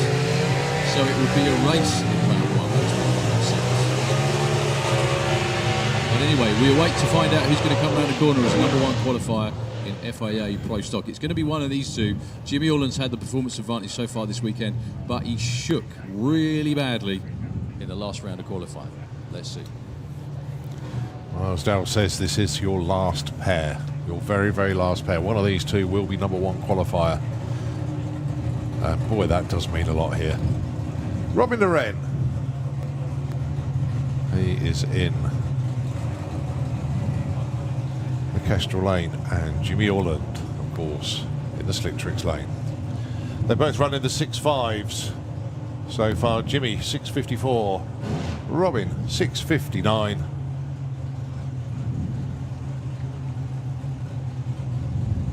This is where the talking stops, and it's down to these two. But is it going to be the Pontiac, or is it going to be the Chevy? The GXP or the Camaro? Thumbs up given, crew stood back, down to the drivers.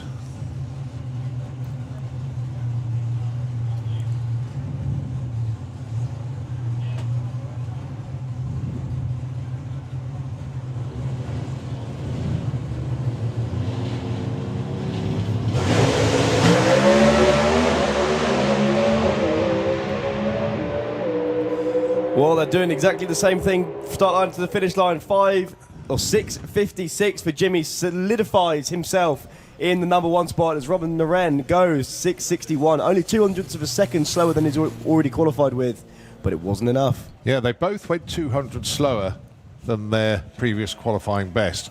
Both those 6 lights, both were 0.98 to 60 foot. But then Jimmy just started to inch away, 275 to 276 at the 330. But then was 300ths ahead at the 8th. So it is Jimmy's #1 It qualifier. is, What was yes. the numbers again, chap? Sorry. 656 against a 661. No improvements. Virtually the same numbers they've run all weekend. That's Pretty why it's called much, Pro yeah. Stock. Up the top end with a very happy Simon Ekengren as well. Like you said, Simon, first time this weekend you got out of first gear without shake. Yeah, that's right. We have struggled a lot with tire shake and low gear this weekend. This was actually the first time we didn't make any shake at all. So that was In the morning, we just worked out that you've got Lasser, and it's very tight for third in the championship, isn't it? Yeah. So it's kind of a race to see who goes furthest tomorrow. Yeah, me, Lasse and Michael are really close in the points. So whoever wins goes now for third, basically. Good stuff. It's going to be great fun. Good luck. Back to you guys. Top Fuel. It is indeed, and it's Liam Jones. He is your #2 qualifier, 389 with a 1, wants to go quicker than 388 with an 8. It is very, very close in Top Fuel.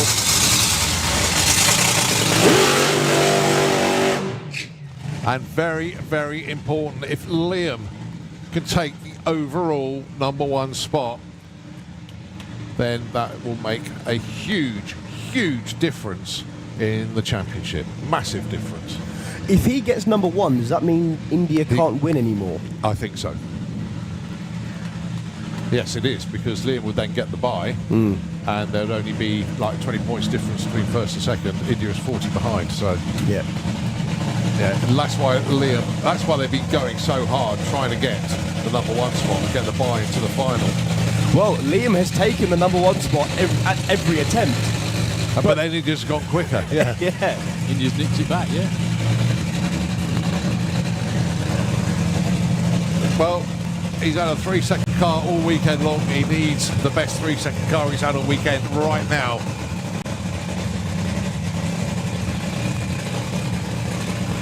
Anything quicker than 388 with an 8 will do. But let's move the goalpost. Let's move it out of reach if you can. But then India says, whatever you've got, I'll try and do better. This car has ran into the 3.7 second range in previous drivers.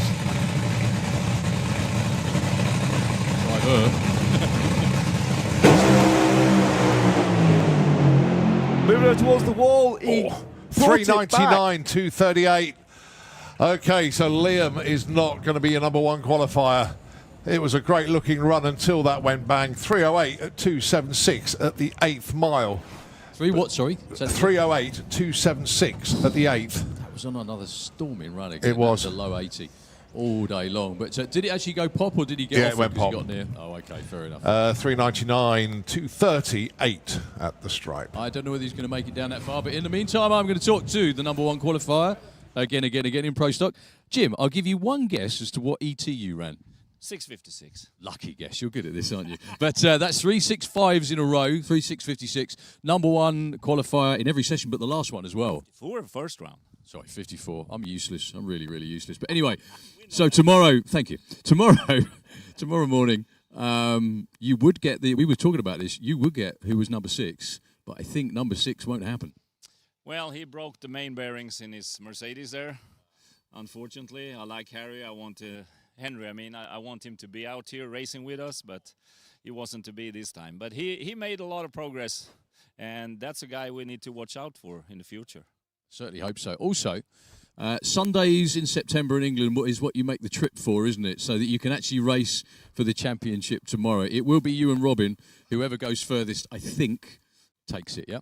You bet. Yep. Yeah, you were right on that one. Occasionally. You have a few moments. I still have a job unless anyone wants to do this. Yeah, seriously, it's great to be here in September representing Summit and VP Racing and all the other nice companies I got with me. So it's always nice to be here, and usually it's good weather like we have now. So racing weather. Racing weather tomorrow as well. Good luck, sir. And a big crowd, as always. Thanks to the big crowd for coming out here and watching us. Oh, we love the Summit Camaro every time. Jimmy Holland, #1 on the car. Will it still be #1 tomorrow? We're going to find out. Back to you. Right, can I have Supercomp Junior Dragster into the pairing lanes, please, from our sportsman classes? Supercomp Junior Dragster into the pairing lanes. Well, Liam was on an absolute stormer until the blower belt let go. So it's going to be one of these two taking the #1 spot. Suzanne Kalin for Slick Tricks Racing in the Kestrel beer lane. Best so far of a 4.01. She can run into the threes. She can run into the 3.8 second range. She's been there before. But the person in the other lane is going to try and stop her. That is India Urbacher. 388. Every single run, she's chipped away at the number, taking the #1 spot back off the Englishman. Well, whatever happens, well, Suzanne wants that #1 spot. She wants to buy into the final. So many different permutations in Top Fuel this weekend. Any one of them to win the title.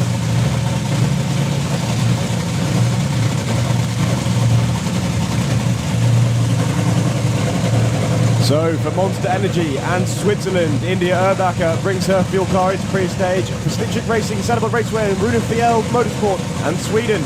Here comes Suzanne.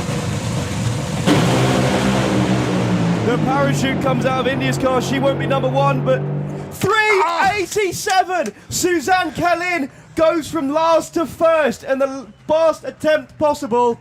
And check the speed, 315 miles an hour. That's what we've been waiting for. She gets the buy run tomorrow. Oh, wow.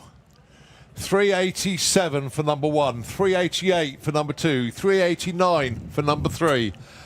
Goodness me. Well, so Suzanne gets the buy in the final. Daryl. First round, yeah, no. Sometimes you make your own luck. And what Suzanne's just done is exactly what India did a year ago today.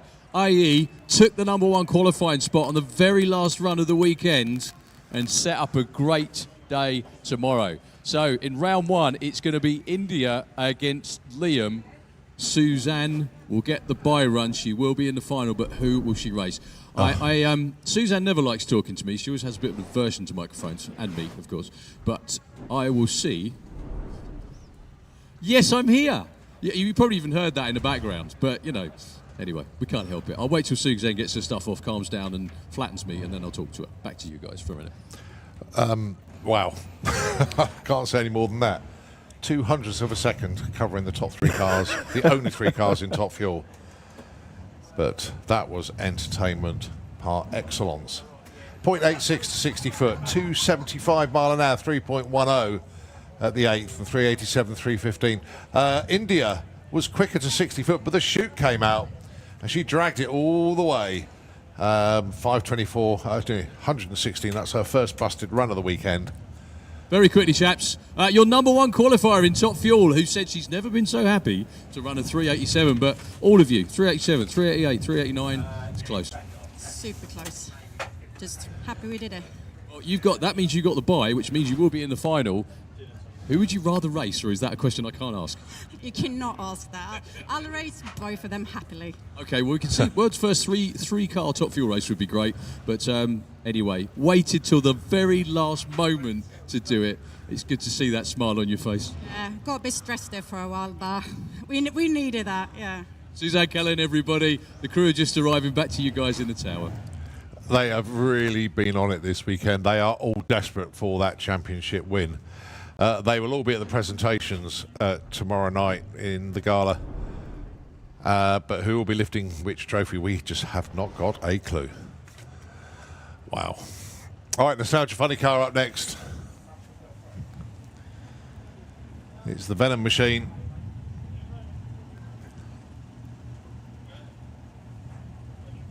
We have actually called some of our sportsman classes into the lanes.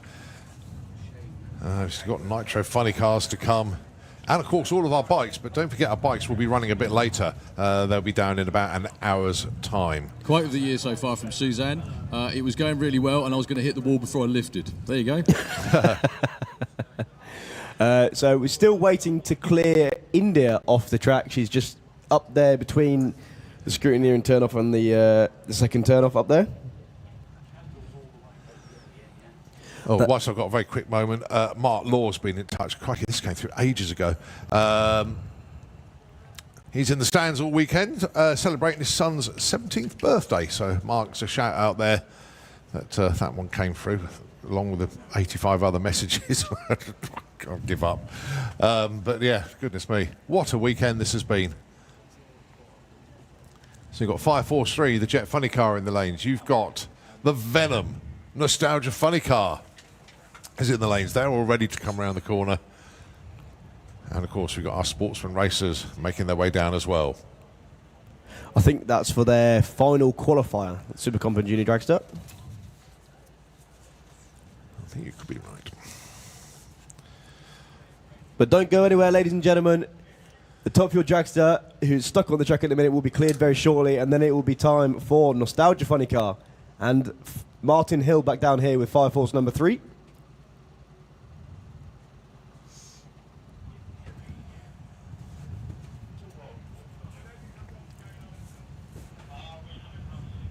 Oh, yeah, trying to get my breath back after all that. It's just that Top Fuel session.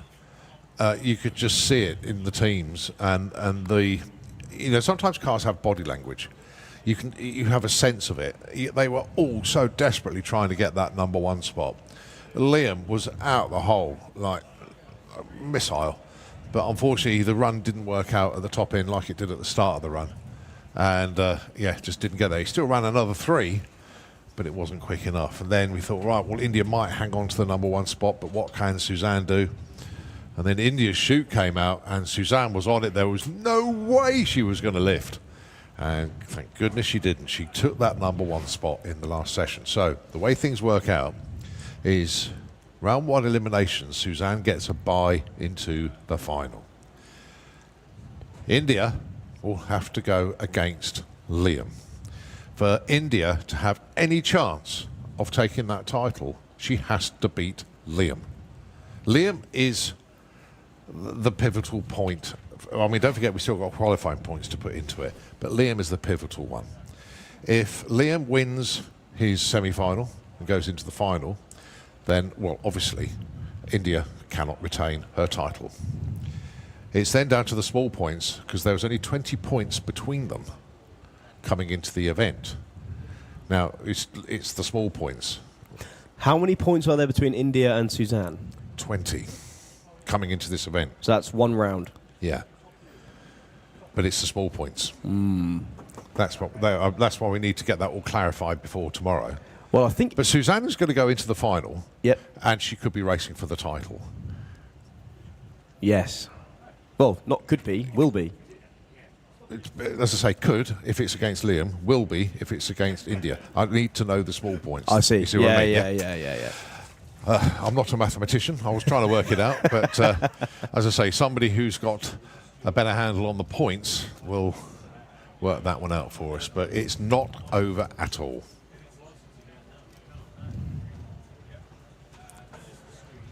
Right, I've also got Nitro FM. They're with us, and Oz. I know you've got some messages to read out there. Over to you.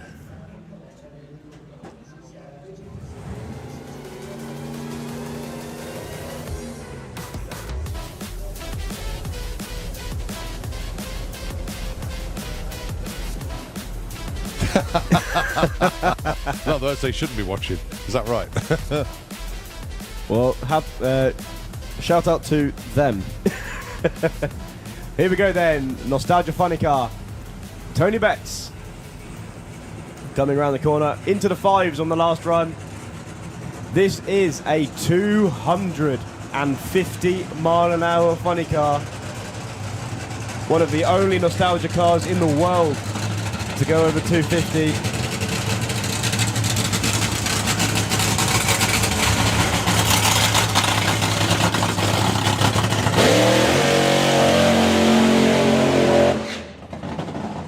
Good, strong burnout once again from Tony.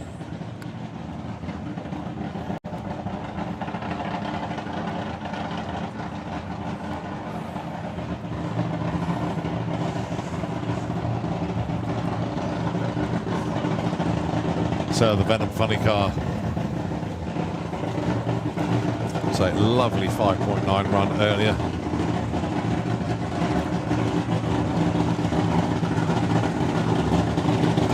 Look forward to Nostalgia Funny Car next year. We get more cars back out, the Apache car. That will have more power next year. There's still a few cars around, don't forget. You've got the Hamilton shipping car of Simon Hayward, you've got Wendy Baker with the Mustang, and at some point Bob Main with the Nostalgia Funny car as well. So I don't know what the time plan for either of those cars either, but they'll come out to play in due course.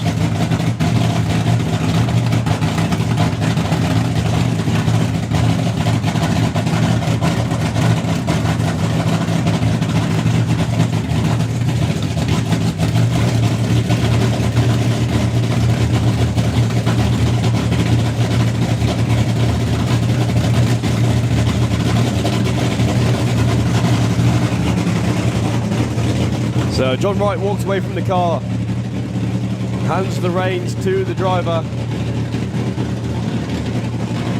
who's getting brought into stage. That is Tony Betts. Can we see another 5-second run here?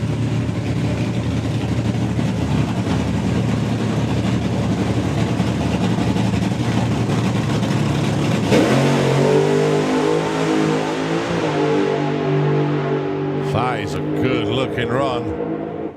5.98, 2.49. His quickest of the weekend by a smidge, but he'll take that. Very nicely done indeed. Well, Shoots out in the shutdown area, heading towards Darrell. Absolutely, coming around the corner very shortly indeed. The car's really been on rails this year. They've absolutely got the combination nailed down. Uncle John doing the crew chief duties, and all of the crew in that mobile grandstand. As Tony cruises round the corner here at the top end with the shoots out. I'm sure he's going to be a very happy boy indeed. So after Tony, I presume we've got Nitro Funny Car? No, we've got Martin Hill with Fire Force, actually. The funny car's making their way down. Okay. Just so, the only reason I know the run order, because I know the bikes are a little bit later. Yes, 6:30 scheduled for them. Okay. I think after Martin Hill, we'll be going into Super Comp. There's no funny cars in the lanes yet. Yeah, that's true. There we go. Give the Venom team a round of applause as they go to pick up their driver. As Darrell said, the thing's been on rails this weekend. That was exactly a 2-second back half. He was sub 4 seconds to the 8th mile, 3.98, and carried it on through to a 5.98. Well, the fun thing for all of us is that next season, not only will Tim Garlick be back and a few more of the other cars be back as well, Tony will be in a 2-car team with his lad driving one as well, which is awesome news. I'll try and get a word with Tony when he gets out, gets all of his kit off in the nicest possible way, of course. Well, the Venom team, as you say, with the mobile grandstand heading in front of the main grandstand at the moment. So one of the best turned out teams you're ever likely to see. Even the truck looks absolutely superb. And working the crowd. Nicely done, the whole of the Venom team.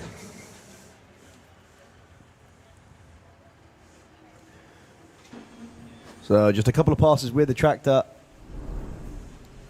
before we move on to the jet car. Yeah, Martin Hill with Fire Force number 3. Still got loads more to come at you. I mean, bearing in mind it's 5:30. Going to be going on for at least another, 2 or 3 hours? Got so much to get done. Got all the bikes to come round yet for their second qualifying session of the day, their 4th overall. And of course we've got Nitro Funny Cars to put their final sessions in. We've got eliminations for our sportsman class. We've got more qualifying just about to take place as well. But next up, It is Martin Hill with 543, the Jet funny car. Just before Martin comes forward, a very happy Tony Betts just slid out the funny car. It's been on rails this weekend. It has for 2 meetings now. John's got a handle on it. I think the crew have got a handle on it. We've got a handle. I've got a handle on it. So yeah, it's going really well. That was another 5-second run, by the way. That was a 5:98 that time round. Oh. Yeah, pleased with it. I was gutted. No, as long as we come back with the car complete, then the lads have worked their arses off. Yeah. Mate. Good stuff. Back to you guys in the tower. I can just hear the Jets starting off, so no one will hear us anyway. So see you tomorrow, Tony. Thank you very much. Well done, Darryl, and good to hear from Tony at the top end. So those of you watching the live stream at the moment, you can see Martin Hill strapped in to 543, the Jet funny car. You look on the big screen, you can see that same coverage as well. Got the body prop there, you can actually see inside. You can see Martin sat right next to the Jet engine, which started its life in a Sikorsky Skycrane helicopter. Delivers £5,500 worth of thrust, which equates to about 10,000 horsepower.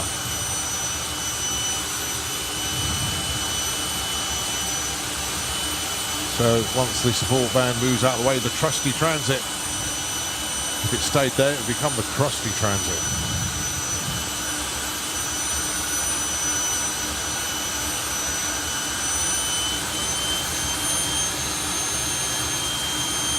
So as we get ready for the Flame and the Afterburner Show Part 1, here it comes.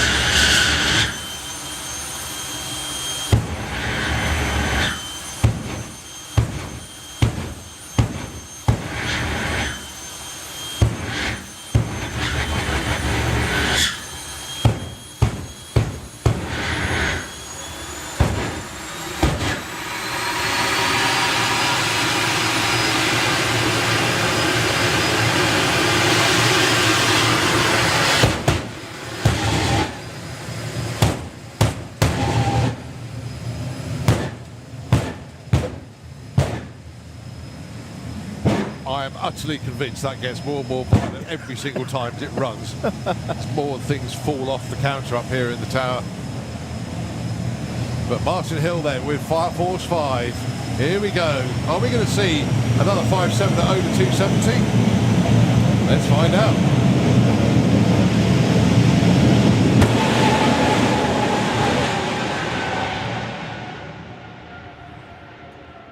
575, 273.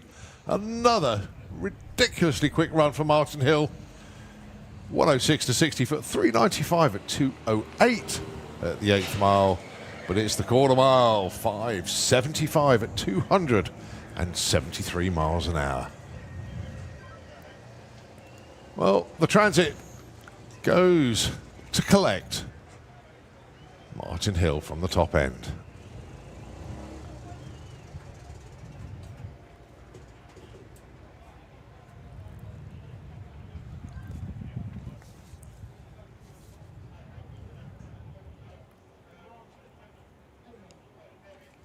So the tractor just making a couple more passes. They always do a little bit of sledding after the jet cars because they leave a layer of film of kerosene on the racetrack, which is suboptimal, should we say, for all the wheel-driven vehicles. We have Super Comp round the corner. I believe we've got Junior Dragster after that before we move back into the bikes.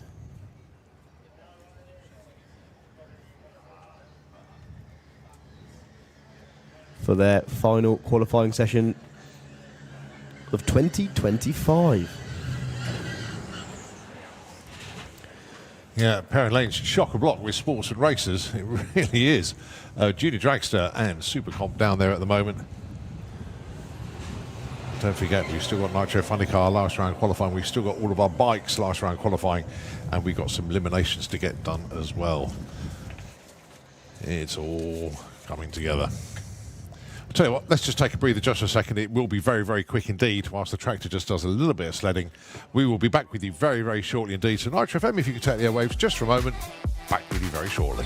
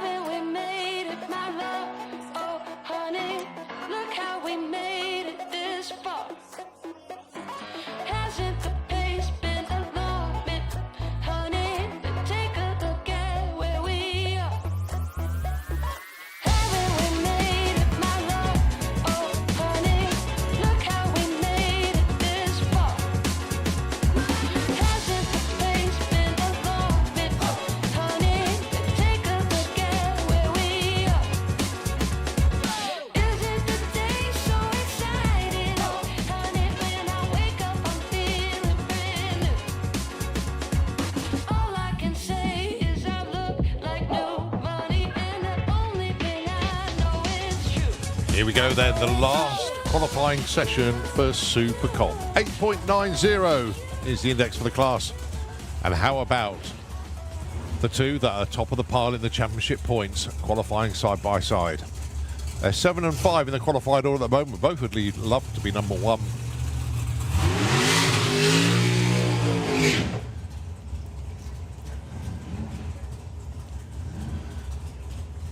But to do that, they've got to get past Ellie Mae Brown.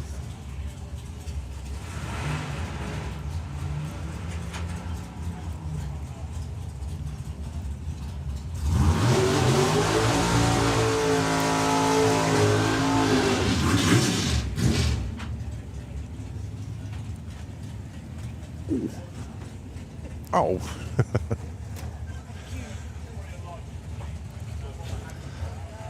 Okay, so Leah Kellett, she's on an 8.93 at the moment. Warren Watts on an 8.95. Warren's only had one run the right side of 8.90. All the others have been breakout runs.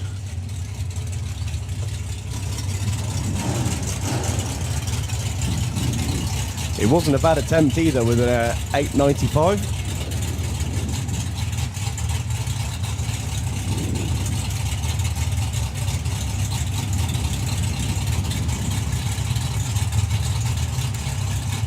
Leah's car more than capable of running down into the low sevens, so she runs a throttle stop. So what you're going to see is the red Camaro run away. The dragster sort of fall on its face and then chase the Camaro down. 8.92, 8.93. Warren pivotively gets one place ahead of Leah. That could be very interesting as the points work themselves out in the championship, because if they were to both go out in the same round, Warren would leave the meeting ahead because they're both tied on 13.90, so qualifying points come into it. So Ellie Brown definitely ran 8.900. Yep. But it's not on the qualifying list. Well, that's really strange. She definitely did it. We saw it. So she should be number one qualifier. On our timing screens, it's telling us she's number 7.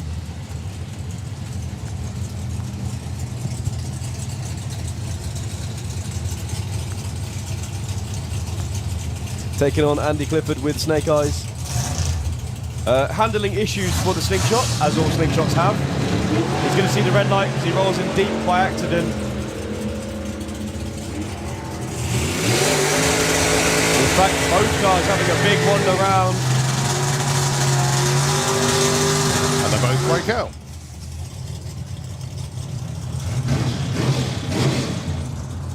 Right, pair of roadsters. Dave Fulton, Richard Tunstall.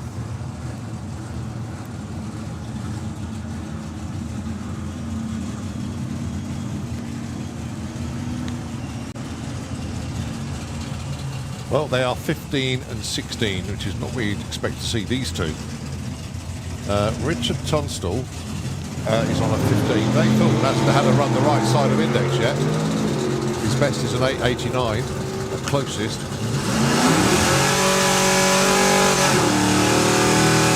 Done it again.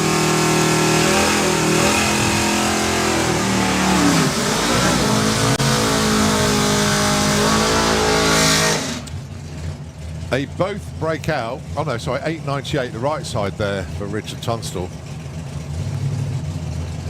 So Richard goes into number 8. But Dave Fulton, every single one of his runs was a breakout. Only just, but a breakout's a breakout. Right, Sven Zylstra with the Vega. John Turner with the Greenfish Barracuda.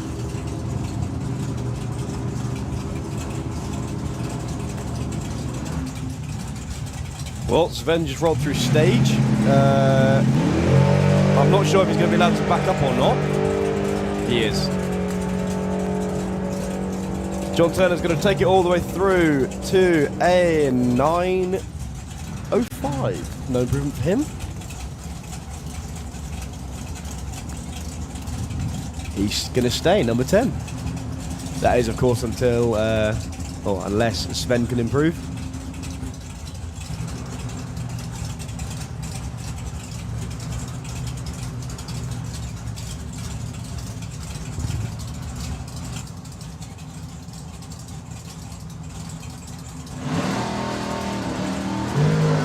Much calmer launch there.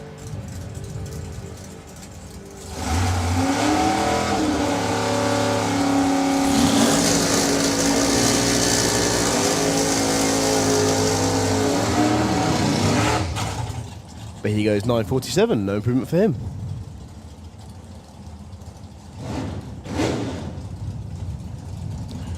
Stevie Gates with Ziva, the Duster.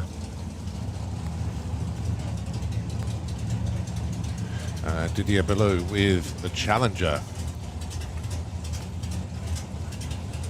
I am loving Didier's car. It's cool. It's very, very cool. Proper pro street car, that is. Has he matched up against John Turner yet? Do you know, I was thinking exactly the same thing then, actually. I don't think so.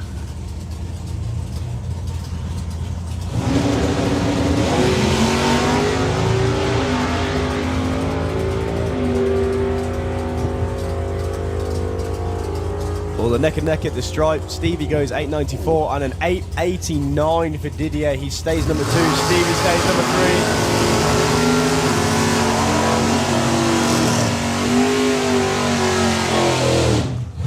3. Look at the difference in speed behind the two cars. 132 for Stevie Gates, 150 for Didier. Next up, Jeff Cowley, John Bean. Both of these two you'd normally find in Pro ET. But here they are in Super Comp.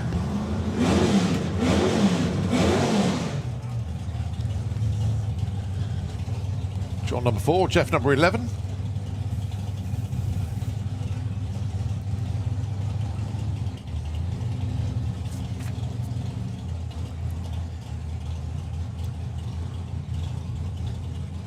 Jeff double dutying this car with his son Jordan this weekend.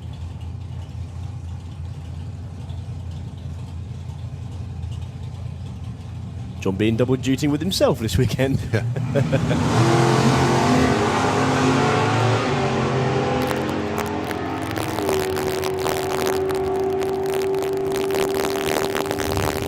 .903, 887. Where that's come from. Right, so Jeff Cowley goes 9.03, stays number 11. John Bean breaks out 8.87. So he stays number 4. And that is a wrap for Supercom. So the next time we see them, they'll be in eliminations. And this is the last qualifying session for Junior Dragster. These guys and girls qualify on reaction times, not speed or ET, but ETs will certainly come into it when they go into dial-in mode for eliminations. Richard Wilcox with the Firefighter Racing Junior alongside Sam Hiscock with Bob. Affectionate name he's given his car.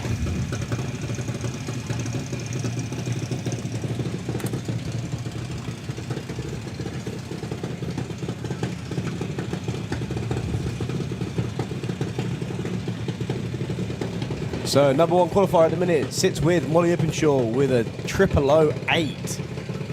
She also took the perfect light money with it. Yeah. Came up to collect that.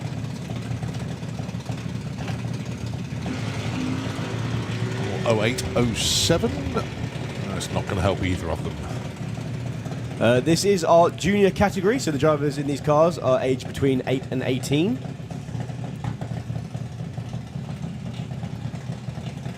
Letty Checkett in the Kestrel beer lane sits right at the age of 8. Chef Checkett in her formative years now in the class. Not long before she moves up into the car they already own. Chef currently sits number 6 with a 005 reaction time. Letty number 25. And if you couldn't tell by the matching cars, these two are sisters. Oh, 0016. That's going to move Chev up from 6 to number 4. Unbelievably, there's 3 that are quicker. But she's had 2 brilliant runs. 35 for Letty stays number 25. But that was a nice move late in the day for Chev. All right, this is your number 1 qualifier, Molly Openshaw, with a 0008. She's got the Perfect Light Award. Go alongside Oscar Young, who's done himself proud this weekend. 017, currently number 9. This is Oscar's first weekend in the class. Took the choice to do his licensing, hiring the car out, and then took the choice to hire the car for a weekend too.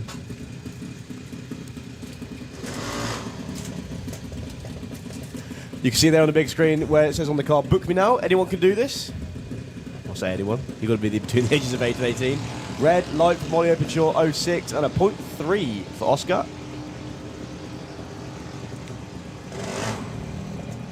Well, if you can cast your mind back to a couple of weeks ago, we were at Silverstone Festival. We had a reaction time competition. And only one person pulled a perfect light. So he kept coming back to check on how he's doing, and he was all right. And then so they said, well, we'll give it another go. Yeah, you get 3 goes at the button. Had 2 goes, got red. 3rd one, another perfect light. And then he backed it up with the 00 to follow it.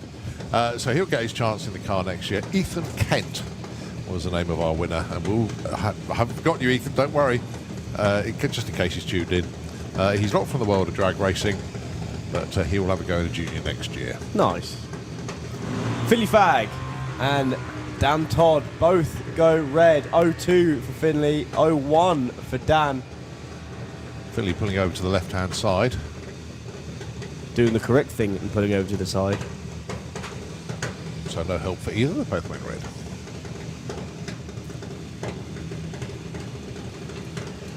Well, they've clicked Amelia's car off on the start line, so... yeah, they're going to have to go back and get the starter. Yeah.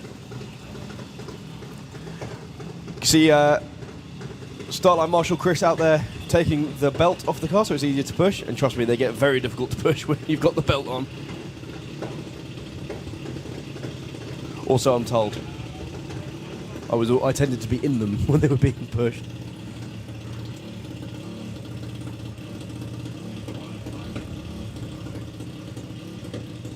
Very easy to push, just one man in his car.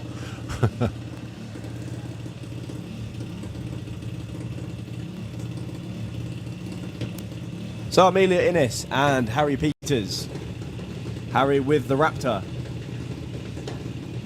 One of the sibling drivers, his brother Tom will be coming around later. You'll know which one it is because he also has a matching paint job.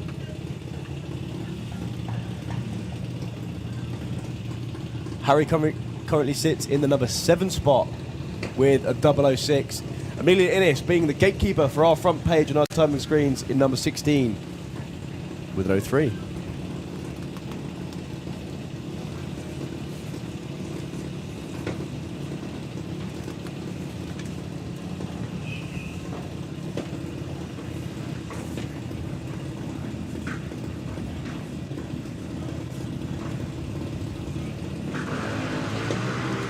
.10 for Amelia and 05 red for Harry. People always ask me, why do junior dragsters qualify on reaction times as opposed to dial-ins like all the other classes? And the reason is very, very simple. It trains you to cut a really, really good light and do it consistently too. So when you move up into the bigger categories, you become deadly. Some of the most feared races in bracket racing in the UK come from junior dragsters, the likes of Joe Kellett, Scott Hauser, Colin Morris, Stu Morris. The list goes on.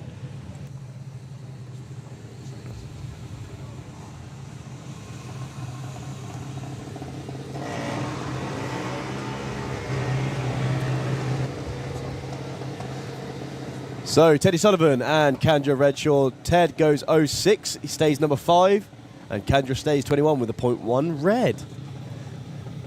Lola Bell Kent and Tom Peters. Lola Bell's dad has just pulled into the pairing lanes. That, of course, being Kevin Kent with the funny car. Lola currently sits in the number 10 spot with an 02. Tom Peters sits number 14 with an 02. In fact, between 10 and 15, so 5 cars have all gone 0-2 lights. And Tom Peters does it again, but he improves just above Lola Bell. He moves up to the number 10 spot now, drops Lola back down to number 11. As she goes 0.04. Ada Cassisi with the Bandit Bomb. And Teddy Howe with the gorgeous new paint job revealed this year. With the new car to him. The car he's driving has lots and lots and lots of heritage in the class, driven by the likes of Rhiannon Bellini. I believe it was Matthew Seamark's car as well. Tyler Ashdown had a go in it. Aaron Fentham's for a little while, Frankie Fordham's, Freddie Taylor's, and now Teddy Howe's. That's got some history then. Wow. I didn't realise it went that far back. I suppose you think about it, it would, but... Well, it's a good thing about the class, because you have to grow out of the car at some point, it just gets recycled and recycled. The car that Ada Cassisi is driving was imported by Santapod Raceway as a JMA hire car. It was then sold to Sky Collier and the Collier family. That was her car, and then Harley took it over, and now it's Ada's. Well, Teddy goes red, and Ada goes 0-2 green. No improvement for her. She already sits in the number 3 spot with the 001. Yeah, Teddy already number 6, but cherry on the tree doesn't help him either.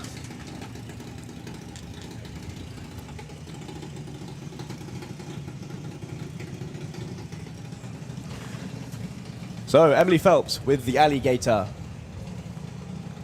And Frankie Kent with the newly imported car for him.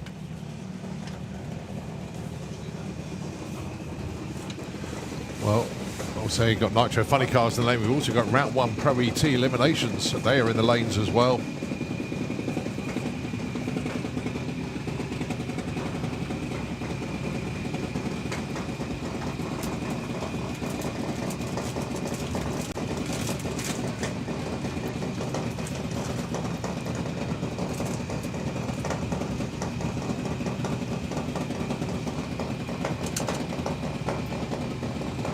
So Frankie currently sits number 26, Emily number 24. They're just off my timing screens. 05 for Emily and an 02 red for Frankie. He was trying on that one. Our junior category goes into their eliminations tomorrow. Emily moves up 4 spots there, 24 to 20.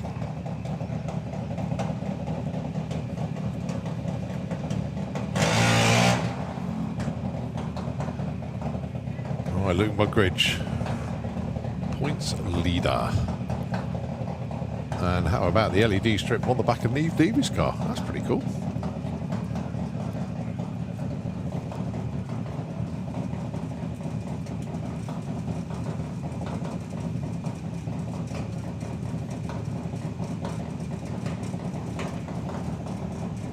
So number 13 and number 14 in the qualified order at the moment. Going to have to go better than 021 to improve.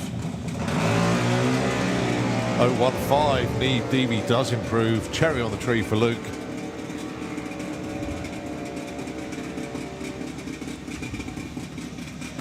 Yeah, Neve up to number 9. Luke drops from 13 to 14.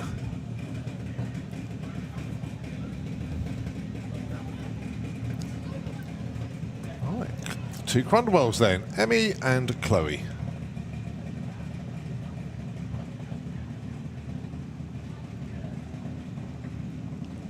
So Candy Hayes and Violet Hayes.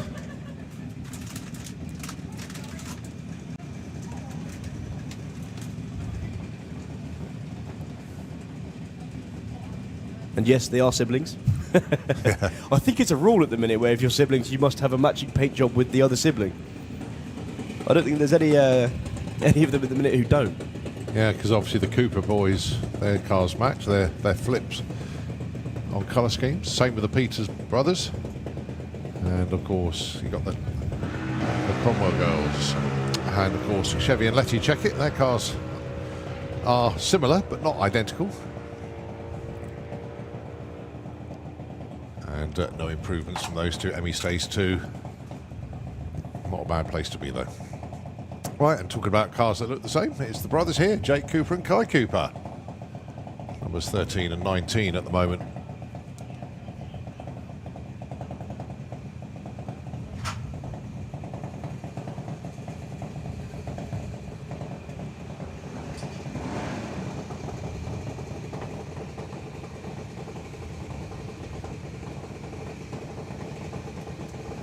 I can see Pro ET in the lanes, ready for their first round of eliminations.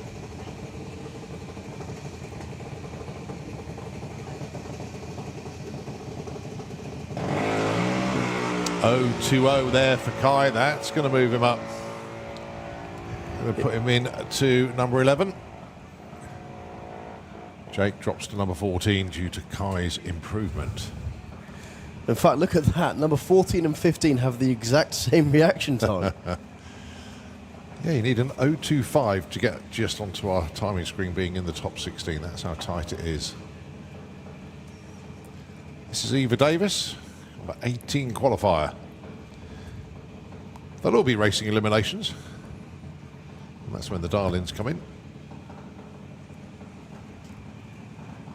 Eva currently sits number 18. She's going to move up with that, though. 010 moves her to 9. Well, could be 8. It could be 8. It is 8. It is. Yeah, it's an identical reaction time to another one earlier, so it goes down to the next digit. Okay, so that's junior dragster qualifying done. I believe actually that is all of our sportsman qualifying all done. Now it is eliminations for all of our sportsman classes. We've got Pro ET in the lanes. I've also got Fuel Funny Cars over there as well. It's all about to happen once again. The Bluebird is out there at the moment, just doing a little bit of track prep. But I've only got one Nitro Funny Car. Just looking in the lanes down there. So, actually, pause for a moment as we need to gather more cars into the lanes. Whilst they're doing that, a little bit of track prep going on out there. So, a perfect opportunity for us to take a breather and give the airwaves to Nitro FM 96.2. Back with you very, very shortly when we have more fun, more excitement, more drama here at the Euro Finals.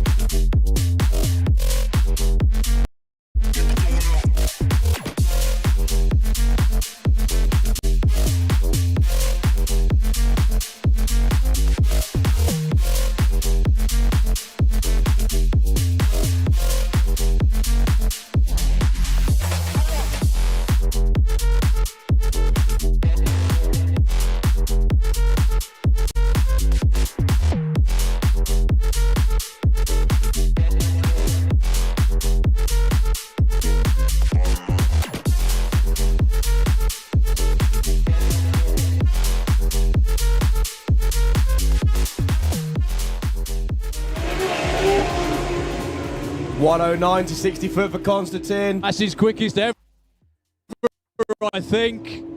6:69 at 212 miles an hour.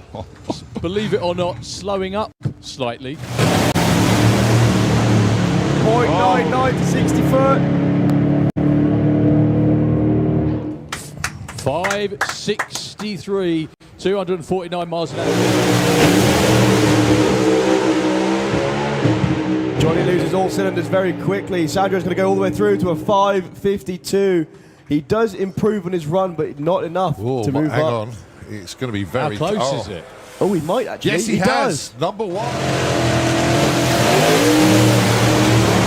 Lots of tyre shake for Silvio. He has to lift. Tony all the way through to a 5:36. It's not enough.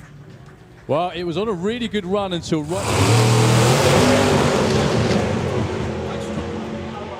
Well, he's driving it like an Alta driver would. 105 to 60 foot. It's going to be a 7:12. Not too bad. That's not bad as well. 191 miles an hour. I think really that was rich. what they were shooting for. Yeah. Well, Mats's car leaped off the starting line. A good driving job from Kim Christensen in the other lane. Both missed tune-up on that one. Well, 8:32 for Kim. Mats just needs to cross the line to get another on the board to make him qualified, which he does with an 18:26. Mark makes a move for the wall, gets back in it. Bruno is long gone. 6:15 and a 6:32.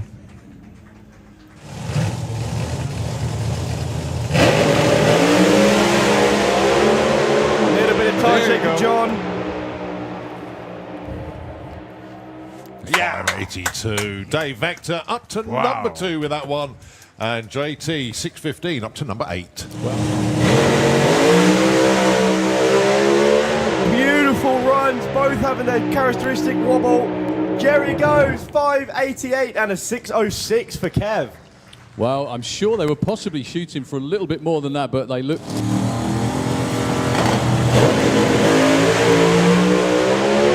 Oh, here we go. Oh, That's a great race. 583 for John Webster, 247. Wow. Well, where are they qualified quickly?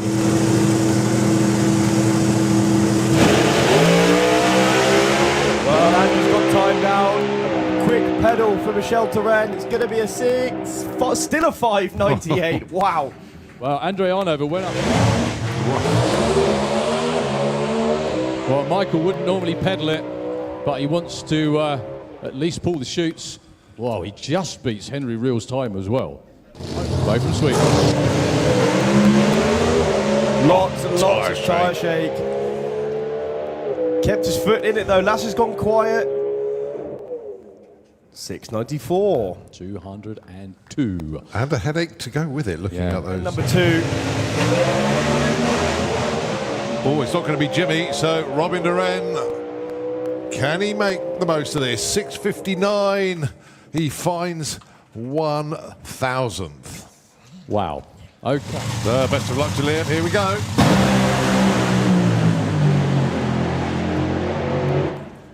$389 with the 1. It is good enough for number 1. He does take the number 1 qualifying spot. Here we go. Well, there is a funny car. Side by side all the way. 388 with an 8. Takes number 1 spot back. Behind us. That's how it's supposed to go, folks. Side by side. This is important as well because it's for pairings tomorrow. That's so a current lovely number 1 looking run. qualifier Good. He's is into the Patrick Pers 5s. with He is 425. 5.96. 2 with the 235 miles 429. an hour. That's funny car. I think that's Doe Link's time. Yeah. 3, Here we go. 6. And coming out the rear. This one's all Dale. Looks like 446, 257. That was the Steve one Ashley. for Dale Leaks. A lot more So there's like only it one is funny quickest car made ever down at for this lap time. session. So fate is in Kevin Kent's hands. Can he take the number 1 qualifying position off? Well, that was a really strong run earlier on today, which I think Kevin did his normal great job of driving it to the quarter mile. Well, he was doing 290 mile an hour at 1,000 foot, which is one of his best speeds. He has been faster, and he has been quicker. Yeah, he's been in the 4.1s before, which is probably what they're trying to do. I think from the Showtime car, Patrick Pers was definitely damage for them. There's definitely damage for the... definitely lots of damage for Dole Leaks, unfortunately. It's nice to have. I mean, now looking back on it, it's really nice to get to talk to people down there as well, like that. Yeah. Chatting to Johnny West for a while as well. Johnny West has been, quite frankly, one of my racing heroes for a long time. If anybody is sitting at home watching and they can Google that, have you ever seen his accident from Englishtown around 1990? Absolutely horrendous. The tyre, something burst under the tyres. It went completely sideways. It's not having it, is it? Well, that's the third attempt. You don't get much more with a nitro car. Well, they're going to spin it over probably one more time. Yeah, Johnny West, it got in its own oil, slammed into the wall just off the start line, which knocked him out. And then the car just rode all the way down the barrier to the end of the racetrack. It was just a big, nasty accident. But he says it was character building, so who am I to argue? So come on then, one more time. They will only give it probably one more.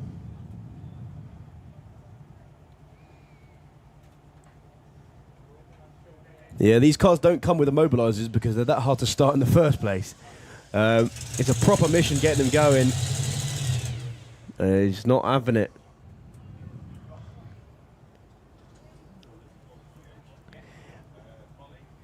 If my ears are telling me correctly, what's happening here is it's not getting the fuel up to the injector. They all come with a feeder bottle, so they all give it fuel to start with, but as soon as you take that away, it should have brought up its own fuel to start with. So it's the pump not bringing it from the tank. Yeah. It's not a long way in a fuel funny car, it's only at the front. Alright, just whizzing it over to clear the cylinders again. Just in case any nitro did drop in there, you only need a tiny little bit of it.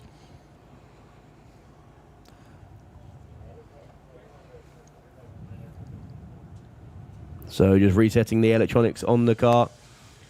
Firing it over, igniting the mags, feeding with the feeder bottle, and again, no, it's just not getting the fuel it needs. It's starting on the fuel he's given it from the bottle. Well, we're going to have to see how much longer the starter and the track crew are going to give them to do it, because obviously we do have a lot to get through, but we'd also like to see a fuel funny car run as well. Well, there's the starter walking over. I Yep. think this may be the last attempt before Dave tells him to give up.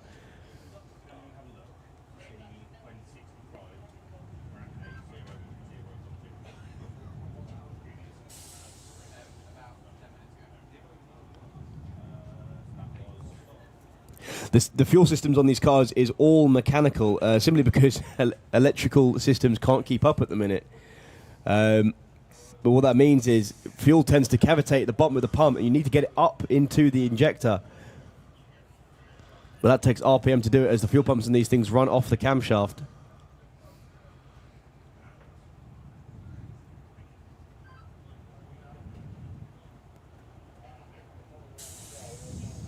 So one last time, Nicky with a squirt bottle. Going to pull the wires for the mags. Turn the electrics on, set the ignition. There goes the starter motor. That sounds much more like it. Here we go. Goodness me. Last chance saloon, that one was.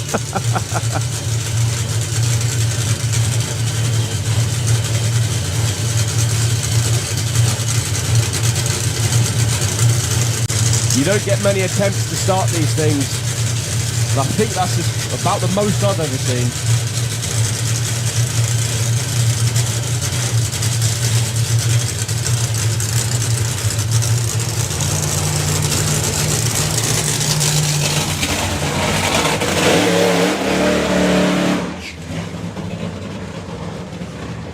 So Kevin Kent back in the hot seat, hopefully not literally, for the first time in a whole year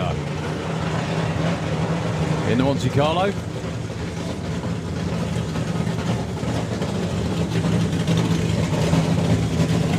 The bump spot for Fuel Funny car is a very healthy 4.84. Kevin is number 2. He's only got to improve a few hundredths to move up. But those few hundredths are very, very hard to gain indeed. Kevin is the owner of one of the most impressive runs in nitro fuel car racing. He had a run go wrong, but not from any fault of his own, so he's given a rerun at 9:30 in the morning in the UK. He fired the car up at 9 o'clock. He got down here for 9:30. He made a run. First car down the track. and it went into the low fours.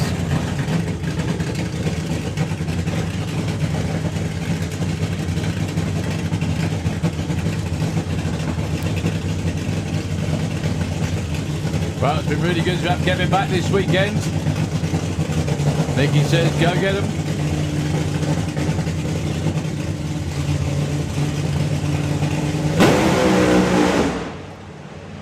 Not sure whether that was deliberate or not. 0.96 to 60 foot.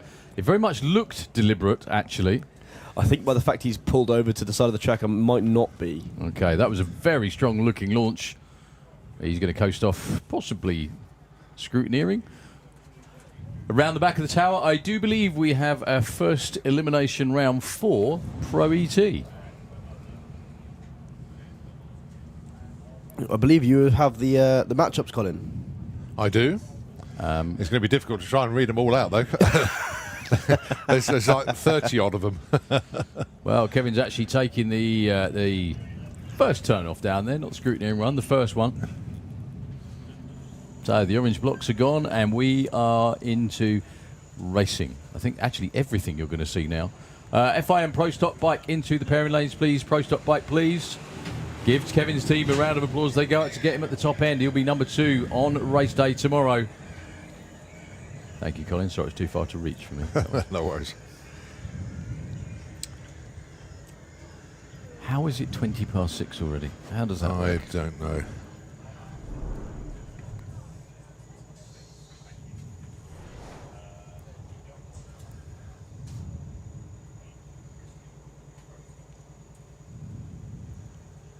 Ian Dance, unfortunately, with the Hoonibug is out.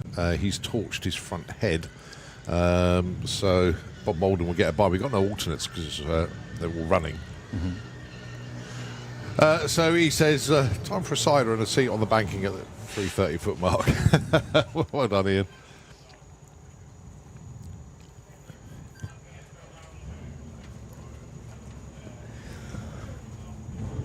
So if Bob Molden's got a bye run, I can only assume that means it'll be Curtis Tram taking on Don Scott. Yeah, it's a case of trying to find them on here. And then Jess Bishop taking on Kiwi. Is that the first pair? No, first pair is going to be the solo. Oh, yeah, Bob Molden. Right, okay, thank you very much indeed. So it would have been Ian Dance with the Hoonibug, but unfortunately he's unable to make the call, a torched head. So Bob Molden with the White Noise Peugeot 205. He gets a freebie into round number 2.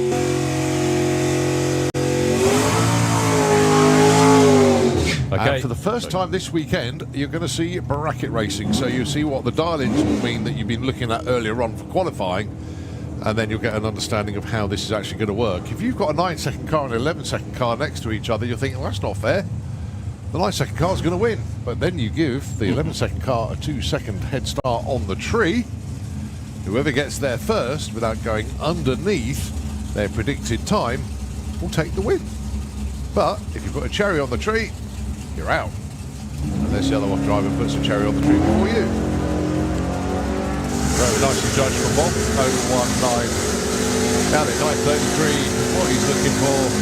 Good tune-up run. Right, so now we are racing. The loser can put it on the trailer and, well, watch the racing for tomorrow. Go home tonight. It's entirely up to you. But your number 36 qualifier, Stuart Thompson, going alongside your number 9 qualifier, Jess Bishop, it means nothing anymore. It's just for pairings. 9.72 plays 9.13. So the Duster will be going first, then the Dragster will be doing the chasing. Whoever can get the better light, because you can win on a whole shot here, will have the advantage, but it's whoever gets to the top end first without going under their dial-in will take the win. So the split about 0.6 per second. We can't read out reaction times. It's close, and it's Kiwi that takes that. Right, here's a good example. Jess Bishop got there first, but she went too quick, she broke out. So Kiwi takes the win at 9.75. He did have 200s in the bag in reaction time advantage, but Jess broke out. Next up, Kirsty Tramp, Don Scott. Bit of a difference here. 11.98 plays 9.80. 2.18 seconds difference on the tree.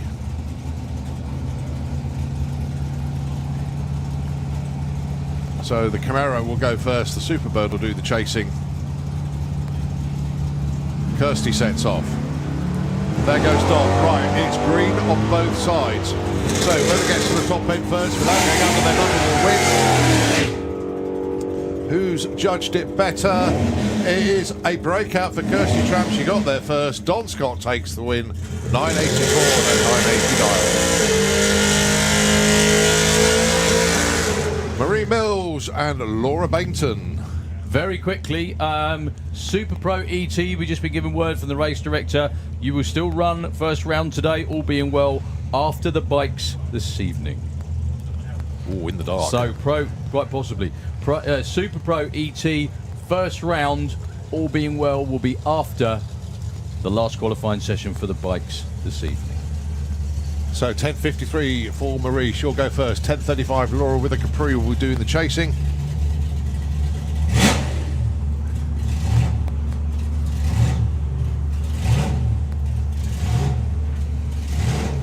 Both into stage. Here we go. Green on both sides.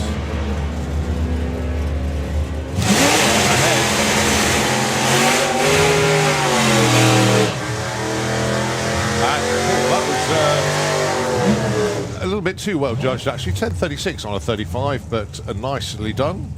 So it is Laura in to round number 2. Well, she took 0.7 of a second at the stripe, and in terms of bracket racing, that's about the same as 3 or 4 bus lengths. Still went 100th off her dialing though, took the win. Issues for Maria Mills there, not sure what the problem was. And this is a heads-up race. Bjorn Shetzina dials 9.80, and so does Johnny McClure. So Bjorn with a Camaro, Johnny with a Willis. Bjorn still spinning the wheels off the start line.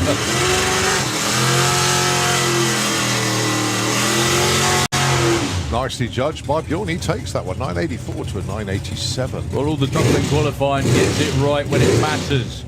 First round race day. Pete Creswell and Alfie Ratton. Pete with the quick BMW, dials 10.80. And Alfie with the quicker Toyota Corolla, dials 9.08. The Ratton family have been around drag racing for years and years and years. But not really ever competed in bracket racing. I think Alfie's might be the first bracket racer in the family. 9.08 plays 10.80. And it will be the BMW going first. Yeah, it looks like 9.00 on the board, but it's not. It is 9.08. We can see that on our timing screens up here.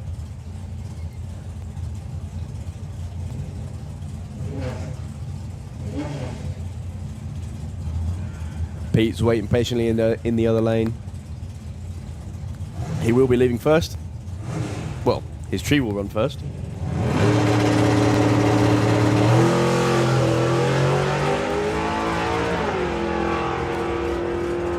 So Alfie closing in at the stripe.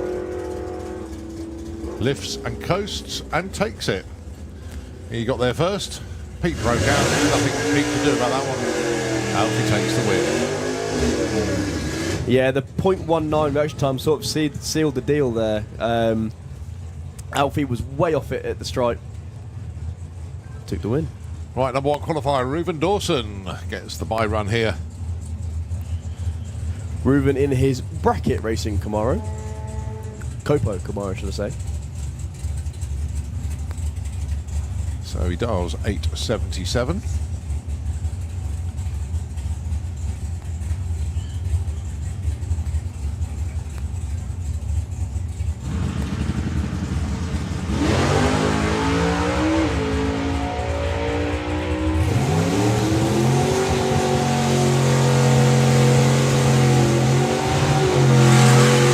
Close enough on the bike run, 8.76. That's what you call a tune-up run. Yeah. This one is massive. Huge. Points leader coming into the event, Nick Mugridge, taking on the one and only Lee Huxley.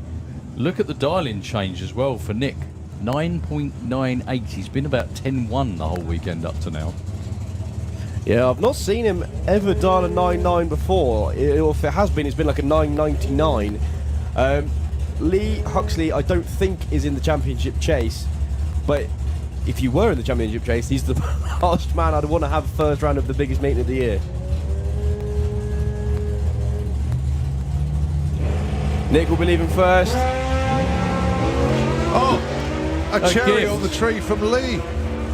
Did not complete- expect that. There's only 003 as well, but a complete gift.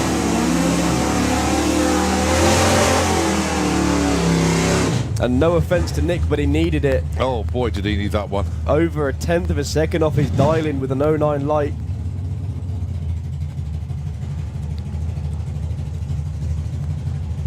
Well, that wasn't a bullet dodge, that was a harpoon dodged. Carl Goldsmith, Guy King. Guy King, number 2 qualifier this weekend. Going alongside the Golf of Carl Goldsmith. 11.20 plays 10.40. 0.8 of a second difference on the tree. Well, it's Guy King into round number 2. Carl goes red.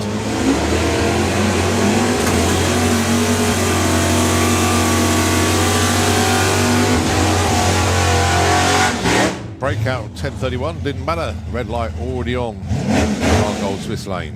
While I remember very quickly, going back to comp, I was the one that told Phil Drew he red lit. He got out of the car and he was jumping around saying, how did I win that? And I went,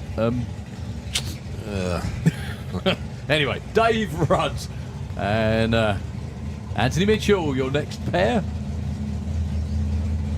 Anthony Mitchell was the better one in qualifying. He was number 1 off the first session, I think. 10.64 for the big muscle car in the Slick Tricks lane. Dave Rudd with the Cobra, 9.65. Well, the Cobra runs turbo LS power. The Buick still got a Buick engine in it. He's going to get to the truck first as well, as long as he's making it quick, which he does. Breaks out by 500s. He had room to manoeuvre at the finish line as well. One thing I just remembered that I thought was really bizarre in Germany, you were there, they put the reaction times up on the scoreboard even in eliminations. Did they? Sometimes, yeah. Yeah, they did. Exactly. Wow. In bracket rate. It's frankly not the best idea at all because it gives someone potentially a very unfair advantage. Yes, massively. I think that may have been a mistake on their part, but yeah, no, that did happen. All right, Simon Innes, Michelle Walker, just 600ths of a second difference on the dial-ins here. 10.68 plays 10.74.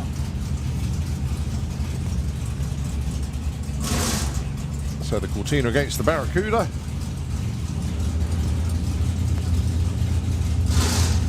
.14 difference on the tree.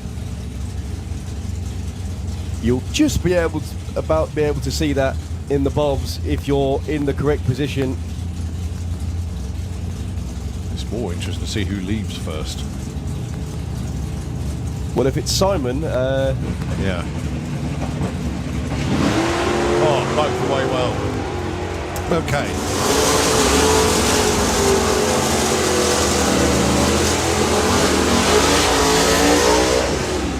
And it's Michelle Walker that takes it.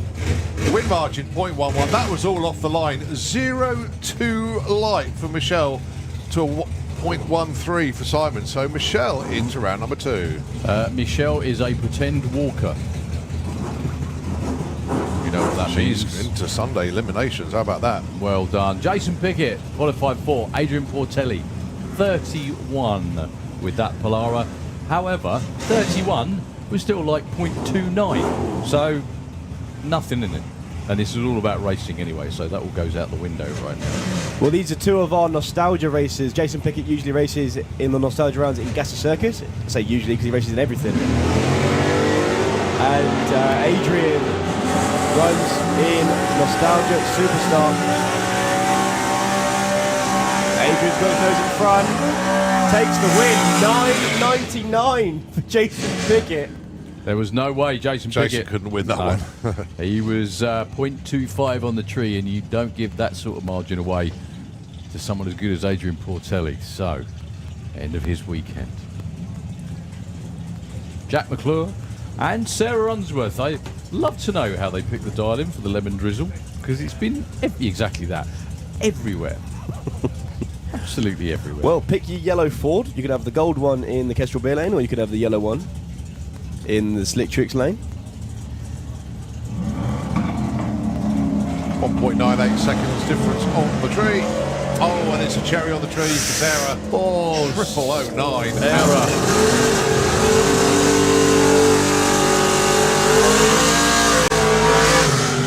Well, 11.82 anyway, but Sarah, 0.009 red. Oh, so close. Still alive in Supergas, I think, so it's not the end of their weekend. Well, Jack was 0.1 on the tree, so it was good. It was a good race. All right, Chris Newsom, Doug McClure. Well, one McClure through. One McClure out so far. Let's see what the next one's got for us then. We're having a delivery up here in the tower. We are having a delivery. What's he got? He's got samosas. Food. Wow. Have a jam shed, you legend. He must have met us. Chris Newsom, Doug McClure, your next pair. Oh, Chris Newsom goes red by 007. Look at Doug McClure's line, 006 green.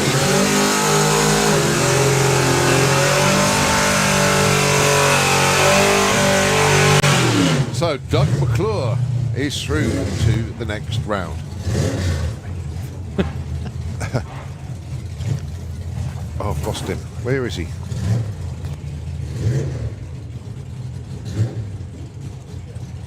Ah, there he is. Well, getting close to announcing round 2 matchups very shortly, actually. Right, sorry, not Mark Huxley, Brian Huxley and John Turner up next. Well, it's going to go quiet up here because we're all eating now. Thank you, Ahmed. Well, Colin isn't. So the dial-in's in for Brian, 10.01. John Turner, 9.05. Brian is driving this car for one reason and one reason only. It makes him the oldest active drag racer in the world. Yeah, active being the operative word there. Oh, a load of paperwork just blowing around.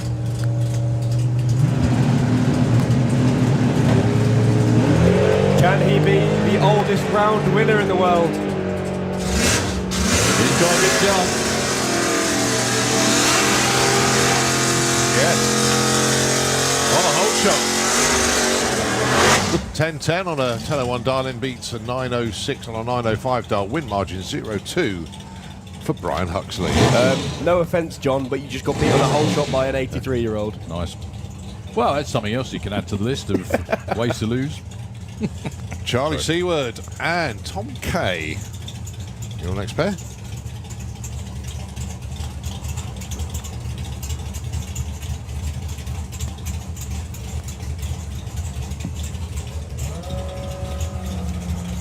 Two very, very astute bracket racers here. Charlie's not been racing for very long, but he's proven his natural talent very, very quickly.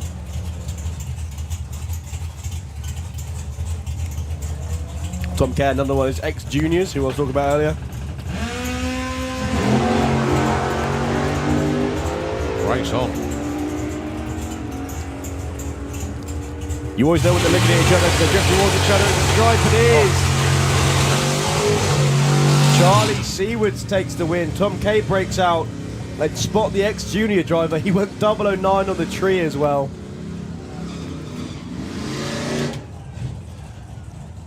Yeah, if Tom could look over his shoulder, a bit difficult in a junior comp dragster. He had an 0.4 reaction time advantage, but went too quick. Next up then, Bill Wilson for Graffiti Racing, taking on Colin Morris. 10.79 against 9.90.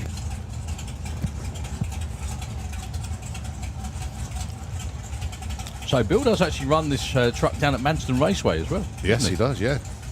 Down in Kent. at Manston. You might have guessed from the title.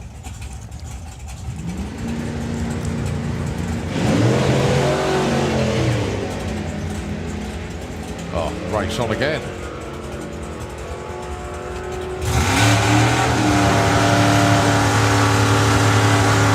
Win margin 0.3 out of the stripe.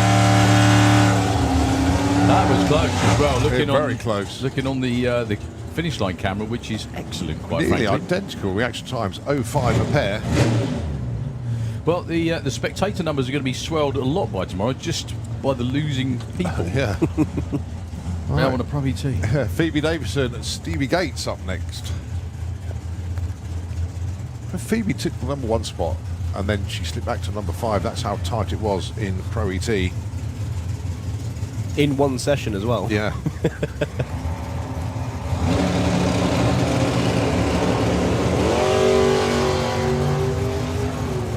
So Stevie Gates doing the chasing. Can he catch and pass Phoebe? Someone's got some wriggle room. And that someone took the win.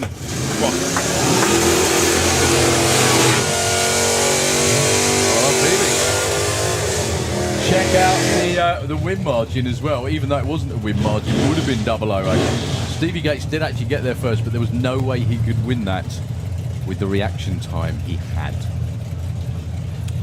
Matthew Dowdy taking on Philippa Turton. Well, Philippa would have possibly expected, being a higher qualified car, an easier round than Matthew Dowdy, quite frankly. Yeah, congratulations, Philippa. You've earned yourself ex-junior dragster champion. Yay! And the winner of this gets Don Scott in round 2. So Matthew will be going first, 11.15. That immaculately turned out Nova. I think this is Philippa's only second round of eliminations in Pro ET. She lost the first one with a perfect red. Touch wood, this doesn't happen this time.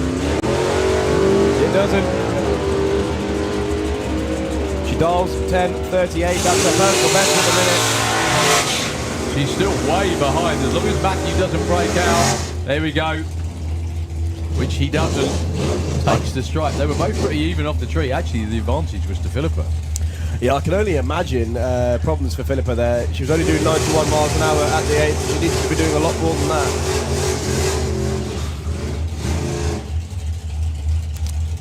Okay, the Thatadoo Camaro in the Kestrel lane.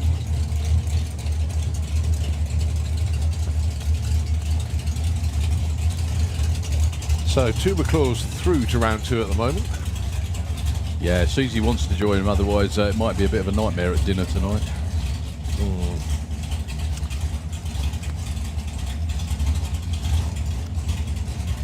Winner of this gets Nick Mugridge.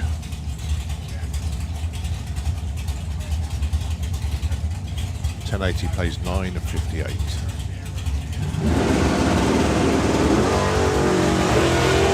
Oh, Susie goes red, so it is Harrison into round number 2. I can see.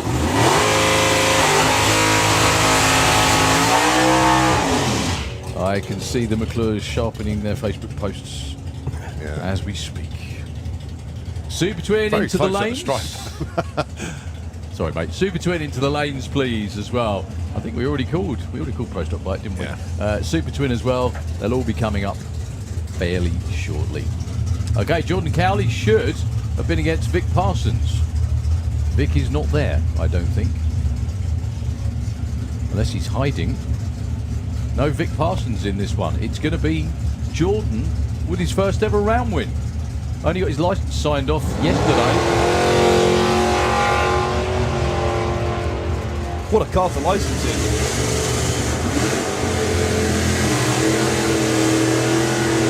Those 912, that'll do. Well, it's a real shame for Vic Parsons after having such a strong season. He's probably booked in to race next week as well, wasn't he? Yeah, but not only that, he's in gas as well, so... Oh, that's a good point. All right, Gary Carr, Tom Watkins. Now, important, Tom has got to stay alive here because he's third in the championship points. Actually, we think he's climbed to second due to qualifying positions. Yeah, and he gets Gary Carr in round 1 for... You know, qualified 25th. Oh, I have someone easy who's down the bottom of the field. No, not Gary Carr. No, not Gary Carr. He's very good indeed.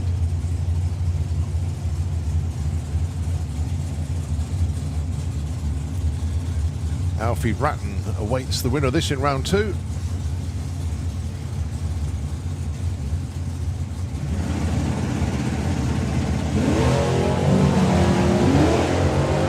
Oh, I will explain in a minute. Tom's giving himself a good chance here. Tom indeed takes the win on a massive hole shot.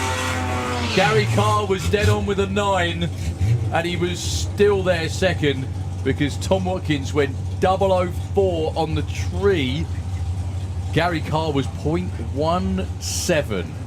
Well, Tom Watkins really earned that one. Or to put it another way, he was 5 thou away from throwing it all away. Yeah, I was actually waiting for the red light to turn on when I saw the tyres wrinkle. Amy. This is important because she's, don't forget, second in the points. She needs to keep moving on as well. Keep the pressure on her brother and, of course, Nick Muckridge. I was going to say, it's bittersweet for Amy there because, yay, my brother went through. Damn, he's still ahead of me in points. Yeah. She's got another tough customer in Lee Morris. One of the toughest. This is anyone.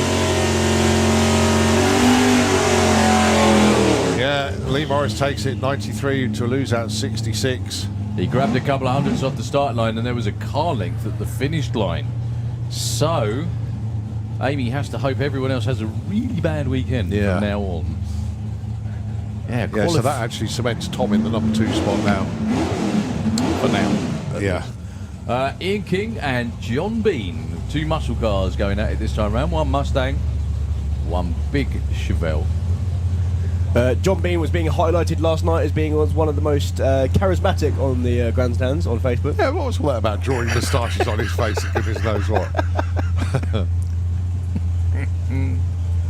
Just racers are so polite to each other, aren't they? You know, brutal. They really are.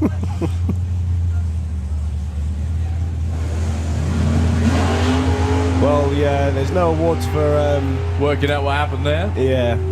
However, John Bean's still got a catch in, which he's doing perfectly. 890. Ian goes do that with way super too gas. quick again. way too quick. 10:29. It was the 0.3 reaction time that was the main difference for the car in the slick tricks lane. Okay, Wayne Waterhouse hoping to get into second gear for the first time this weekend. Well, Wayne's car is a 4-wheel drive car with a front-wheel drive bias. One of the hardest things to tune because they like to bunny hop quite aggressively. So so more of the power goes to the front than the back, basically. Yeah. Not the engine saying I like you more than, well, you know, the other half, if you like.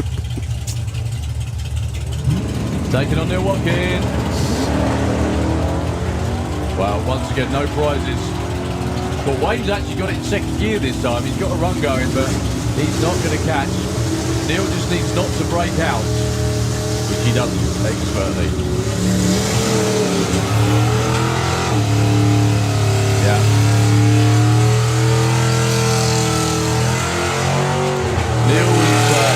Neil was 0-1.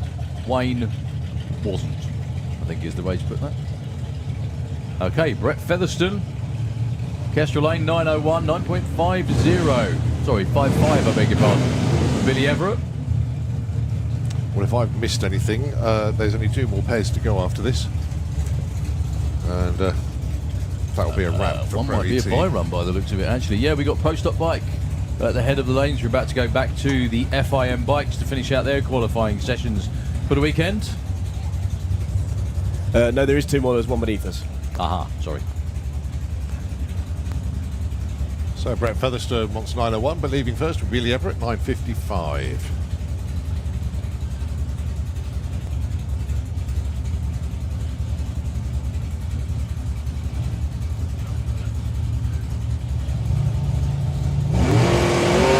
Oh, cherry on the tree for Billy.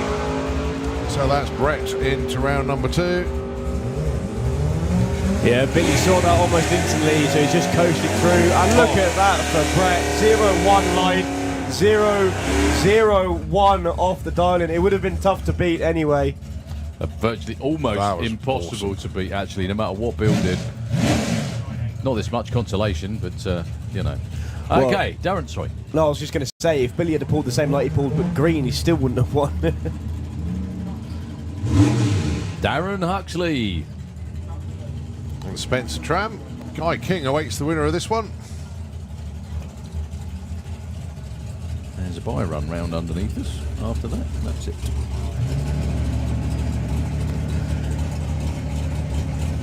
A little over a tenth of a second between these two cars.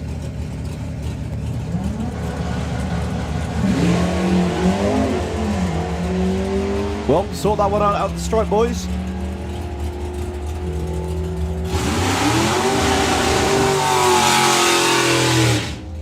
Huxley breaks out. Spencer Tram takes that one. 11.22 with the 2 on 11.22 dial-in. Dead on 2 for Spence. They were both 0.7 on the tree. That was close. Super Twin, please, into the lanes. If you're not there already, I'm sure you're not far away. We've got the Pro Stock bikes around there. This should be Gavin Jackson against Dave Cherritt, but no Gavin Jackson. So going to be a solo for Dave. It's going to be round 2 matchup. Saying Reuben Dawson's got Dave Rudd. Brian Huxley's got Michelle Walker. Phoebe Davison against Jack McClure. Interesting one, John Bean and Bob Molden. Brett Featherstone's got Lee Morris. Nick Mugridge has got Harrison Brown. Matthew Dowdy, Don Scott. Charlie Seward against Neil Watkins. Guy King and Spencer Tram. Kiwi has got Jordan Cowley. Adrian Portelli's got Doug McClure. Alfie Ratton against Tom Watkins. Laura against Bjorn. And Colin Morris against Dave Cherritt, who just went through there. 991 on the 990 as well. Lifting and coasting, practicing, I assume. I was clapping Colin then, because that's a mental amount of homework. It is. For Saturday. Doing homework at a weekend as well. It's a shame I wasn't that good at it at school. Yeah, well, like you said, you did a lot of it, you just didn't hand it in. Right. Anyway, don't go anywhere at all. We have the bikes round the back of the tower for their last qualifying session, all important for a lot of them. For the man at the head of the Pro Stock bike lanes, it's particularly important. Aswin Lenoble went 8-1 in his last qualifying run. He needs to run a 7.9 to be around to play tomorrow. It makes a big, big difference to the draw adding another bike. So with a 5-bike field, 1 gets to buy 2 and 5, 3 and 4, and then 1 gets the winner of 3 and 4, and the winner of 2 and 5 gets the buy. If anyone's still awake, that's the way that works. That's it. If it's 6, it's 1 against 6, and then whoever wins that one gets the buy in the next round. Yep, that's the way it goes. I ain't got enough fingers to work that one out. But it makes sense. The thing is, though, is that the way that back in the old ETFA Top Fuel days, it was a known fact that a lot of teams tried to qualify second for the simple reason. If you qualify number 1, you get a buy in round 1, but you have to race someone pretty damn good in round 2, the winner of 3 and 4. If you qualify number 2, it's potentially the easiest route to the final because you get to race number 5, the slowest qualifier, and then so you should beat them, and then you get a buy into the final. Yeah. So it's the way of guaranteeing your progression the best, basically. FIM Top Fuel bike as well, please, into the lanes. And we have the Pro Stock bikes underneath the tower right now for their last qualifying session. Again, all important for Aswin Lenoble, going to be coming up on his own to kick off the session. He went 8.19 earlier. He needs a breath of wind and a couple of tenths of a second. Well, the crosswind still stands, so good news. All of the riders will now be expecting it. All the Pro Stockers did go straight in the last session. Only difference now is the flags have picked up even in front of the grandstand.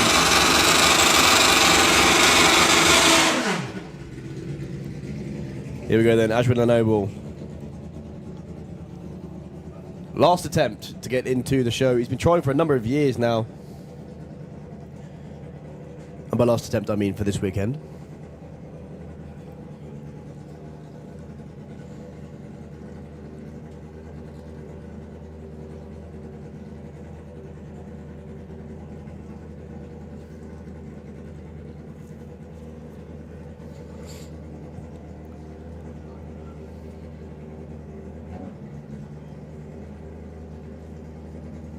So good luck to Aswin.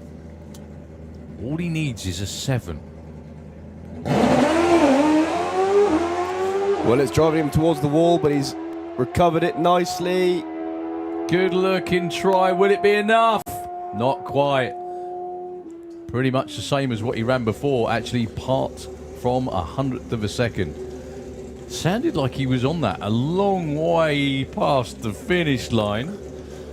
Track crew are going to go and do a quick check. He's right down the end of the shutdown here. I'm sure he's going to make the turn.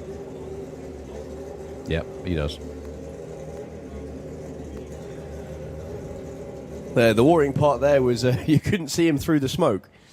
The track crew are looking at the top end of the racetrack and into the shutdown area as well. The smoke was following him most of the way down the shutdown area, which tends to mean there is something leaking. Possibly a hose, hopefully. They are all shuffling back again, which is always encouraging. Now, the big difference this weekend to every other weekend is we normally see the start line crew run for the tractor. They're cheating this weekend because he didn't sat in it the whole time. Look. so we don't get any indication of what he's doing because he sat there anyway. Okay, Dave calls the next pair forward. So it will be the 5-bike ladder version for tomorrow. Martin Bishop had a very, very good weekend for Martin. Consistent, strong.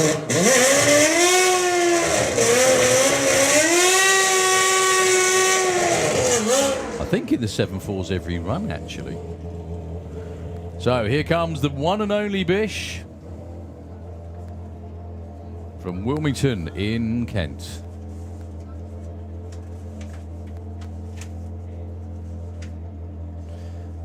He used to make all the Pro Stock rounds around Europe.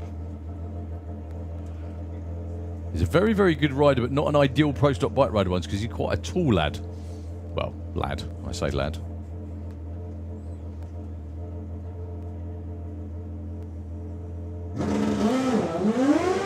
Well, the bike does its bog again, but not nearly as big as it did last time. Still going to be a great run for Martin. 7.56 this time. 173 miles an hour. If they can just get that 60 foot squared away, that'll chop a lot off of that.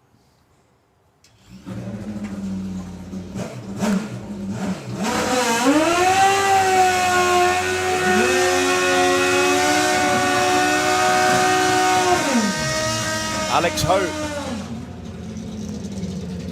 and Bertrand Maurice. So Bertrand is currently number 2 in qualifying. He's only 1 point ahead in the championship coming into this weekend. So we may have to do a little bit of calculations to see who is where by the end of it. He's been running strongly, just not quite as strongly as he did at Dieppe 3 weeks ago. I think it was 3 weeks ago, 4 weeks ago maybe. Up against Alex Hope, who finally got from A to B earlier on today. Well, Alex instantly dips his shoulder, anticipating the wind. Issues for Bertrand, lots of smoke for Alex. Still goes 7.56, but that is an expired engine, unfortunately. The smoke's following him a long, long way down into the shutdown area. Which is such a shame, because that bike finally started behaving itself. Chris thinking, I might have the night off for a change. Don't think so, unfortunately. So Alex is perfectly safe. Bertrand with gear selection issues going down the track.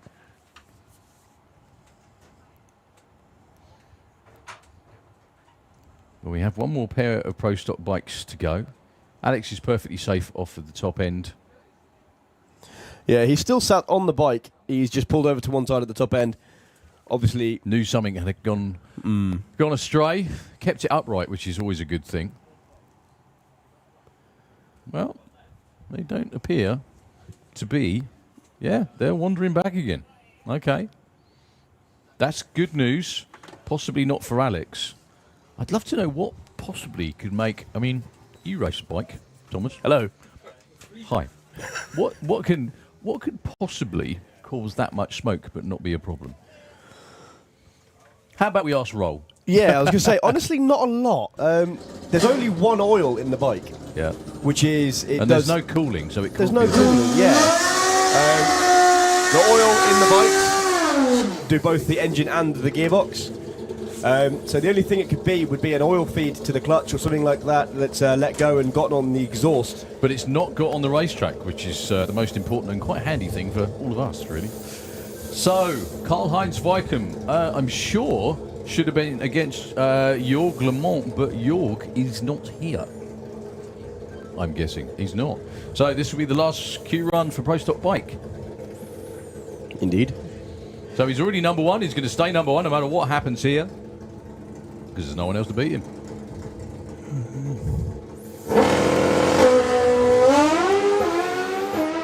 You could hear the clutch pulling the engine down through 60 foot, all the way through to a 7.29. He's the only rider this weekend in the 7.2s, and he's done it twice. Yeah, I'll tell you what, if you could sort that 60 foot out, that's a bit slow for a Pro Stock Bike. 1.17. They normally sort of like 1.0, hopefully 1.07, 1.08 is respectable.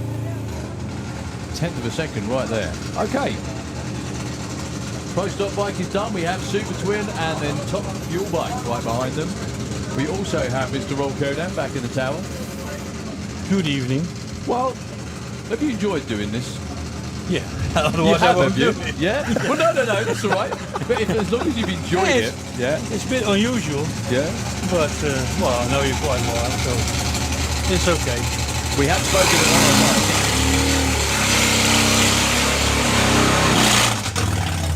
So this is Chris Van Nimmen, who's been, I was going to say, been struggling all weekend. And once again, the bike clicks off. Give that man a huge round of applause. He's come a long, long way to try and put runs in for you guys. All the way from Belgium. It's just not going his way. He didn't have a good weekend in Hockenheim either. Well, I've also noticed as well that we haven't seen Martin Bueller from Switzerland all day today. No, he's gone home already. Sorry? He's already home. He's gone home? Yeah. Oh, I don't know why. So. That was quick. Okay, fair enough. That means that there might be an alternate spot open for Chris Van Nimmen then, even though the bike hasn't run. But anyway, okay. Underneath the tower right now, we have Roman Sixter.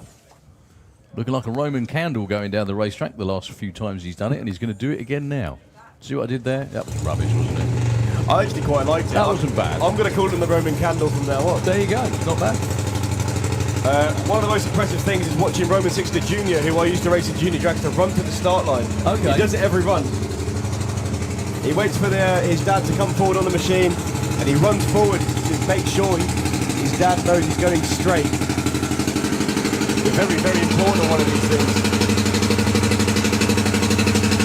Here he comes.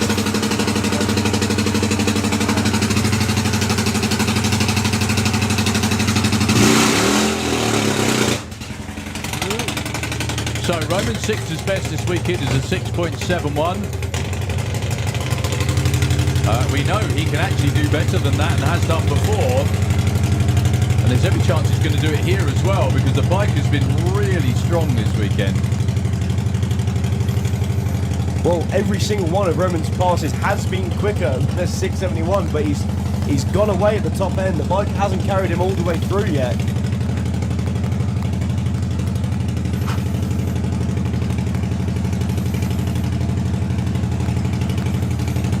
So, good luck. Yeah, good. Oh, Well, shit. Oh, sorry. That's all right.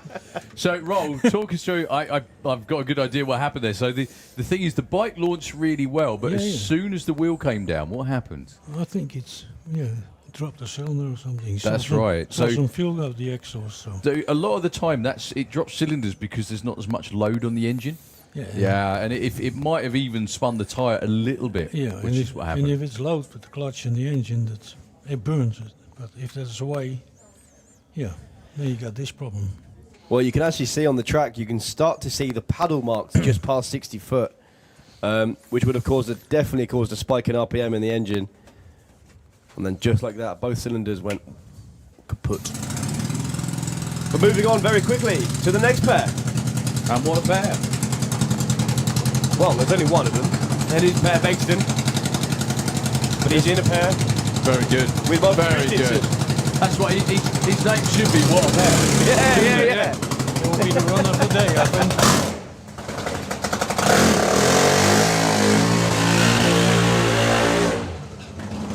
Per Bengston with the Beast, possibly the most unique sounding motorcycle anywhere on the world, apart from the steam rocket bike, maybe. Roll, you ever fancy to go on the Beast? Oh, yeah.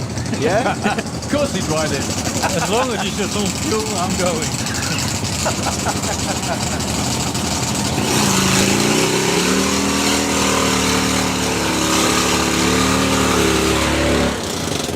against Marcus Christensen. You lucky people are getting the second night show 2 days in a row.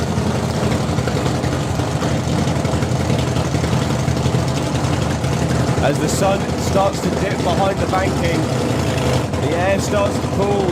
The advantage goes to the naturally aspirated machine of Marcus Christensen. He went 6.09 in the dark yesterday. Chances are conditions aren't quite as good as they were last night. Density altitude is still quite high. So Marcus is number one with a 6.09. It's going to take a PB from Per to beat it. Not going to stop him trying though.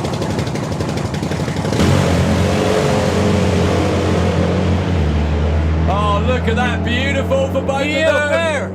6.30 and a 6.18.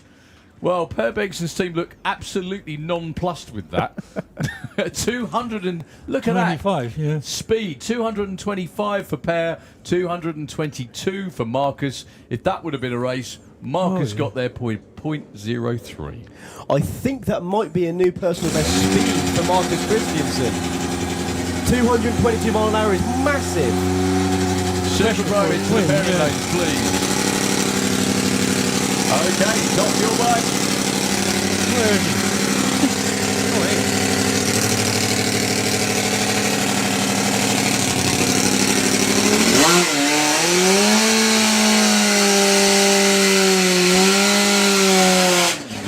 So, Phil Crossley on board, the Imperial Wizard. If you can hear me, Roll, does riding position have much to do with how you control the bike? Yeah. Is it better to lay down or sit up? Not lay down, especially when you're over the finish line. Otherwise you go... Yeah, you go up, yeah. And it's better to control because... So, good luck to Phil. The bump currently is a 6.97, but there's loads of room in front of that. Anything starting with a 6 and with Phil will probably be in. If the bike goes straight, you can do it.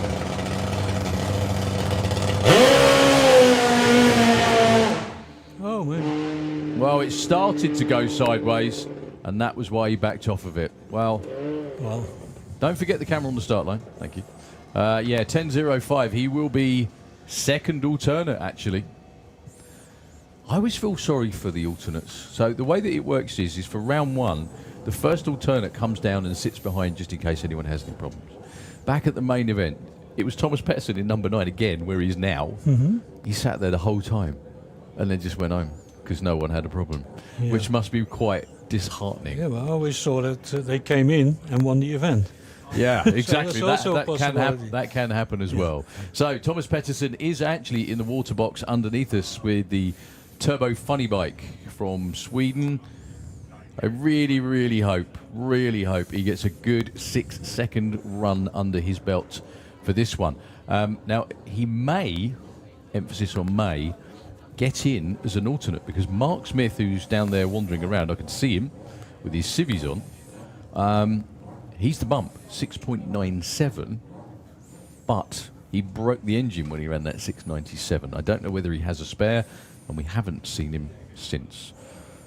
So, waiting for the order to fire.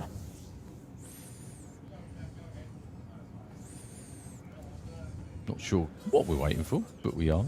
There is a gaggle of people in the top end. I can see just on the corner right at the top. Yeah, but they just stood there. There's no bike around them. I think they're also waiting for the next pair. They could well be. That's Mogens Lund, who's down to his last qualifying shot in Super Street Bike as well to try and get in. Yes, Morgans, we know the start line's good. Don't stick yourself to it. So you raced in Top Fuel Bike a lot. Did you ever go and race in the States? I can't remember. 3 times, yeah. 3 times, okay. 3 times in Gainesville. How did that go? Yeah, it was quite good. Yeah? Yeah, we went there in a 40-foot container full with European bikes. Good, Brits and Dutch. And they were impressed. And why not? We have some of the fastest machines on the planet. Yeah, not in these days, but the technique, they loved it, and they started. I remember that's when, so Jan Henne's little single cylinder. Yeah, they're still talking about it. I think it was Gainesville where he made his quickest ever run, Yeah, wasn't it? 8-1, yeah. That's right, yeah. Just amazing. Single cylinder, 500cc Jawa engine. Yeah. Oh, you run it just on 98%. 98%. That's what it Otherwise you won't go. sounds so angry, isn't it? Yeah. Right, last chance for saloon for Thomas Pettersson. He needs to run better than the number on the board at the finish line to be guaranteed to be part of round 1 tomorrow. If he doesn't, he's going to have to rely on someone else being broken, i.e. not able to make it, so he can step into their place. I'd really like to see him do it for the simple reason that he's been over here supporting us in the UK for such a long time. He's such a nice guy. It's a long, long way to travel from where they live, just outside Stockholm in Sweden. He's been in the 60s a lot, just not here. Needs to do it now. Let's hope the bike goes straight this time too.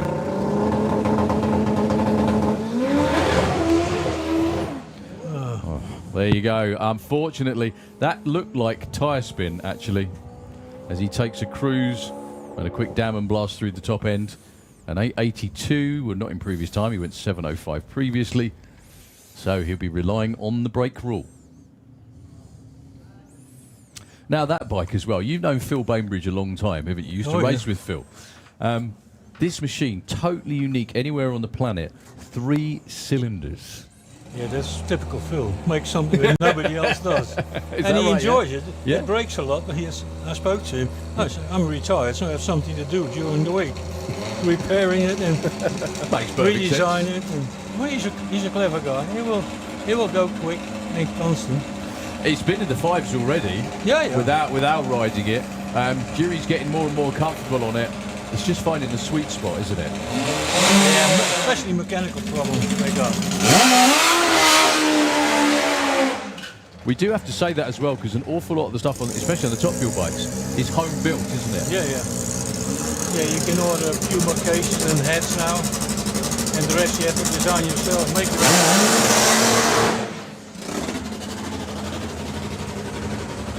And that's the good thing about it. That's real engineers involved. A class full of complete nutters, I think. René van der Berg is in at number 3 at the moment. 6.18 for René. Thierry Luke's is number 7 with a 6.55. Just quickly, Scott Underwood, please come to Bankside VIP. Scott Underwood, please come to Bankside VIP. I'll read it again in a second when you can actually hear me, but... René's bike's just quit. I just saw the ignition light come on. He went to move forwards. So, Jerry Lukes has the place to himself to try and improve.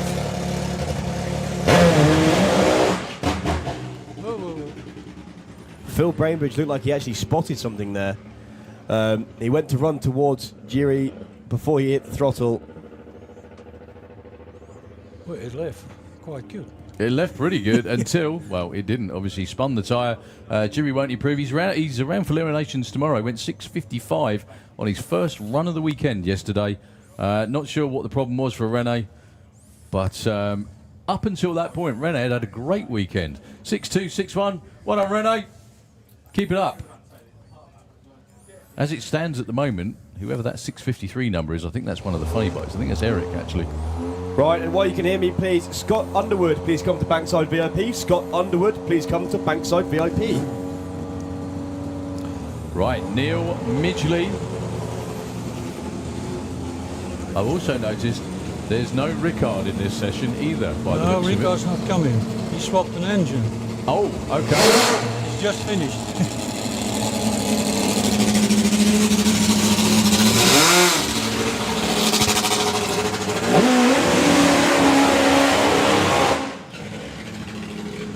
Well, without any disrespect to Glenn Borg, Neil Midgley is the only one that can knock Ricard off on number 1. Yeah. However, if he makes a full pass, he will run a 5, but yeah, he's getting there slowly and slowly. Well, this bike, like you said about gearing, it runs very, very quick to the 8th mile, not so much out the back. No, Although it's not slow, but not at all. But it's nothing like what Ricard has run. No, just keep it soft for him to get over all those terrible things he Oh, that's Neil Midgley on the fuel bike in the Slick Tricks lane. Glenn Borg from Malta is currently in at number 5. 6:44 was a personal best he ran yesterday. It's great to see the Maltese back here. Winners here at Santamon. I know there's legions of them watching at home.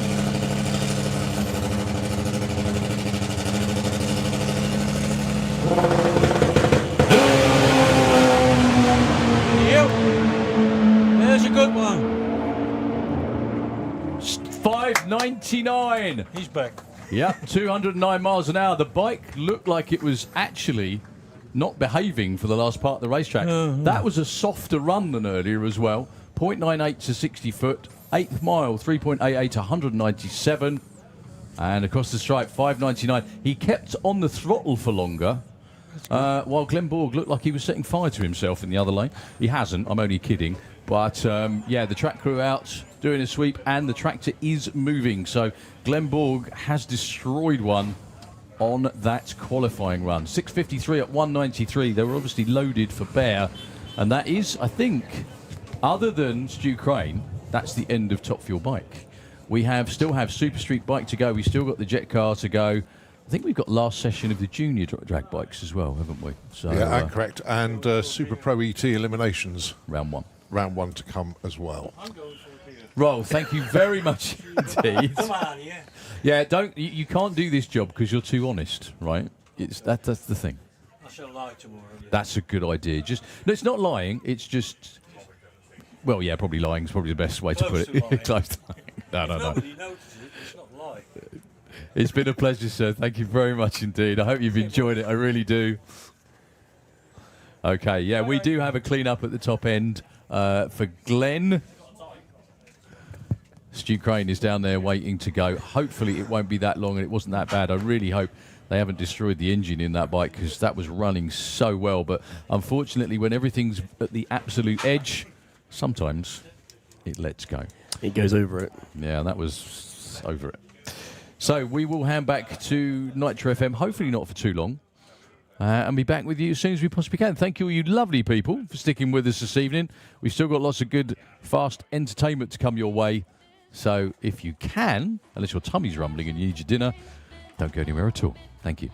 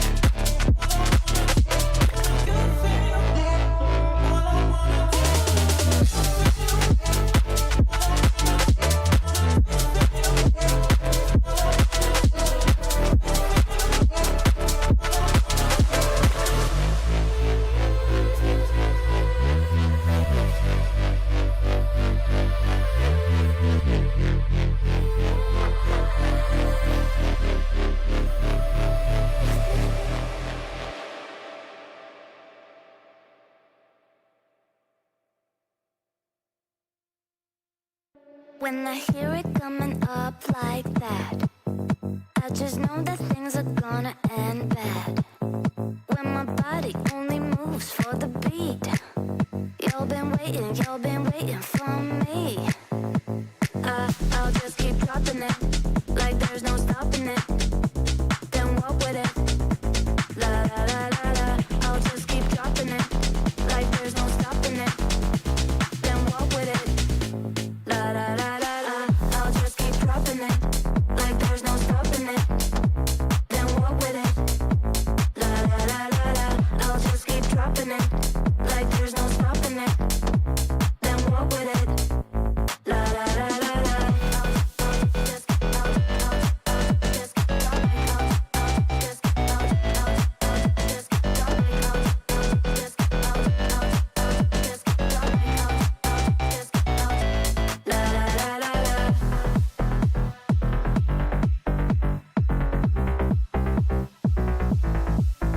When I hear it coming up like that, I just know that things are gonna end bad.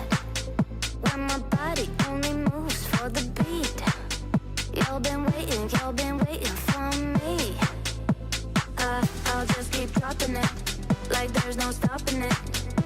Then walk with it, la la la la la. I'll just keep dropping it, like there's no stopping it.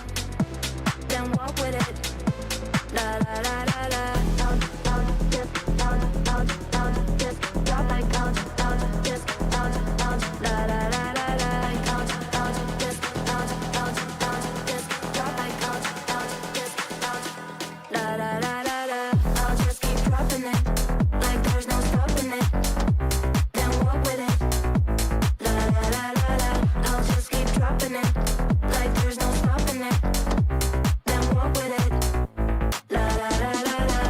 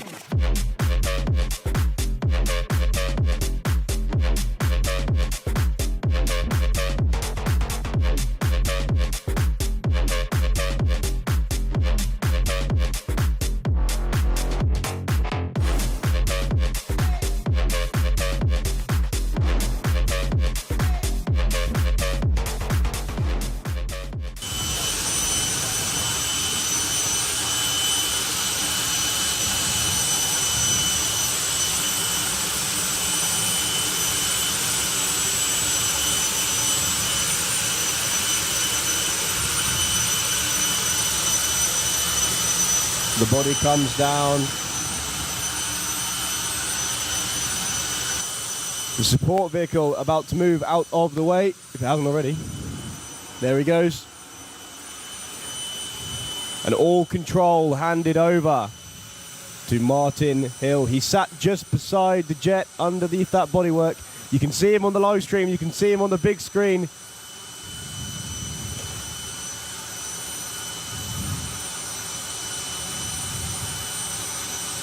Martin, one of the most experienced jet car pilots on the planet. This is the fastest funny car in the world. This is the quickest funny car in the world. With jet propulsion. There we go.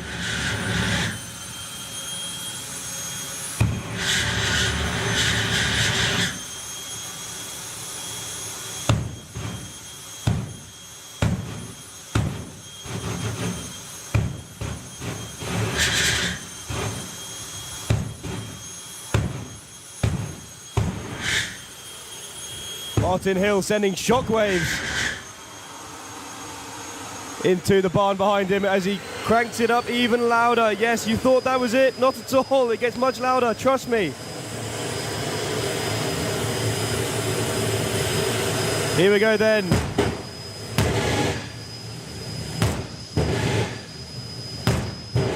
As Martin does his absolute best to knock everything off every side here in the tower. He went 5.79 yesterday.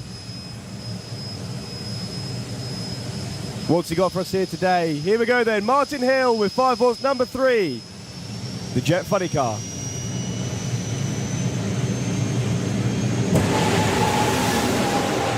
Really let the vapors hang out the back there before he let the afterburner loose all the way through to a 5.73, 281 miles an hour. And ladies and gentlemen, what a weight. Really let the vapors hang out the back there before he let the afterburner loose all the way through to a 5.73, 281 miles an hour. And ladies and gentlemen, what a way to kick off the pro session here today. Hello. You found that at least interesting as we continue with the racing.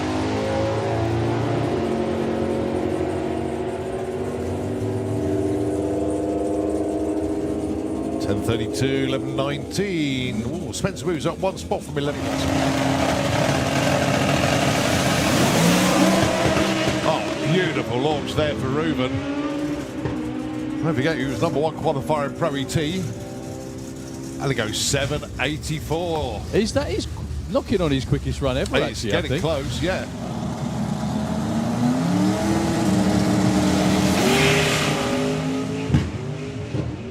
Ooh.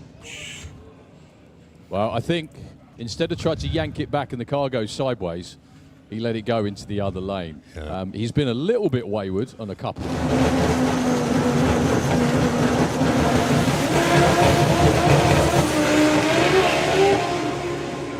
109 to 60 foot for Konstantin. That's his quickest ever, I think. 6.69 at 212 miles an hour. Believe it or not, slowing up slightly. 0.99 to 60 foot. 5.63, 249 miles an hour. Johnny loses all cylinders very quickly. Sandro's going to go all the way through to a 5.52. He does improve on his run, but not enough to move up. Hang on. It's going to be very How close is it? Oh, he might actually. Yes, he has. does. #1.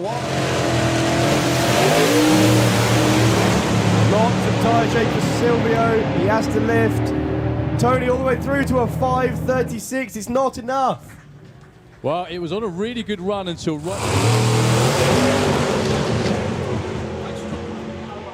Well, he's driving it like an Alta driver would. 105 to 60 foot. It's going to be a 7.12. Not too bad. That's not bad as well. 191 miles an hour. I think really that was rich. what they were shooting for, yeah. Well, Mats's car leaped off the starting line. A good driving job for Kim Christensen in the other lane. Both missed tune-up on that one. Well, 8.32. Warp speed racing. Well, he's actually run a best of 6.26. He's looking for a lot more than that. Okay, that may have been amended. We have to wait and see. May have been.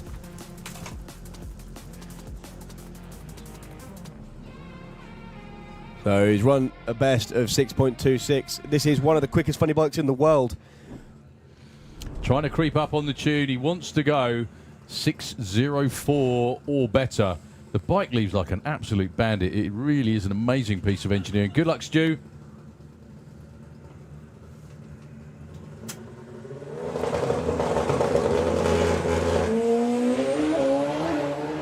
.107 to 60 is probably not quite what he was looking for. Still a great run. Still a 6.21. 214 miles an hour as well. One of the world's quickest and fastest funny bikes for your viewing pleasure.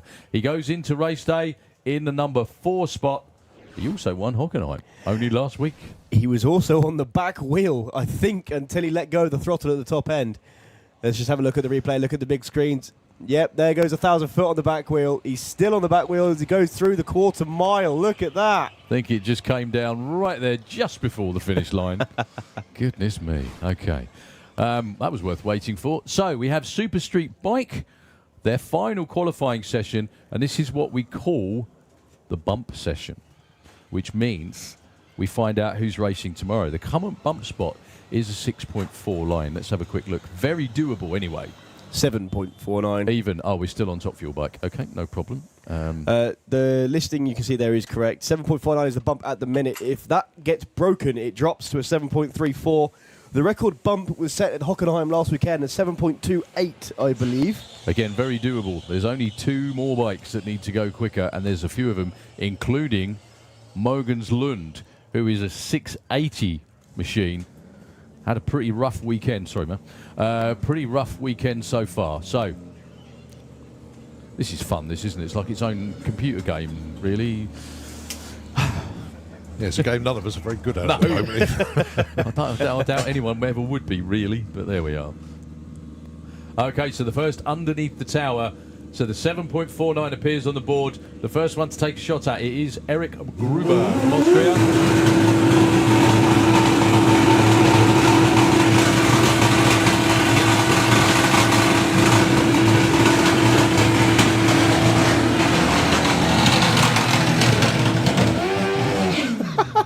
What a heroic burnout from Eric Gruber. So he's trying to get that ZX down under the number on the board.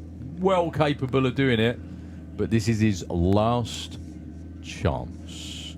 Junior Dragster will not be run this evening. E1 will take place in the morning.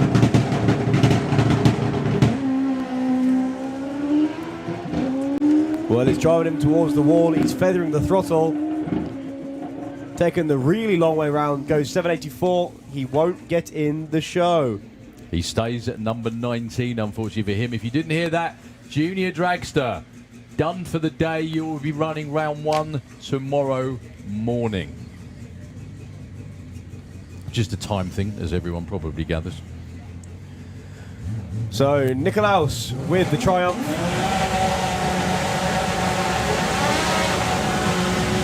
Taking on Mogens Lund, who's not yet in.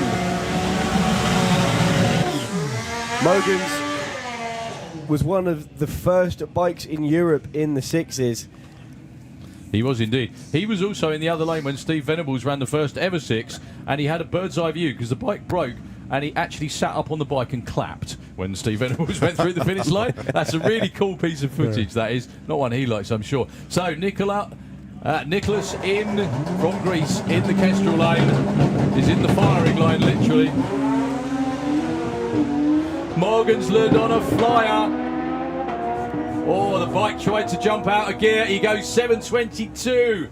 Oh, wow. Gets right over to the wall, but the guy in the other lane goes 724 at 206 miles an hour. Okay, we're going to have to look at the small numbers on that one, but I believe that could be a new record bump. And Mogens Lund is on it.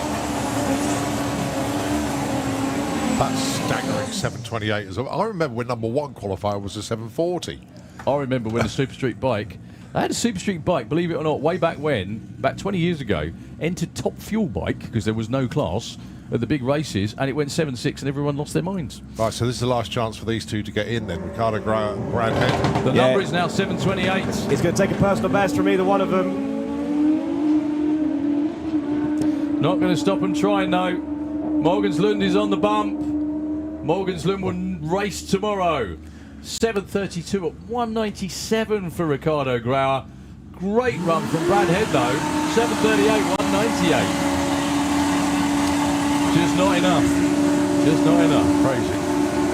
Yeah, it's very close to, if not a PB for Brad there. And I think that is Ricardo's personal best. Well, Clements Valier, 7:24. He is in the show. And I think he's going to stay there because there's no one else. The bump will be 7:28. It will be Morganslund. Should have been alongside Chris Reed, but he's not there.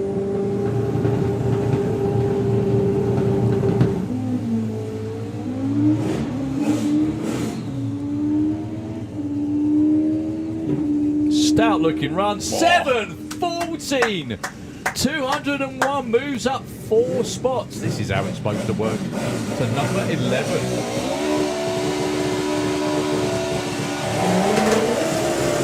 That also makes him, I think, the quickest Kawasaki in Europe on a street tyre. I was just going to... Don't forget the fins. No. Don't forget the fins. I'm pretty damn sure his name will come to me a minute or someone on my phone will ping in seconds to tell me who it was. But there's I definitely know there's a Kawasaki in Finland that's been in the 7.8s. Sorry, 6.8s even. Apologies. So Rudy Zorzi and Dan Diaz. Dan is in. And he will stay there. 7:20, which I think is one of his quickest runs ever. He's in the slick tricks lane. That's a good point. We haven't seen Danny today. Against Rudy Zorzi.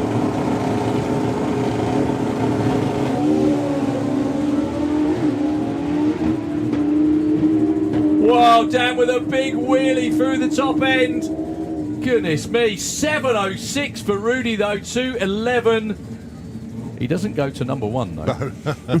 No. Big cloud of smoke in the shutdown area, but that bike tends to do that. Dan Diaz was hanging on to that for dear life. Big great partnership like Kawasaki's. Yeah, he was a 6-second runner. Okay. Way back when. Yep. Okay, Jack Shook has made it past the burnout books for the first time since yesterday. He is qualified at number 12 with a 7:16. However, this is a 6-second bike.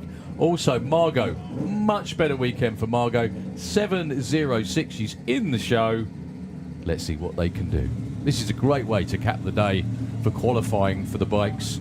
The Super Streeters are just so cool to watch. They just come through and blaze down the track.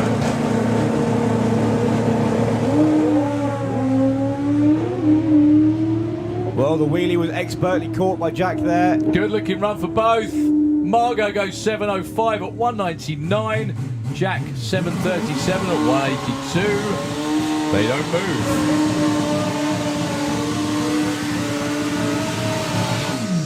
Well, Jack went up instead of forwards.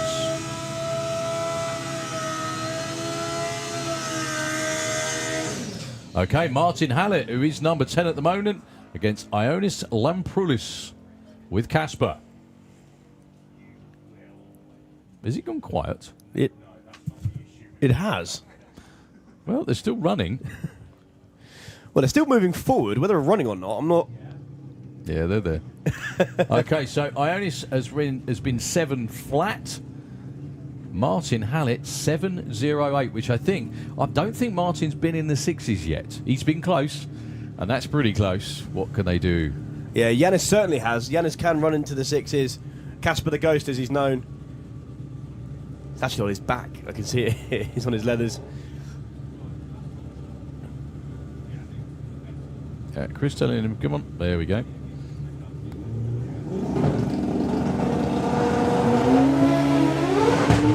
Well, blazing the tyres all through the clutch. I couldn't quite tell. Martin Hallett's just took off. Will this be a 6? Not quite. 7.17. Check the speed out. 200 208 miles an hour for Martin Hallett. Yeah, Casper was a blazing ghost, not a friendly ghost that time. There's no tyre mark. That's why I was confused as to what actually happened there, because it hit the rev limiter, which usually means it's spinning the tyre, but there was no mark.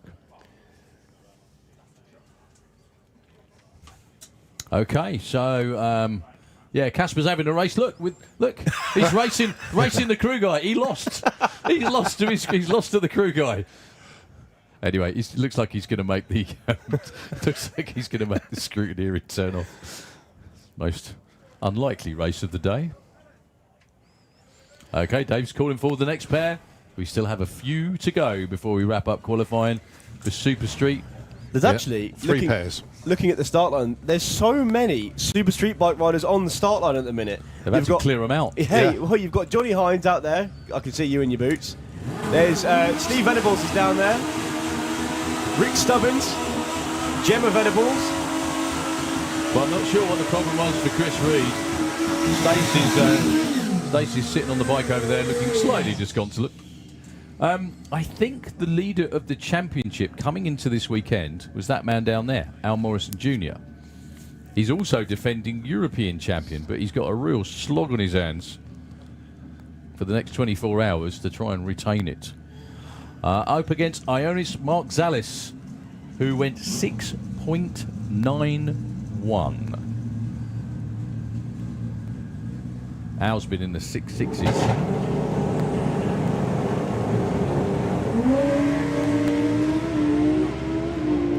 119 to 60 foot for Al Morrison. Is this going to be any quicker? Oh, yes it is. It's the new #1 qualifying spot. Al Morrison Jr. 669 at 220 miles an hour. And Senior sets a new standing jump record. Well done. Ionis goes 697 at 212. Can we also got junior bikes, then the jet cars? Just make sure they don't all bugger off when they see the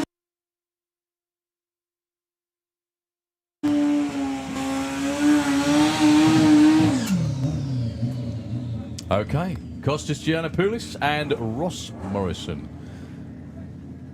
Ross already qualified with a 677. The #1 qualifier. Yeah, okay. No, it's not that. It just might skew what the rest of it is, but I don't think it has somehow. And Costa has a run at 686, one of his fastest passes. Had a world of trouble at Hockenheim, going through multiple engines. But he's on a flyer here. He's ahead of Ross at the stripe. Whoa, 685 and a 691. Ross Morrison goes 217. They do not change qualifying positions. Or underwear, possibly. That was a hell of a run. Well, it was 600ths of a second at the stripe, and when I called that Kostas was ahead, he was. But Ross came past him at 10 mile an hour more, or 217 miles an hour.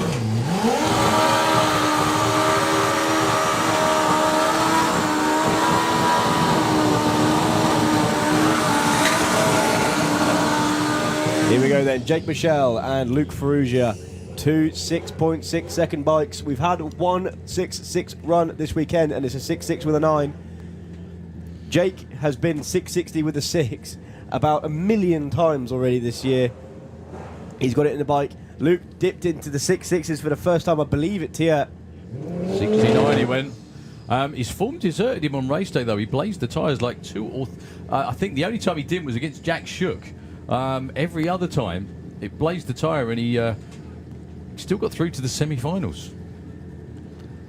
But against Jake Michel, either of these two could take the top spot, which is currently a 669 with a 7, held by Al Morrison Jr.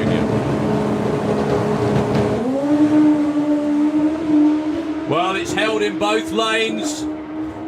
Well, Luke slightly ahead. 673. Jake goes 669 for the #1 spots. 222 miles an hour. Luke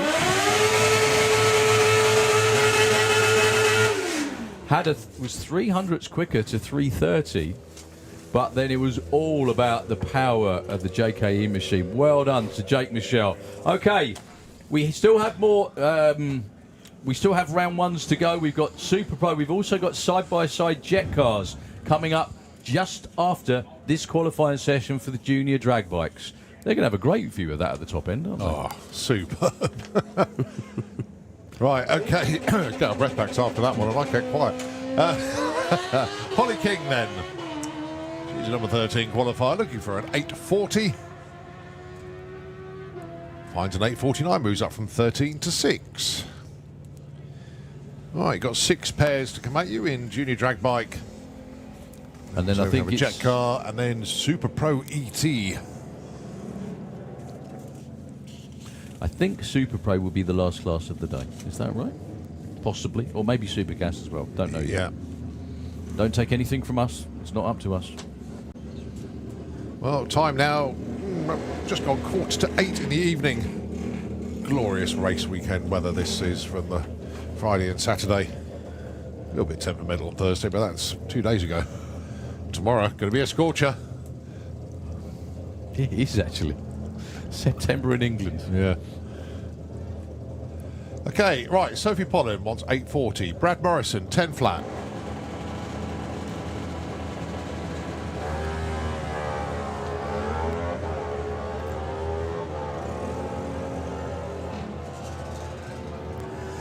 Well, one of them's either going really quick or the other one's going really slow. They're glued together as they go across the stripe. It was Sophie going slow, 968.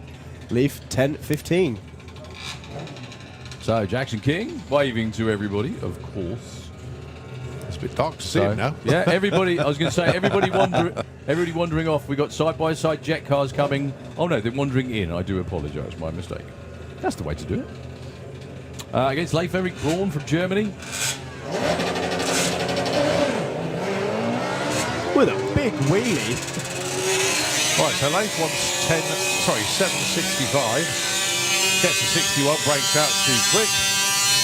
Jackson wants 1307, goes to break out, 1295. Both of them too quick. Okay, Richard Wilcox. Double classing in junior dragster and junior drag bike. Again, the only one in the world that we know of that does that. He's in the Slick Tricks lane. Taking on Anouk Bergering, I think. The reason we're waiting is we're trying to see what the diamonds are because it's a bit dark. 865 for Anouk, there we go.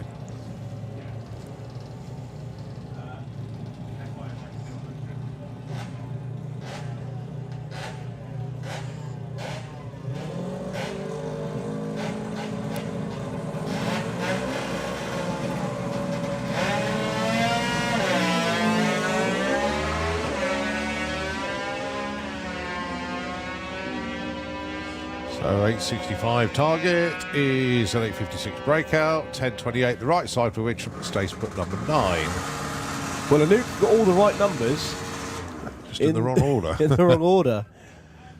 Yeah, it's all the right... playing all the right notes, just in the wrong order.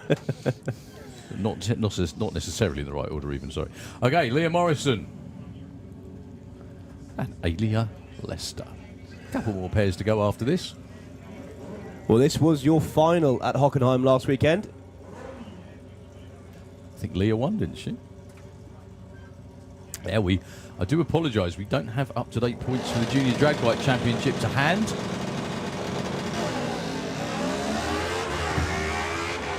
I think Alia wins the record for having the brightest shift light. I could see it from up here.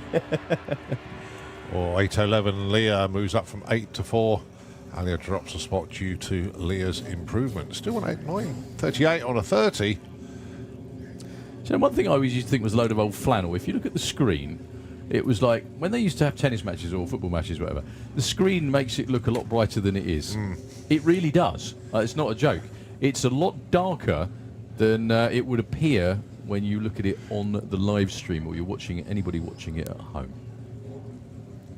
Harry Isaacs, Declan Butt. Doesn't matter though, it makes the jet cars better. Oh, yeah.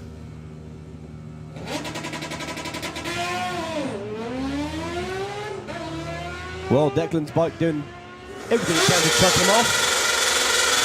Well, he wants 836, goes 849, stays put. Harry Oh, 972 with a 5 on a 973, darling. Breaks up by less than a hundredth. But Harry's light, look at that, 002. And it was an 01 in the other lane. Not exactly slow. Oh. Okay, Maggie Smallman, excuse me, and Kyan Lester Last pair. before the Jets. And then Super Pro, round 1. I don't know who we've got in. What classes have we got in the lanes, by the way? Is it just Super Pro for now? That's all That's I all you've can called? recall. Okay, we'll have to wait and see. Okay, yeah, no bother. Thank you, Tom. So Maggie Smallman looking for 7.90. She will get there significantly before Kyan. 7.93. That's why she's number 1. Kyan gets there with 13.58. Breaks out by nearly a tenth of a second. Maggie Smallman, your number 1 qualifier in junior drag bike. Okay, side by side jet dragsters for your viewing pleasure now before we go into more eliminations.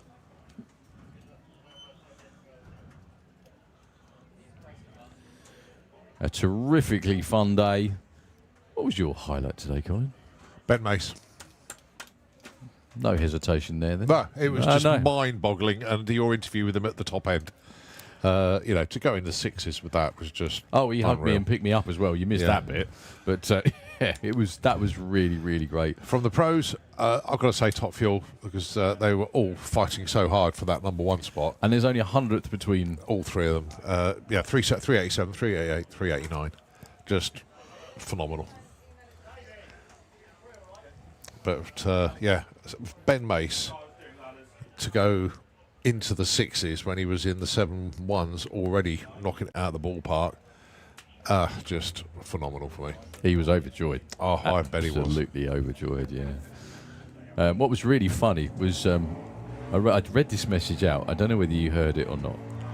But About the steak? Yeah. Yeah, one of his crew guys, Sean Allen, said he's promised to take us all for a steak dinner when we're in November in America. If he runs a 6 this weekend. He said that we reckon a 703 counts, and we've decided tomahawks all round. We're all watching from our workshops. Sean, Paddy, Carl, Dan, and good luck, Ben. Yeah. Well, they don't need to pretend a 703 is a 6, do they? Because he did it. That was brilliant. Excellent. Also, I want to say a very big hello, because I know he's here, and I haven't had a chance to say hello to him. Our very good friend Mario Ferrugia from Malta is here with us this weekend at Santipol Raceway. Mario, I just want to thank you again. I hope you hear this. I don't know whether you're still here now, but I just want to say thank you out loud for all of your kindness, all of your help, all of your hospitality when we were over there in Malta last November. I am very, very sorry that we didn't get a chance to catch up sometime this weekend. I'm sure you've been around and about everywhere. Hope you've had a wonderful time, sir. And hopefully, maybe, I don't know, might see you a bit later or sometime tomorrow. So that's a hi for Mario Ferrugia. Hope you're here and having a great time, Mario. Okay. So the Jets are ready to go. They're going to spin them over. And then we've got round 1 of Super Pro.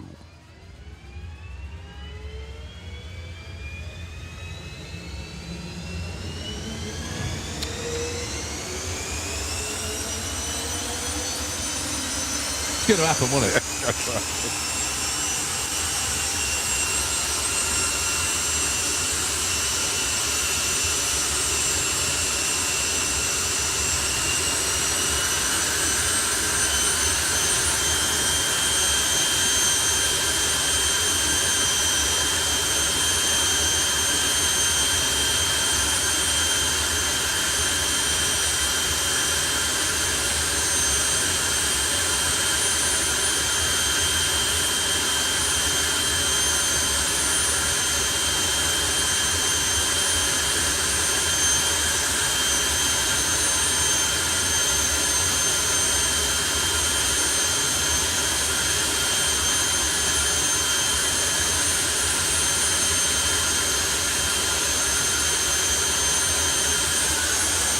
So the Spider-Man jet and Fire Force, number 5, putting on an awesome flame show for us.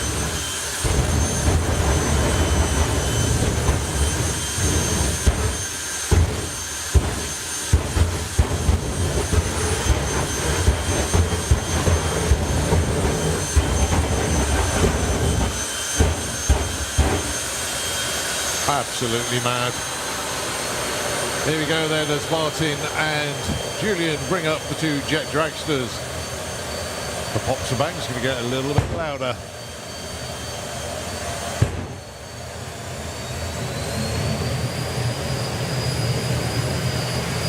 Oh.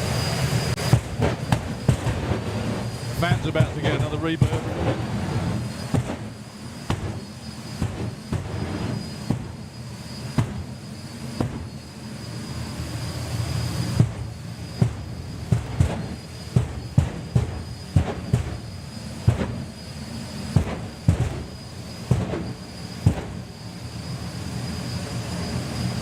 Okay, thank goodness that's over with. Right, here we go then. The Spider-Man jet and of course Fire Force number 5. Winding up the turbines to the max.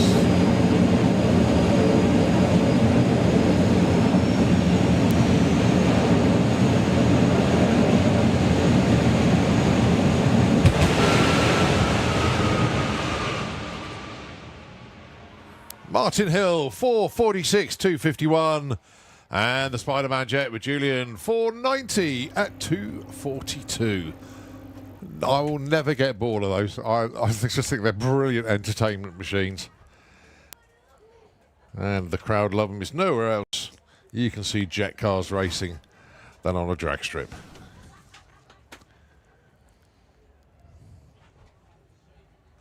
Just great entertainment all the way through. Right, let's look into the pairing lanes as we get ready for Super Pro ET. And this is it. This is Eliminations round number 1.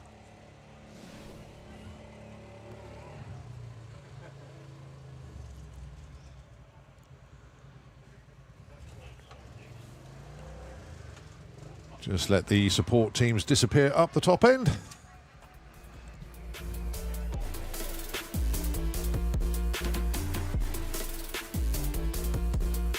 Right, matchups round 1. Tom Atkinson with the Cortina Estate taking on Colin Miller, the Flying Fifer. Elaine Hancock, Crazy Lady herself, taking on Laurent Arnaud.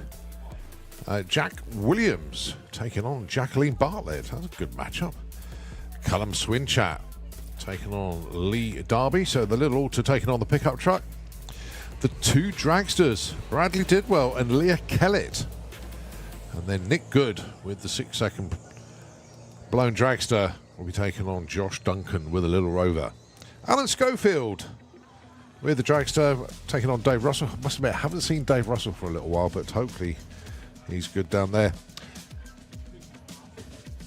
Scott Hauser taking on Dougie Hill. Well, would have been Dougie, but an alternate will come in. And we got Bob Doyle, Pete Walters, Andy Thetford, and Patrick Dubois as alternates, so one of them will go in there. And then Phil O'Brien and Mark Turner, the two door cars. Mark Bailey with a Barracuda taking on Bailey Ashdown with a dragster. Fabian Dubois against Lee Huxley. Rob Brown has got Elodie Dubois, so you've got the front engine dragster taking on the rear engine dragster. Scott Collin with the 100E has got Matt Peters with the dragster. Barry Giles and Billy Gain. So door car against dragster there. Sean Law with the little dragster taking on the Rusty Dog of Steve Saunders. And finally Ben Kennedy alongside Mark Coulsell. So those are your pairings for Super Pro. As I say, we do have alternates. Bob Doyle will come in, at least for Dougie Hill. Let's just see who else has or hasn't made it. But I can see Bob Doyle in the lanes down there.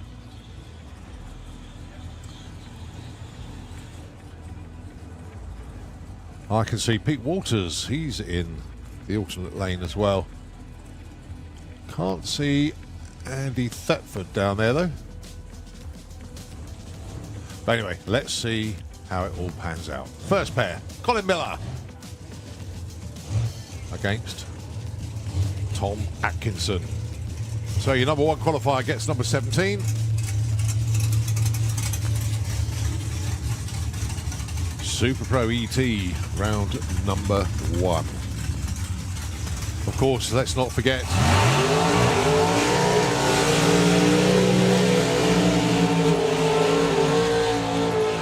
go into eliminations this evening.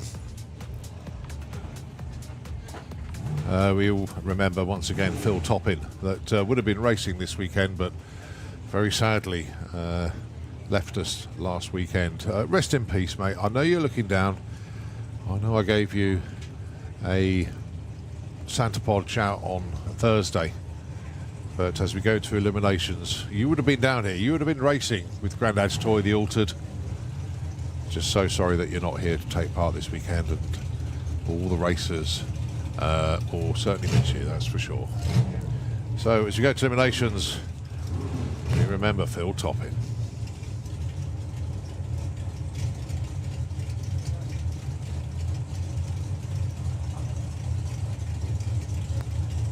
Dial-ins then, Tom Atkinson, 8:45, Colin Miller, 7:40.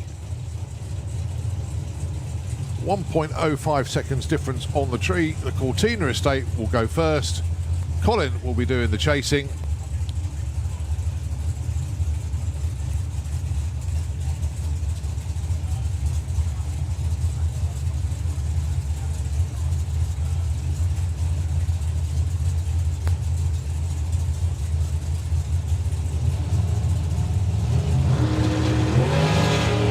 And Colin Miller goes red. So Tom Atkinson gets the freebie. Goes 8:49 on a 45. But end of the weekend for Colin, he won't go anywhere, he'll stay around. I wonder how many times they've bracket raced in the dark. It adds a whole new wrinkle to it, doesn't it? Right, next pair, Fabian Dubois and Lee Huxley.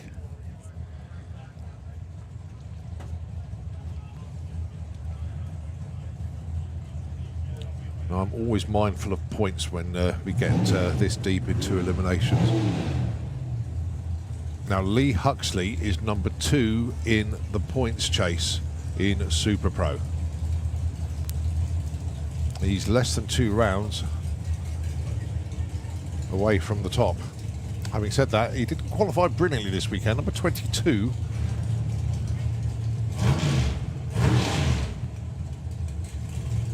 So I think he actually is more than 2 rounds behind now. So he needs some wins here, does Lee?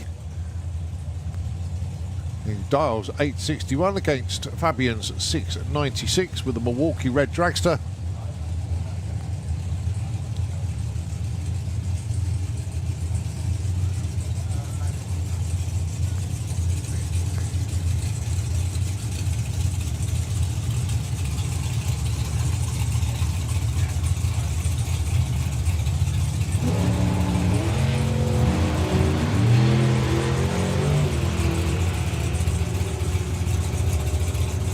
As they both head up towards the stripe,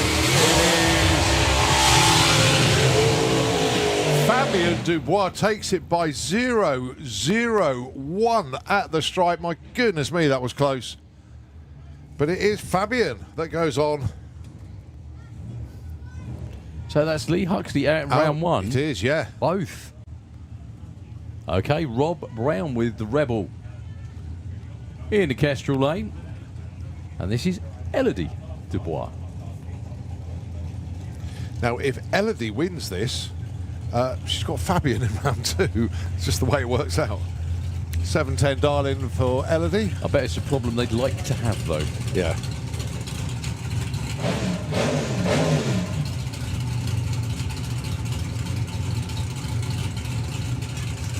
I bumped into poor old Dougie Hulu, who's down there spotting again, and he said, yeah, I'm still sulking. Or something like that. Not sulking, but it's kind of withdrawal symptoms, especially when everyone in the class you're in is out there racing.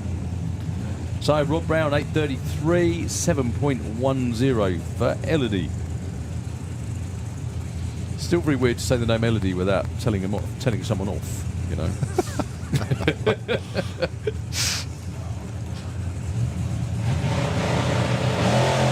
Rob.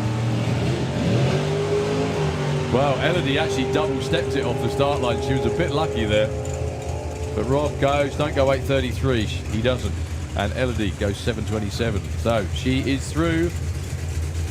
And it will be Fabian taking on Elodie in round number 2. This is a good matchup.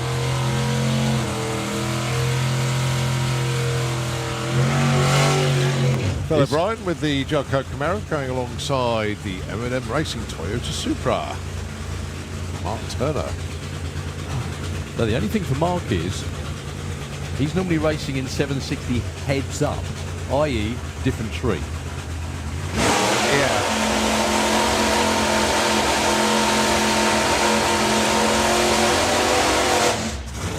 There's a certain well-known racer that travels a lot that said, yeah, it gives him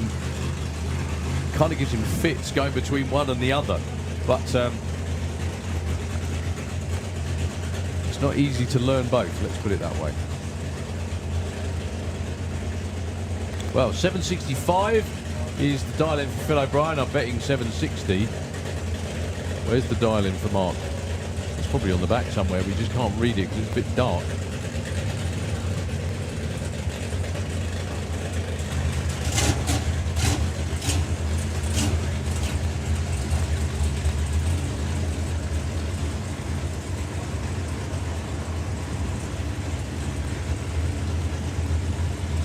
Real pick and choose races from both excellent racers. Just 500ths difference on the tree.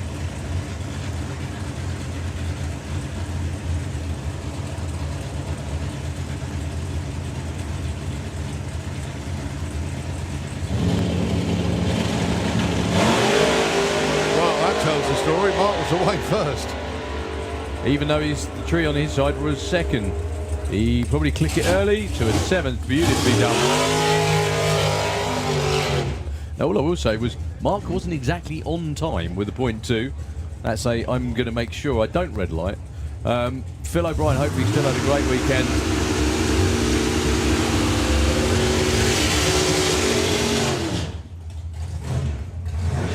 So, the rusty dog of Steve Saunders taking on Sean Law. Hopefully Phil and Babs have had a much better weekend this weekend. Funny, both of us say rusty dog. Yeah. But it's rusty dog. It's just we just pronounce it dog, we're don't we? It's just the way it is, isn't it?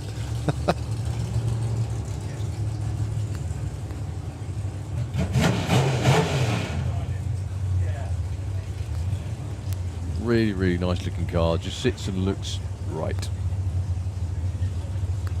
Okay, not much in it on the tree as well. The Altered is going to get a 0.11 head start.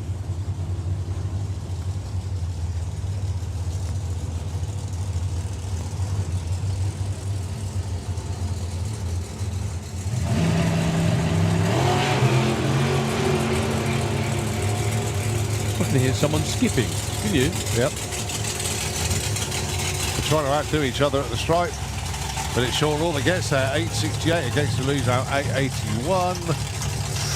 With margin 0-4. Yeah, Stephen.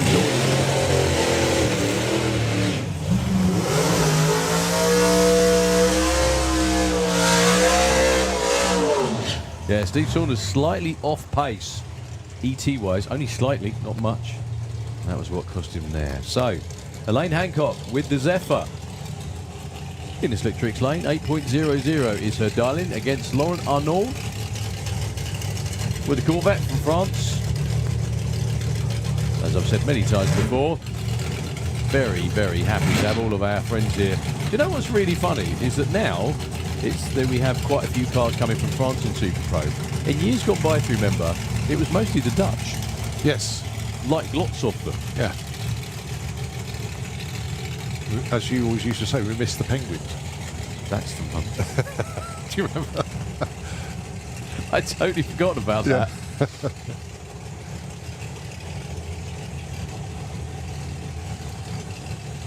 I can't even remember what I was talking about, but yeah. Sorry, mate. It's all right. No. That completely went out of my head. So, Elaine Hancock will get the green first. Whether she leaves on it, we will see. It's a new experience for a lot of these races as well, running at night. Yeah, that camera shot makes it look a lot brighter than it is out there. But it is bright. Dark.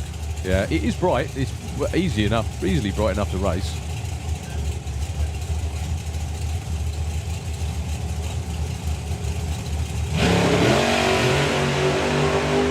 Elaine goes red. It will be Laurent taking the win for France. Elaine's drifting over towards the wall actually as well. Lawrence breaks out, but it doesn't matter because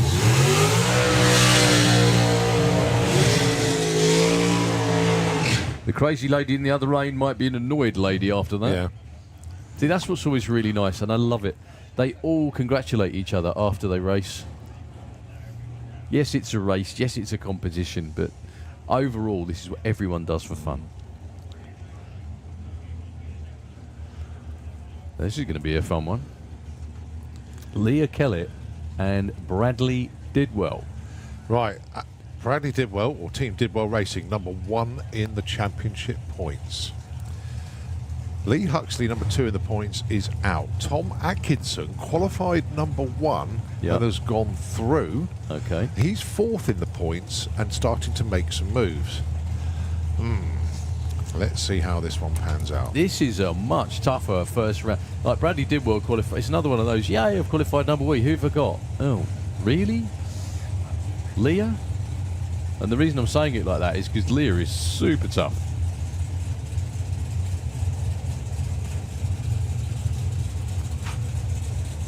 So Bradley will be going first, 7:59. Leah, 1300s later on the tree.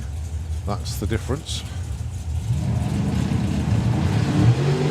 And it is Leah that goes red by 001. Bradley 01 green. That's the important bit. And he takes the win with a 762. Leah also broke out, did everything she could to lose that one. Not on purpose, of course. But Bradley Didwell doing what he needs to do. Marching on. Okay, very important announcement. I hope you can hear me. I'll repeat it again in a minute. Elizabeth Gormley, could you please come to Bankside VIP? Elizabeth Gormley, could you please come to Bankside VIP? I will say that again in a couple of moments when these cars have gone through. So that's Bailey Ashdown. Underneath it, Mark Bailey.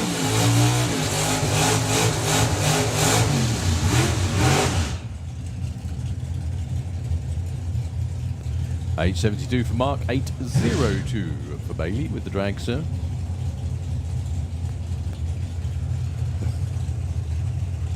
Time now 8:15 on a beautiful balmy September evening. Oh, it's fabulous, isn't it? It's just pretty awesome.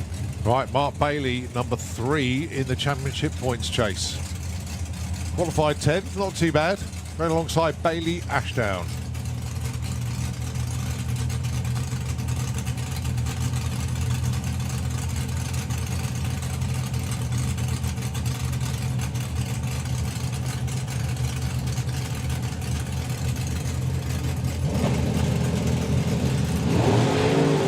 Mark Bailey takes the win, a red on the tree for Bailey Ashdown. So Mark will move on to round at #2.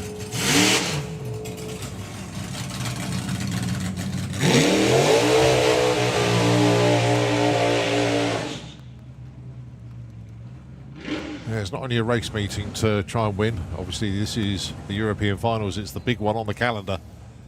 But it's so important for national championship points. That championship for the Super Pro, and of course all of our national championships decided in 2 weeks' time. Mark Coussel and Ben Kennedy. So the Lexus powered with turbo, of course, the Ford Pop, going alongside Ball Breaker Slingshot. 8.64 for Ben, 8.26 for Mark. Sean Law with a Wicked Lady Dragster awaits the winner of this pair.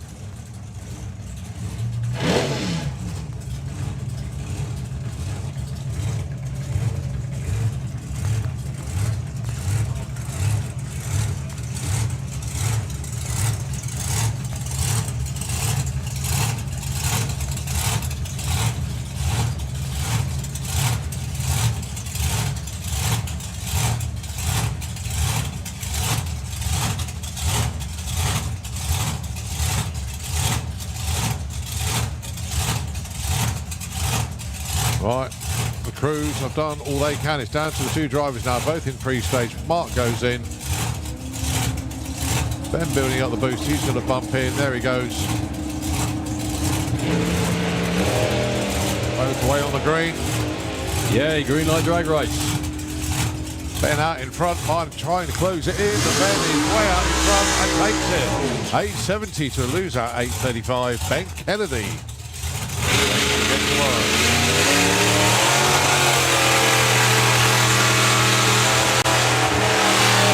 Okay, very quickly, if you didn't hear that before, Elizabeth Gormley, please come to Bankside VIP. If you have already, I apologise, but Elizabeth Gormley to Bankside VIP, please.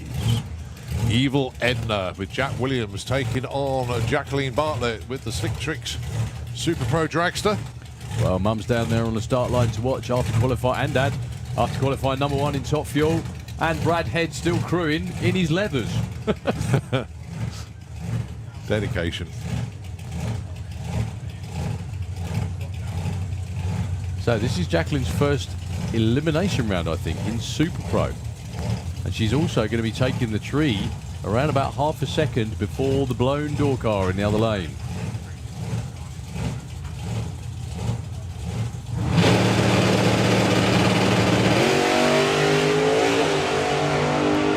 Good looking race. Jack closing in. Oh, Someone's gone silent. quiet. Jacqueline takes the win.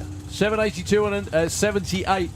Jack picked the worst time of the weekend for the car to quit before the finish line. So Jacqueline moves on to Sunday. Okay, Z Case versus Adrenaline Rush. Go on Who then. was right? So Matt Peters not making the call for this one. I think I just saw him go back up the return road actually. So Bob must have been waiting in line just in case. Yes. Go on, mate.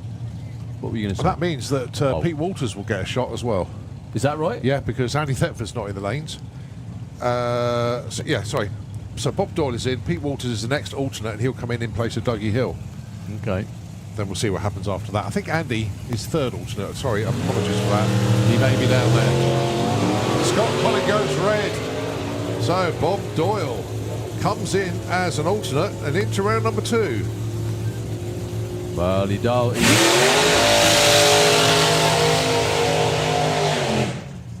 that's the way it goes. What were you going to say, Tom? Oh, I was just going to ask who Bob Doyle was in for. Oh, there we go. All right. Colin's on. Already answered. Yeah, he's done that. Right, Callum Swinchat taking on Lee Darby.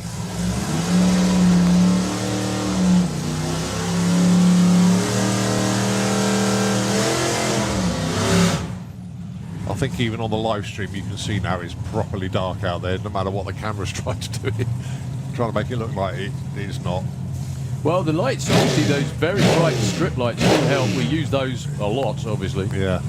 How cool is that? Callum Swinchat's got flames coming out of his headers. Not bad for a small block.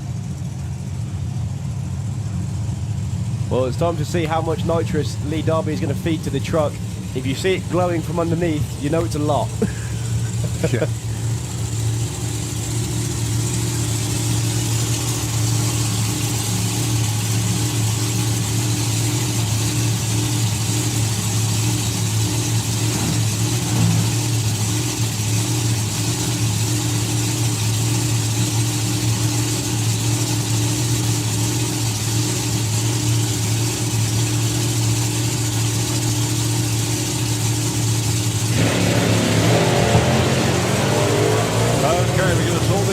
The other end of the racetrack, Lee Darby.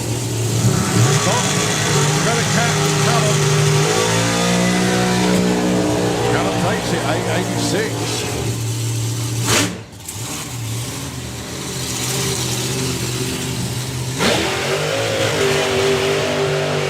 Yeah, Lee with trouble. That did not run like it was supposed to, I think is the best way of putting that.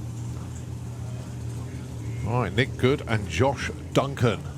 Josh with another really big burnout. However, he's got a seriously large and loud mountain to climb in the other lane this time.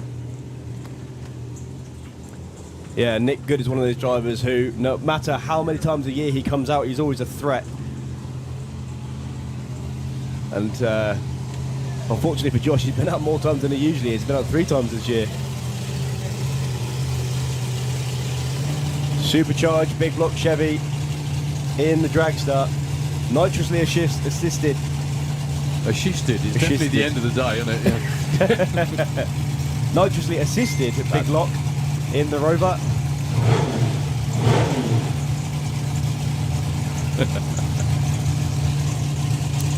Well, to everyone watching in at home, don't worry, as soon as I finish work, I will call you to say goodnight. Thank you very much indeed for the message, Mummy. Hope you're feeling better. So, Josh Duncan with the door car. Going to be going first by around about a second. Well, not necessarily, I'll say that again. The tree will run on that side about a second first. Yeah, you rock up to Super Pro with your 7-second door car and you get chased down by a 6-second dragster. All good fun. The lights are incredibly bright at the minute, which means you can react to them quicker. That's why you tend to see a lot of red lights. But there was none on that run. Nick's going to get there first. Josh Duncan takes that 793 to a 692. That, in effect, is a whole shot win. Yeah, there was a big advantage on the start line for Josh. Nick was with a very polite reaction time. That's code for slow, in case you didn't know.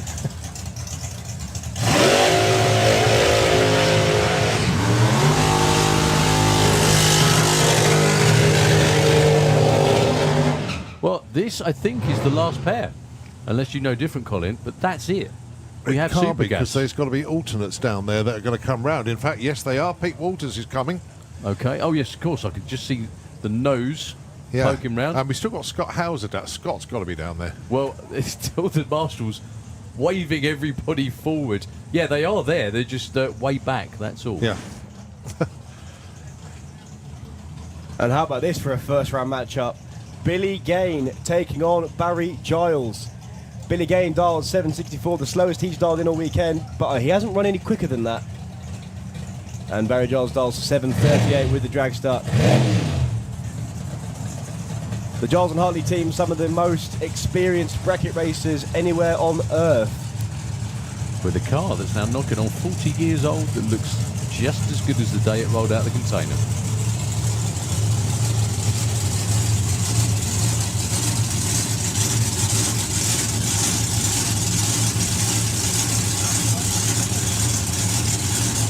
So 764 plays 738.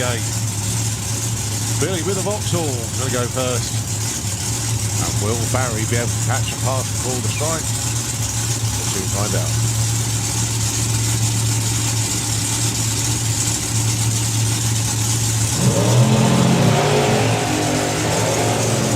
Well, the answer not going to be Billy or Barry going for a big wander at the top end. What? That's one way to scrub off speed. Yeah, that's just about as much as you want to give to the dragster. Issues for Billy Gain, unfortunately. Good to see him back.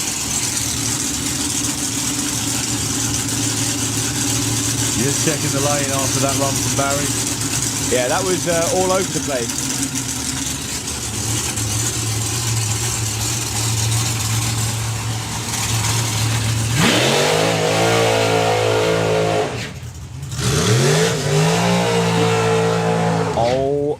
My word. Scott Hauser and Pete Walters round one. Wow. Yeah, it's a battle of the old school junior dragster racers. Well, so Scott qualified 15, Pete was 34. Still got one more pair to go after this. It's Super Pro anyway.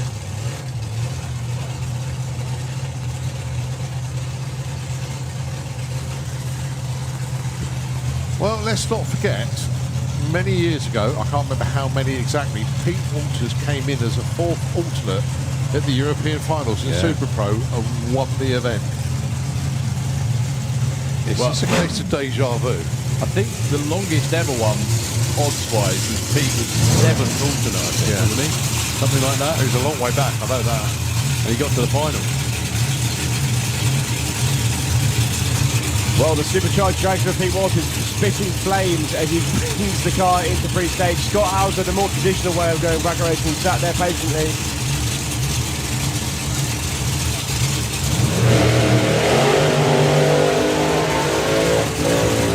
Someone's pending it. It's going to be that's Pete. Pete.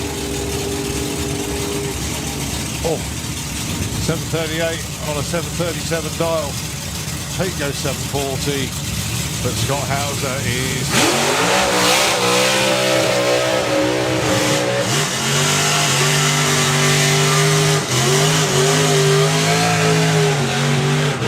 Wow.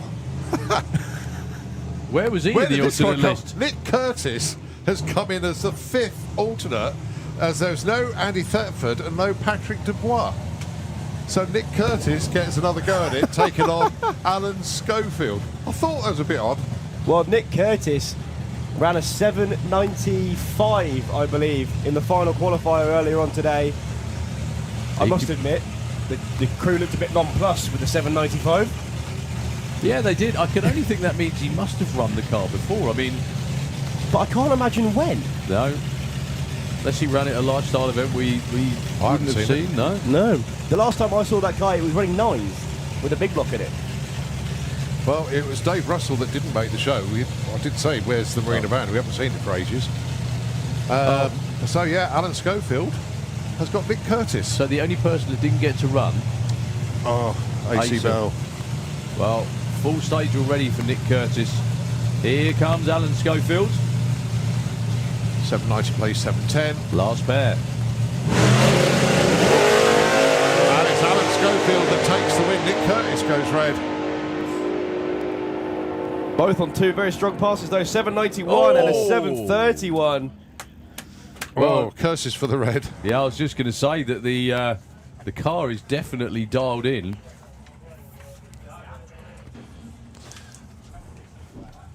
Right, we've still got Super Gas to go now. Wow. The fun keeps on coming. Give the Bell family a round of applause there. The only car down there that didn't get to run in the first round of eliminations. Look at those lanes. Oh, chock-a-block. With Super Gases. I Yeah. think Super Gas is the last class Yeah, I of the think day. so. And first round the corner is Andy Dibley on a solo. Predetermined, or was he supposed to be against somebody? I'll tell you when the boards come up. No, it's a Super Gas, sorry. Yep. Andy Dibley. Should have been on slide step.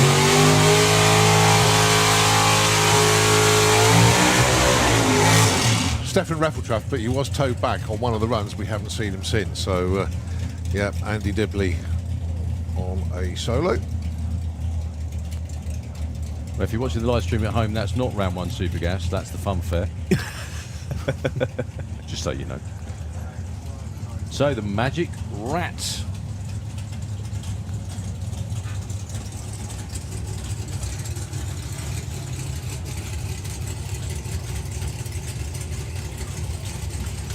So Andy gets a freebie into round 2. Throttle stop kicks in.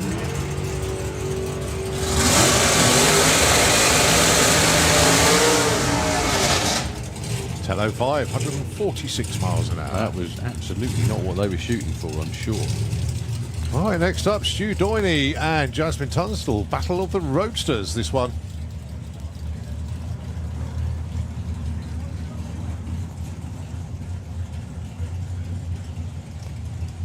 Stu Doyney, defending national champion. He is car number 1.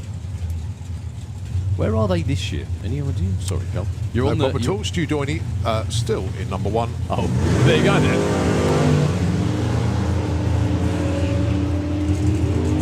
Well, Jasmine gave nothing away on the tree. Here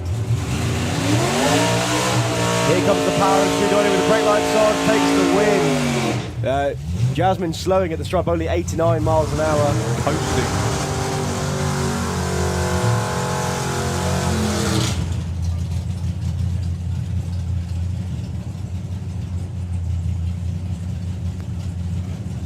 So Andy Harrison takes the win there.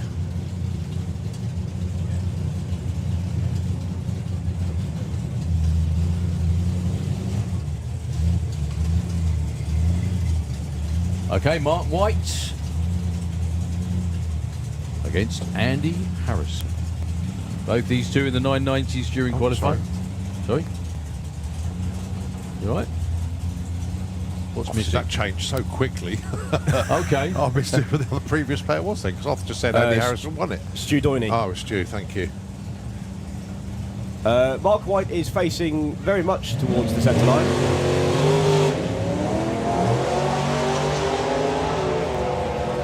Good job he didn't do his characters wheelie.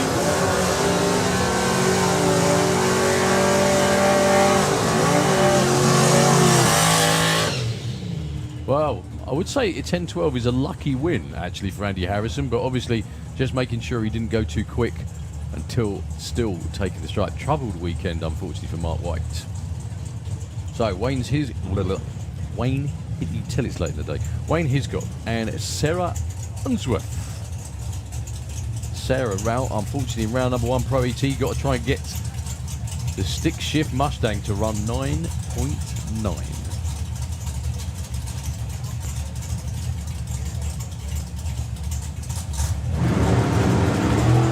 That was very quick staging for both of the cars there. Sarah may not have been able to get the car on boot. Wayne's coasting. Wow. It's not the kind of times you normally see in Supergas, but Wayne backed off and made sure of it with the 10.41. So sadly, our cake sponsor is done for the weekend in both classes. It means she's got more time to bake, which is good. So Stu Morris, Dave Fulton. Wow, this is a fairly killer first round matchup. I think the reason being that Dave Fulton was a little off pace of his normal good pace in qualifying. Well, Dave Fulton was tied for points with Andy Harrison. Andy has taken his round win. Can Dave do the same?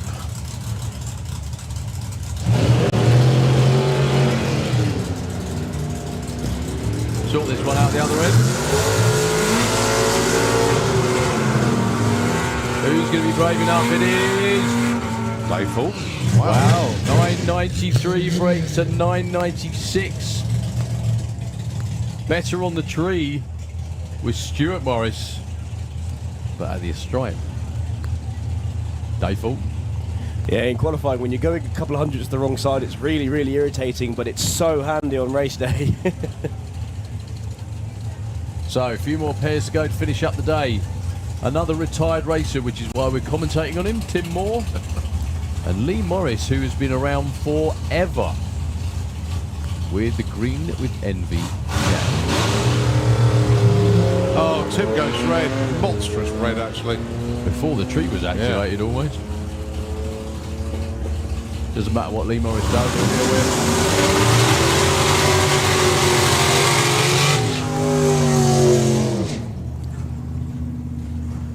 Bob Bolden and Martin Kirbishley. Another one who's retired.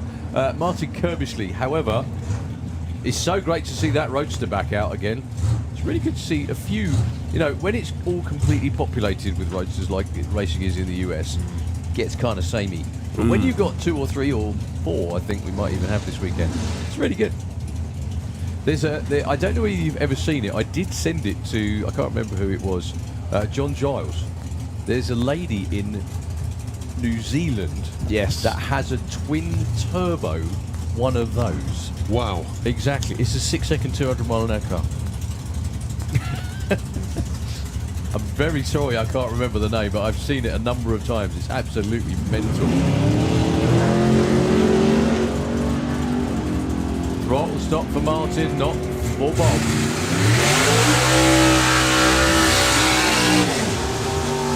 Bob is way out in front. And runs 9.90 with a 9. Nicely done, Bob. Do you know, I was watching the stream and I was waiting for Martin to come into shot and he never did. Well, Bob had a 1/10 of a second advantage on the start line. And unfortunately, I think that's all she wrote. All right, Dave Cherritt, John Dalrymple, your next pair. 2 more pairs and a bye by the looks of it.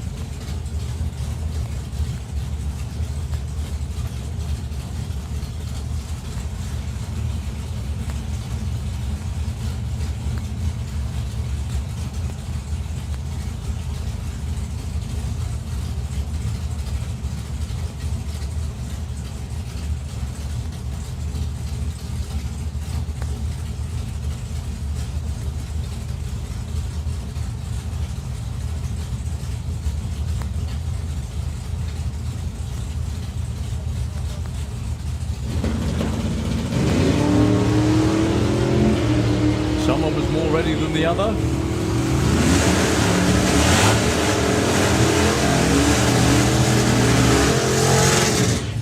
Dave Cherritt with a nice easy 9 cruise to a 995 at only 104. Off the start line a 1/10 of a second before John Dalrymple. Okay, last pair. Rob Stanley, Don Scott.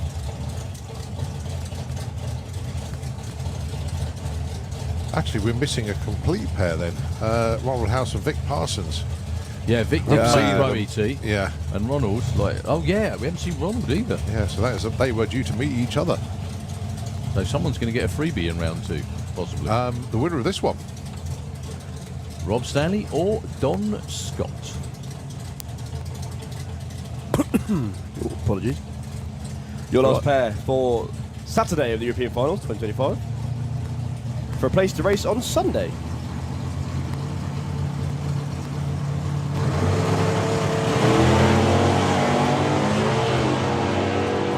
Well, never count out Rob on race day. Really, really astute racer.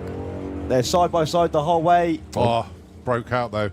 979. He had 600s off the line. At least the car worked better that time. So it's Don Scott, and he gets a freebie into last car of the day. Yeah. And just breaks the beams and cruises. Mark Huxley. So we're done for qualifying completely, and some of the eliminations as well. Yeah. At the 2025 version of the European Finals. All you lot in the grandstands on the banking, you lot are hardcore. Thank you very much indeed for staying with us until the very end.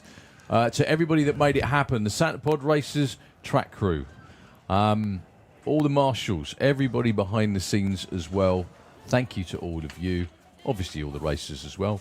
Lots of stuff going on tonight. Please enjoy yourselves if you're staying on site. We're going to collapse. Yeah, actually, live music at Fuelers Bar in 20 minutes. That'll there wake you go. everybody up again. That'll work. Obviously, the food court's open, the pits are open. Just have a very, very good evening. And of course, we get to do it all again tomorrow. Eliminations all the way when we decide our European champions on 4 wheels and 2 for the pro classes, and more championship rounds and points to be earned by our sports and racers. Have a wonderful evening. We'll see you bright and early in the morning with more eliminations here at the European Finals, day 4 of 4. We get to wrap this one up. We'll see you tomorrow.